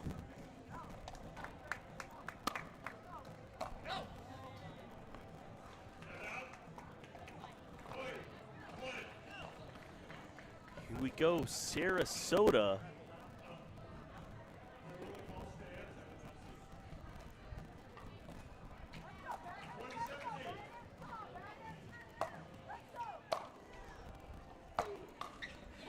And just that, Andy Godwin gets picked up as a substitute, pairs up with Jared Brooks, and I'm calling it an upset, right? Toby and Nobler going down 21-17, Angel. I mean, up 2-1 against the #1 team in the league right now. Yeah, I'm liking what I'm seeing from Sarasota. I know they've had a few struggles early on, but they look great right now. I think this matchup to me is more interesting than the previous matchup. So we're going to see two substitutes. We're going to see BK and Christine with a lot of All Florida experience. Yeah, we've got a lot to unfold here in this next mix matchup. So we'll be right back after the commercial break. Experience the future of pickleball with PB Vision Analytics. Record and upload your matches and let AI break down every stat, every rally, every shot. Want to see how you played or tag a friend in that highlight moment? PB Vision makes it easy to share your game with the world. It's smart, simple, and powerful. The official stat provider of All Florida Pickleball. Check out PB Vision today by scanning the QR code on your screen.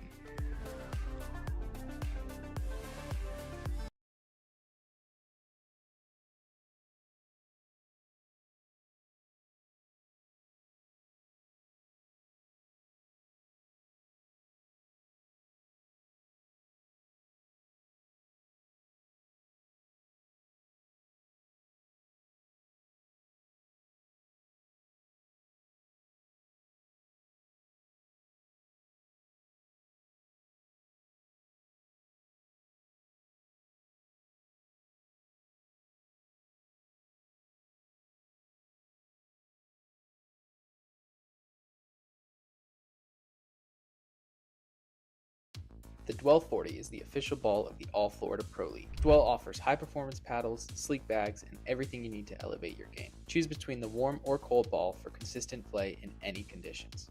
Visit dwellpickleball.com and use code ALLFLORIDA for a discount.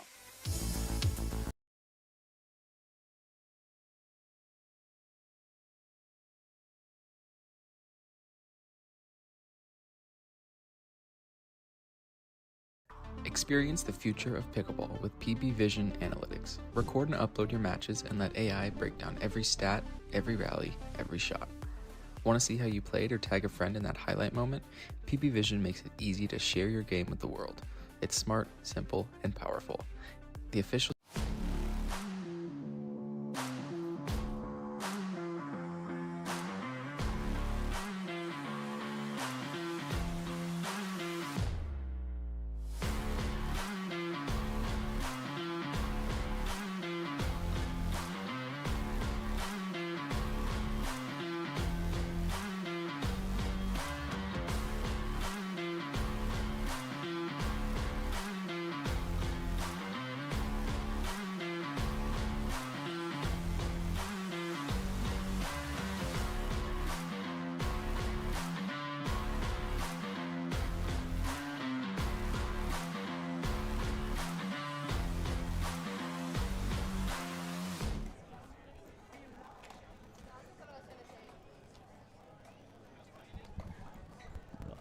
Vic, producer Vic, sending us back a little early. We're putting in our drink orders here at the beautiful Lone Palm Country Club here. Did you or I get asked if we want anything? I did. Like, I mean, I'd love funny colored cocktails that have a little slushiness to them would be great right now. I would just take some high quality H2O. But if you want to go the cocktail route, we can hit the cocktail route. Listen, you know, a little prickly pear slushy margarita. Prickly pear slushy margarita. Did not take you for a prickly pear guy. I'm not. It's just fun to say. Yeah, this is what we're going to see the whole game. Zoe Rutson here, filling in for Kelsey.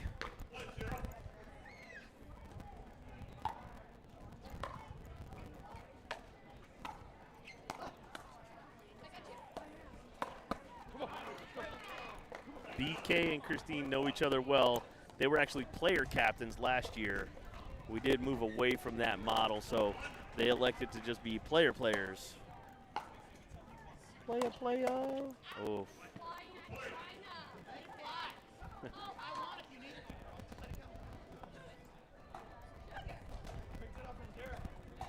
Christine Marcico getting a little frustrated with herself. That was going to go to China. Thank you for saving our signs. Because that's what really matters here. I worked hard on those signs. Like, I don't care if those things get broken or not.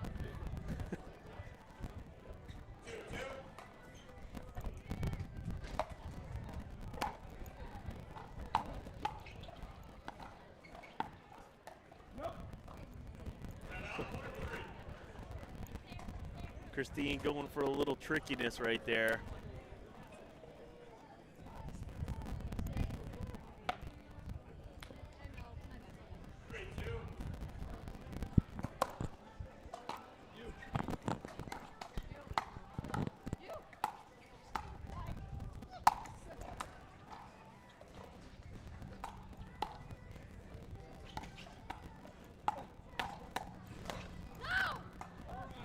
Yeah, Sarasota ends up winning that point, but I think if you're Sarasota, you got to figure out a way to make sure you put those balls away.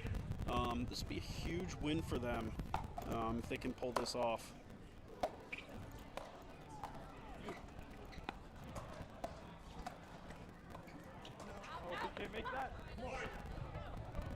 Yeah, that's one that BK's got to make sure he gets in, because any type of sloppiness, this is a team right now that could absolutely put you away.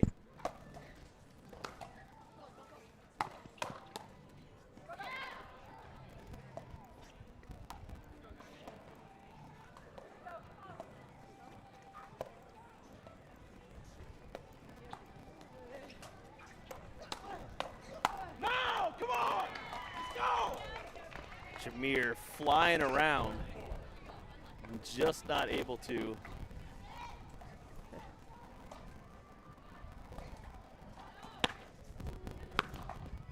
There we go. I mean, we got lots of gators in here, man. The chopper just swarming our tent. Stay out of my booth. You know?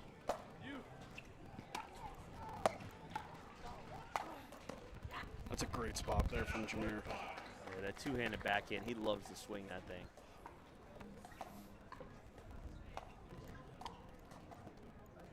He's got a really, really good length, so if he's able to get on top of that ball, he can create a downward angle that's super hard for the opponents to get back. That's a tough one. Yeah, it's, you know, he's got that length. Earlier in his career, he would play some minor leagues, things like that. You'd see him fly around, but he's really started to kind of figure out how to stay within himself and use that athleticism. So, you know, that's just part of his maturation in the sport that's got him here.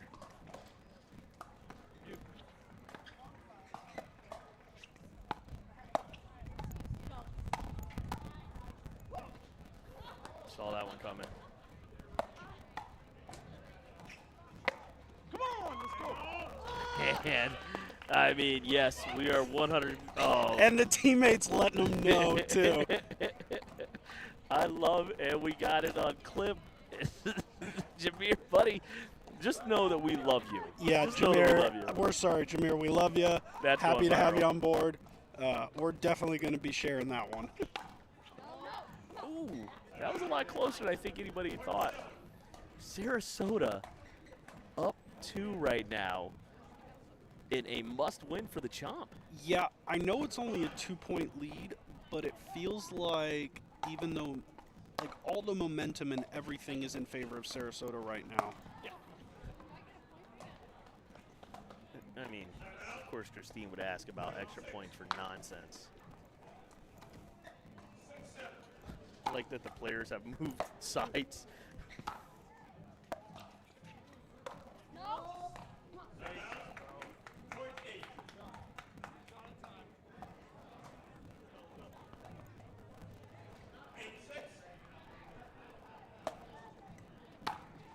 Christine's elected to hit that kind of short serve a couple of times now on Zoe. Huh. All right. GMV hanging tough.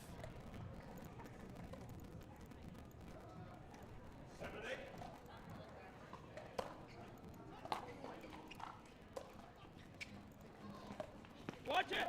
Sorry.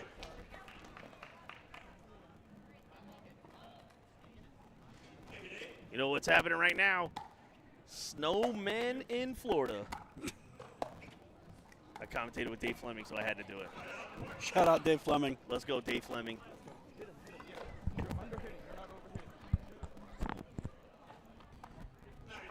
BK trying to coach Zoe up a little bit.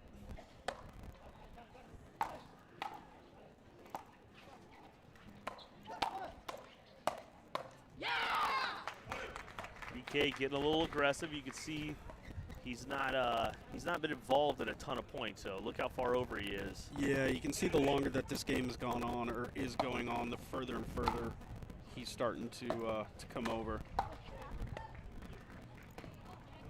Ooh, she almost had it.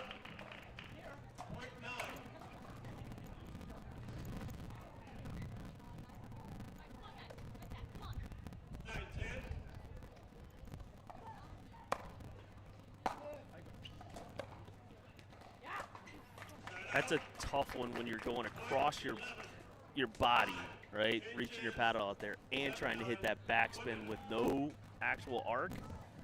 Recipe for disaster and lots of net shots. So Sarasota Manatees right now get to the side switch first and trying to claim the match against the #1 seed GNV Chomp. We're going to be back with the second half of this match. Check in on the fans in the stands. Make sure everybody's doing all right here. Lone Palm All Florida Pro League, stop number 3. The official store for All Florida Pro League apparel is live at CustomPickle.com. You can get customized official team jerseys from your favorite teams or players from the All Florida Pro League. Use code 20AFPL25 for a discount exclusive this weekend.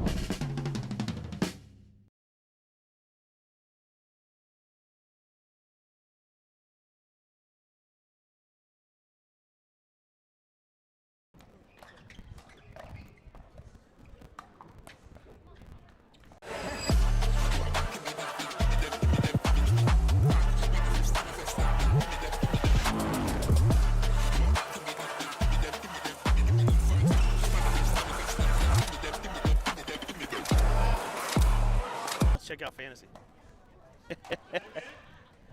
Oh, check it out. Here we go. So Sarasota's going to run, but real quick. Vic.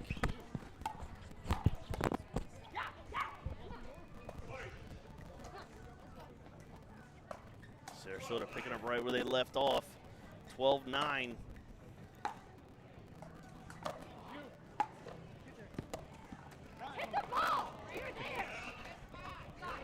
Christine Marcico upset with herself right now.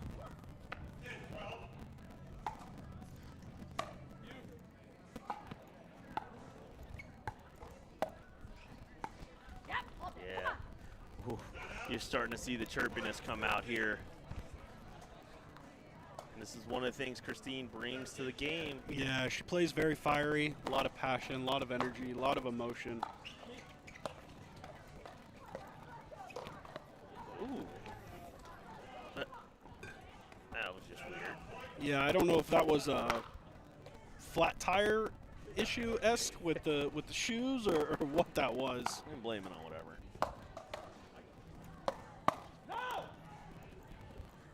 All right, so GNV is starting to speed everything up. BK, if it's touching his paddle, it's coming. Yeah, going into the wind, I'm going to venture to say we're going to see a lot of grip it and rip it type shots.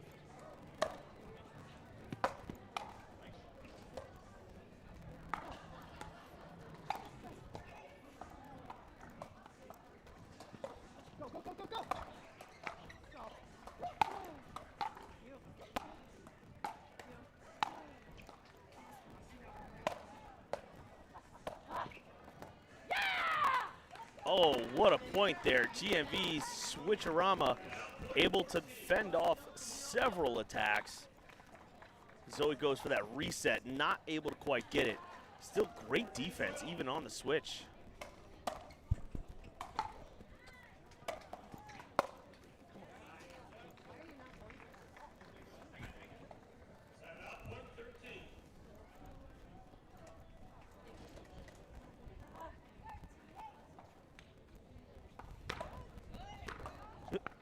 We got paddles being dropped.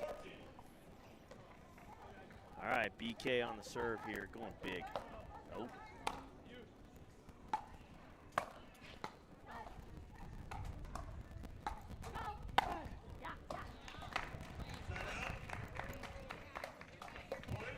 Still up 2, winded into the back half of this game.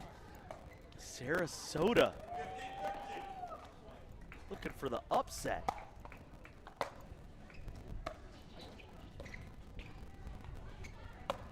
Come on, let's go.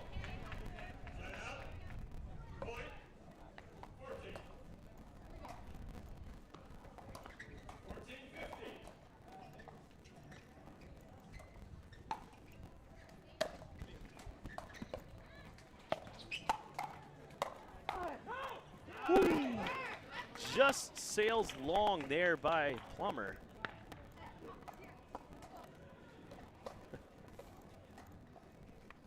You know, you're starting to see just the cross-court attacks right now. Yeah. Are starting to factor in here as we got a tie ball game.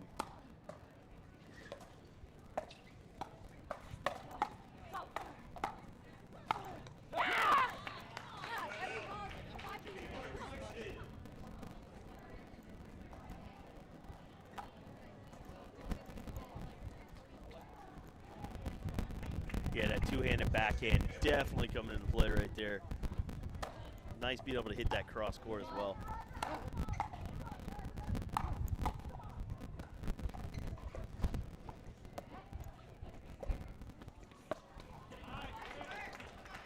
Like BK being able to step into that and be able to cross court dink from the right, knowing that Christine wasn't really going to play that ball straight up. 16-all is the score.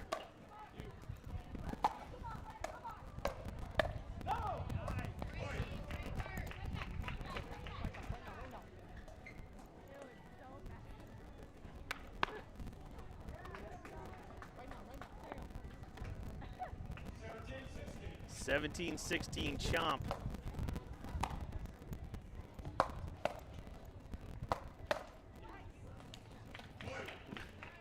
Ooh, we almost saw a paddle toss. I mean, the fact that we haven't seen one yet in 3 stops is... Well, we're really adamant on sportsmanship. I love the fact that we get compliments about our sportsmanship and what these players do.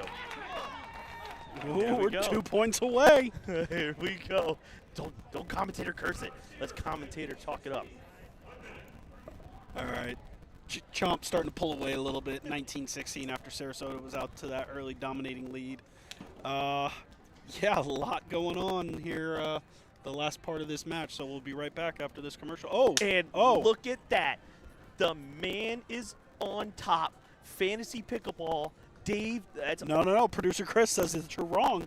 No, because it might be under David Tabb. Dave might be another guy. I get excited, right? What are you doing here? Oh, come on. Producer Chris stepping in on top of Producer Vic.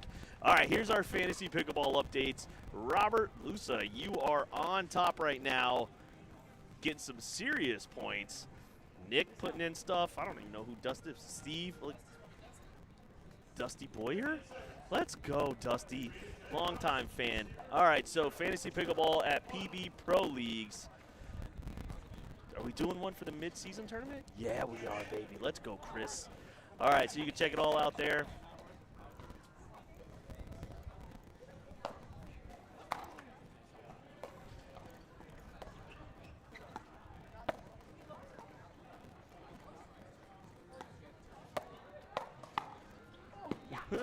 You could see BK just itching to get on some of those.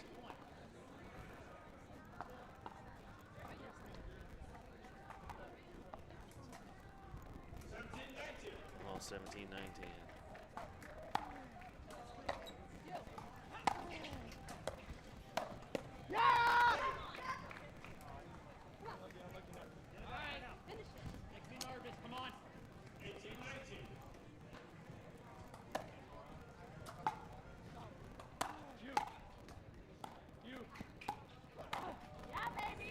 Oh, Sarasota has tied it up here.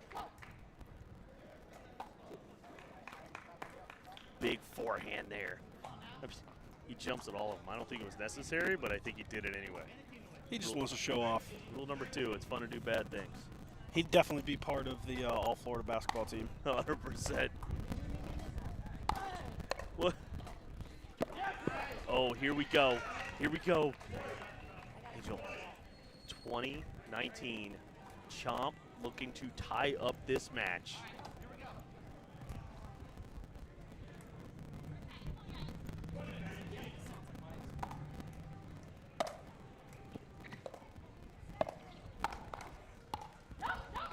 Not there. Footwork there. I don't know if she was expecting that to come back. Yeah. Christine talking Jameer through there the last few points. Short return.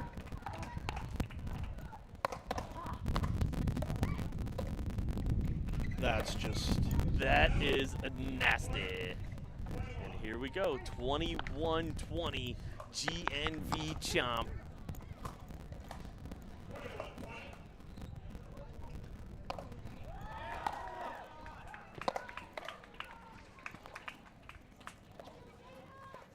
I mean, BK is flying there it all is. over the There court it right is. now. Here we go. Finally, Here we go. the pickleball gods have spoken. Listen, our final game together here, Angel, and we got one. Chomp, take it down, tie up the match, and we're about to shatter some dreams. Favorite part of my day. All right, we're going to go to break. When we come back, we'll see who they put out, and we will take a look at what this means for our Dream Breaker matchups. Experience the future of pickleball with PB Vision Analytics. Record and upload your matches and let AI break down every stat, every rally, every shot. Want to see how you played or tag a friend in that highlight moment? PB Vision makes it easy to share your game with the world. It's smart, simple, and powerful. The official stat provider of All Florida Pickleball. Check out PB Vision today by scanning the QR code on your screen.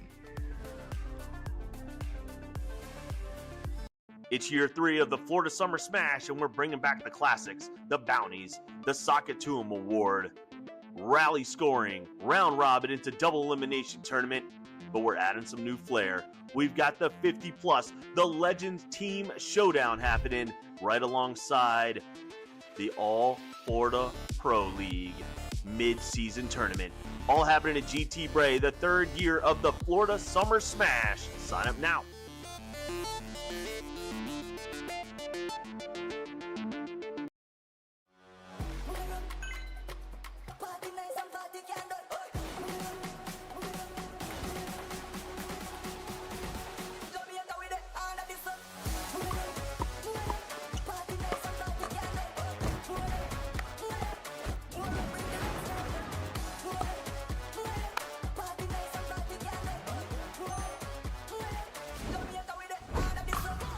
What's your DUPR?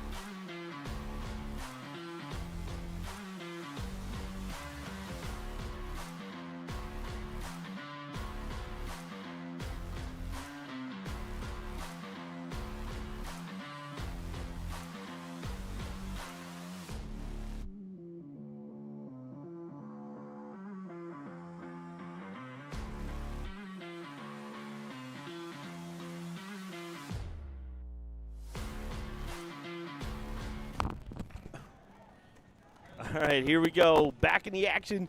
A Dream Breaker 4. Sarasota for the upset. GNV looking to take home a match and stay in contention for the top of their pool. Yeah, based on what we know going on with the O-Town Bangers, which you can watch tomorrow on YouTube, GNV needs to win this. Yes, 100%. Here we go. Jameer taking an early lead, 1-0.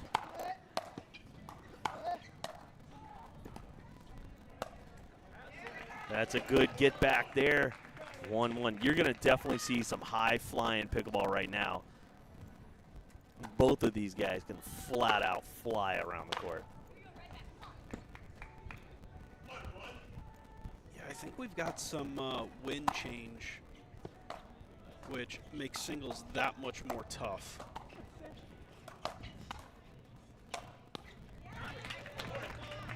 Moreno there putting that ball away. I mean, we're not seeing, you know, serve, return, pass. We're seeing 5, 6 hits in these rallies right now.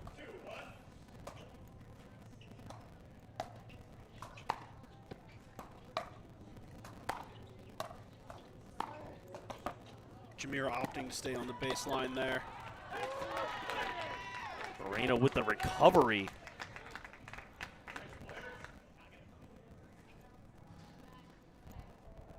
All right, so we've seen Andy play gender doubles, mixed doubles. Let's see how the singles game stacks up.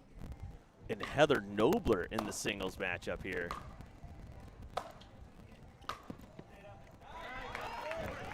With the passing shot there from Nobler.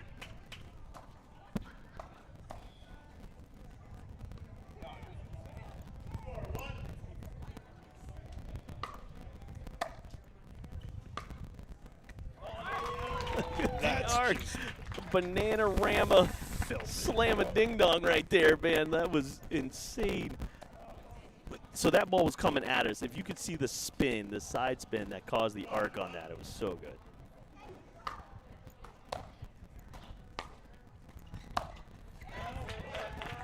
Godwin here. Got to get at least one.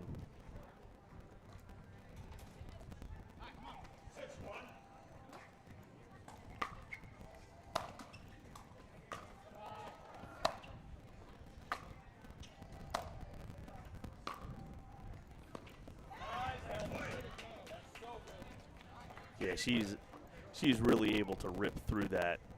I mean, that's a pretty dominant lead right now. 7-1 GNV. Yeah, hitting into the wind, your shots are going to have a little bit extra on them. You know, we talked about her needing that one. If Sarasota's going to have any shot at this, they need to start taking 2 or 3 at a time here in these next parts of the Dream Breaker, parts of the switch.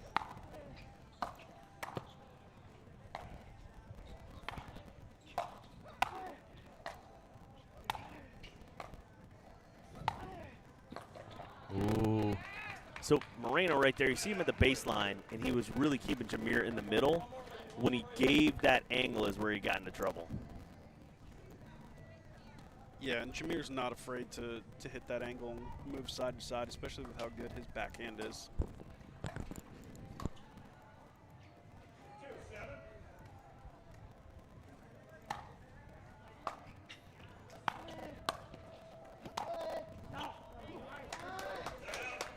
That one sails wide, so GMV gets the side switch. So we played a 15 here on our Dream Breakers because it's 1-1, not 4-4.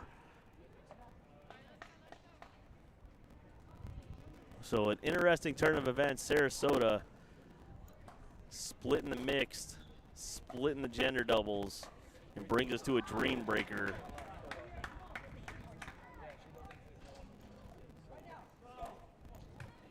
BK coaching up Heather here on the sideline. Moreno just coasting a little bit. Got a giant, like, look at that thing. That's a giant jug of water. Yeah, that reminds me of those old school apple juice jugs. Apple juice sounds great right now. Ooh, a nice, crisp, cool apple juice. Yeah. Do you think they have apple juice here? You got to. They have a kids program. Got to have apple juice if you have a kids program. Gonna But have to order. it shouldn't be a kids program if you don't have apple juice. I mean, I was thinking red wine with my dinner, but now I think I have to get apple juice. I think so. All right, here we go. Game on. Oh, serves it long. Serves it long.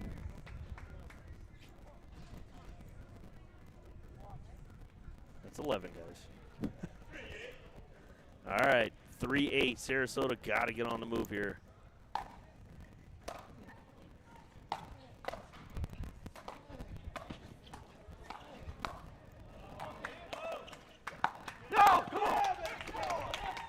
Able to fend off those passing shots.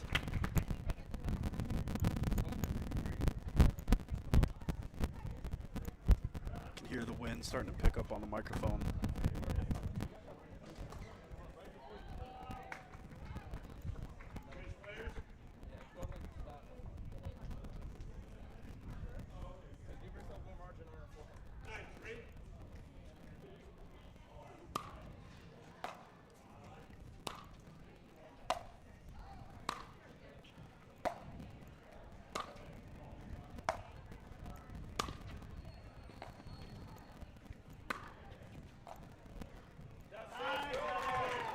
Heather staying on fire here. I mean, GNV is painting lines, hitting big-time hooks. Wow.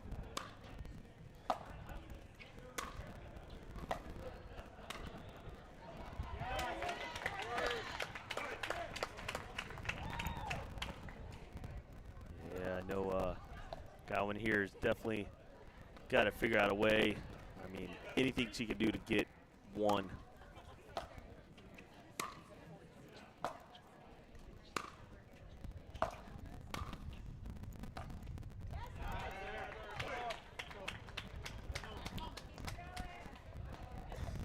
mean, 12-3.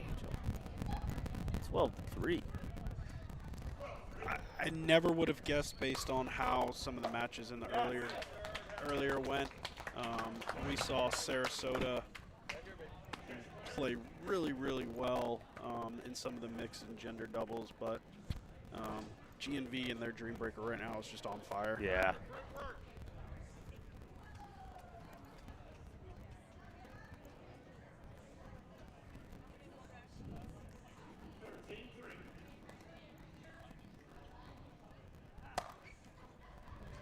Yeah, I like that. Go for it. Let it rip.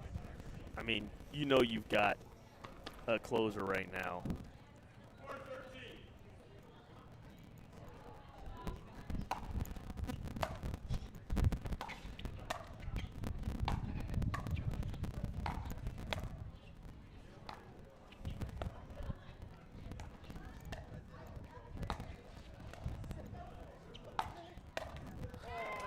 What a fight there from Plummer.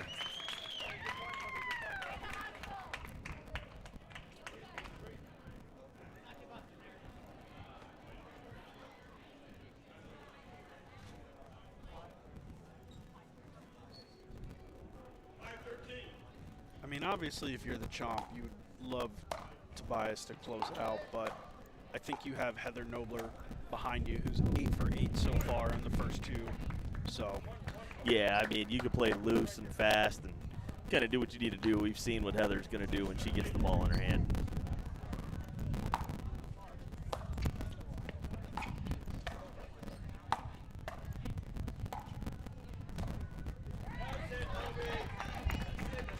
All right, that sets up match point. And we're going to put it in her hands.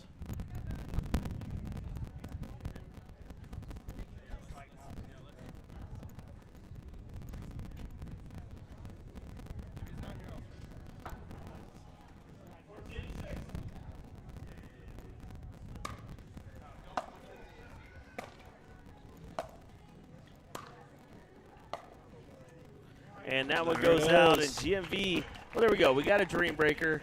Wasn't as action-packed as we had hoped, but it was one that decided a match for sure. Angel, it was a great day so far. We got one more We got a special guest joining the commentary booth. I'm going to interview the Chomp again here as they take home another victory. Any words about this match here, Angel?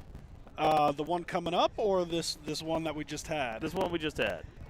Yeah, I thought the way Sarasota started, we might have seen an upset, but not surprised that the Chomp were able to pull this one out based upon what we've seen the first 3 stops. So shout out to the Chomp and way to pull through. I am looking forward to my break. I know you are upgrading significantly with the person that's getting ready to come in the booth, and then I'll see you guys again for the final. You got it. We're going to interview the Chomp here, get their thoughts on that match, and we'll be right back. It's year 3 of the Florida Summer Smash, and we're bringing back the classics, the bounties, the Sockatoom Award, rally scoring, round robin into double elimination tournament, but we're adding some new flair. We've got the 50+, the Legends Team Showdown happening right alongside the All Florida Pro League mid-season tournament. All happening at GT Bray, the 3rd year of the Florida Summer Smash. Sign up now.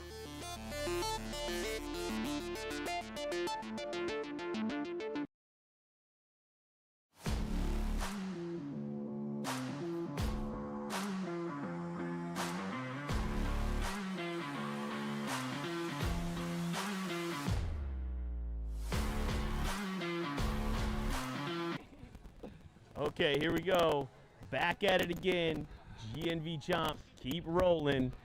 They got a big one coming up right after this, but look, this one was a lot tighter than really anyone expected. We're just going to put it out there and see what happened. Heather, you were able to put on a singles performance right there. Right? You hit one shot that was like a banana-rama coming right at us. That was really impressive. Where does that single skill set come from?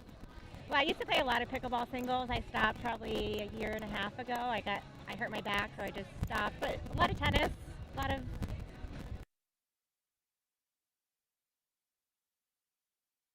Hey, listen, when you stepped on the court, right, we saw you across from Jameer.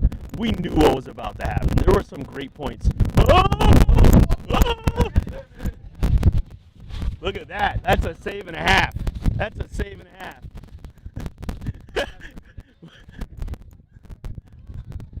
There we go. There we go. All right. Did we click? Are we still rolling? It's gonna just like cover the camera. Chris is killing me here. Yeah. Is it still on? Hey,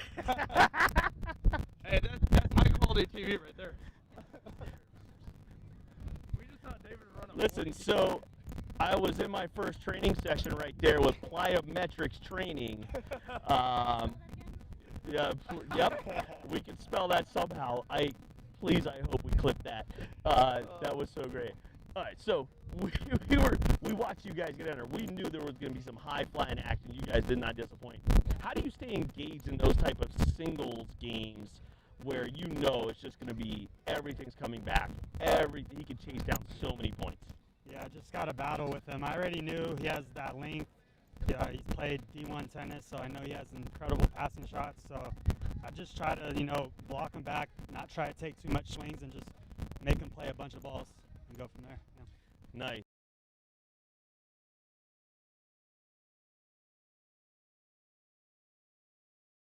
Played the women's doubles, but then you guys are splitting the mixed. How is it out there? The pressure's starting to get a little bit greater. How are you handling that? I definitely do feel myself getting a little tight. It's just how you navigate that is what makes you an athlete. Like I said, I feel very supported by my teammates. It's a positive pressure. It's nothing negative, and I think that's what pushes me to at least try to make one more ball. And I have a great partner to cover me. All right, so speaking of great partner there, right? So BK is you're flying around the court right now. You're trying to cover a lot of ground in those mixed doubles matches. How do you just kind of stay aware of how you can really cover that much ground, but not too much where you're just completely out of control? Yeah, for me, I always call myself a mixed double specialist. I'm definitely better at mixed than men's. I've been doing it way more. So for me, it's about just knowing your angles in mixed doubles is huge. If I'm going to come all the way over to take a ball, I know there's certain spots that I can go to that make make sure the ball doesn't go back into my corner. So that's what I'm looking for, is when I come over, I'm looking for that spot. So I know I'm there for the next ball. So it's just a lot of training and a lot of just knowing and understanding pickleball strategy stuff. So just a lot of reps and being able to put it out there. 100%. All right, so this next game, I don't know if you heard the announcement, but you're playing the O-Town Bangers. It's to make the finals. So we'll add more pressure right on there. So that match is going to come up. We're going to let them get a little hydration, get a little rest, and the O-Town Bangers are over there talking trash. We'll be right back for the next final match of the afternoon session. Good.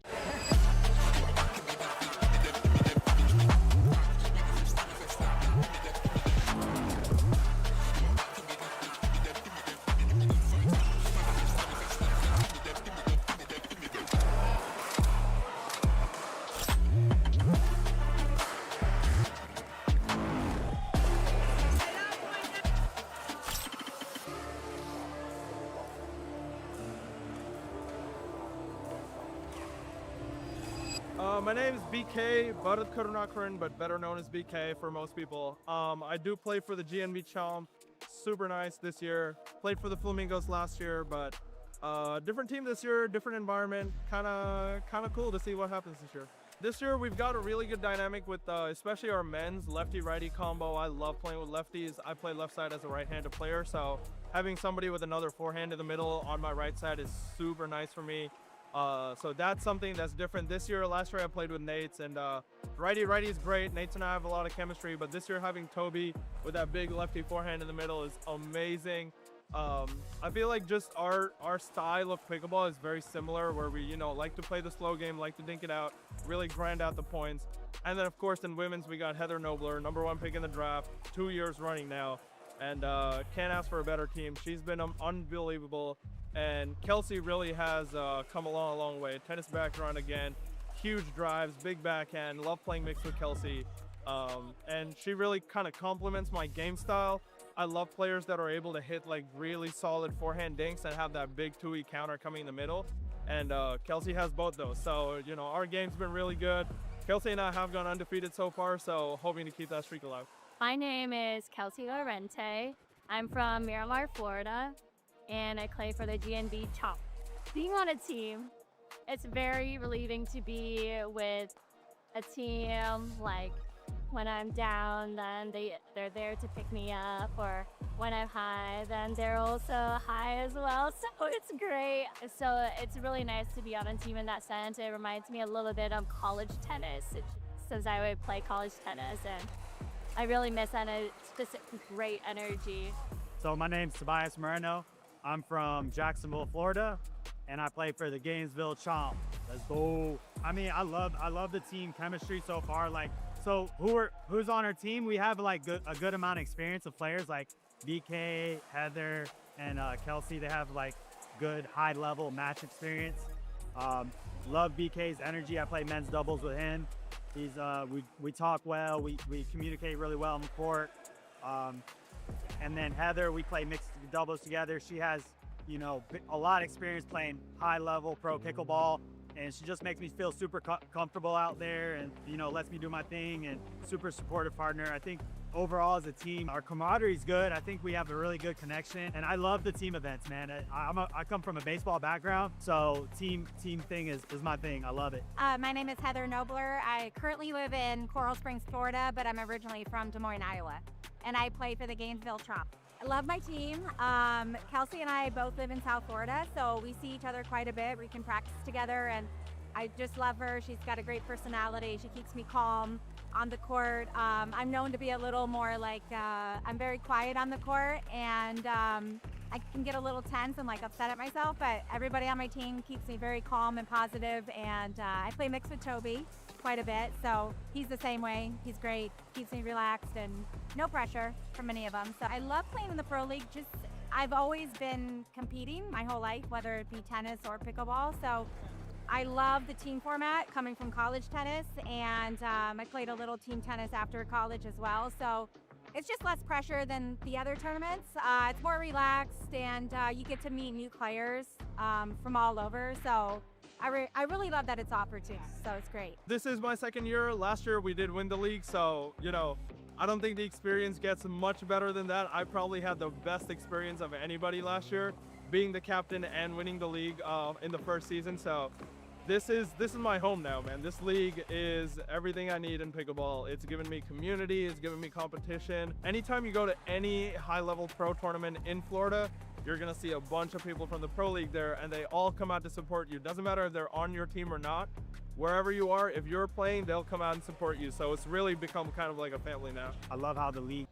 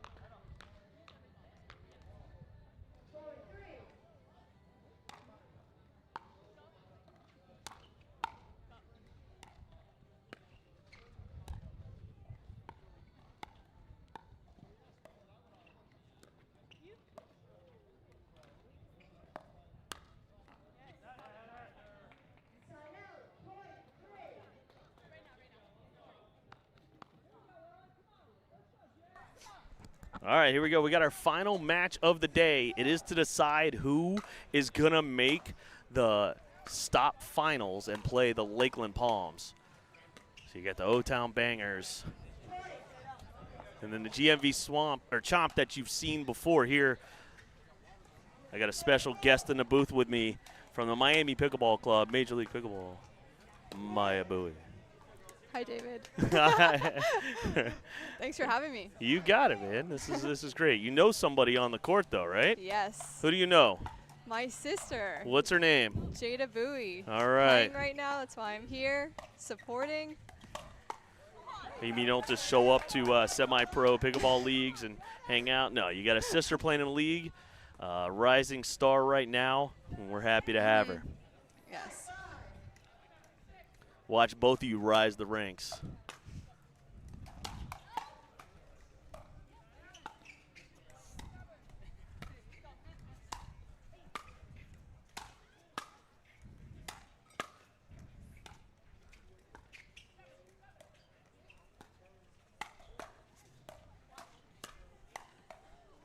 It's a great reset. We got a phenomenal point brewing here.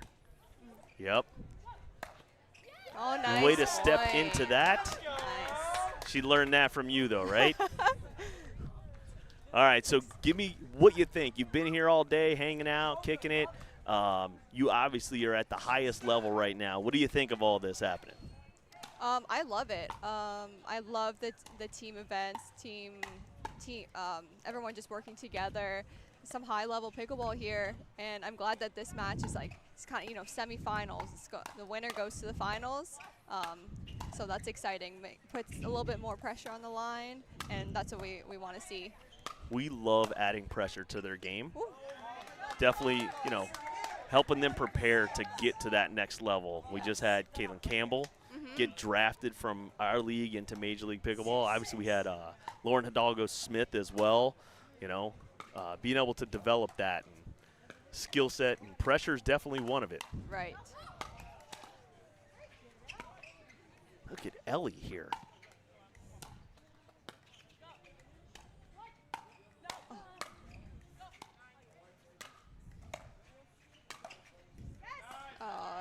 Oh, that on ball the was line, in. On the line, yeah. So you're seeing somebody in a Heather Nobler who also played Major League Pickleball, you know, really shining out here, has a new teammate. You've had to experience playing, you know, for the first time with people. What's that like? You know, what kind of goes through your head, and how do you square that up into a win? Yeah, it can be tough playing with someone new, especially against people that have played a few together. But I think communication is so important. Who's taking what, and honestly, just being a good partner, being positive. I think that's honestly the biggest thing for me. How I try to be a good partner, and I think that, you know, makes the other person comfortable, gets the best out of the other person. You know. You see a sharp angle there from Nobler.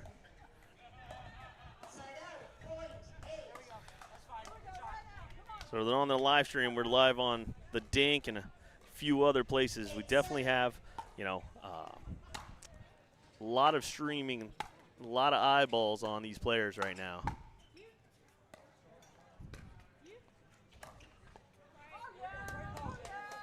She uses the net on purpose right there. All right, if you're giving some advice right now to your sister, coaching her up,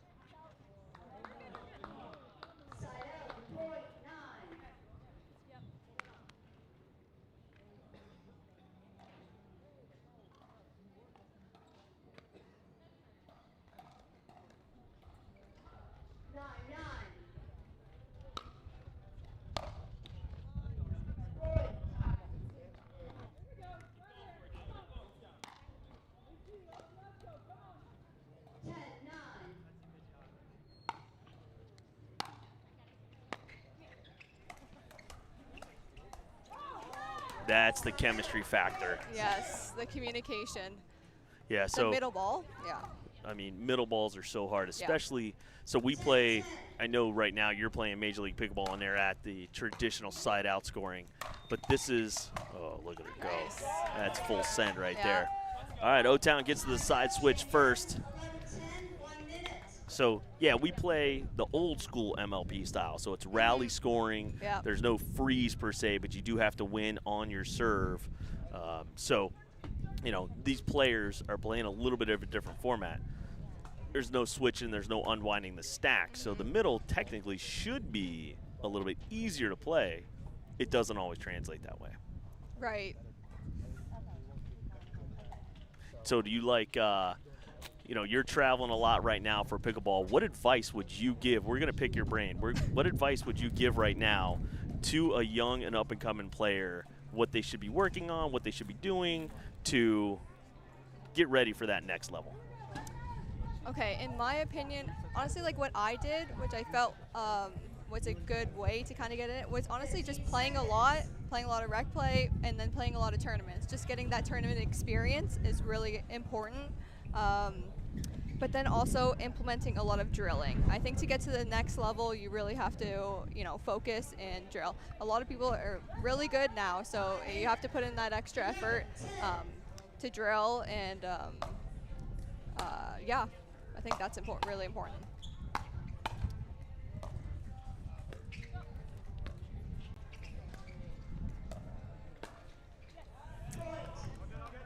Good dinking right there. Yeah, I remember when you were coming up and you were grinding at first. Shout out to North Lakes and Saddlebrook. Yes. You have a couple friends here on O-Town. You know, Camden you drilled a lot with as you were climbing up the ranks. So, and you did I mean, I remember you, after our tournaments, you would still go out and drill. Yes, I kind of got obsessed really quickly, and I just loved playing. I love drilling, just being on the court, seeing progress. So I feel like that contributed a lot to my faster success. But yeah.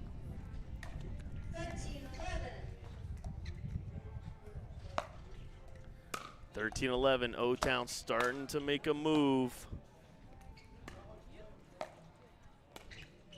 Ooh.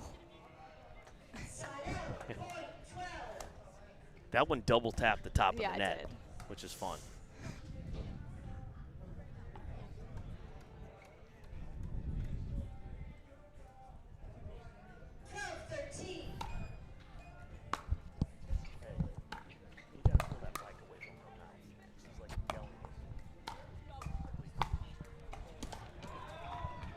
Great put away from Ellie there.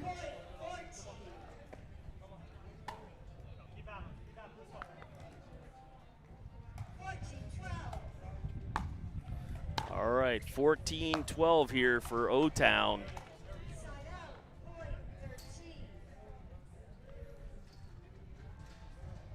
I mean, I have a feeling this is going to be pretty gritty game here towards the end. You know, it's great about rally scoring. It keeps things close, you know, especially with the freeze.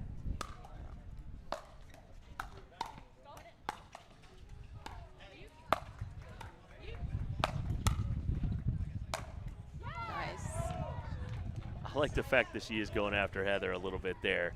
Like, you know, traditionally you hit that overhead down the middle, but she caught Nobler coming in a little bit. Yeah.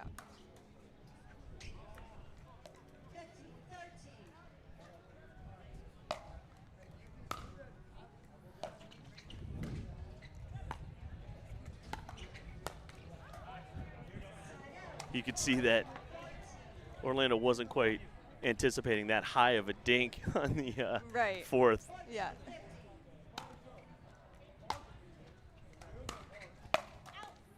Oh, that's tough. You know, it's tough when you see that stuff and it's, you know, kind of coming through you, and to get out of the way, it's hard. Right. It's one of the hardest things, honestly, to know when balls are going out. That one goes long.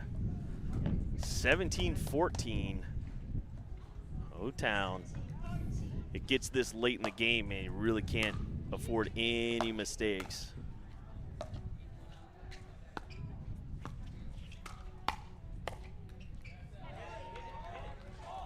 That's a good timeout right there. Yeah. All right.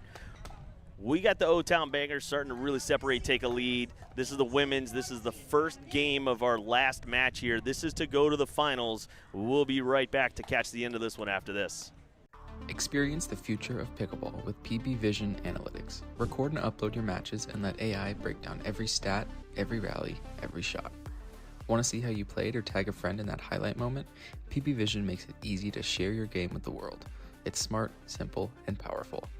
The official stat provider of All Florida Pickleball. Check out PB Vision today by scanning the QR code on your screen.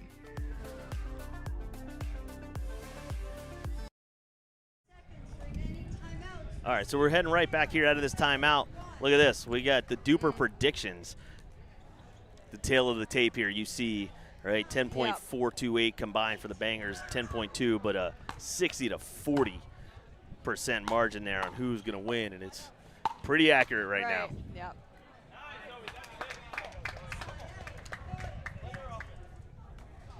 Big shout out to our sponsor, DUPR, helping us out. We're live streaming on DUPR right now, too. Oh, yeah. awesome. And we had a minor league where people complained about their DUPR. It's always happened. Oh, yes, it's great. I bet.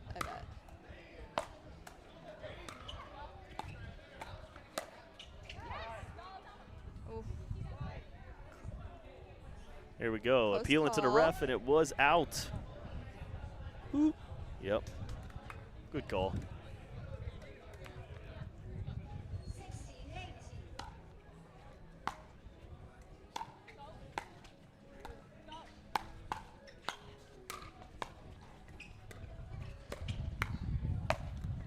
Yeah, that one's not coming back. That's about shoulder height, Power Yep. City. You really don't want to see that on the other side. Yeah. No.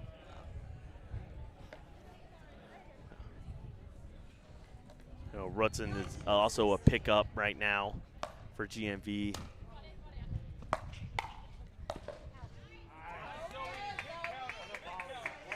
I feel like there's only a couple teams this stop who have full strength. A lot of the teams are having to have a sub in, so they're trying to, you know, figure things out. Yeah, we had a ooh. Nice shot. We had a couple of other, you know, we try our best to, you know, match these stops up with other tournaments and things like that, so there's not a lot of conflict, but we can't do, you know, kind of everything there. So they do. A couple of players are playing next gen right now, which is like great networking for them, and you know, they've actually been performing really well. And you know, there we go. O-Town takes it home. One up for the Sis. All right, so that is a statement setter, right? So this is a big game. They have to win this match, setting the tone early for the ladies. As O-Town, I'm David Tabb here. I'm with Maya Bowie, Major League Pickleball player. We're going to be right back for the men's doubles action right after this.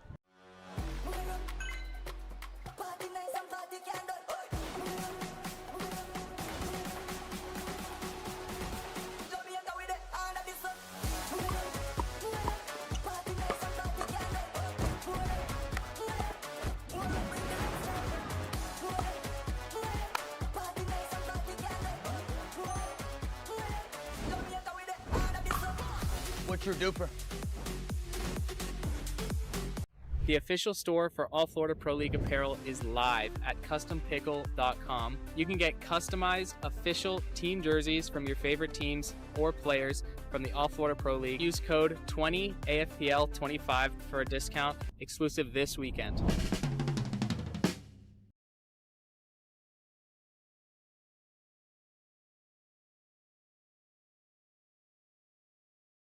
Experience the future of pickleball with PB Vision Analytics. Record and upload your matches and let AI break down every stat, every rally, every shot. Want to see how you played or tag a friend in that highlight moment? PB Vision makes it easy to share your game with the world. It's smart, simple, and powerful. The official stat provider of All Florida Pickleball. Check out PB Vision today by scanning the QR code on your screen.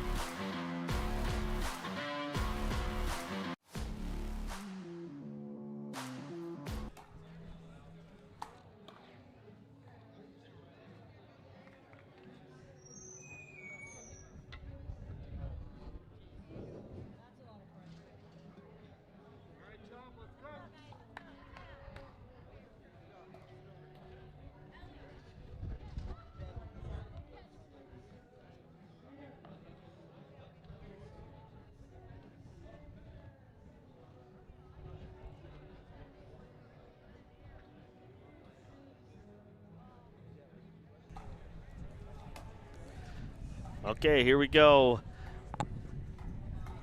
It is men's doubles. We just saw the O-Town bangers. The ladies lit it up. Yeah, great start for the bangers. Let's see if the guys can follow it up.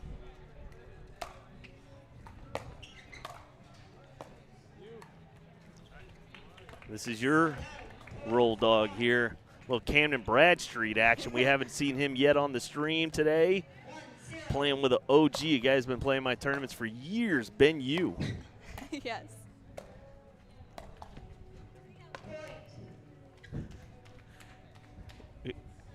So when you're drilling with Camden, does he make those facial expressions and have those type of mannerisms? You know, drilling with Camden's always fun because you never know what you're going to get. No, but he's so much fun to drill with. He's one of the hardest workers I know, always on court, always wants to play, always wants to get better. I literally, like, he was one of the first people I met when I started playing pickleball, and so it's amazing to see his whole journey, you know, throughout the year that I've known him. And it's awesome that, oh, hold on.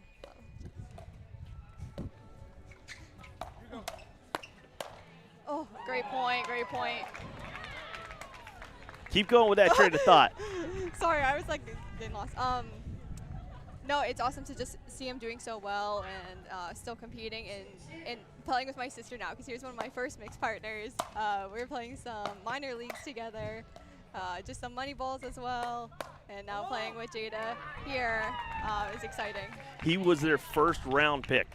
Yes. And like we know Jay here, Jay is their coach, great guy, right? So we were wondering what he knew that we didn't, where Cam was going to be a first-round pick. And stop number one, we were like, oh, now we get it.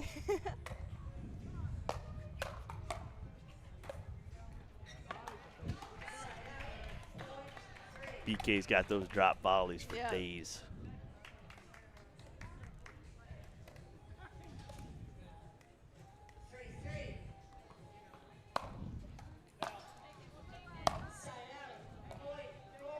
That's tough right there.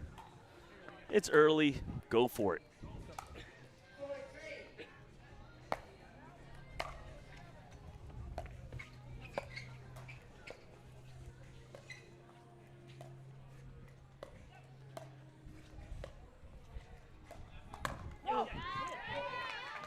You see a slight speed up there, like a little okey doke. A little off speed, maybe a little bait ball-ish too, you know?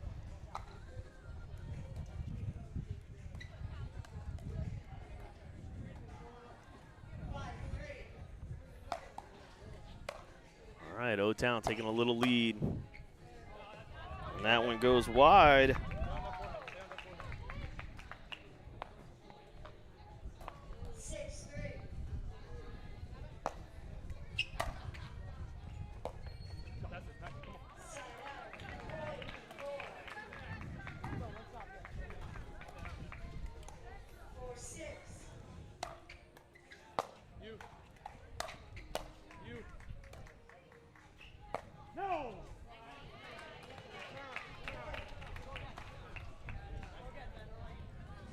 A little back and forth here, 5-6.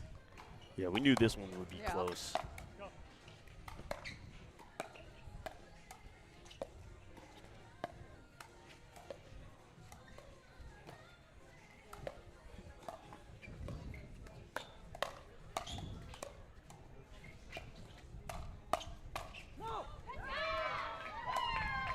That one sails long.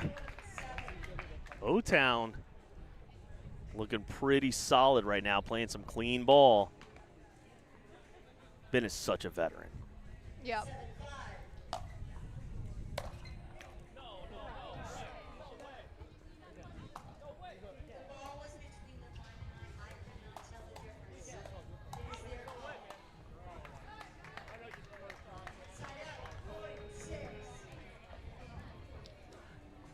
Little discrepancy there on the call. The referee can't call it, so therefore it stands.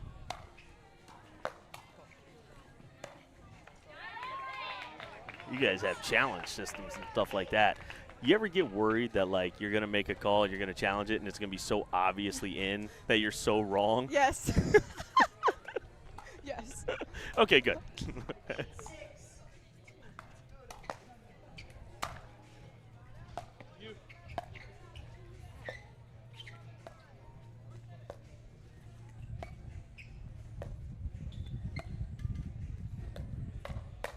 Ooh.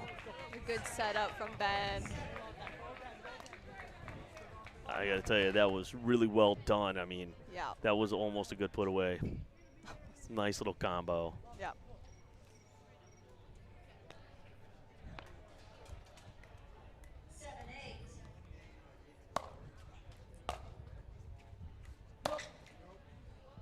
That was Just long. long. It's nice having this angle right here, being Right able to on see the that. line. We're like the line judges.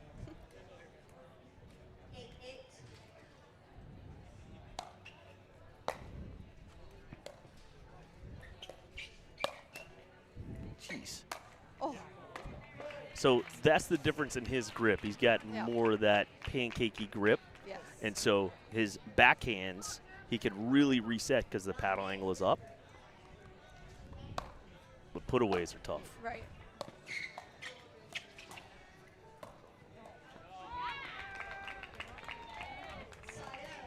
Is that something you guys have worked on with him? You know he has that grip, and it is what it is.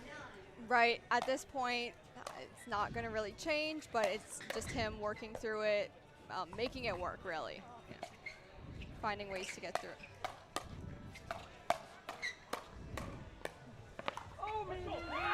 And that one goes wide. Point. Wow. Camden's been working on his two-handed backhand counter, so when he hit one, I am very proud of him. It's a little tougher. He doesn't come from a tennis background too, so some things aren't as natural for him as us tennis players that come into it.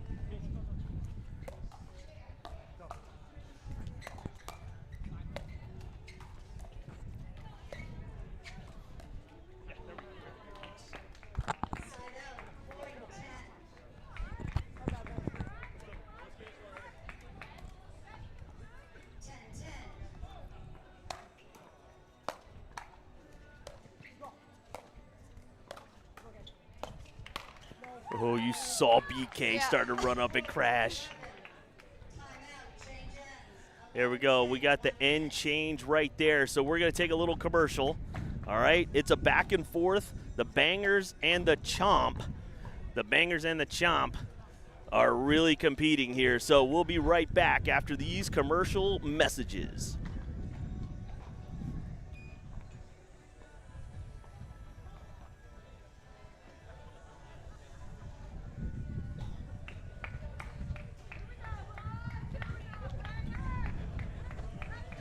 Experience the future of pickleball with PB Vision Analytics. Record and upload your matches and let AI break down every stat, every rally, every shot. Want to see how you played or tag a friend in that highlight moment? PB Vision makes it easy to share your game with the world. It's smart, simple, and powerful. The official stat provider of All Florida Pickleball. Check out PB Vision today by scanning the QR code on your screen.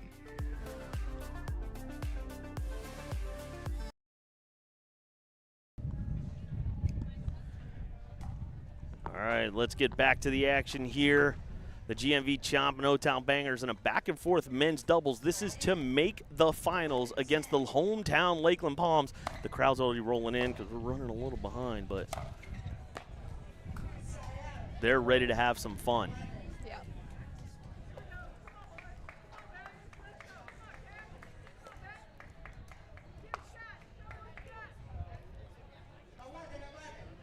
$11 up.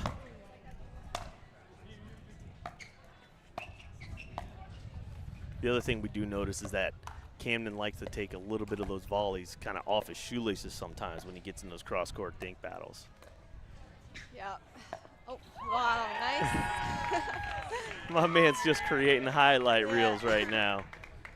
I remember when he first started playing pickleball. Oof.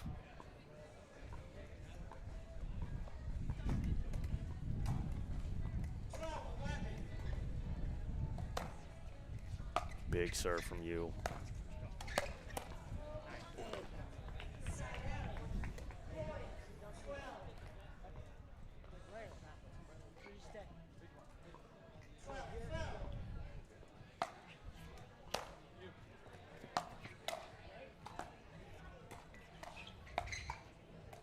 That one.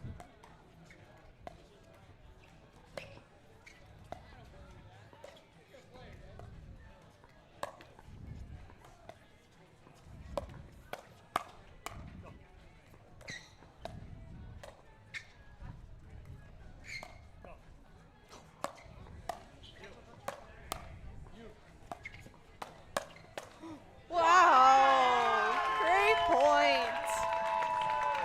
I mean, that like, had everything. Like a perfect drop from a lob retrieval, like. That hurt my back just watching that. You think you would have got it? No. Maya, Chris and Martin beat me left-handed last night.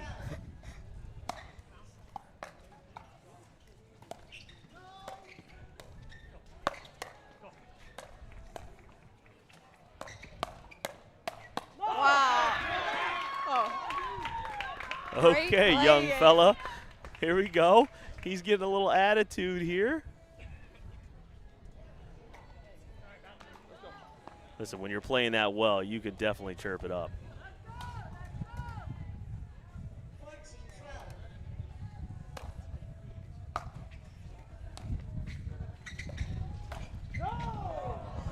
Great move, though. Heat he check. Wanted it. Here's filled it.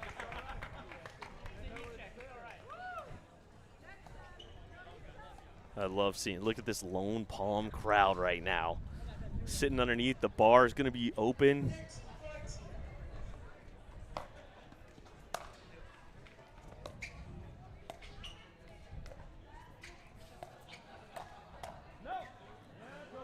Good leave there.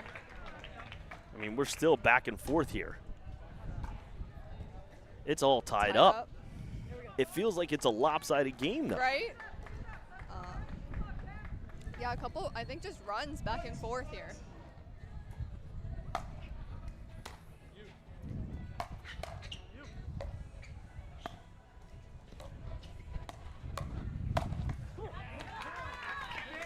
I mean, he's just standing up on it right now. Yeah. Ben is to me, when they drafted this team and they drafted Ben to go alongside Camden, I was like, that's actually like a really good, solid, steady rock, you know. Yes, that's definitely what you need for Camden. He's encouraging. He loves it. He's also in the area so he can practice and drill.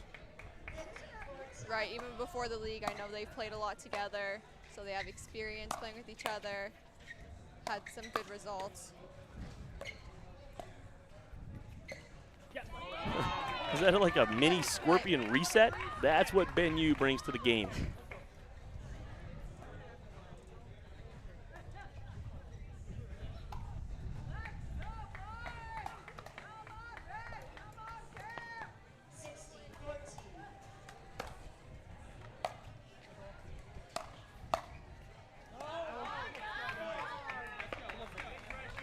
All right, now O-Town definitely starting to pull away.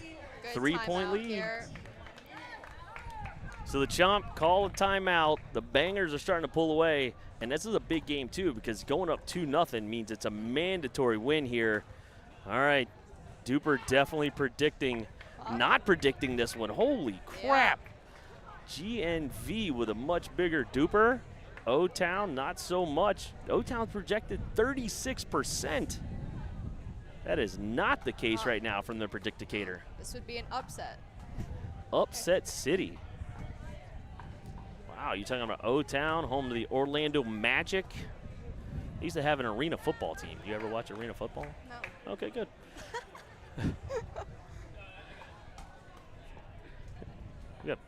Apparently we just have balls laying around the court. Okay, it's a pro league here, right? Yeah. All right, I'm gonna have a coach against your team right now because I know you're rooting for O-Town. If you're GNV, what do you tell them they need to do to get back into this game? I think we just got to stay a little bit more solid. I think they missed a couple fourths here. I think you just got to get it down, not let them play so aggressive, not keep it up on them. Just be a little bit patient.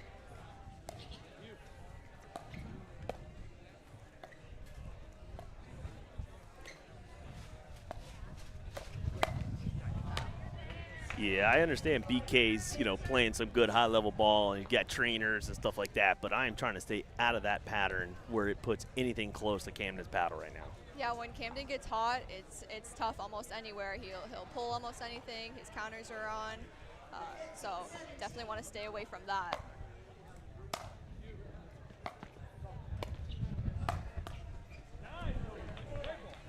It's a little jam shot there. And here come the Chomp. This is what you said, cleaning it up. They're really firing fast here. They're not trying to get into those elongated points either.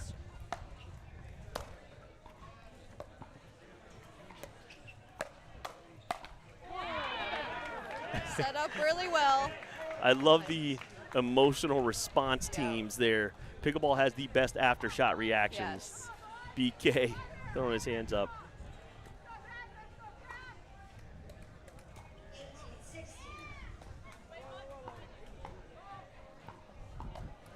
Got a ball flying over here from grandstand court.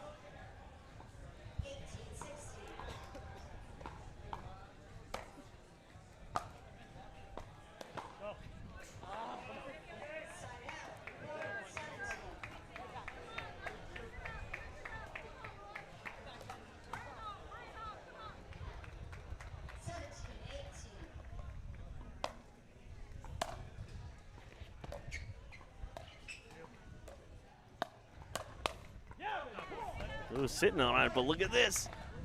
The Chomp have tied it up at 18s. It is coming down to the wire in this thing. It's honestly who's going to play a little bit cleaner here at the end. Can handle that pressure.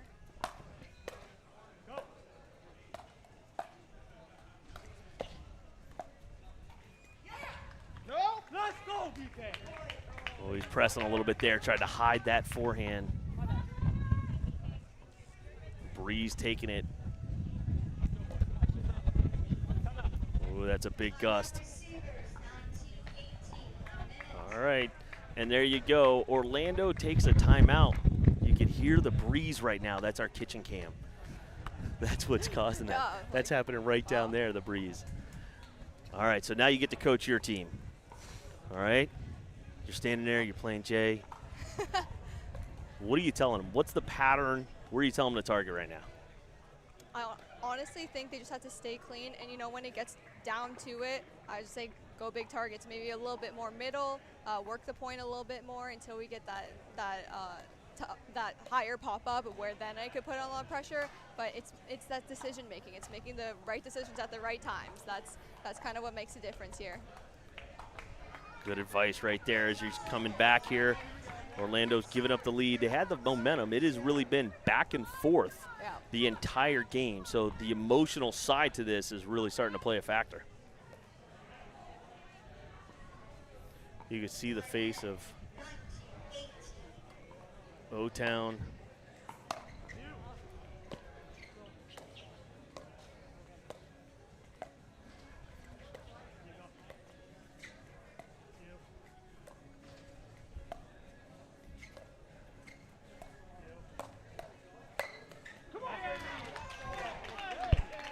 BK is not interested in elongating those dink rallies as he speeds it up on Camden. And they have game point. They have come all the way back to have game point and tie up this match.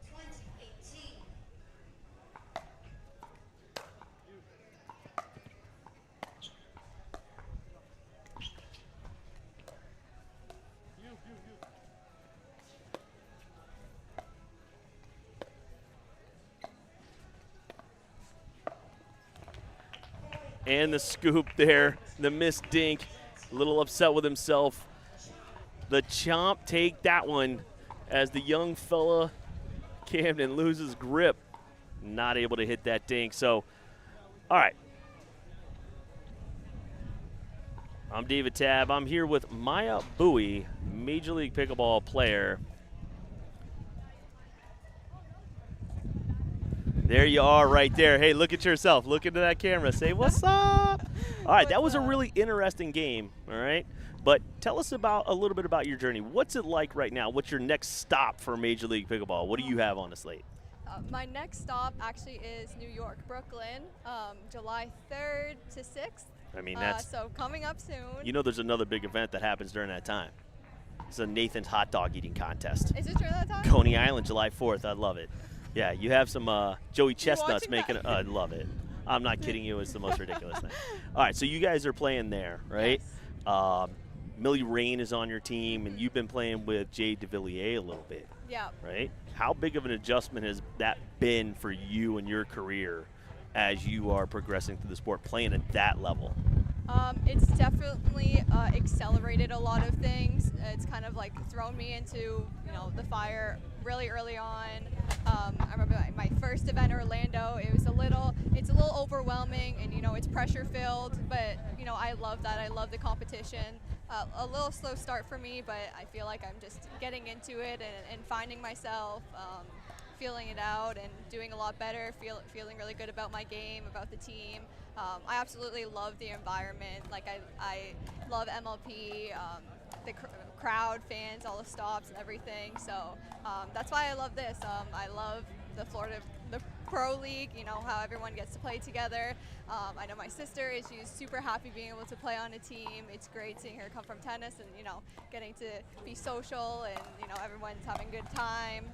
So it's just great. I love pickleball and what it has done for us, and then, what it's done for a lot of people. Yeah, absolutely. All right, I want to take you into two scenarios because I want a behind the curtains look. So I picture MLP draft. We know that there's different things happening, and people are in different areas. Like we hear people sometimes are like, don't find out till 6 hours after. What was it like for you getting drafted into Major League Pickleball when you found out that you were going to get drafted, and then hearing your name called and going to a Florida club?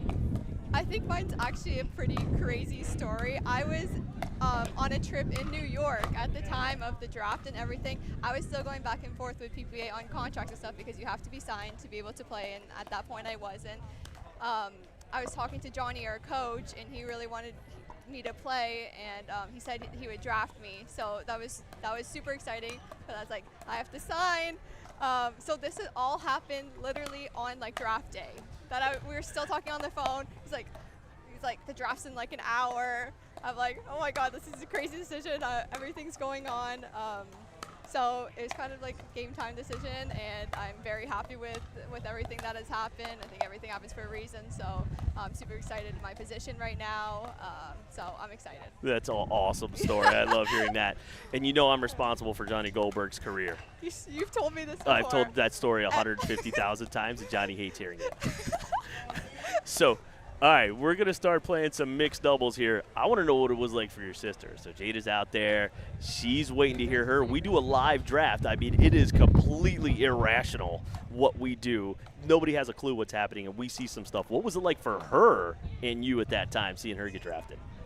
It was exciting, just like seeing who would choose her, because she's also in the Canadian Pro League, so they also have stops as well. So all the team captains knew that she wouldn't be able to make a few of these stops, so that kind of determined where she was going. But Jay took a chance on her and knew her potential, knew how she would be in this environment, and I think it's great. It's great that she gets to play and have a good time and gets to play with Camden. I mean, the team is awesome. Camden, Ben, and Ellie, they're great people, so I think it's a really good environment and team for her. So I'm excited for her. Yeah, and we'll see. Maybe, the exposure we're giving her here, might be a little more valuable. I know you guys are Canadian, so it's a pride thing as well, being able to do that. All right, so we're back to this match. Thank you for those stories, by the way. I love hearing that crap. I'm such a degenerate. I had, just so you know, we had people that they sent in like their draft videos of them being drafted in the All Florida Pro League, and it got emotional at times. Like, guys, girls, I love that crap. I bet. Yeah, it's so fun. All right, so this is interesting. All right, so we're going to watch your sister play here. She hits a big return. But also, too, I mean, Camden and Jada, they play a lot together. They train a lot together. All that, they know each other well. To throw Camden back out after that tough loss, that's you leave him on the bench and let him stew, or do you let him play it out? It's a tough decision, honestly. I think it's really up to him how he's feeling. Sometimes it's better to let him sit and let it pass. Other times, you just got to get over it quicker. But I think Jada helps him a lot, try to stay focused, stay in the moment. So maybe it was a matchup thing, but hopefully he could stay focused.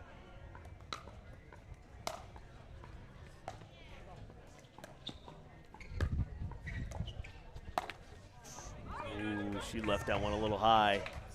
Is it a little more nerve-wracking watching sibling play? Yeah, I get a little nervous watching her play. That's awesome. I feel like I'd rather be playing than watching.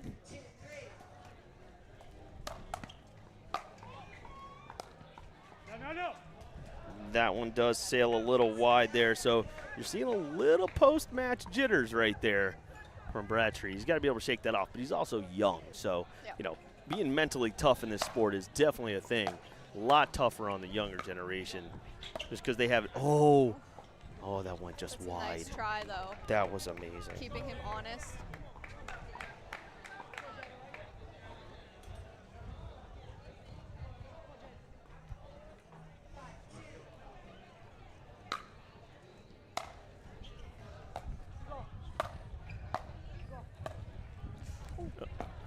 Oh, he got to that ball.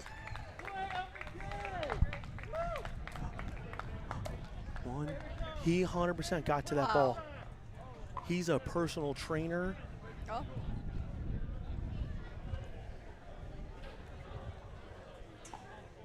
Nobody in the ballpark thought he was getting to that. No. Wow, 6-2, chomp off to a big-time lead here.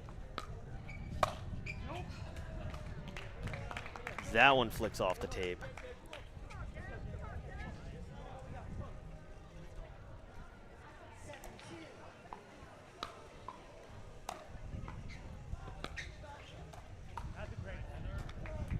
I mean, it's definitely in their head right now.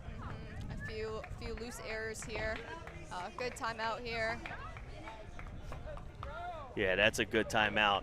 All right, we're going to take a little break here from the action. GMV Chomp looking to take the match lead here, up 7-2 in our first mixed doubles match, and we will be right back. The Dwell 40 is the official ball of the All Florida Pro League. Dwell offers high-performance paddles, sleek bags, and everything you need to elevate your game. Choose between the warm or cold ball for consistent play in any conditions. Visit dwellpickleball.com and use code ALLFLORIDA for a discount.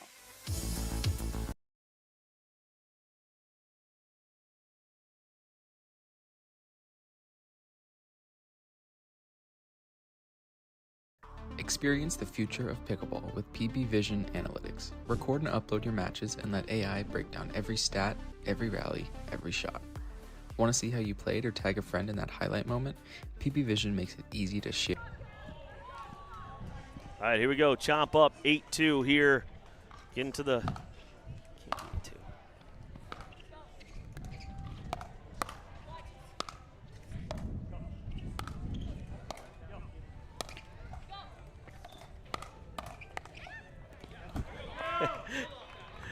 Camden speeding that ball up at Heather Nobler.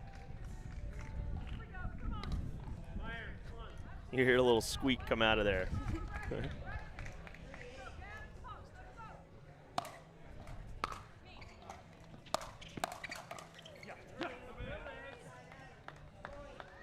Yeah, this is tough because, I mean, you have Moreno there. He's a lefty.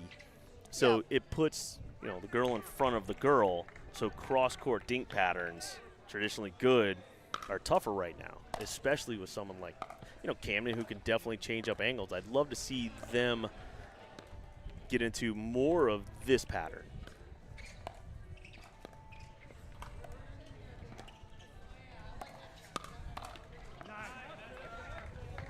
Maybe a little too aggressive, but I think that that's definitely something that might start working for them.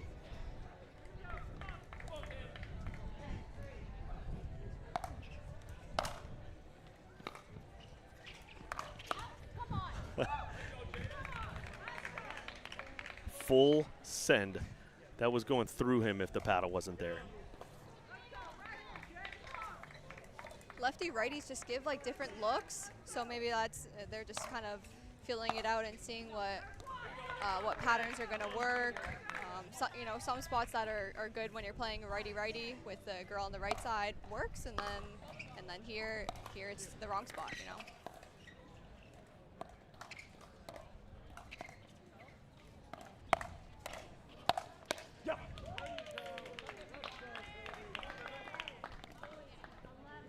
And the side switch is reached.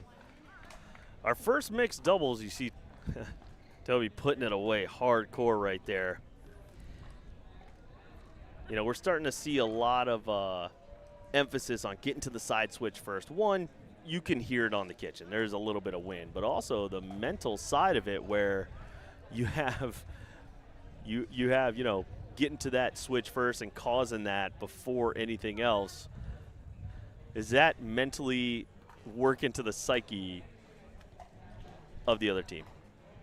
I feel like it gives you a little extra boost of confidence that you're getting that switch, that you're ahead.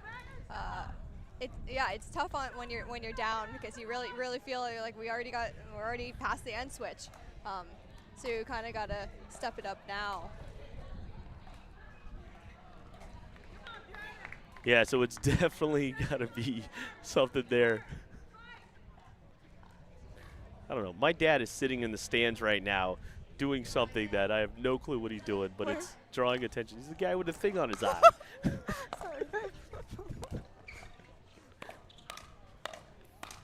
Oh, yeah. That is what we've been waiting for, that firefight. That's what I would like to see more of O-Town. The girls are across from each other, so I'd like to see Jada maybe initiate a little bit more. Heather backs up off of the line a little bit, so I think Jada could use her aggressiveness and her power to really put pressure on them. That's a good quality drop. Yeah.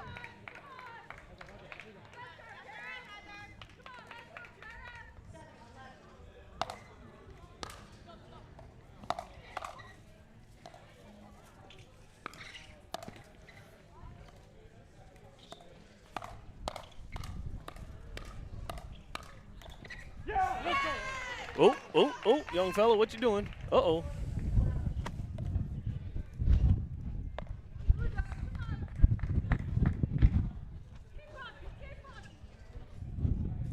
We're going to keep an eye on Camden here. Maybe took a wrong step there. This is somewhere where knowing the rules matters because you don't have to burn a timeout to take a medical. All right, so that's the second one we've seen her step back off the kitchen line with knowing that drive was coming. I don't know if she's anticipating Camden taking it or just being able to defend it, but it hasn't worked out that time. That one did. Yes. I like that slide there. She's ready for that. That back end turned on it.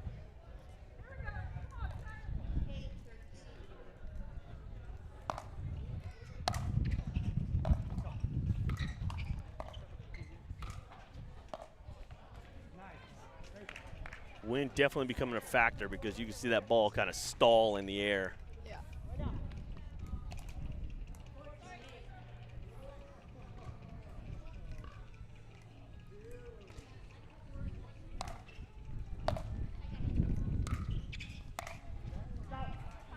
That one goes long. Bradstreet and Bowie here. Got to find a way to win some points. Question for you, David. What do you think is the most underrated shot in pickleball? Underrated shot? Yeah. Like or one that. Skill. Or skill. So, the way I've watched the game develop over the years, I think that the return of serve is a lot of times people just try to get it back. I've seen a lot of people work on their serve ever since the Zane Saw kind of came out, and we've went through serving reiterations, but now seeing people try to put topspin on the return, nice shot there. Being topspin, but also pace. So you're going to see Lakeland Palm show up here in the finals. Nate's has absolutely been training his return, and it can show that thing is a nuke coming back. And it puts a lot of pressure on your third, which then makes you have to be great at your fourth. It helps your singles as well. Like his singles game. Oh. Got him again. I mean, I love the fact that you think I play singles, but yeah. That is what I would say is probably the most underrated shot right now that people don't drill, don't care about. I mean, a lot of times we'll run, are you trying to run through your serve to get to the kitchen quicker? Are you setting your feet and really driving that thing and then exploding? There's just so many different scenarios right now. Yeah. Yeah. I like that. All right. You know I'm going to flip it back to you. What's Okay. What's yours? Yes, mine is the 4th. I think it's the most underrated shot. I feel like people don't care about it as much. People are always talking about the 3rd, you know, getting that drop or drive. But the 4th is so important. I feel like it's something that, you know, if you miss, it's just a free point. But you're also like from a pro level, you get back 98% of your thirds. You hit over. So, you know, at the 4-0, 3-5 level, the 3rd is extremely important. Yeah, that's true. Now, I'm going to ask you this, and then you're going to laugh at me for my answer to it. You can't pick your Miami pickleball crew. Oh, he almost got to that one too. He was there. I mean, he was there. Jeez. You can't pick your Miami pickleball crew, all right? And you can't pick yourself, and you can't pick your sister. There's got to be somebody on the PPA tour. Who's your favorite player you like their game? It's so hard because I love so many people's games. Don't honestly. politic it. No, I'm so serious. Like I see things from different people, and I love just different things about different people's games. I really don't have one person, David. All right. I'm sorry, I can't give you an answer. Everyone's great. Oh my gosh. Who's your favorite? Colin Johns. Oh yeah. I'm a huge Kyle Yates fan. Like, Yeah. have been my whole career. Like, he's throwing the, shout out to Kyle right now. He's actually got the a tournament in Colorado that he's throwing right now. Okay. It's huge, huge, and he's crushing it. He wears a yellow vest, like because I guess he does parking for the tournament. But the reset is the sexiest shot in sports. You think? I know. Okay. It's so good. You like it? I do. To be able to reset the ball at the clip that he does, oh my gosh. It is impressive. It Yeah. is impressive. And the way, Very. not a lot of movement, Yeah. I mean, he's not in Major League Pickleball right now, but, hey, still, shout out. We did an event with him in Austin, Texas. He was super cool, too. Yeah. Yeah. Nice.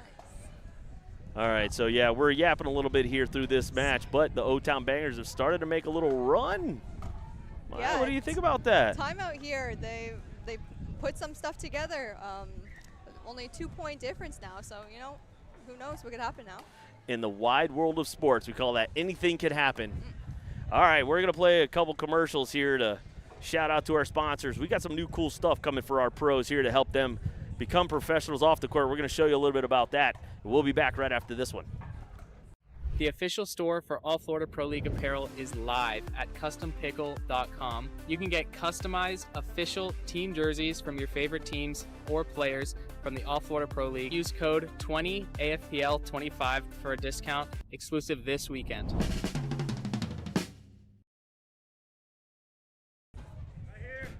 A dude with a cowboy hat.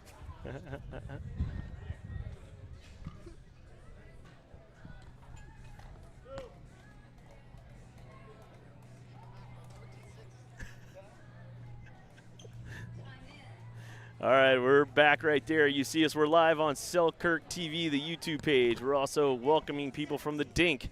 We're finishing up our last match here, the O-Town Bangers versus the GMV Chomp. Battling out here to see who's going to make it to the finals against the hometown Lakeland Palms. Oh, that one just sails out off the net.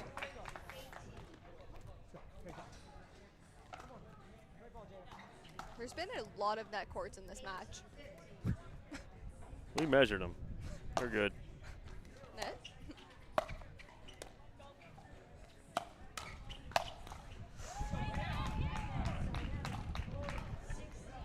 Hey, it worked.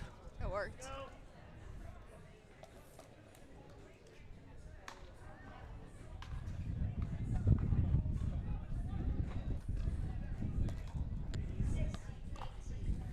All right, they've got to start to really make a move here.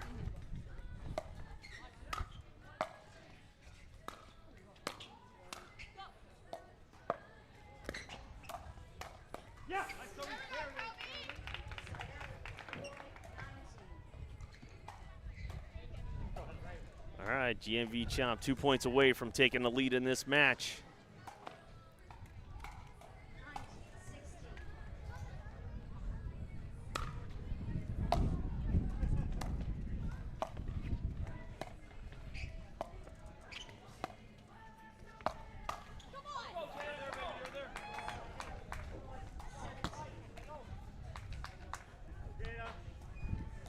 Oof, she did try to slide that one through the middle.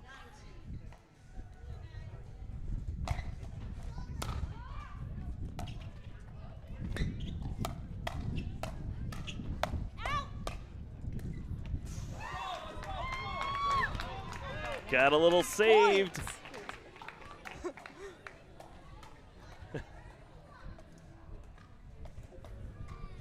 So I love how Jada's ready in the middle there with her backhand, covering that middle when Camden's initiating a speed up.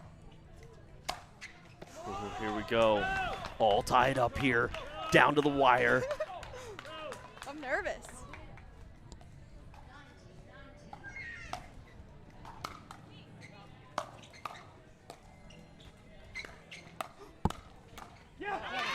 That's a little overextended. Here we go. GNV Chomp got game point.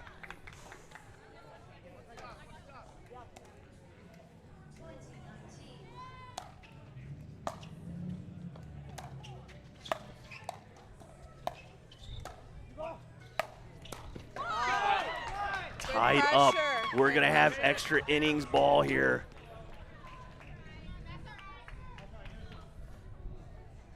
Producer Chris, all he cares about right now is we're running behind. We're supposed to be starting the finals a little while ago.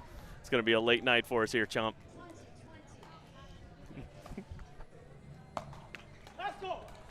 All right. Commentator Cam would be hilarious right now watching Maya's reaction to these points. It's okay. It's okay. I need to breathe.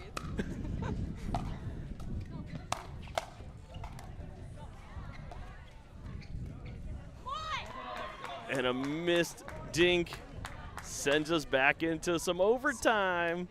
Tied up here at 21s. It is win on your serve.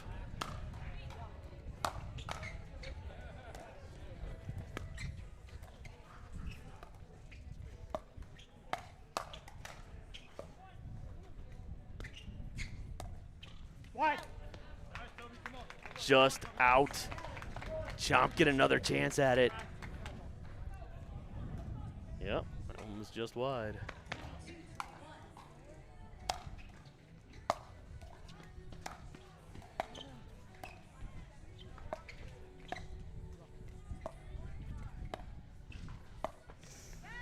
And there we go. Chomp does it on a missed dink right there. That was a great game, though. That was a great game. Yeah, I mean, I hate seeing it end that way, you know, but it's the tail of the tape. The other thing is the GMV Chomp now take a 2-1 lead and put the pressure against the defending champion of the All Florida Pro League.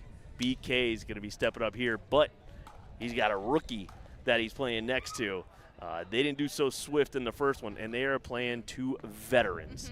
Elliott's her first year in the league, but Ben played it last year with the Miami Blaze. They are tournament tough right now, and they are playing all season together. So, Maya, any thoughts right now?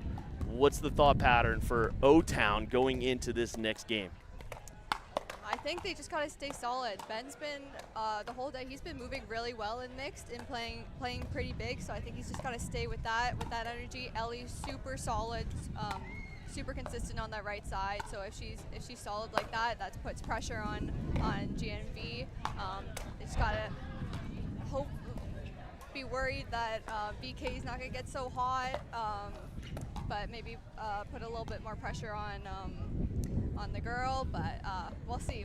I mean, it's going to be a fun one. It's going to be a good It's going to be though. fun. Yeah. All right, these players are going to warm up here. We're going to take a little break. We're going to play some commercials, pay some bills, right? Because this thing ain't cheap here. We appreciate it. I'm David Tabb. I am here with Maya Bowie of the Miami Pickleball Club, the Major League Pickleball team here. We'll be right back with some more mixed dubs action. The Dwell 40 is the official ball of the All Florida Pro League. Dwell offers high-performance paddles, sleek bags, and everything you need to elevate your game. Choose between the warm or cold ball for consistent play in any conditions. Visit dwellpickleball.com and use code ALLFLORIDA for a discount.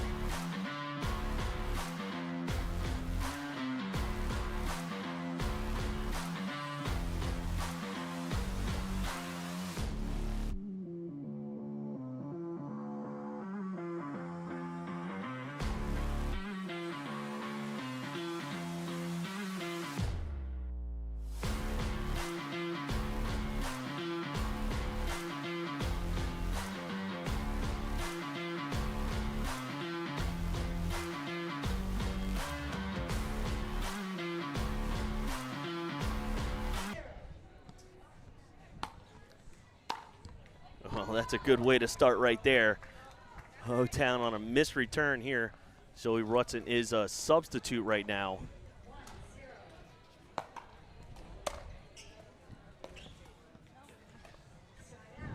So these players have been sitting here, Maya, watching their teammates. They get about 2 minutes. Although we do have 10 other courts for them to warm up on. They don't ever do that. Yeah, sometimes when I'm, so I play women's first, and then we always play women's first. And then if I'm the last mixed match on, before my mixed, I'll probably go on court and do a couple things just to get warmed back up, just to get switch from doubles to mixed mindset. I think that really helps me just get ready and be ready for a quick game. Benyu, not known for his power, you could see maybe slid and hit it overhead, but he instead elected for the backhand. Able to finally get one put away there. All right, big time match here for the rookie. It's a great return. Good return. See? Yes, returns.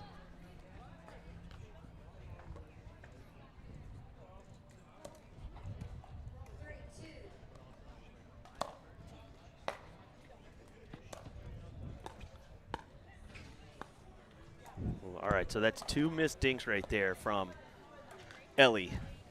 If I am Chomp, I'm going to make her prove that she can put that over right now because it's got to be in her head.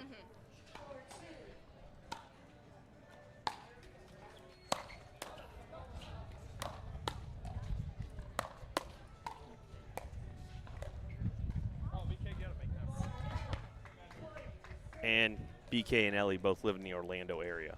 Yeah. So they know each other really well.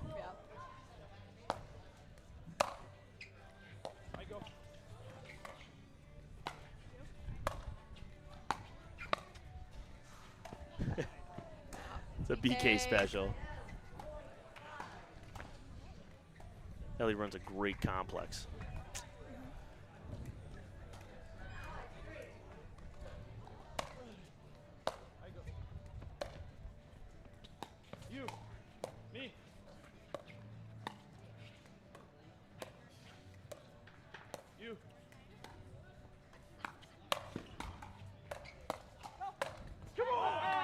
Great coverage from BK there. He did say in one of the interviews that he has hired a personal trainer and is working on his athleticism. That kind of proves that to be true.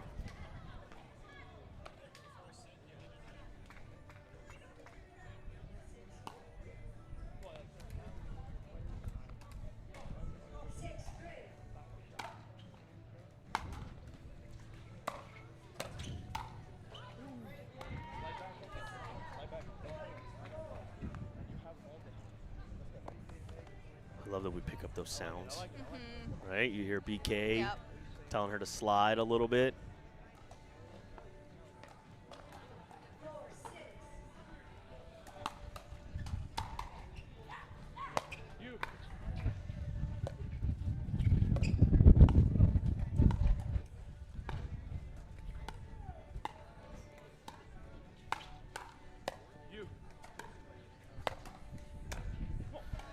Yeah, so I like Ellie really being able to put those pressure dinks together, a little bit of pace.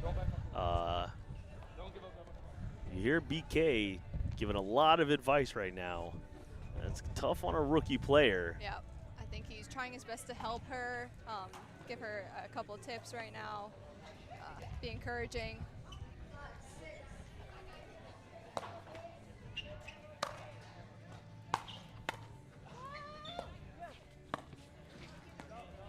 That was out. O-Town has tied it up.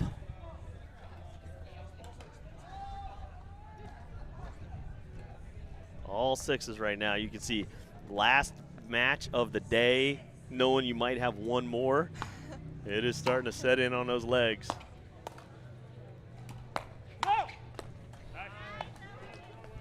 Yeah, both these teams have already played 2 full matches before this. It's tiring. It's tiring. And you've got to play singles no matter what. No matter what. We want to show off those single skills. I know they're not as important as they used to be, but we still want those single specialists to have a space. Yeah. That's a great return off that serve. Look at Ben Yu getting big. Yeah. You've trained with Ben a little bit. Yes. He's sometimes in Wesley Chapel where I am. We drill a little bit. All this drilling.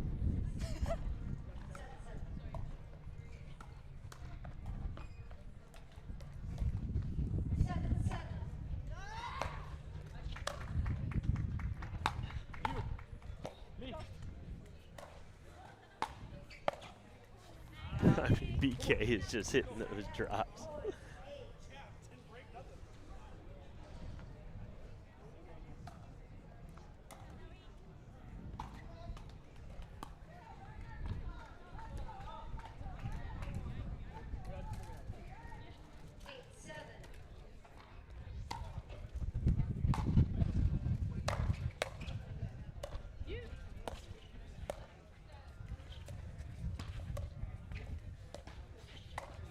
Watch it.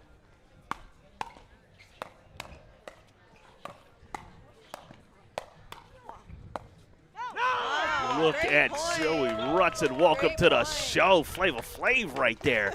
Oh my gosh. Both the fellas trying to put everything they can away.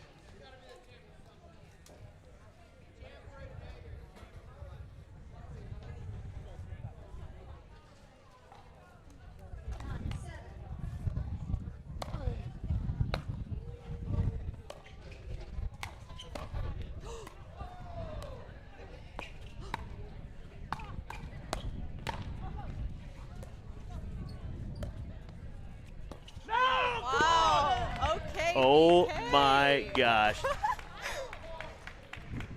Wow.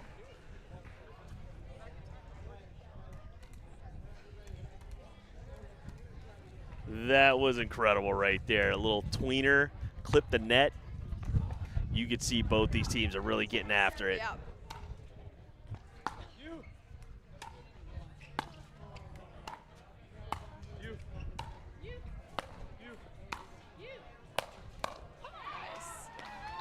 Pressure there by Ben.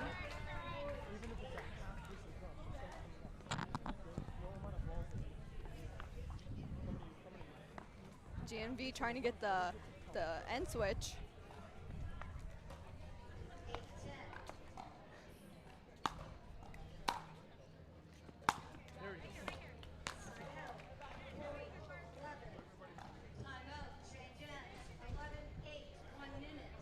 I mean, you're talking about a 3-point lead here. Maya, this is coming down to the wire. Like, I'm nervous here in the booth. All these matches are so close with all these different runs, you know, everything switching up. It could be anyone's game. Everyone's playing so well. You a big fan of the towel off timeout? Yeah. Right? If it's there, use it? Yeah, use All right. it. I think it can get a little, if you abuse it. I will tell you then- as a tournament director right now, it makes my blood boil. Watching Yeah. players just like, all right, lollygag here, lollygag there. Yeah. Let me do this. It's what caused, like, seriously, we're like half an hour behind right Yeah. now. It's what's caused it. We're going to be an hour behind, but it's because of all the towel timeouts. But it's Florida in June. Can't really say anything. Right.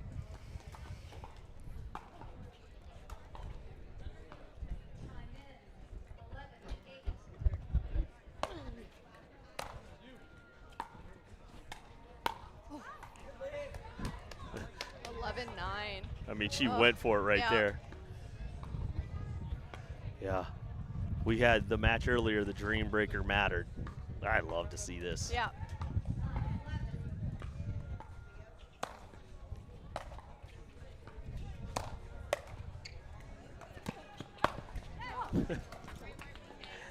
I mean, he loves that shot Yeah. so much.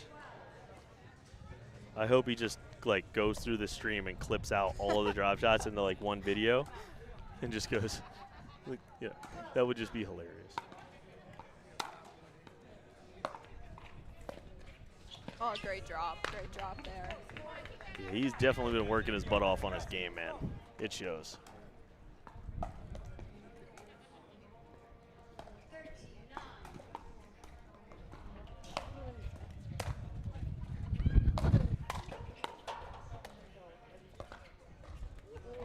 Oof. O-Town needs a little bit of a run here to stay in it, keep it close. They need to win this in order to stay in this match.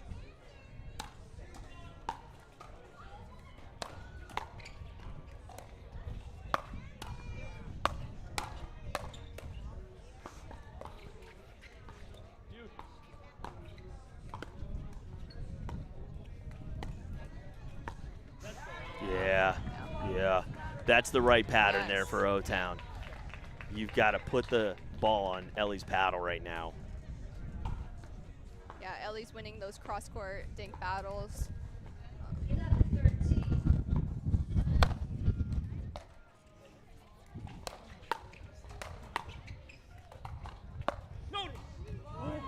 Ooh, Rutt's in there with some good blocks. O-Town charging back. Ben.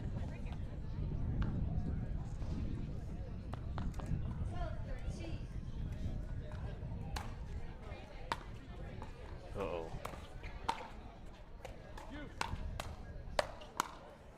Wow, Got him. Ellie. BK coming over a little too much. Gave Ellie the line there.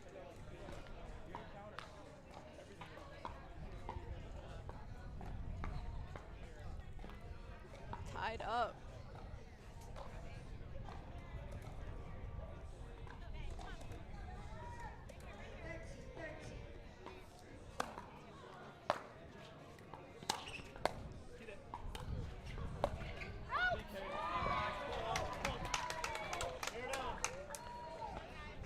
I am loving this right now. Charge it back, taking the lead.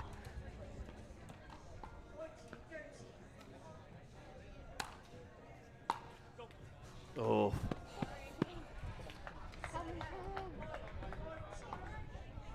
You could see the intensity on her face.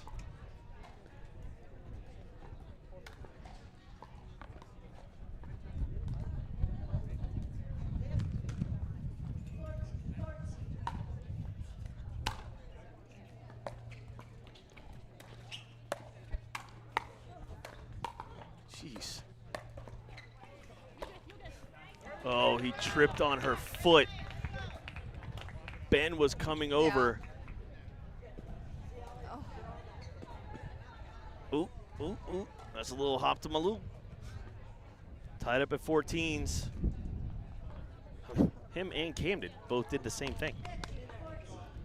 I love that he's getting aggressive, though. Yep.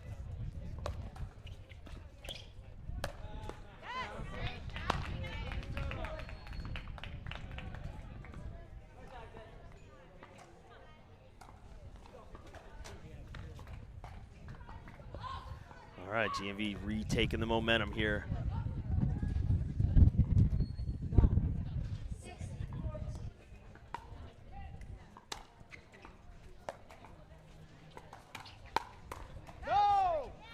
Ooh, they're pulling away here. That momentum has definitely gone back to the Chomp. Trying to see if Yu's limping around a little bit. It seems to be all right.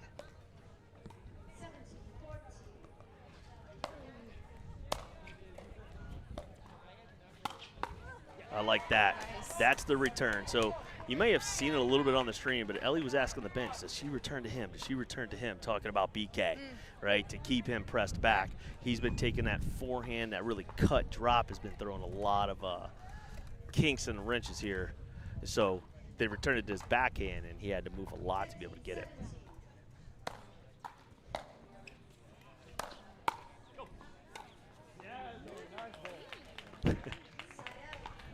You yell at yourself a lot during the match? While I play? Yeah. I try not like out loud, but like in my head, I'm definitely saying some things.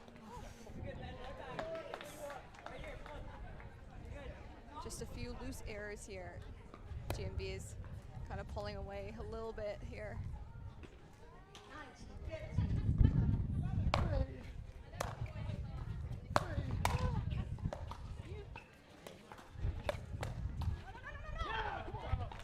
That goes out.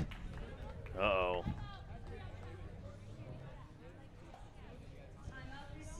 Timeout O-Town on game point.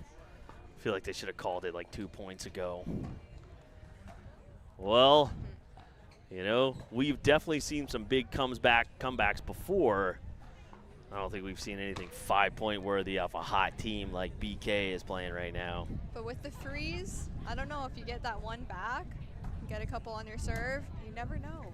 You never know. Way to keep it exciting. I like your style here, Maya. Right, you see Jada, look, so when I look at team dynamics here, you see Jada really in there, talking it up. The team is communicating well. You see BK is just coaching again. I mean, it seems to be working, right? Yeah, yeah. She's had some good points.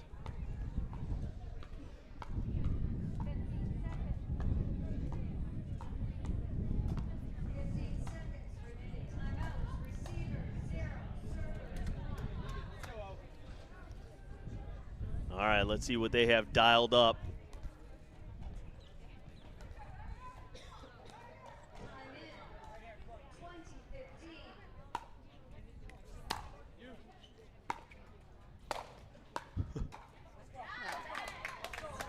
He cleaned it up. He swung out of his shoelaces.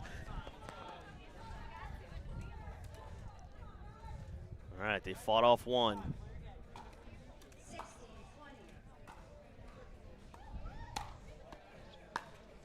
I like that. Ooh, here we go. You called it. You never know.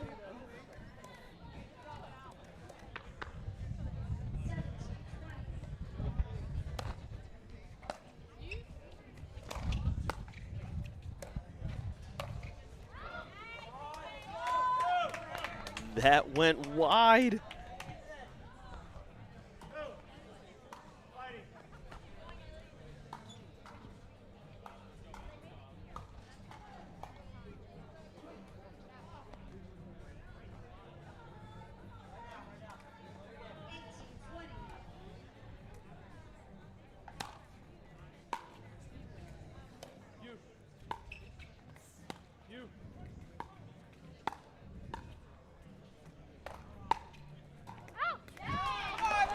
Look at this, 19-20.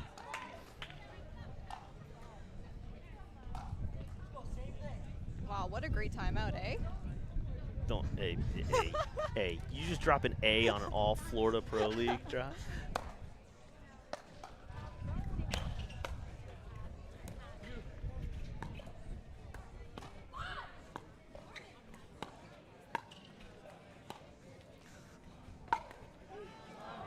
Oh, Rutson with the around the post. Here we go. They got to fend off number 2 right here.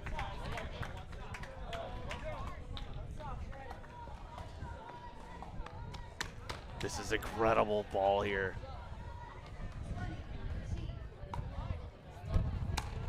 Goes with his cupcake. Oh, there's number 2. It is all tied up right now at 20. O-Town in a must-win situation to bring it to the Dream Breaker. Maya Bowie's fanning herself off. I'm feeling it. I'm feeling it.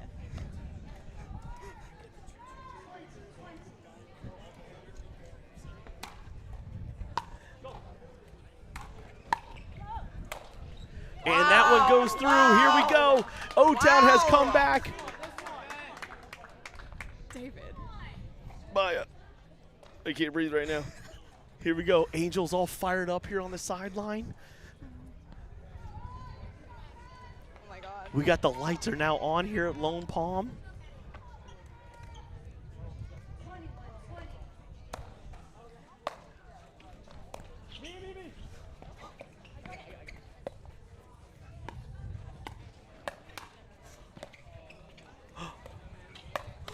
Oh, almost. All right, 21 all.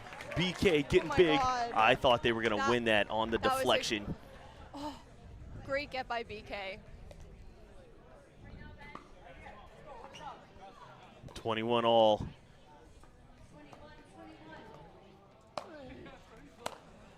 Oop.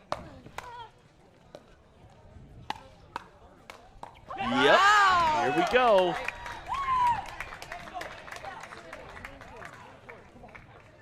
I mean, 22-21 to make it to the finals, to make a dream breaker, to get there. I'm not even playing. I need to breathe. Maya Bowie. Guys. She's breathing into the mic. It's over. Oh, all right, here we go. Tied up again. Another one. The Lone Palm crowd is like, when do we get to see our team? I promise you soon, but these guys are taking forever. We've had 2 games of extra innings.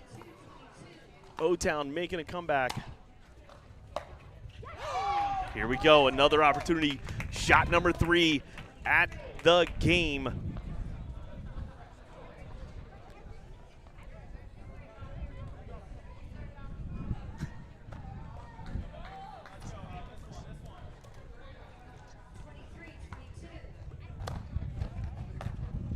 That's long. Wow. That is long. Wow. A long return. Here we go. High five. Let's go. We have a dream breaker right now to decide who's going to the finals. O-Town versus Swamp.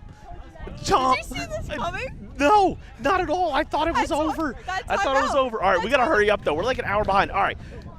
Producer Vic, take us to break right now. Let's play some commercials. Let's see who they're going to throw out. We got to start breaking down. There's all kinds of It's year 3 of the Florida Summer Smash, and we're bringing back the classics, the bounties, the Sockatoom Award, rally scoring, round robin into double elimination tournament, but we're adding some new flair. We've got the 50+, the Legends Team Showdown happening right alongside the All Florida Pro League mid-season tournament. All happening at GT Bray, the 3rd year of the Florida Summer Smash. Sign up now.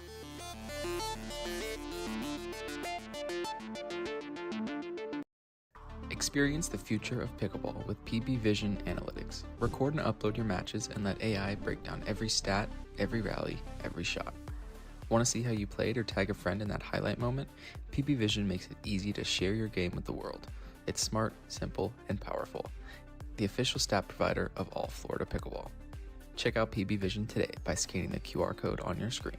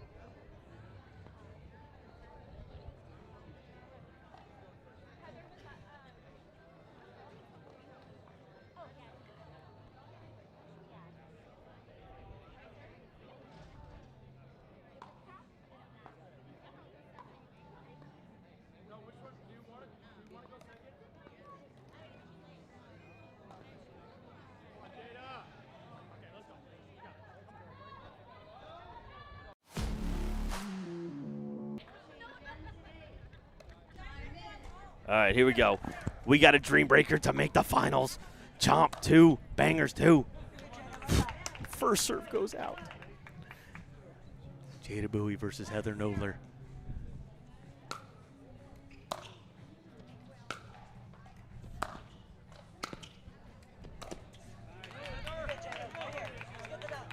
right, here you go, GMV 2-0. And this is going to go extra innings.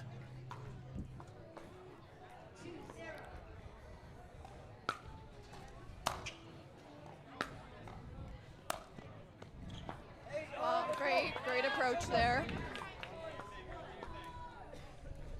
One more point.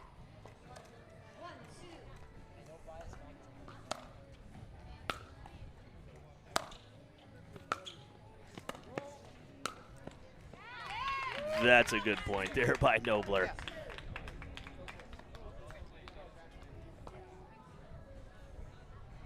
All right, here we go. Chomp up 3-1.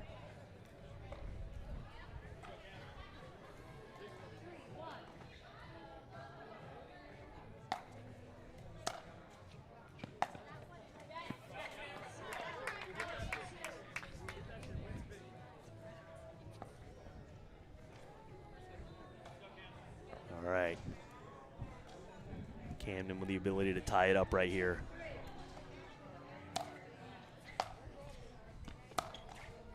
And that is a inside-out passing shot. Wow.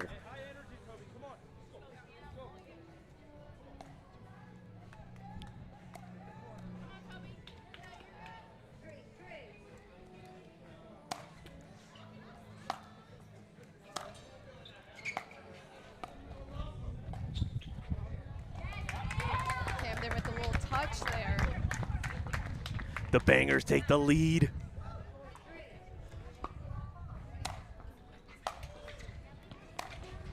Was that 4? That's 4 points. All 4 on his paddle. Singles specialist. Their bench is right next to our booth, so.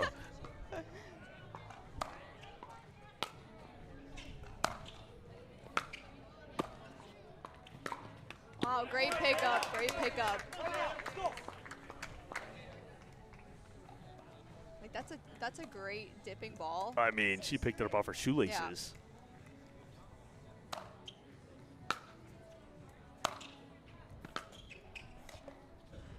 Wow, wow. Wow. Wow. That's a lot of stretching you guys must do.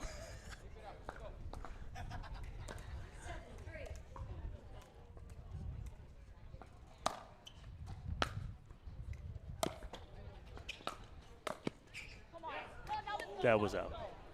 That was out. Look at this. She called it in there. Ooh, might have been in. Yeah, it was in. Is it in? No. Good playing by Jada Bowie. All right. She has one more. O-Town up 5 right now on an absolute tear. They were down 5 on elimination point, and they're up 5 right now. What happened? What are they doing here, Maya? You understand that's like a Waterboy reference. Anything could happen. You don't even know what movie I'm talking about. Here we go. No. I mean, we are looking at, here we go, 8-3 O-Town.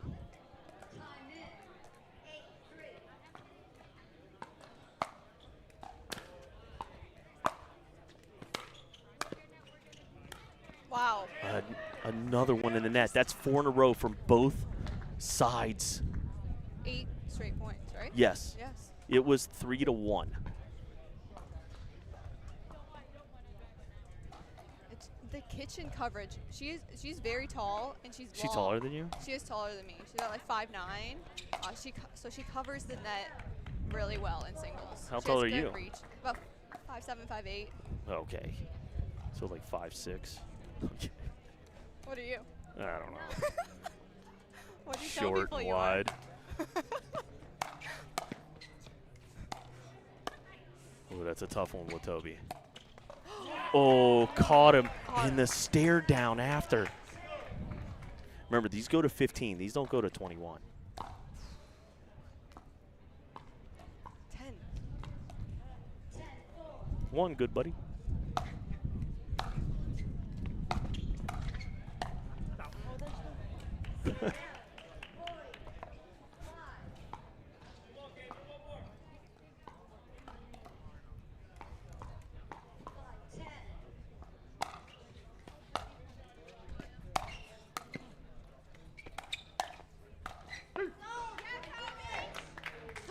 Oh, he foot faulted. He foot faulted. Wow, as he's flying through. Yep, there it was. Wow. What a break for O-Town. Oh, I mean, huge. 11-5 right now. Instead of 10-6. Yeah.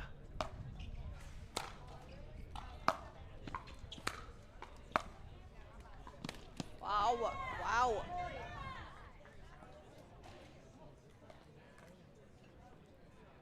All right, here we go. 12-5.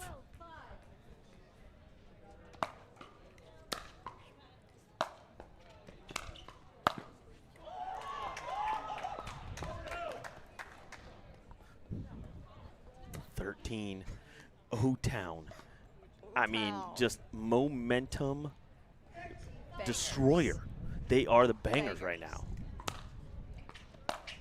Ooh.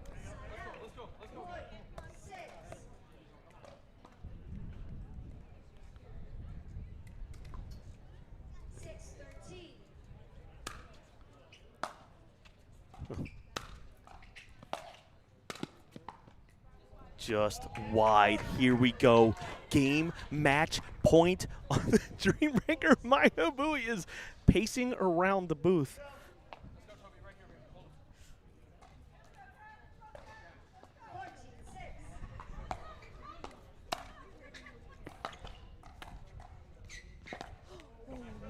No. No, wasn't going to happen there. Yeah. Good hold, good hold.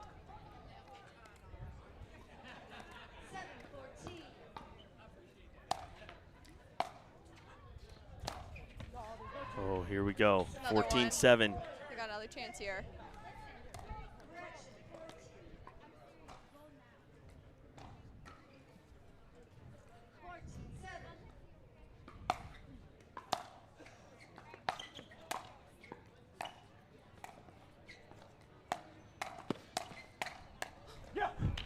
All right, here we go. Here's where it gets interesting. Can GNV come back? And that's 8. It's a long road, but we've seen, right, Maya? What is it? Anything could happen. All right, number 3 here. Oh, that was 4 now. Switch for the girls. Can Jada close it out right here?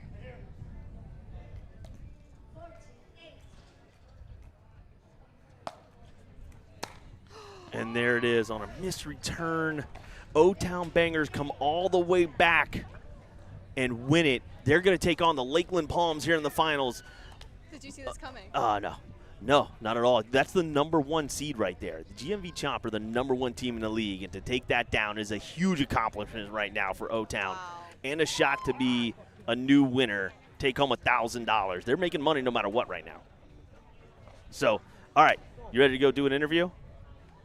Let's go do an interview. We got to interview O-Town and figure out what the heck they just did to get there. We'll be right back interviewing O-Town and then getting to the finals, baby.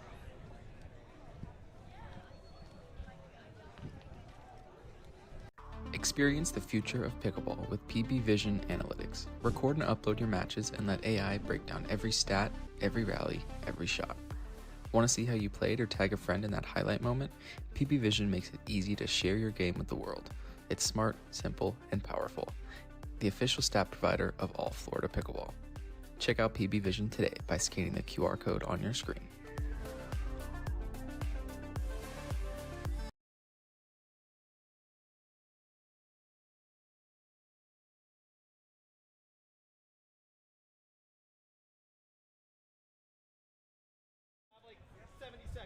Yeah. No, you don't get to ask her a question.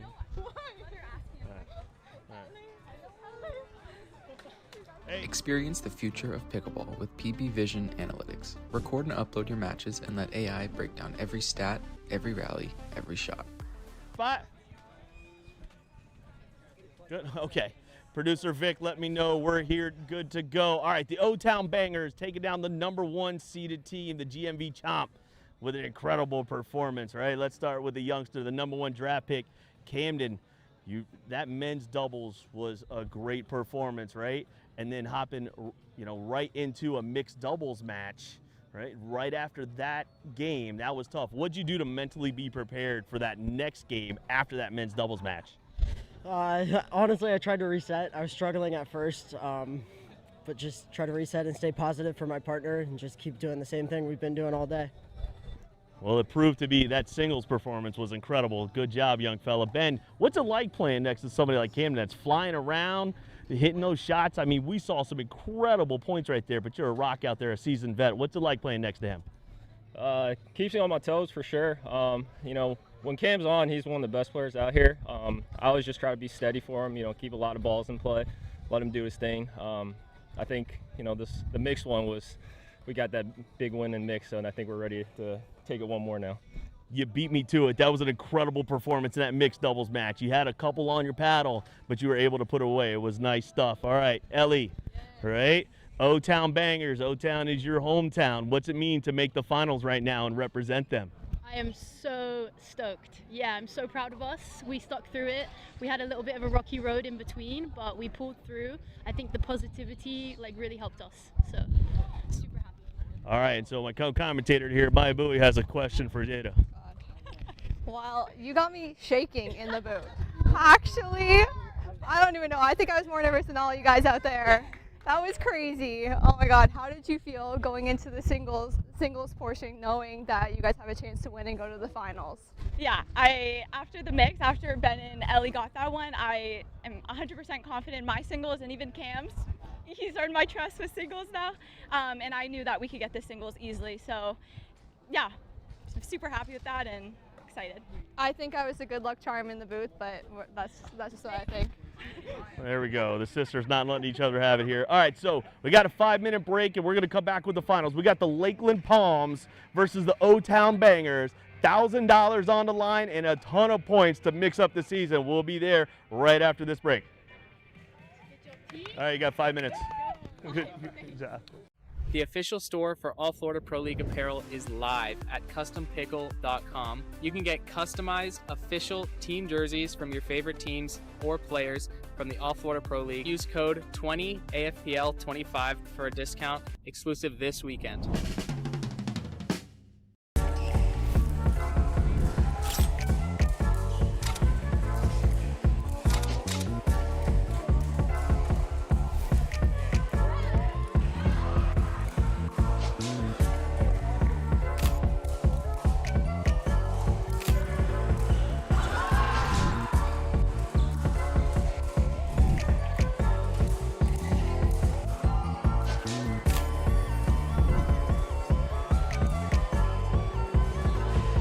My name's Ben Yu, out of Sarasota, Florida, playing for the O-Town Bangers. Yeah, I think just first the team environment's awesome because pickleball usually, you know, you're playing singles or doubles.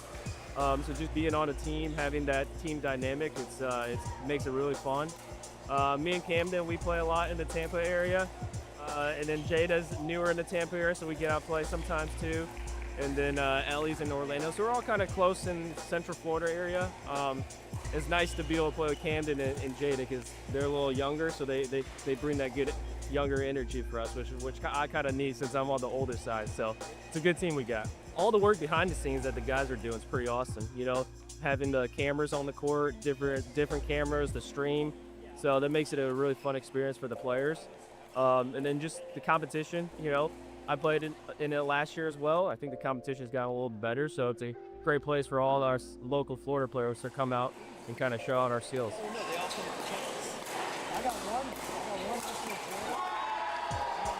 Hi, my name is Ellie. I'm from Orlando and I play for the Orlando Bangers. I love that our team is super positive no matter what happens. We're always trying to cheer each other on.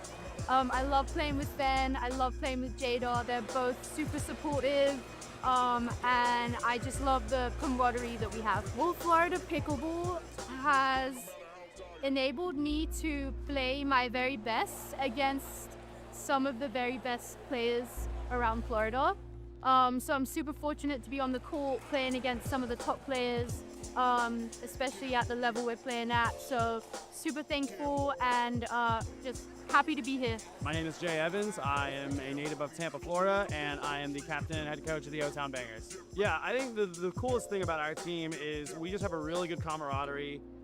We support each other. Everybody respects each other as players, values each other's opinion, and we just kind of feed off that with each other. With Camden, even though he's very young, he brings a lot of leadership.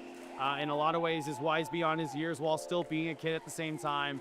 The kid's work ethic is unreal. Dude's on court nonstop and is always encouraging more people to be like that.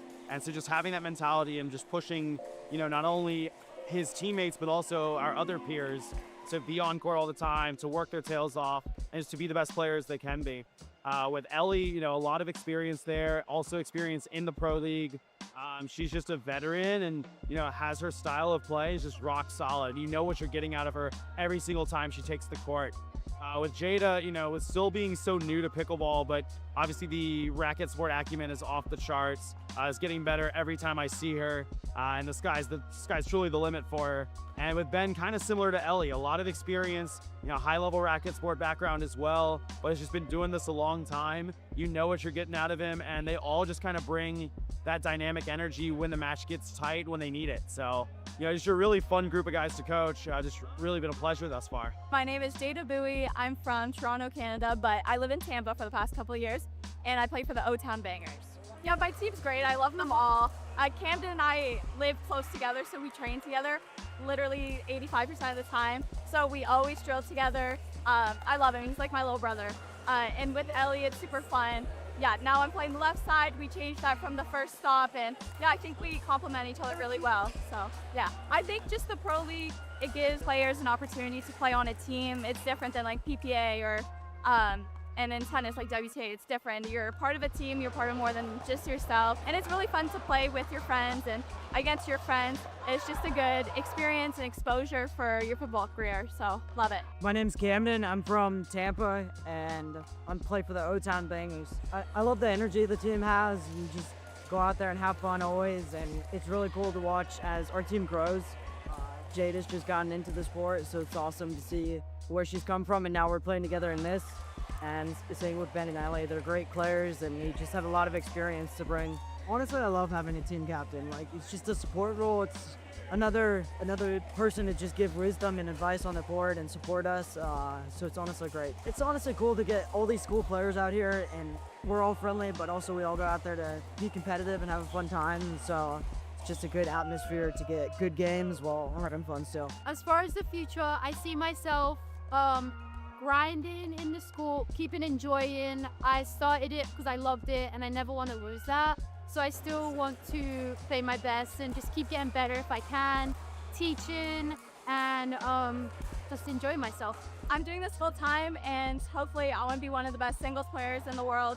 But with that, still with doubles too, be a solid doubles player. But yeah, I want to be at the top. The one thing All Florida Pickleball does that's amazing is just a sense of community, Being here in Jacksonville and just seeing the local fans and supporters of this sport being out here, kind of the same thing at stop one. Just really looking forward to seeing how that translates at every stop. And just also too, like, a lot of us are playing outside of here. We're rooting each other on, we're supporting our friends, we're supporting our opponents even, when they're not playing against us. And just having that atmosphere, having that camaraderie, is really what makes the fellowship of the sport so special.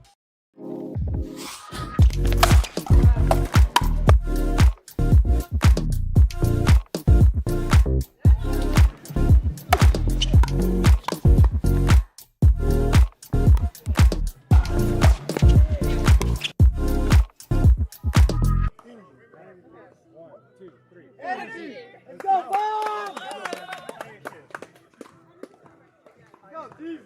My name is Nate Cipara. I play for Lakeland Palms.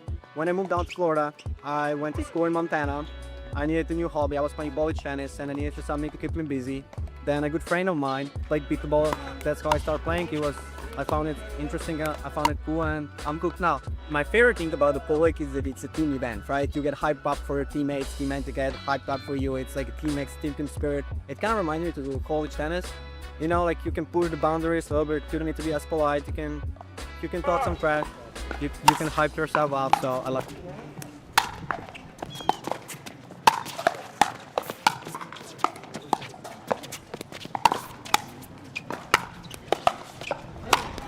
That's so good. My name's Ashley, and then I'm from Tampa, Florida. I like it a lot. So kind of similar to college tennis. It's fun to have like a team cheering for you. I know them all pretty well. They're super sweet people. I'm Nate Jagger. I live in Lakeland, Florida, and I coach the Lakeland Palms. I've been coaching them 2 seasons now. This is my 2nd season. We kept Drew Holder, who is also lives in Lakeland, and we drafted 3 new players, and we're still learning each other. Like, my team hasn't really practiced a lot together. We don't know each other. One of them lives in South Florida, one of them lives in Lakeland, one of them lives in Tampa, one lives in St. Pete. So they're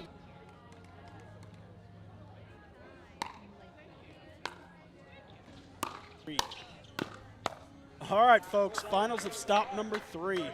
We are off. We got the Lakeland Palms versus the O-Town Bangers.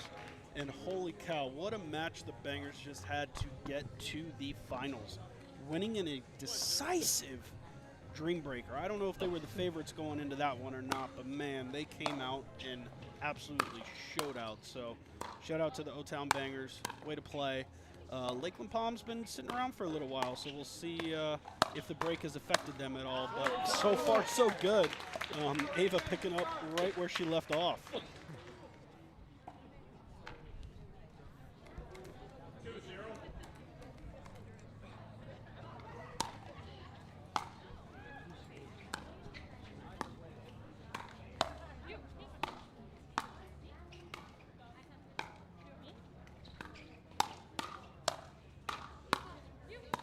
I mean, just an insane get by Ellie there. Looks like Jada's ball sailed a little long.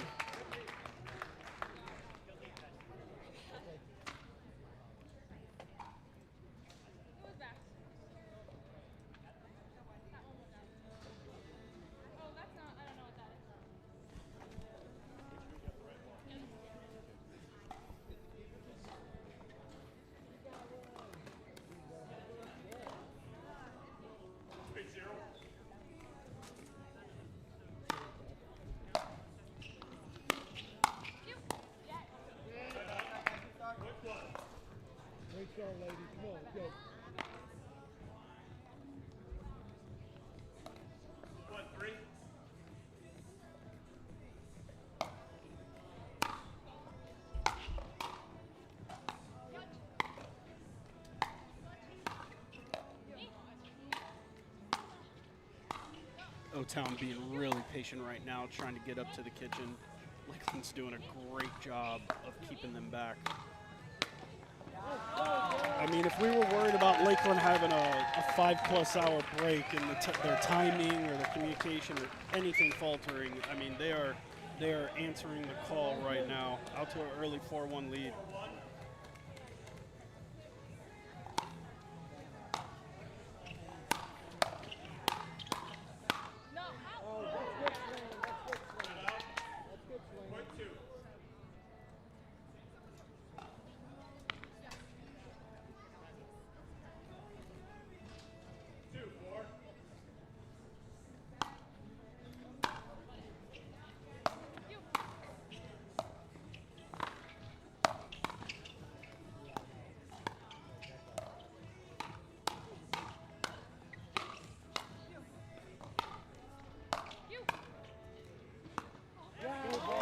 Yeah, I mean, the common theme that we've seen so far with these first few points is Lakeland's doing everything they can to keep O-Town out of the kitchen and getting into those dink battles, and O-Town's struggling a little bit to make a smooth transition from the baseline to the kitchen. So we'll see if they can figure something out, maybe focus on a little bit deeper return, but we'll see what happens.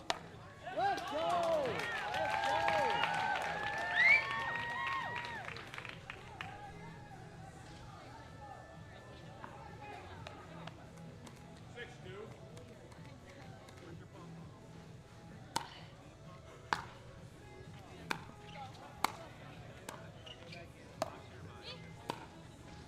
Now O-Town doing a great job of keeping Lakeland back. Big put away there by Ellie.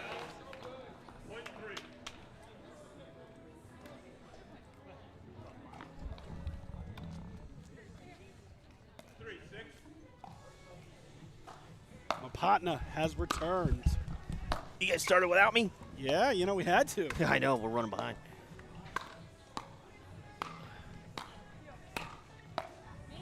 So, a little bit of a common theme here, these first few points. Lakeland is absolutely controlling the game and keeping Orlando back. I was in the clubhouse, and all I kept hearing was a crowd erupting.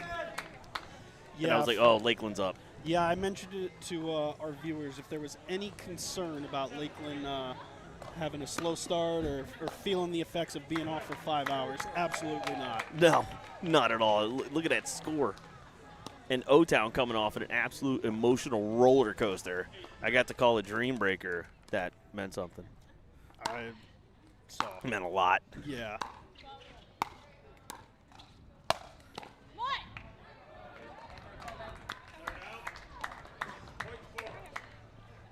Oh, man. O-Town bangers off of that upset.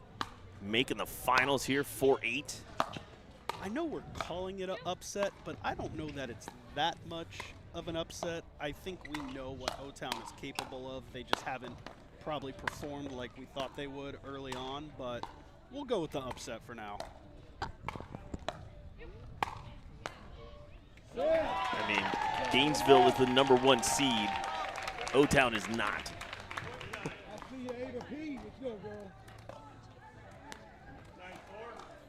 Look at how beautiful this is.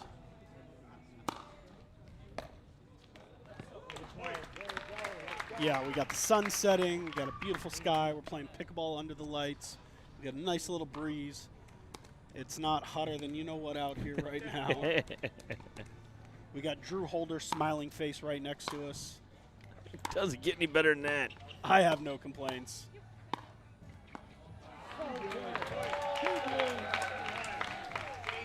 And running away with it is the Lakeland Palms right now with newly acquired, oh, she's walking right here at me, Ava Pisacreta.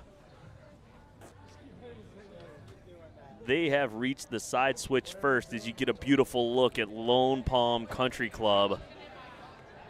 It is a historic place for us.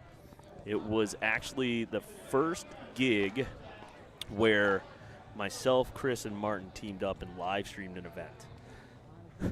It was the Lone Palm Classic. So, Lone Palm, we hosted a pro-only event, $50,000 prize pool. We were throwing cash on the court out here. Anna Bright and Rachel Rohrbacher beat Megan Fudge and Susanna Barr. Oh, it was, their version of the Tournament of Champions. Yeah. Yeah, I remember. Uh-huh.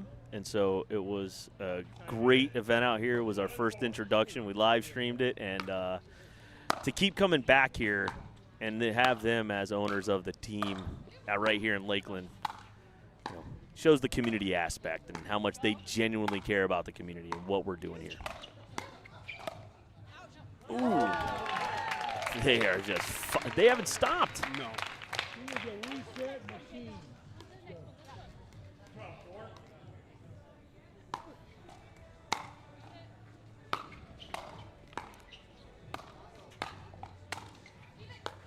Ooh. Ooh. Jeez. Jeez. Yeah. Listen, this is a tough spot, too. You just came off a big win. The crowd is absolutely against you. Without question, they do not want you to win. You've got it, and you're down a ton. And you can't,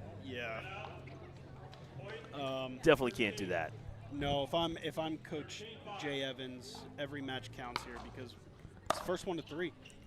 So if this gets too far away from O-Town, I'm looking at a timeout very, very quickly. I mean, I think Ellie saved some fans right there.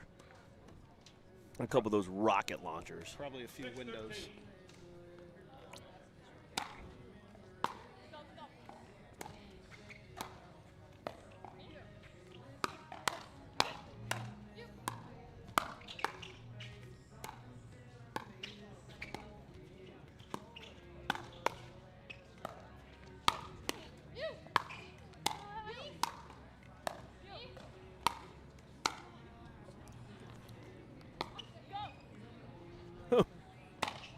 Oh my gosh.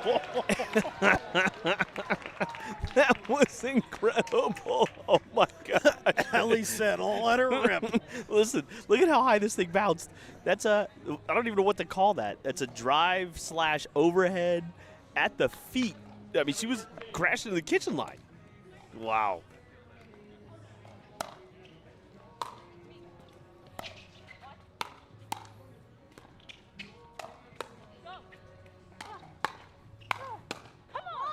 Yeah, so O-Town's starting to put a few together. They're definitely starting to heat up right now. Yeah, early on we saw a little bit of a tough time transitioning from the baseline to the kitchen, and they've been able to be very successful once they've been able to get up to the kitchen. So we'll see what happens as this match goes on.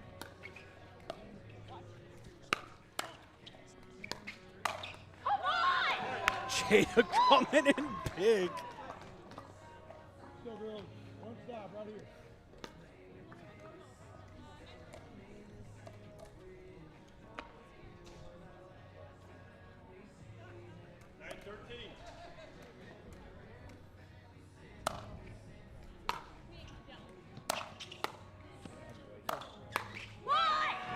Uh-oh. Yes. Here we go.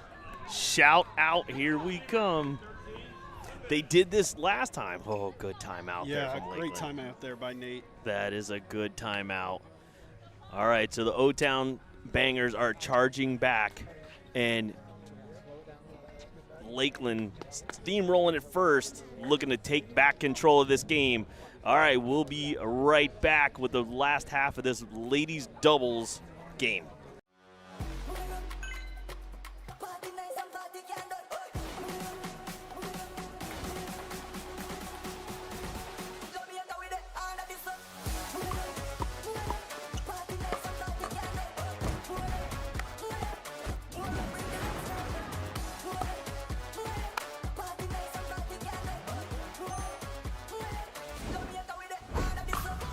What's your DUPR?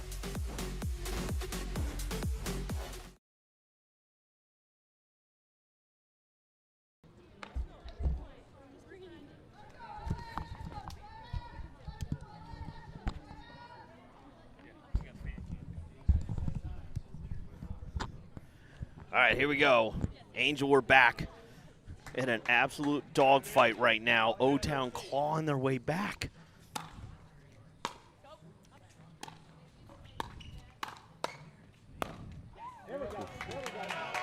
Gotta tell you, not a fan of that mid-court attack, especially what we've seen out of Pisacrete all day. Just being able to reset it so many balls.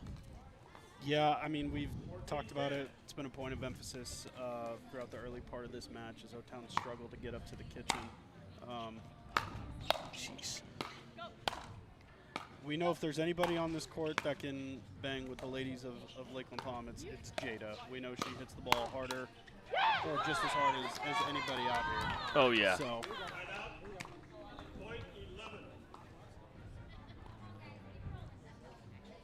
All right, here we go. Yeah, she hits an absolute tank. She was trying to see if I would stand in front of one of those nukes. Not a chance. Yeah, we talked about that at Stop 2. I've stood in front of one of those nukes. No. It's not fun. No. Great serve. Jeez. Yeah, but look how composed she was transitioning from the third to the fifth there. And she's only been playing pickleball for 2 months.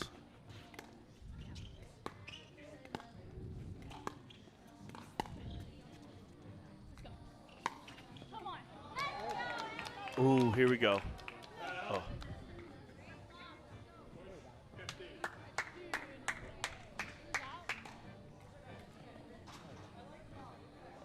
Hey, you guys don't need it. We've been playing for like 5 hours.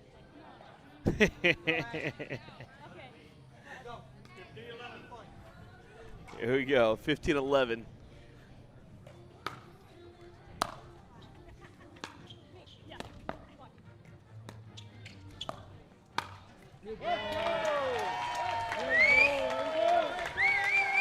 They got pom-poms. I mean, we need some vuvuzelas out here. No, we don't. We absolutely do not. There are certain people out here who do not need a vuvuzela in their hand.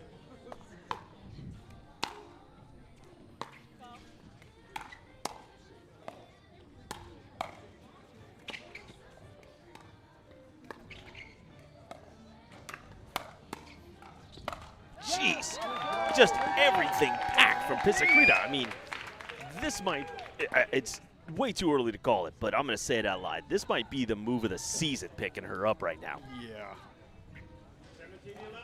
I'd also like to see O-Town call a timeout here. Big time. No, that's long.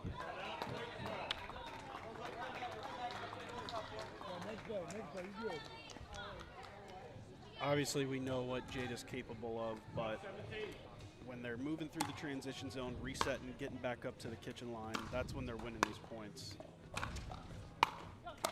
When they're staying back like this, it definitely favors Lakeland. Yeah, 100%.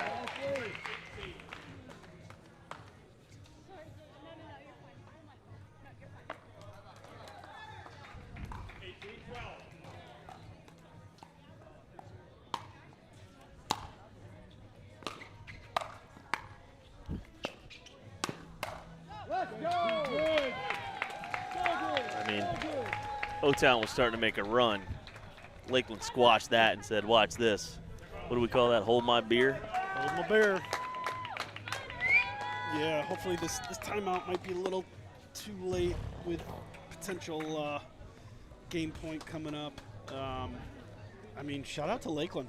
Five-plus hour break and haven't missed a beat. Haven't missed a beat one bit, brother. You called it. It's impressive to see the level that they're operating right now. I mean, there is something to be said about the hometown advantage right now because the crowd is, I mean, you know, we're almost SR room only here, you know. Hopefully we can get the fan cam from producer Chris and you can see all the pom-poms and the Lakeland fans.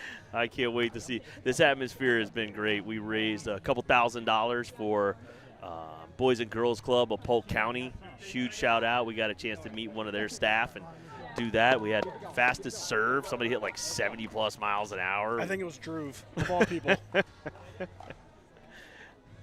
Not you. Not everything's about you, Drew Holder. Drew.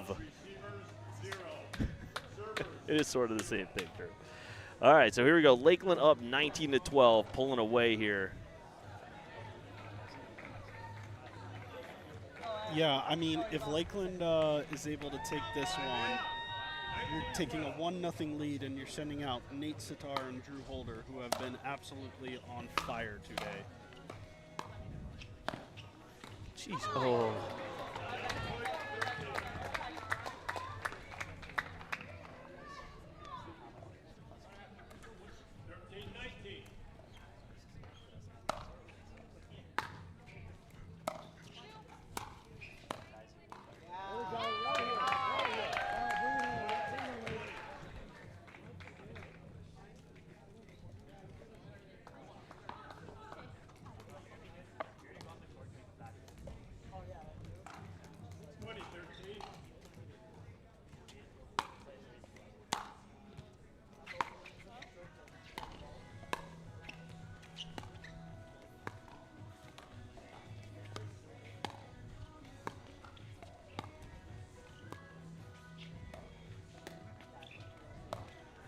Ooh, that's a tough speed up there.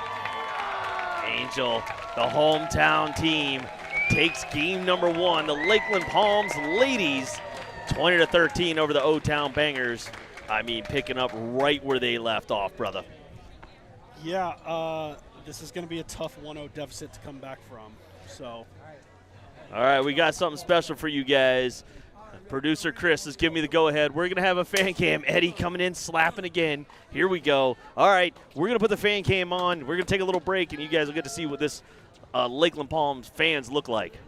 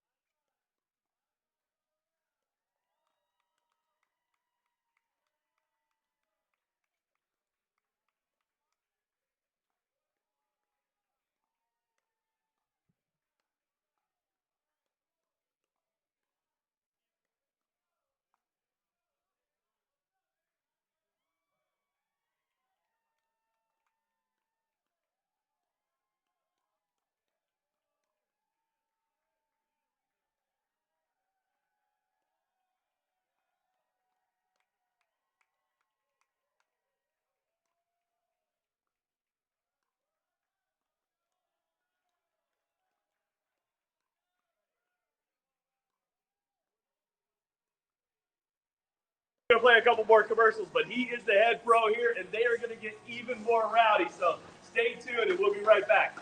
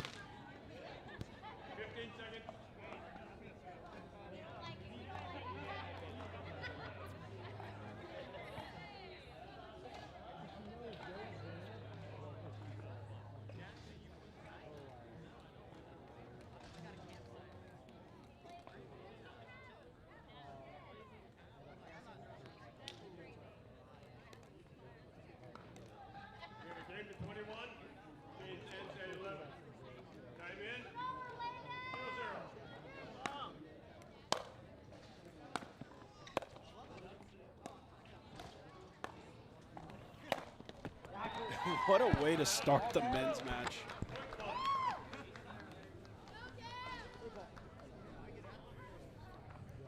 So you can see based on the fan cam, a lot of Lakeland supporters in the house. Probably not going to find too many O-Town fans, but that's not going to stop them.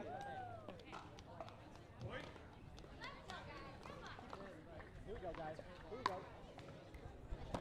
Here we go. 2-0.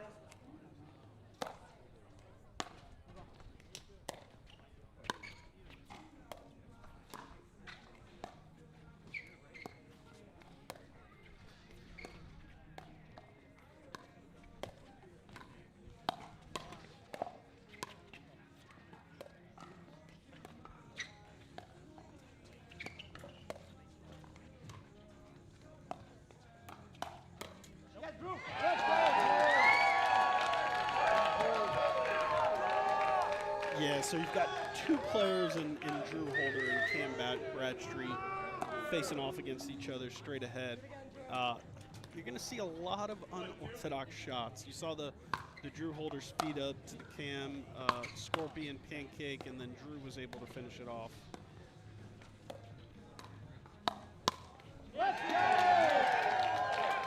Cam missing his backhand flick there, and Nate was able to put that one away.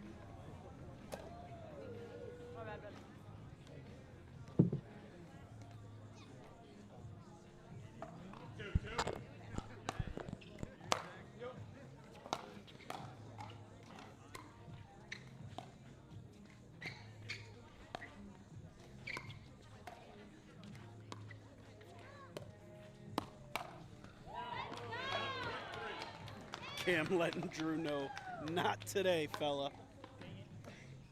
I think, obviously, we saw the Lakeland women come out to a crazy hot start. I think O-Town's got to be able to withstand anything that Lakeland throws at them early in order to stay in this match. As much as Lakeland is applying pressure, Orlando's got to figure out a way to apply that pressure back. Otherwise, it can get away from them very, very quickly. Yeah, a heater right here.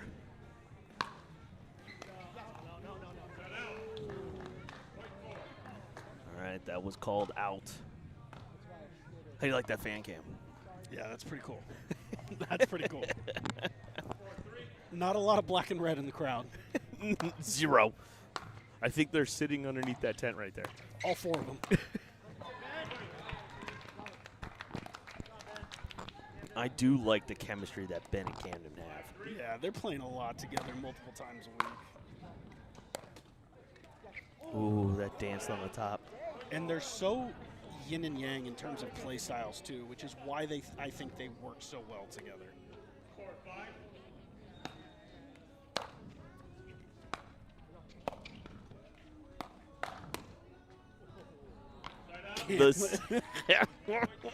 Oh, he's already given him a few shakes, a few no-nos.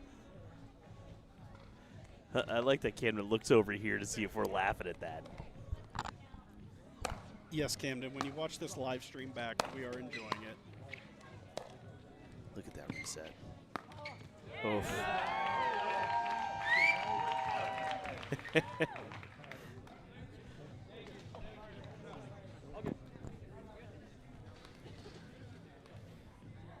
much fun were you having talking to Maya? It was good. You know, being able to, one of the things that I'm crazy passionate about here, oh, this is going to be a good point. All right, we'll continue with that story after this point.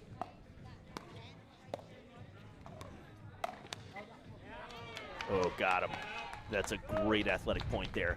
One of the things I love is just watching players progress, and to see, you know, a hometown kid. She was, when she first started playing, now at the highest level of the sport. Couldn't be happier for her. You know, understand what that looks like for her as well, you know, because it's a lot of pressure. So, you know, just at the end of the day, I'm a fan of people. So that's really super cool to see. And then to see her guiding her sister to try and be on that same track is cool, and to be a part of that and provide these opportunities is why this whole thing was designed, Angel. Yeah, how fortunate for someone like Jada to have a sister like Maya, who not only has the work ethic but the professional presence that she does. I mean, that's a great role model to have while she's trying to navigate her pickleball career. I mean, you know, listen, this sport, while we see it as, you know, big and it's a big part of our life, is still small. So just having that alliance is huge for her career.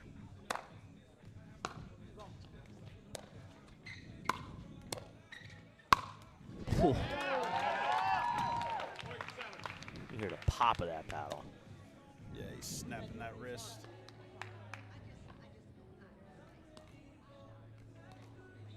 There we go. There we go.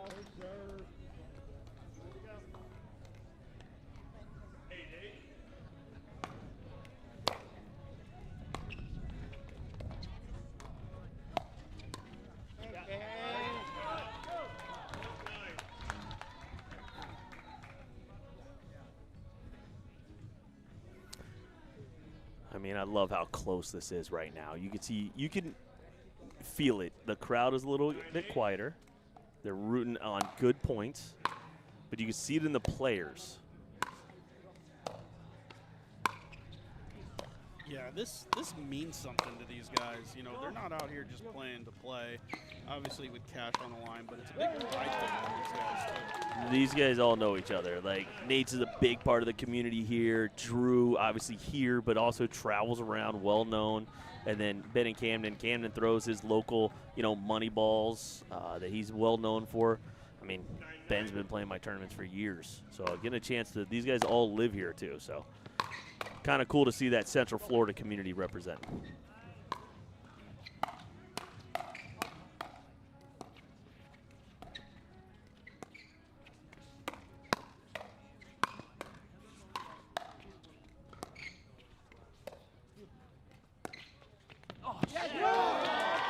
Off the net, and see that those are the ones the crowd looking at, hooping, hollering. Yeah. Drew, shouts of Drew are coming out. I think Ben was lining himself up a nice ATP there, but because of the net cord, it didn't even bounce.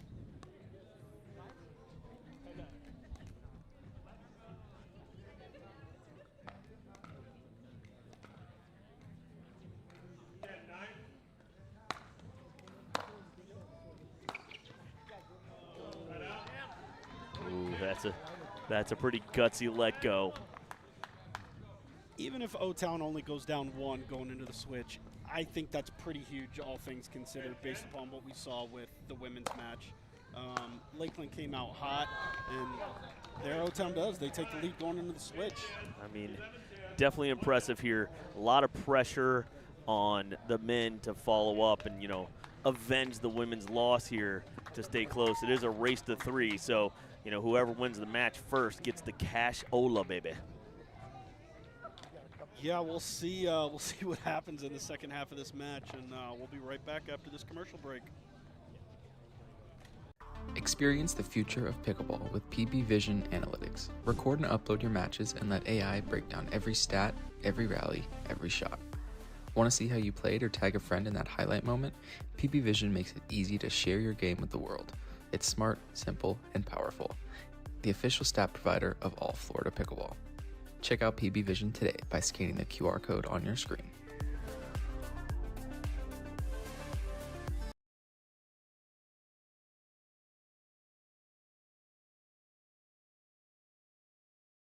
It's year 3 of the Florida Summer Smash, and we're bringing back the classics, the bounties, the Sock It To 'Em Award, rally scoring, round robin into double elimination tournament, but we're adding some new flair. We've got the 50+, the Legends Team Showdown happening. Oh, yeah, Angel, here it comes. The second half. Men's dubs. There's been some great points here, too. There we go.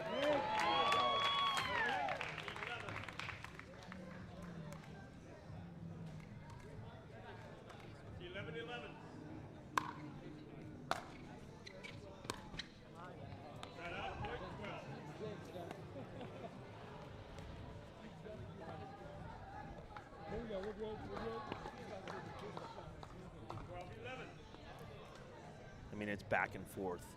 The first team to break out a couple of points.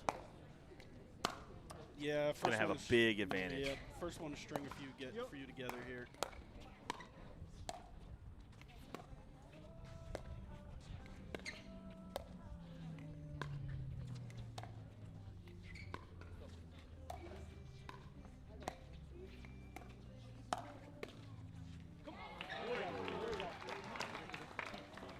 All right, there we go. A little separation.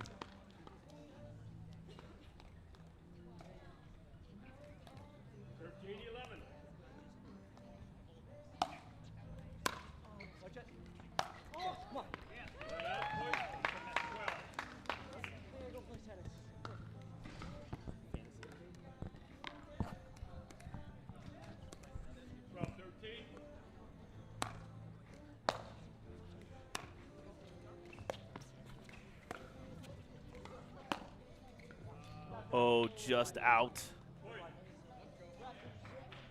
Let's look. Let's look.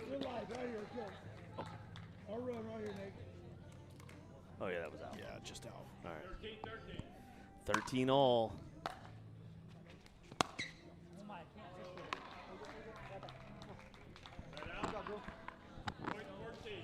All right, you see a different Drew right now, so he's a little bit tighter, beating himself up. He's not that smiling, hitting the inside outs right now. He's standing right next to us. That's why I'm a little quiet. And Ben misses the serve. Whoa. That is a absolute momentum killer.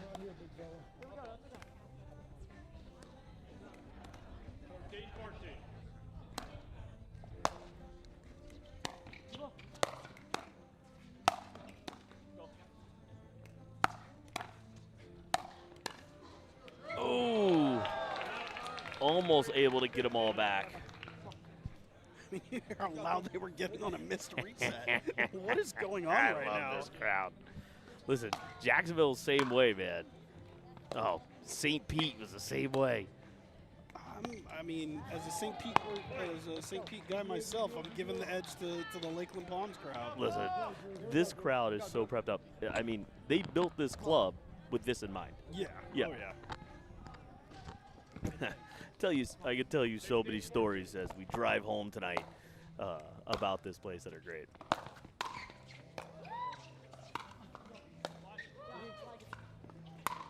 Ooh.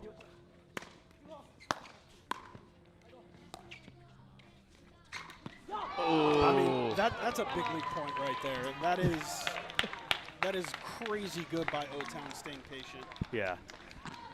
All right, Lakeland taking a timeout here to try it. Yeah, starting to see a little momentum shift. Yeah, a little bit of separation. I mean, I would do anything to beat. What's Eddie gonna say?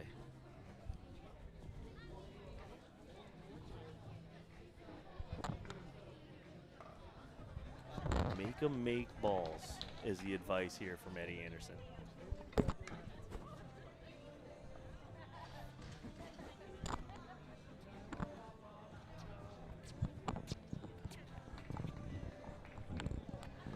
All right, so we got a barn burner here.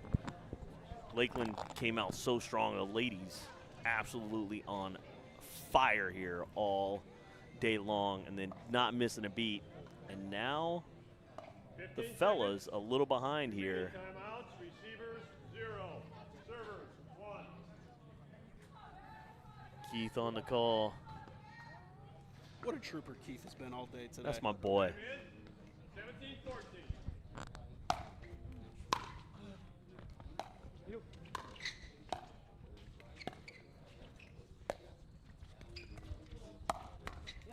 Camden speed up below the net. Yeah, our referees, just so you understand, they're here all day, but they love it. They compliment the players. They'll talk off-site to the players a little bit just to help them with a couple of things and answer questions about rules to make them better players. They actually watch the stream to watch themselves how they are on camera. We've been privileged to have somebody like Mary Bittner as our head ref for the league. Watching her, she did a charity event for me a long time ago, and now is on the PPA tour. You see her on championship court. You see her working her way through the ranks. So, I mean, shout out to Mary. Mary. So they watch this stuff too, just like the players watch. They watch to see if they miss anything, what they could have said better, done better. You know, good on the mic. It's great.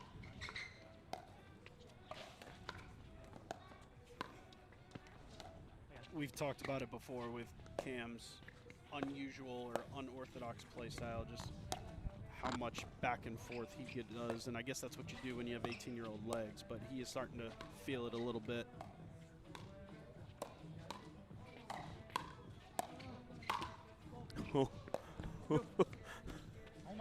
Oh, man, Drew. Ooh, don't do it, kid.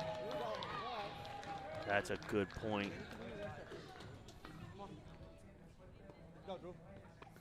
All right, game point here. All right, if O-Town wins this one, we're guaranteed to see 2 mixed matches. Lakeland has already won a stop. They won stop number 1 in St. Pete. O-Town, this is their first finals.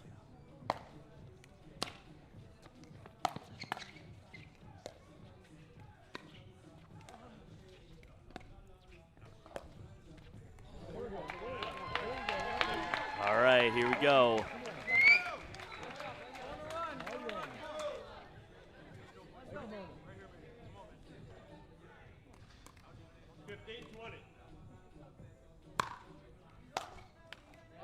Ooh, a missed return, and the crowd's getting a little bit more excited. Here you go. 16-20.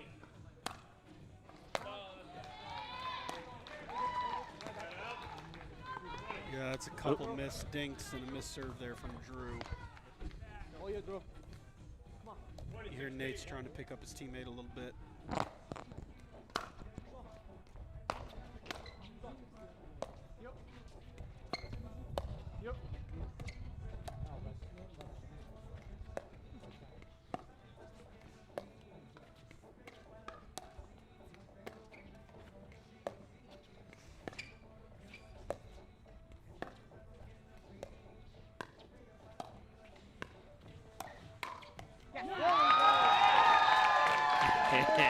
I mean, you see the crowd.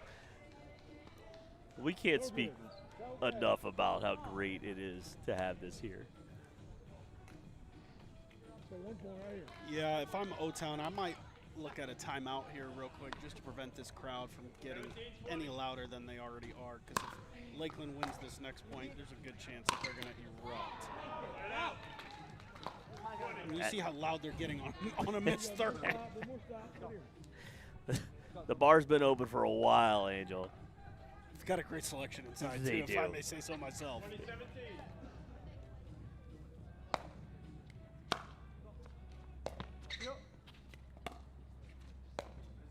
Ooh, that's a third missed opportunity to close it out.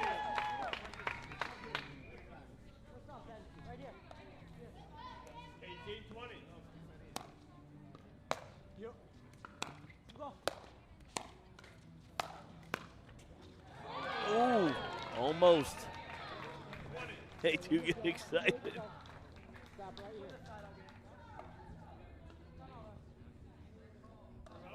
Offensive timeout from O-Town. Good, you called it. You not called a it. bad Very idea. smart. Very smart. Yeah, so it's been a long haul back for Lakeland, but they've been able to save off 4 game points now to see if they can do a 5th. I mean, there's a lot. You see the coaches walking over, talking to Drew. get into it a little bit here. Nate, what'd you say to him? Stay loose. We said this. We said the same. We said the same thing. We are great at this. We are. Look. Yeah. Okay. Okay. Okay. Nate. Well, you heard that. The fans didn't hear that. Nate stated that, and this is Nate, the coach. If Lakeland wins this point, game over. They're winning the whole game. I'm calling the coach's curse. Because we've been, as commentators, we've thrown out a few curses today. So it's about time somebody else does it. All right, here we go. Here we go. Here we go. Here we go. Where is he?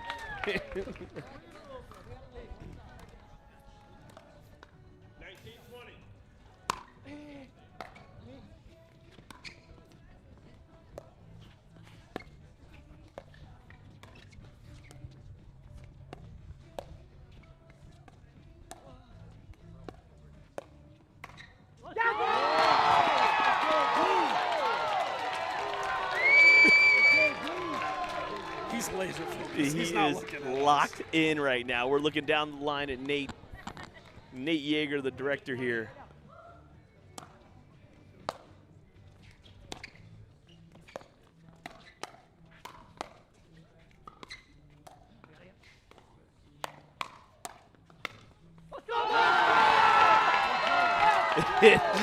And here we go.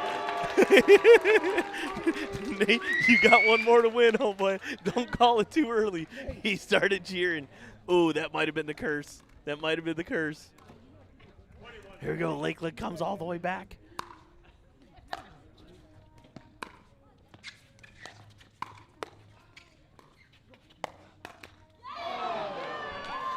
Oh.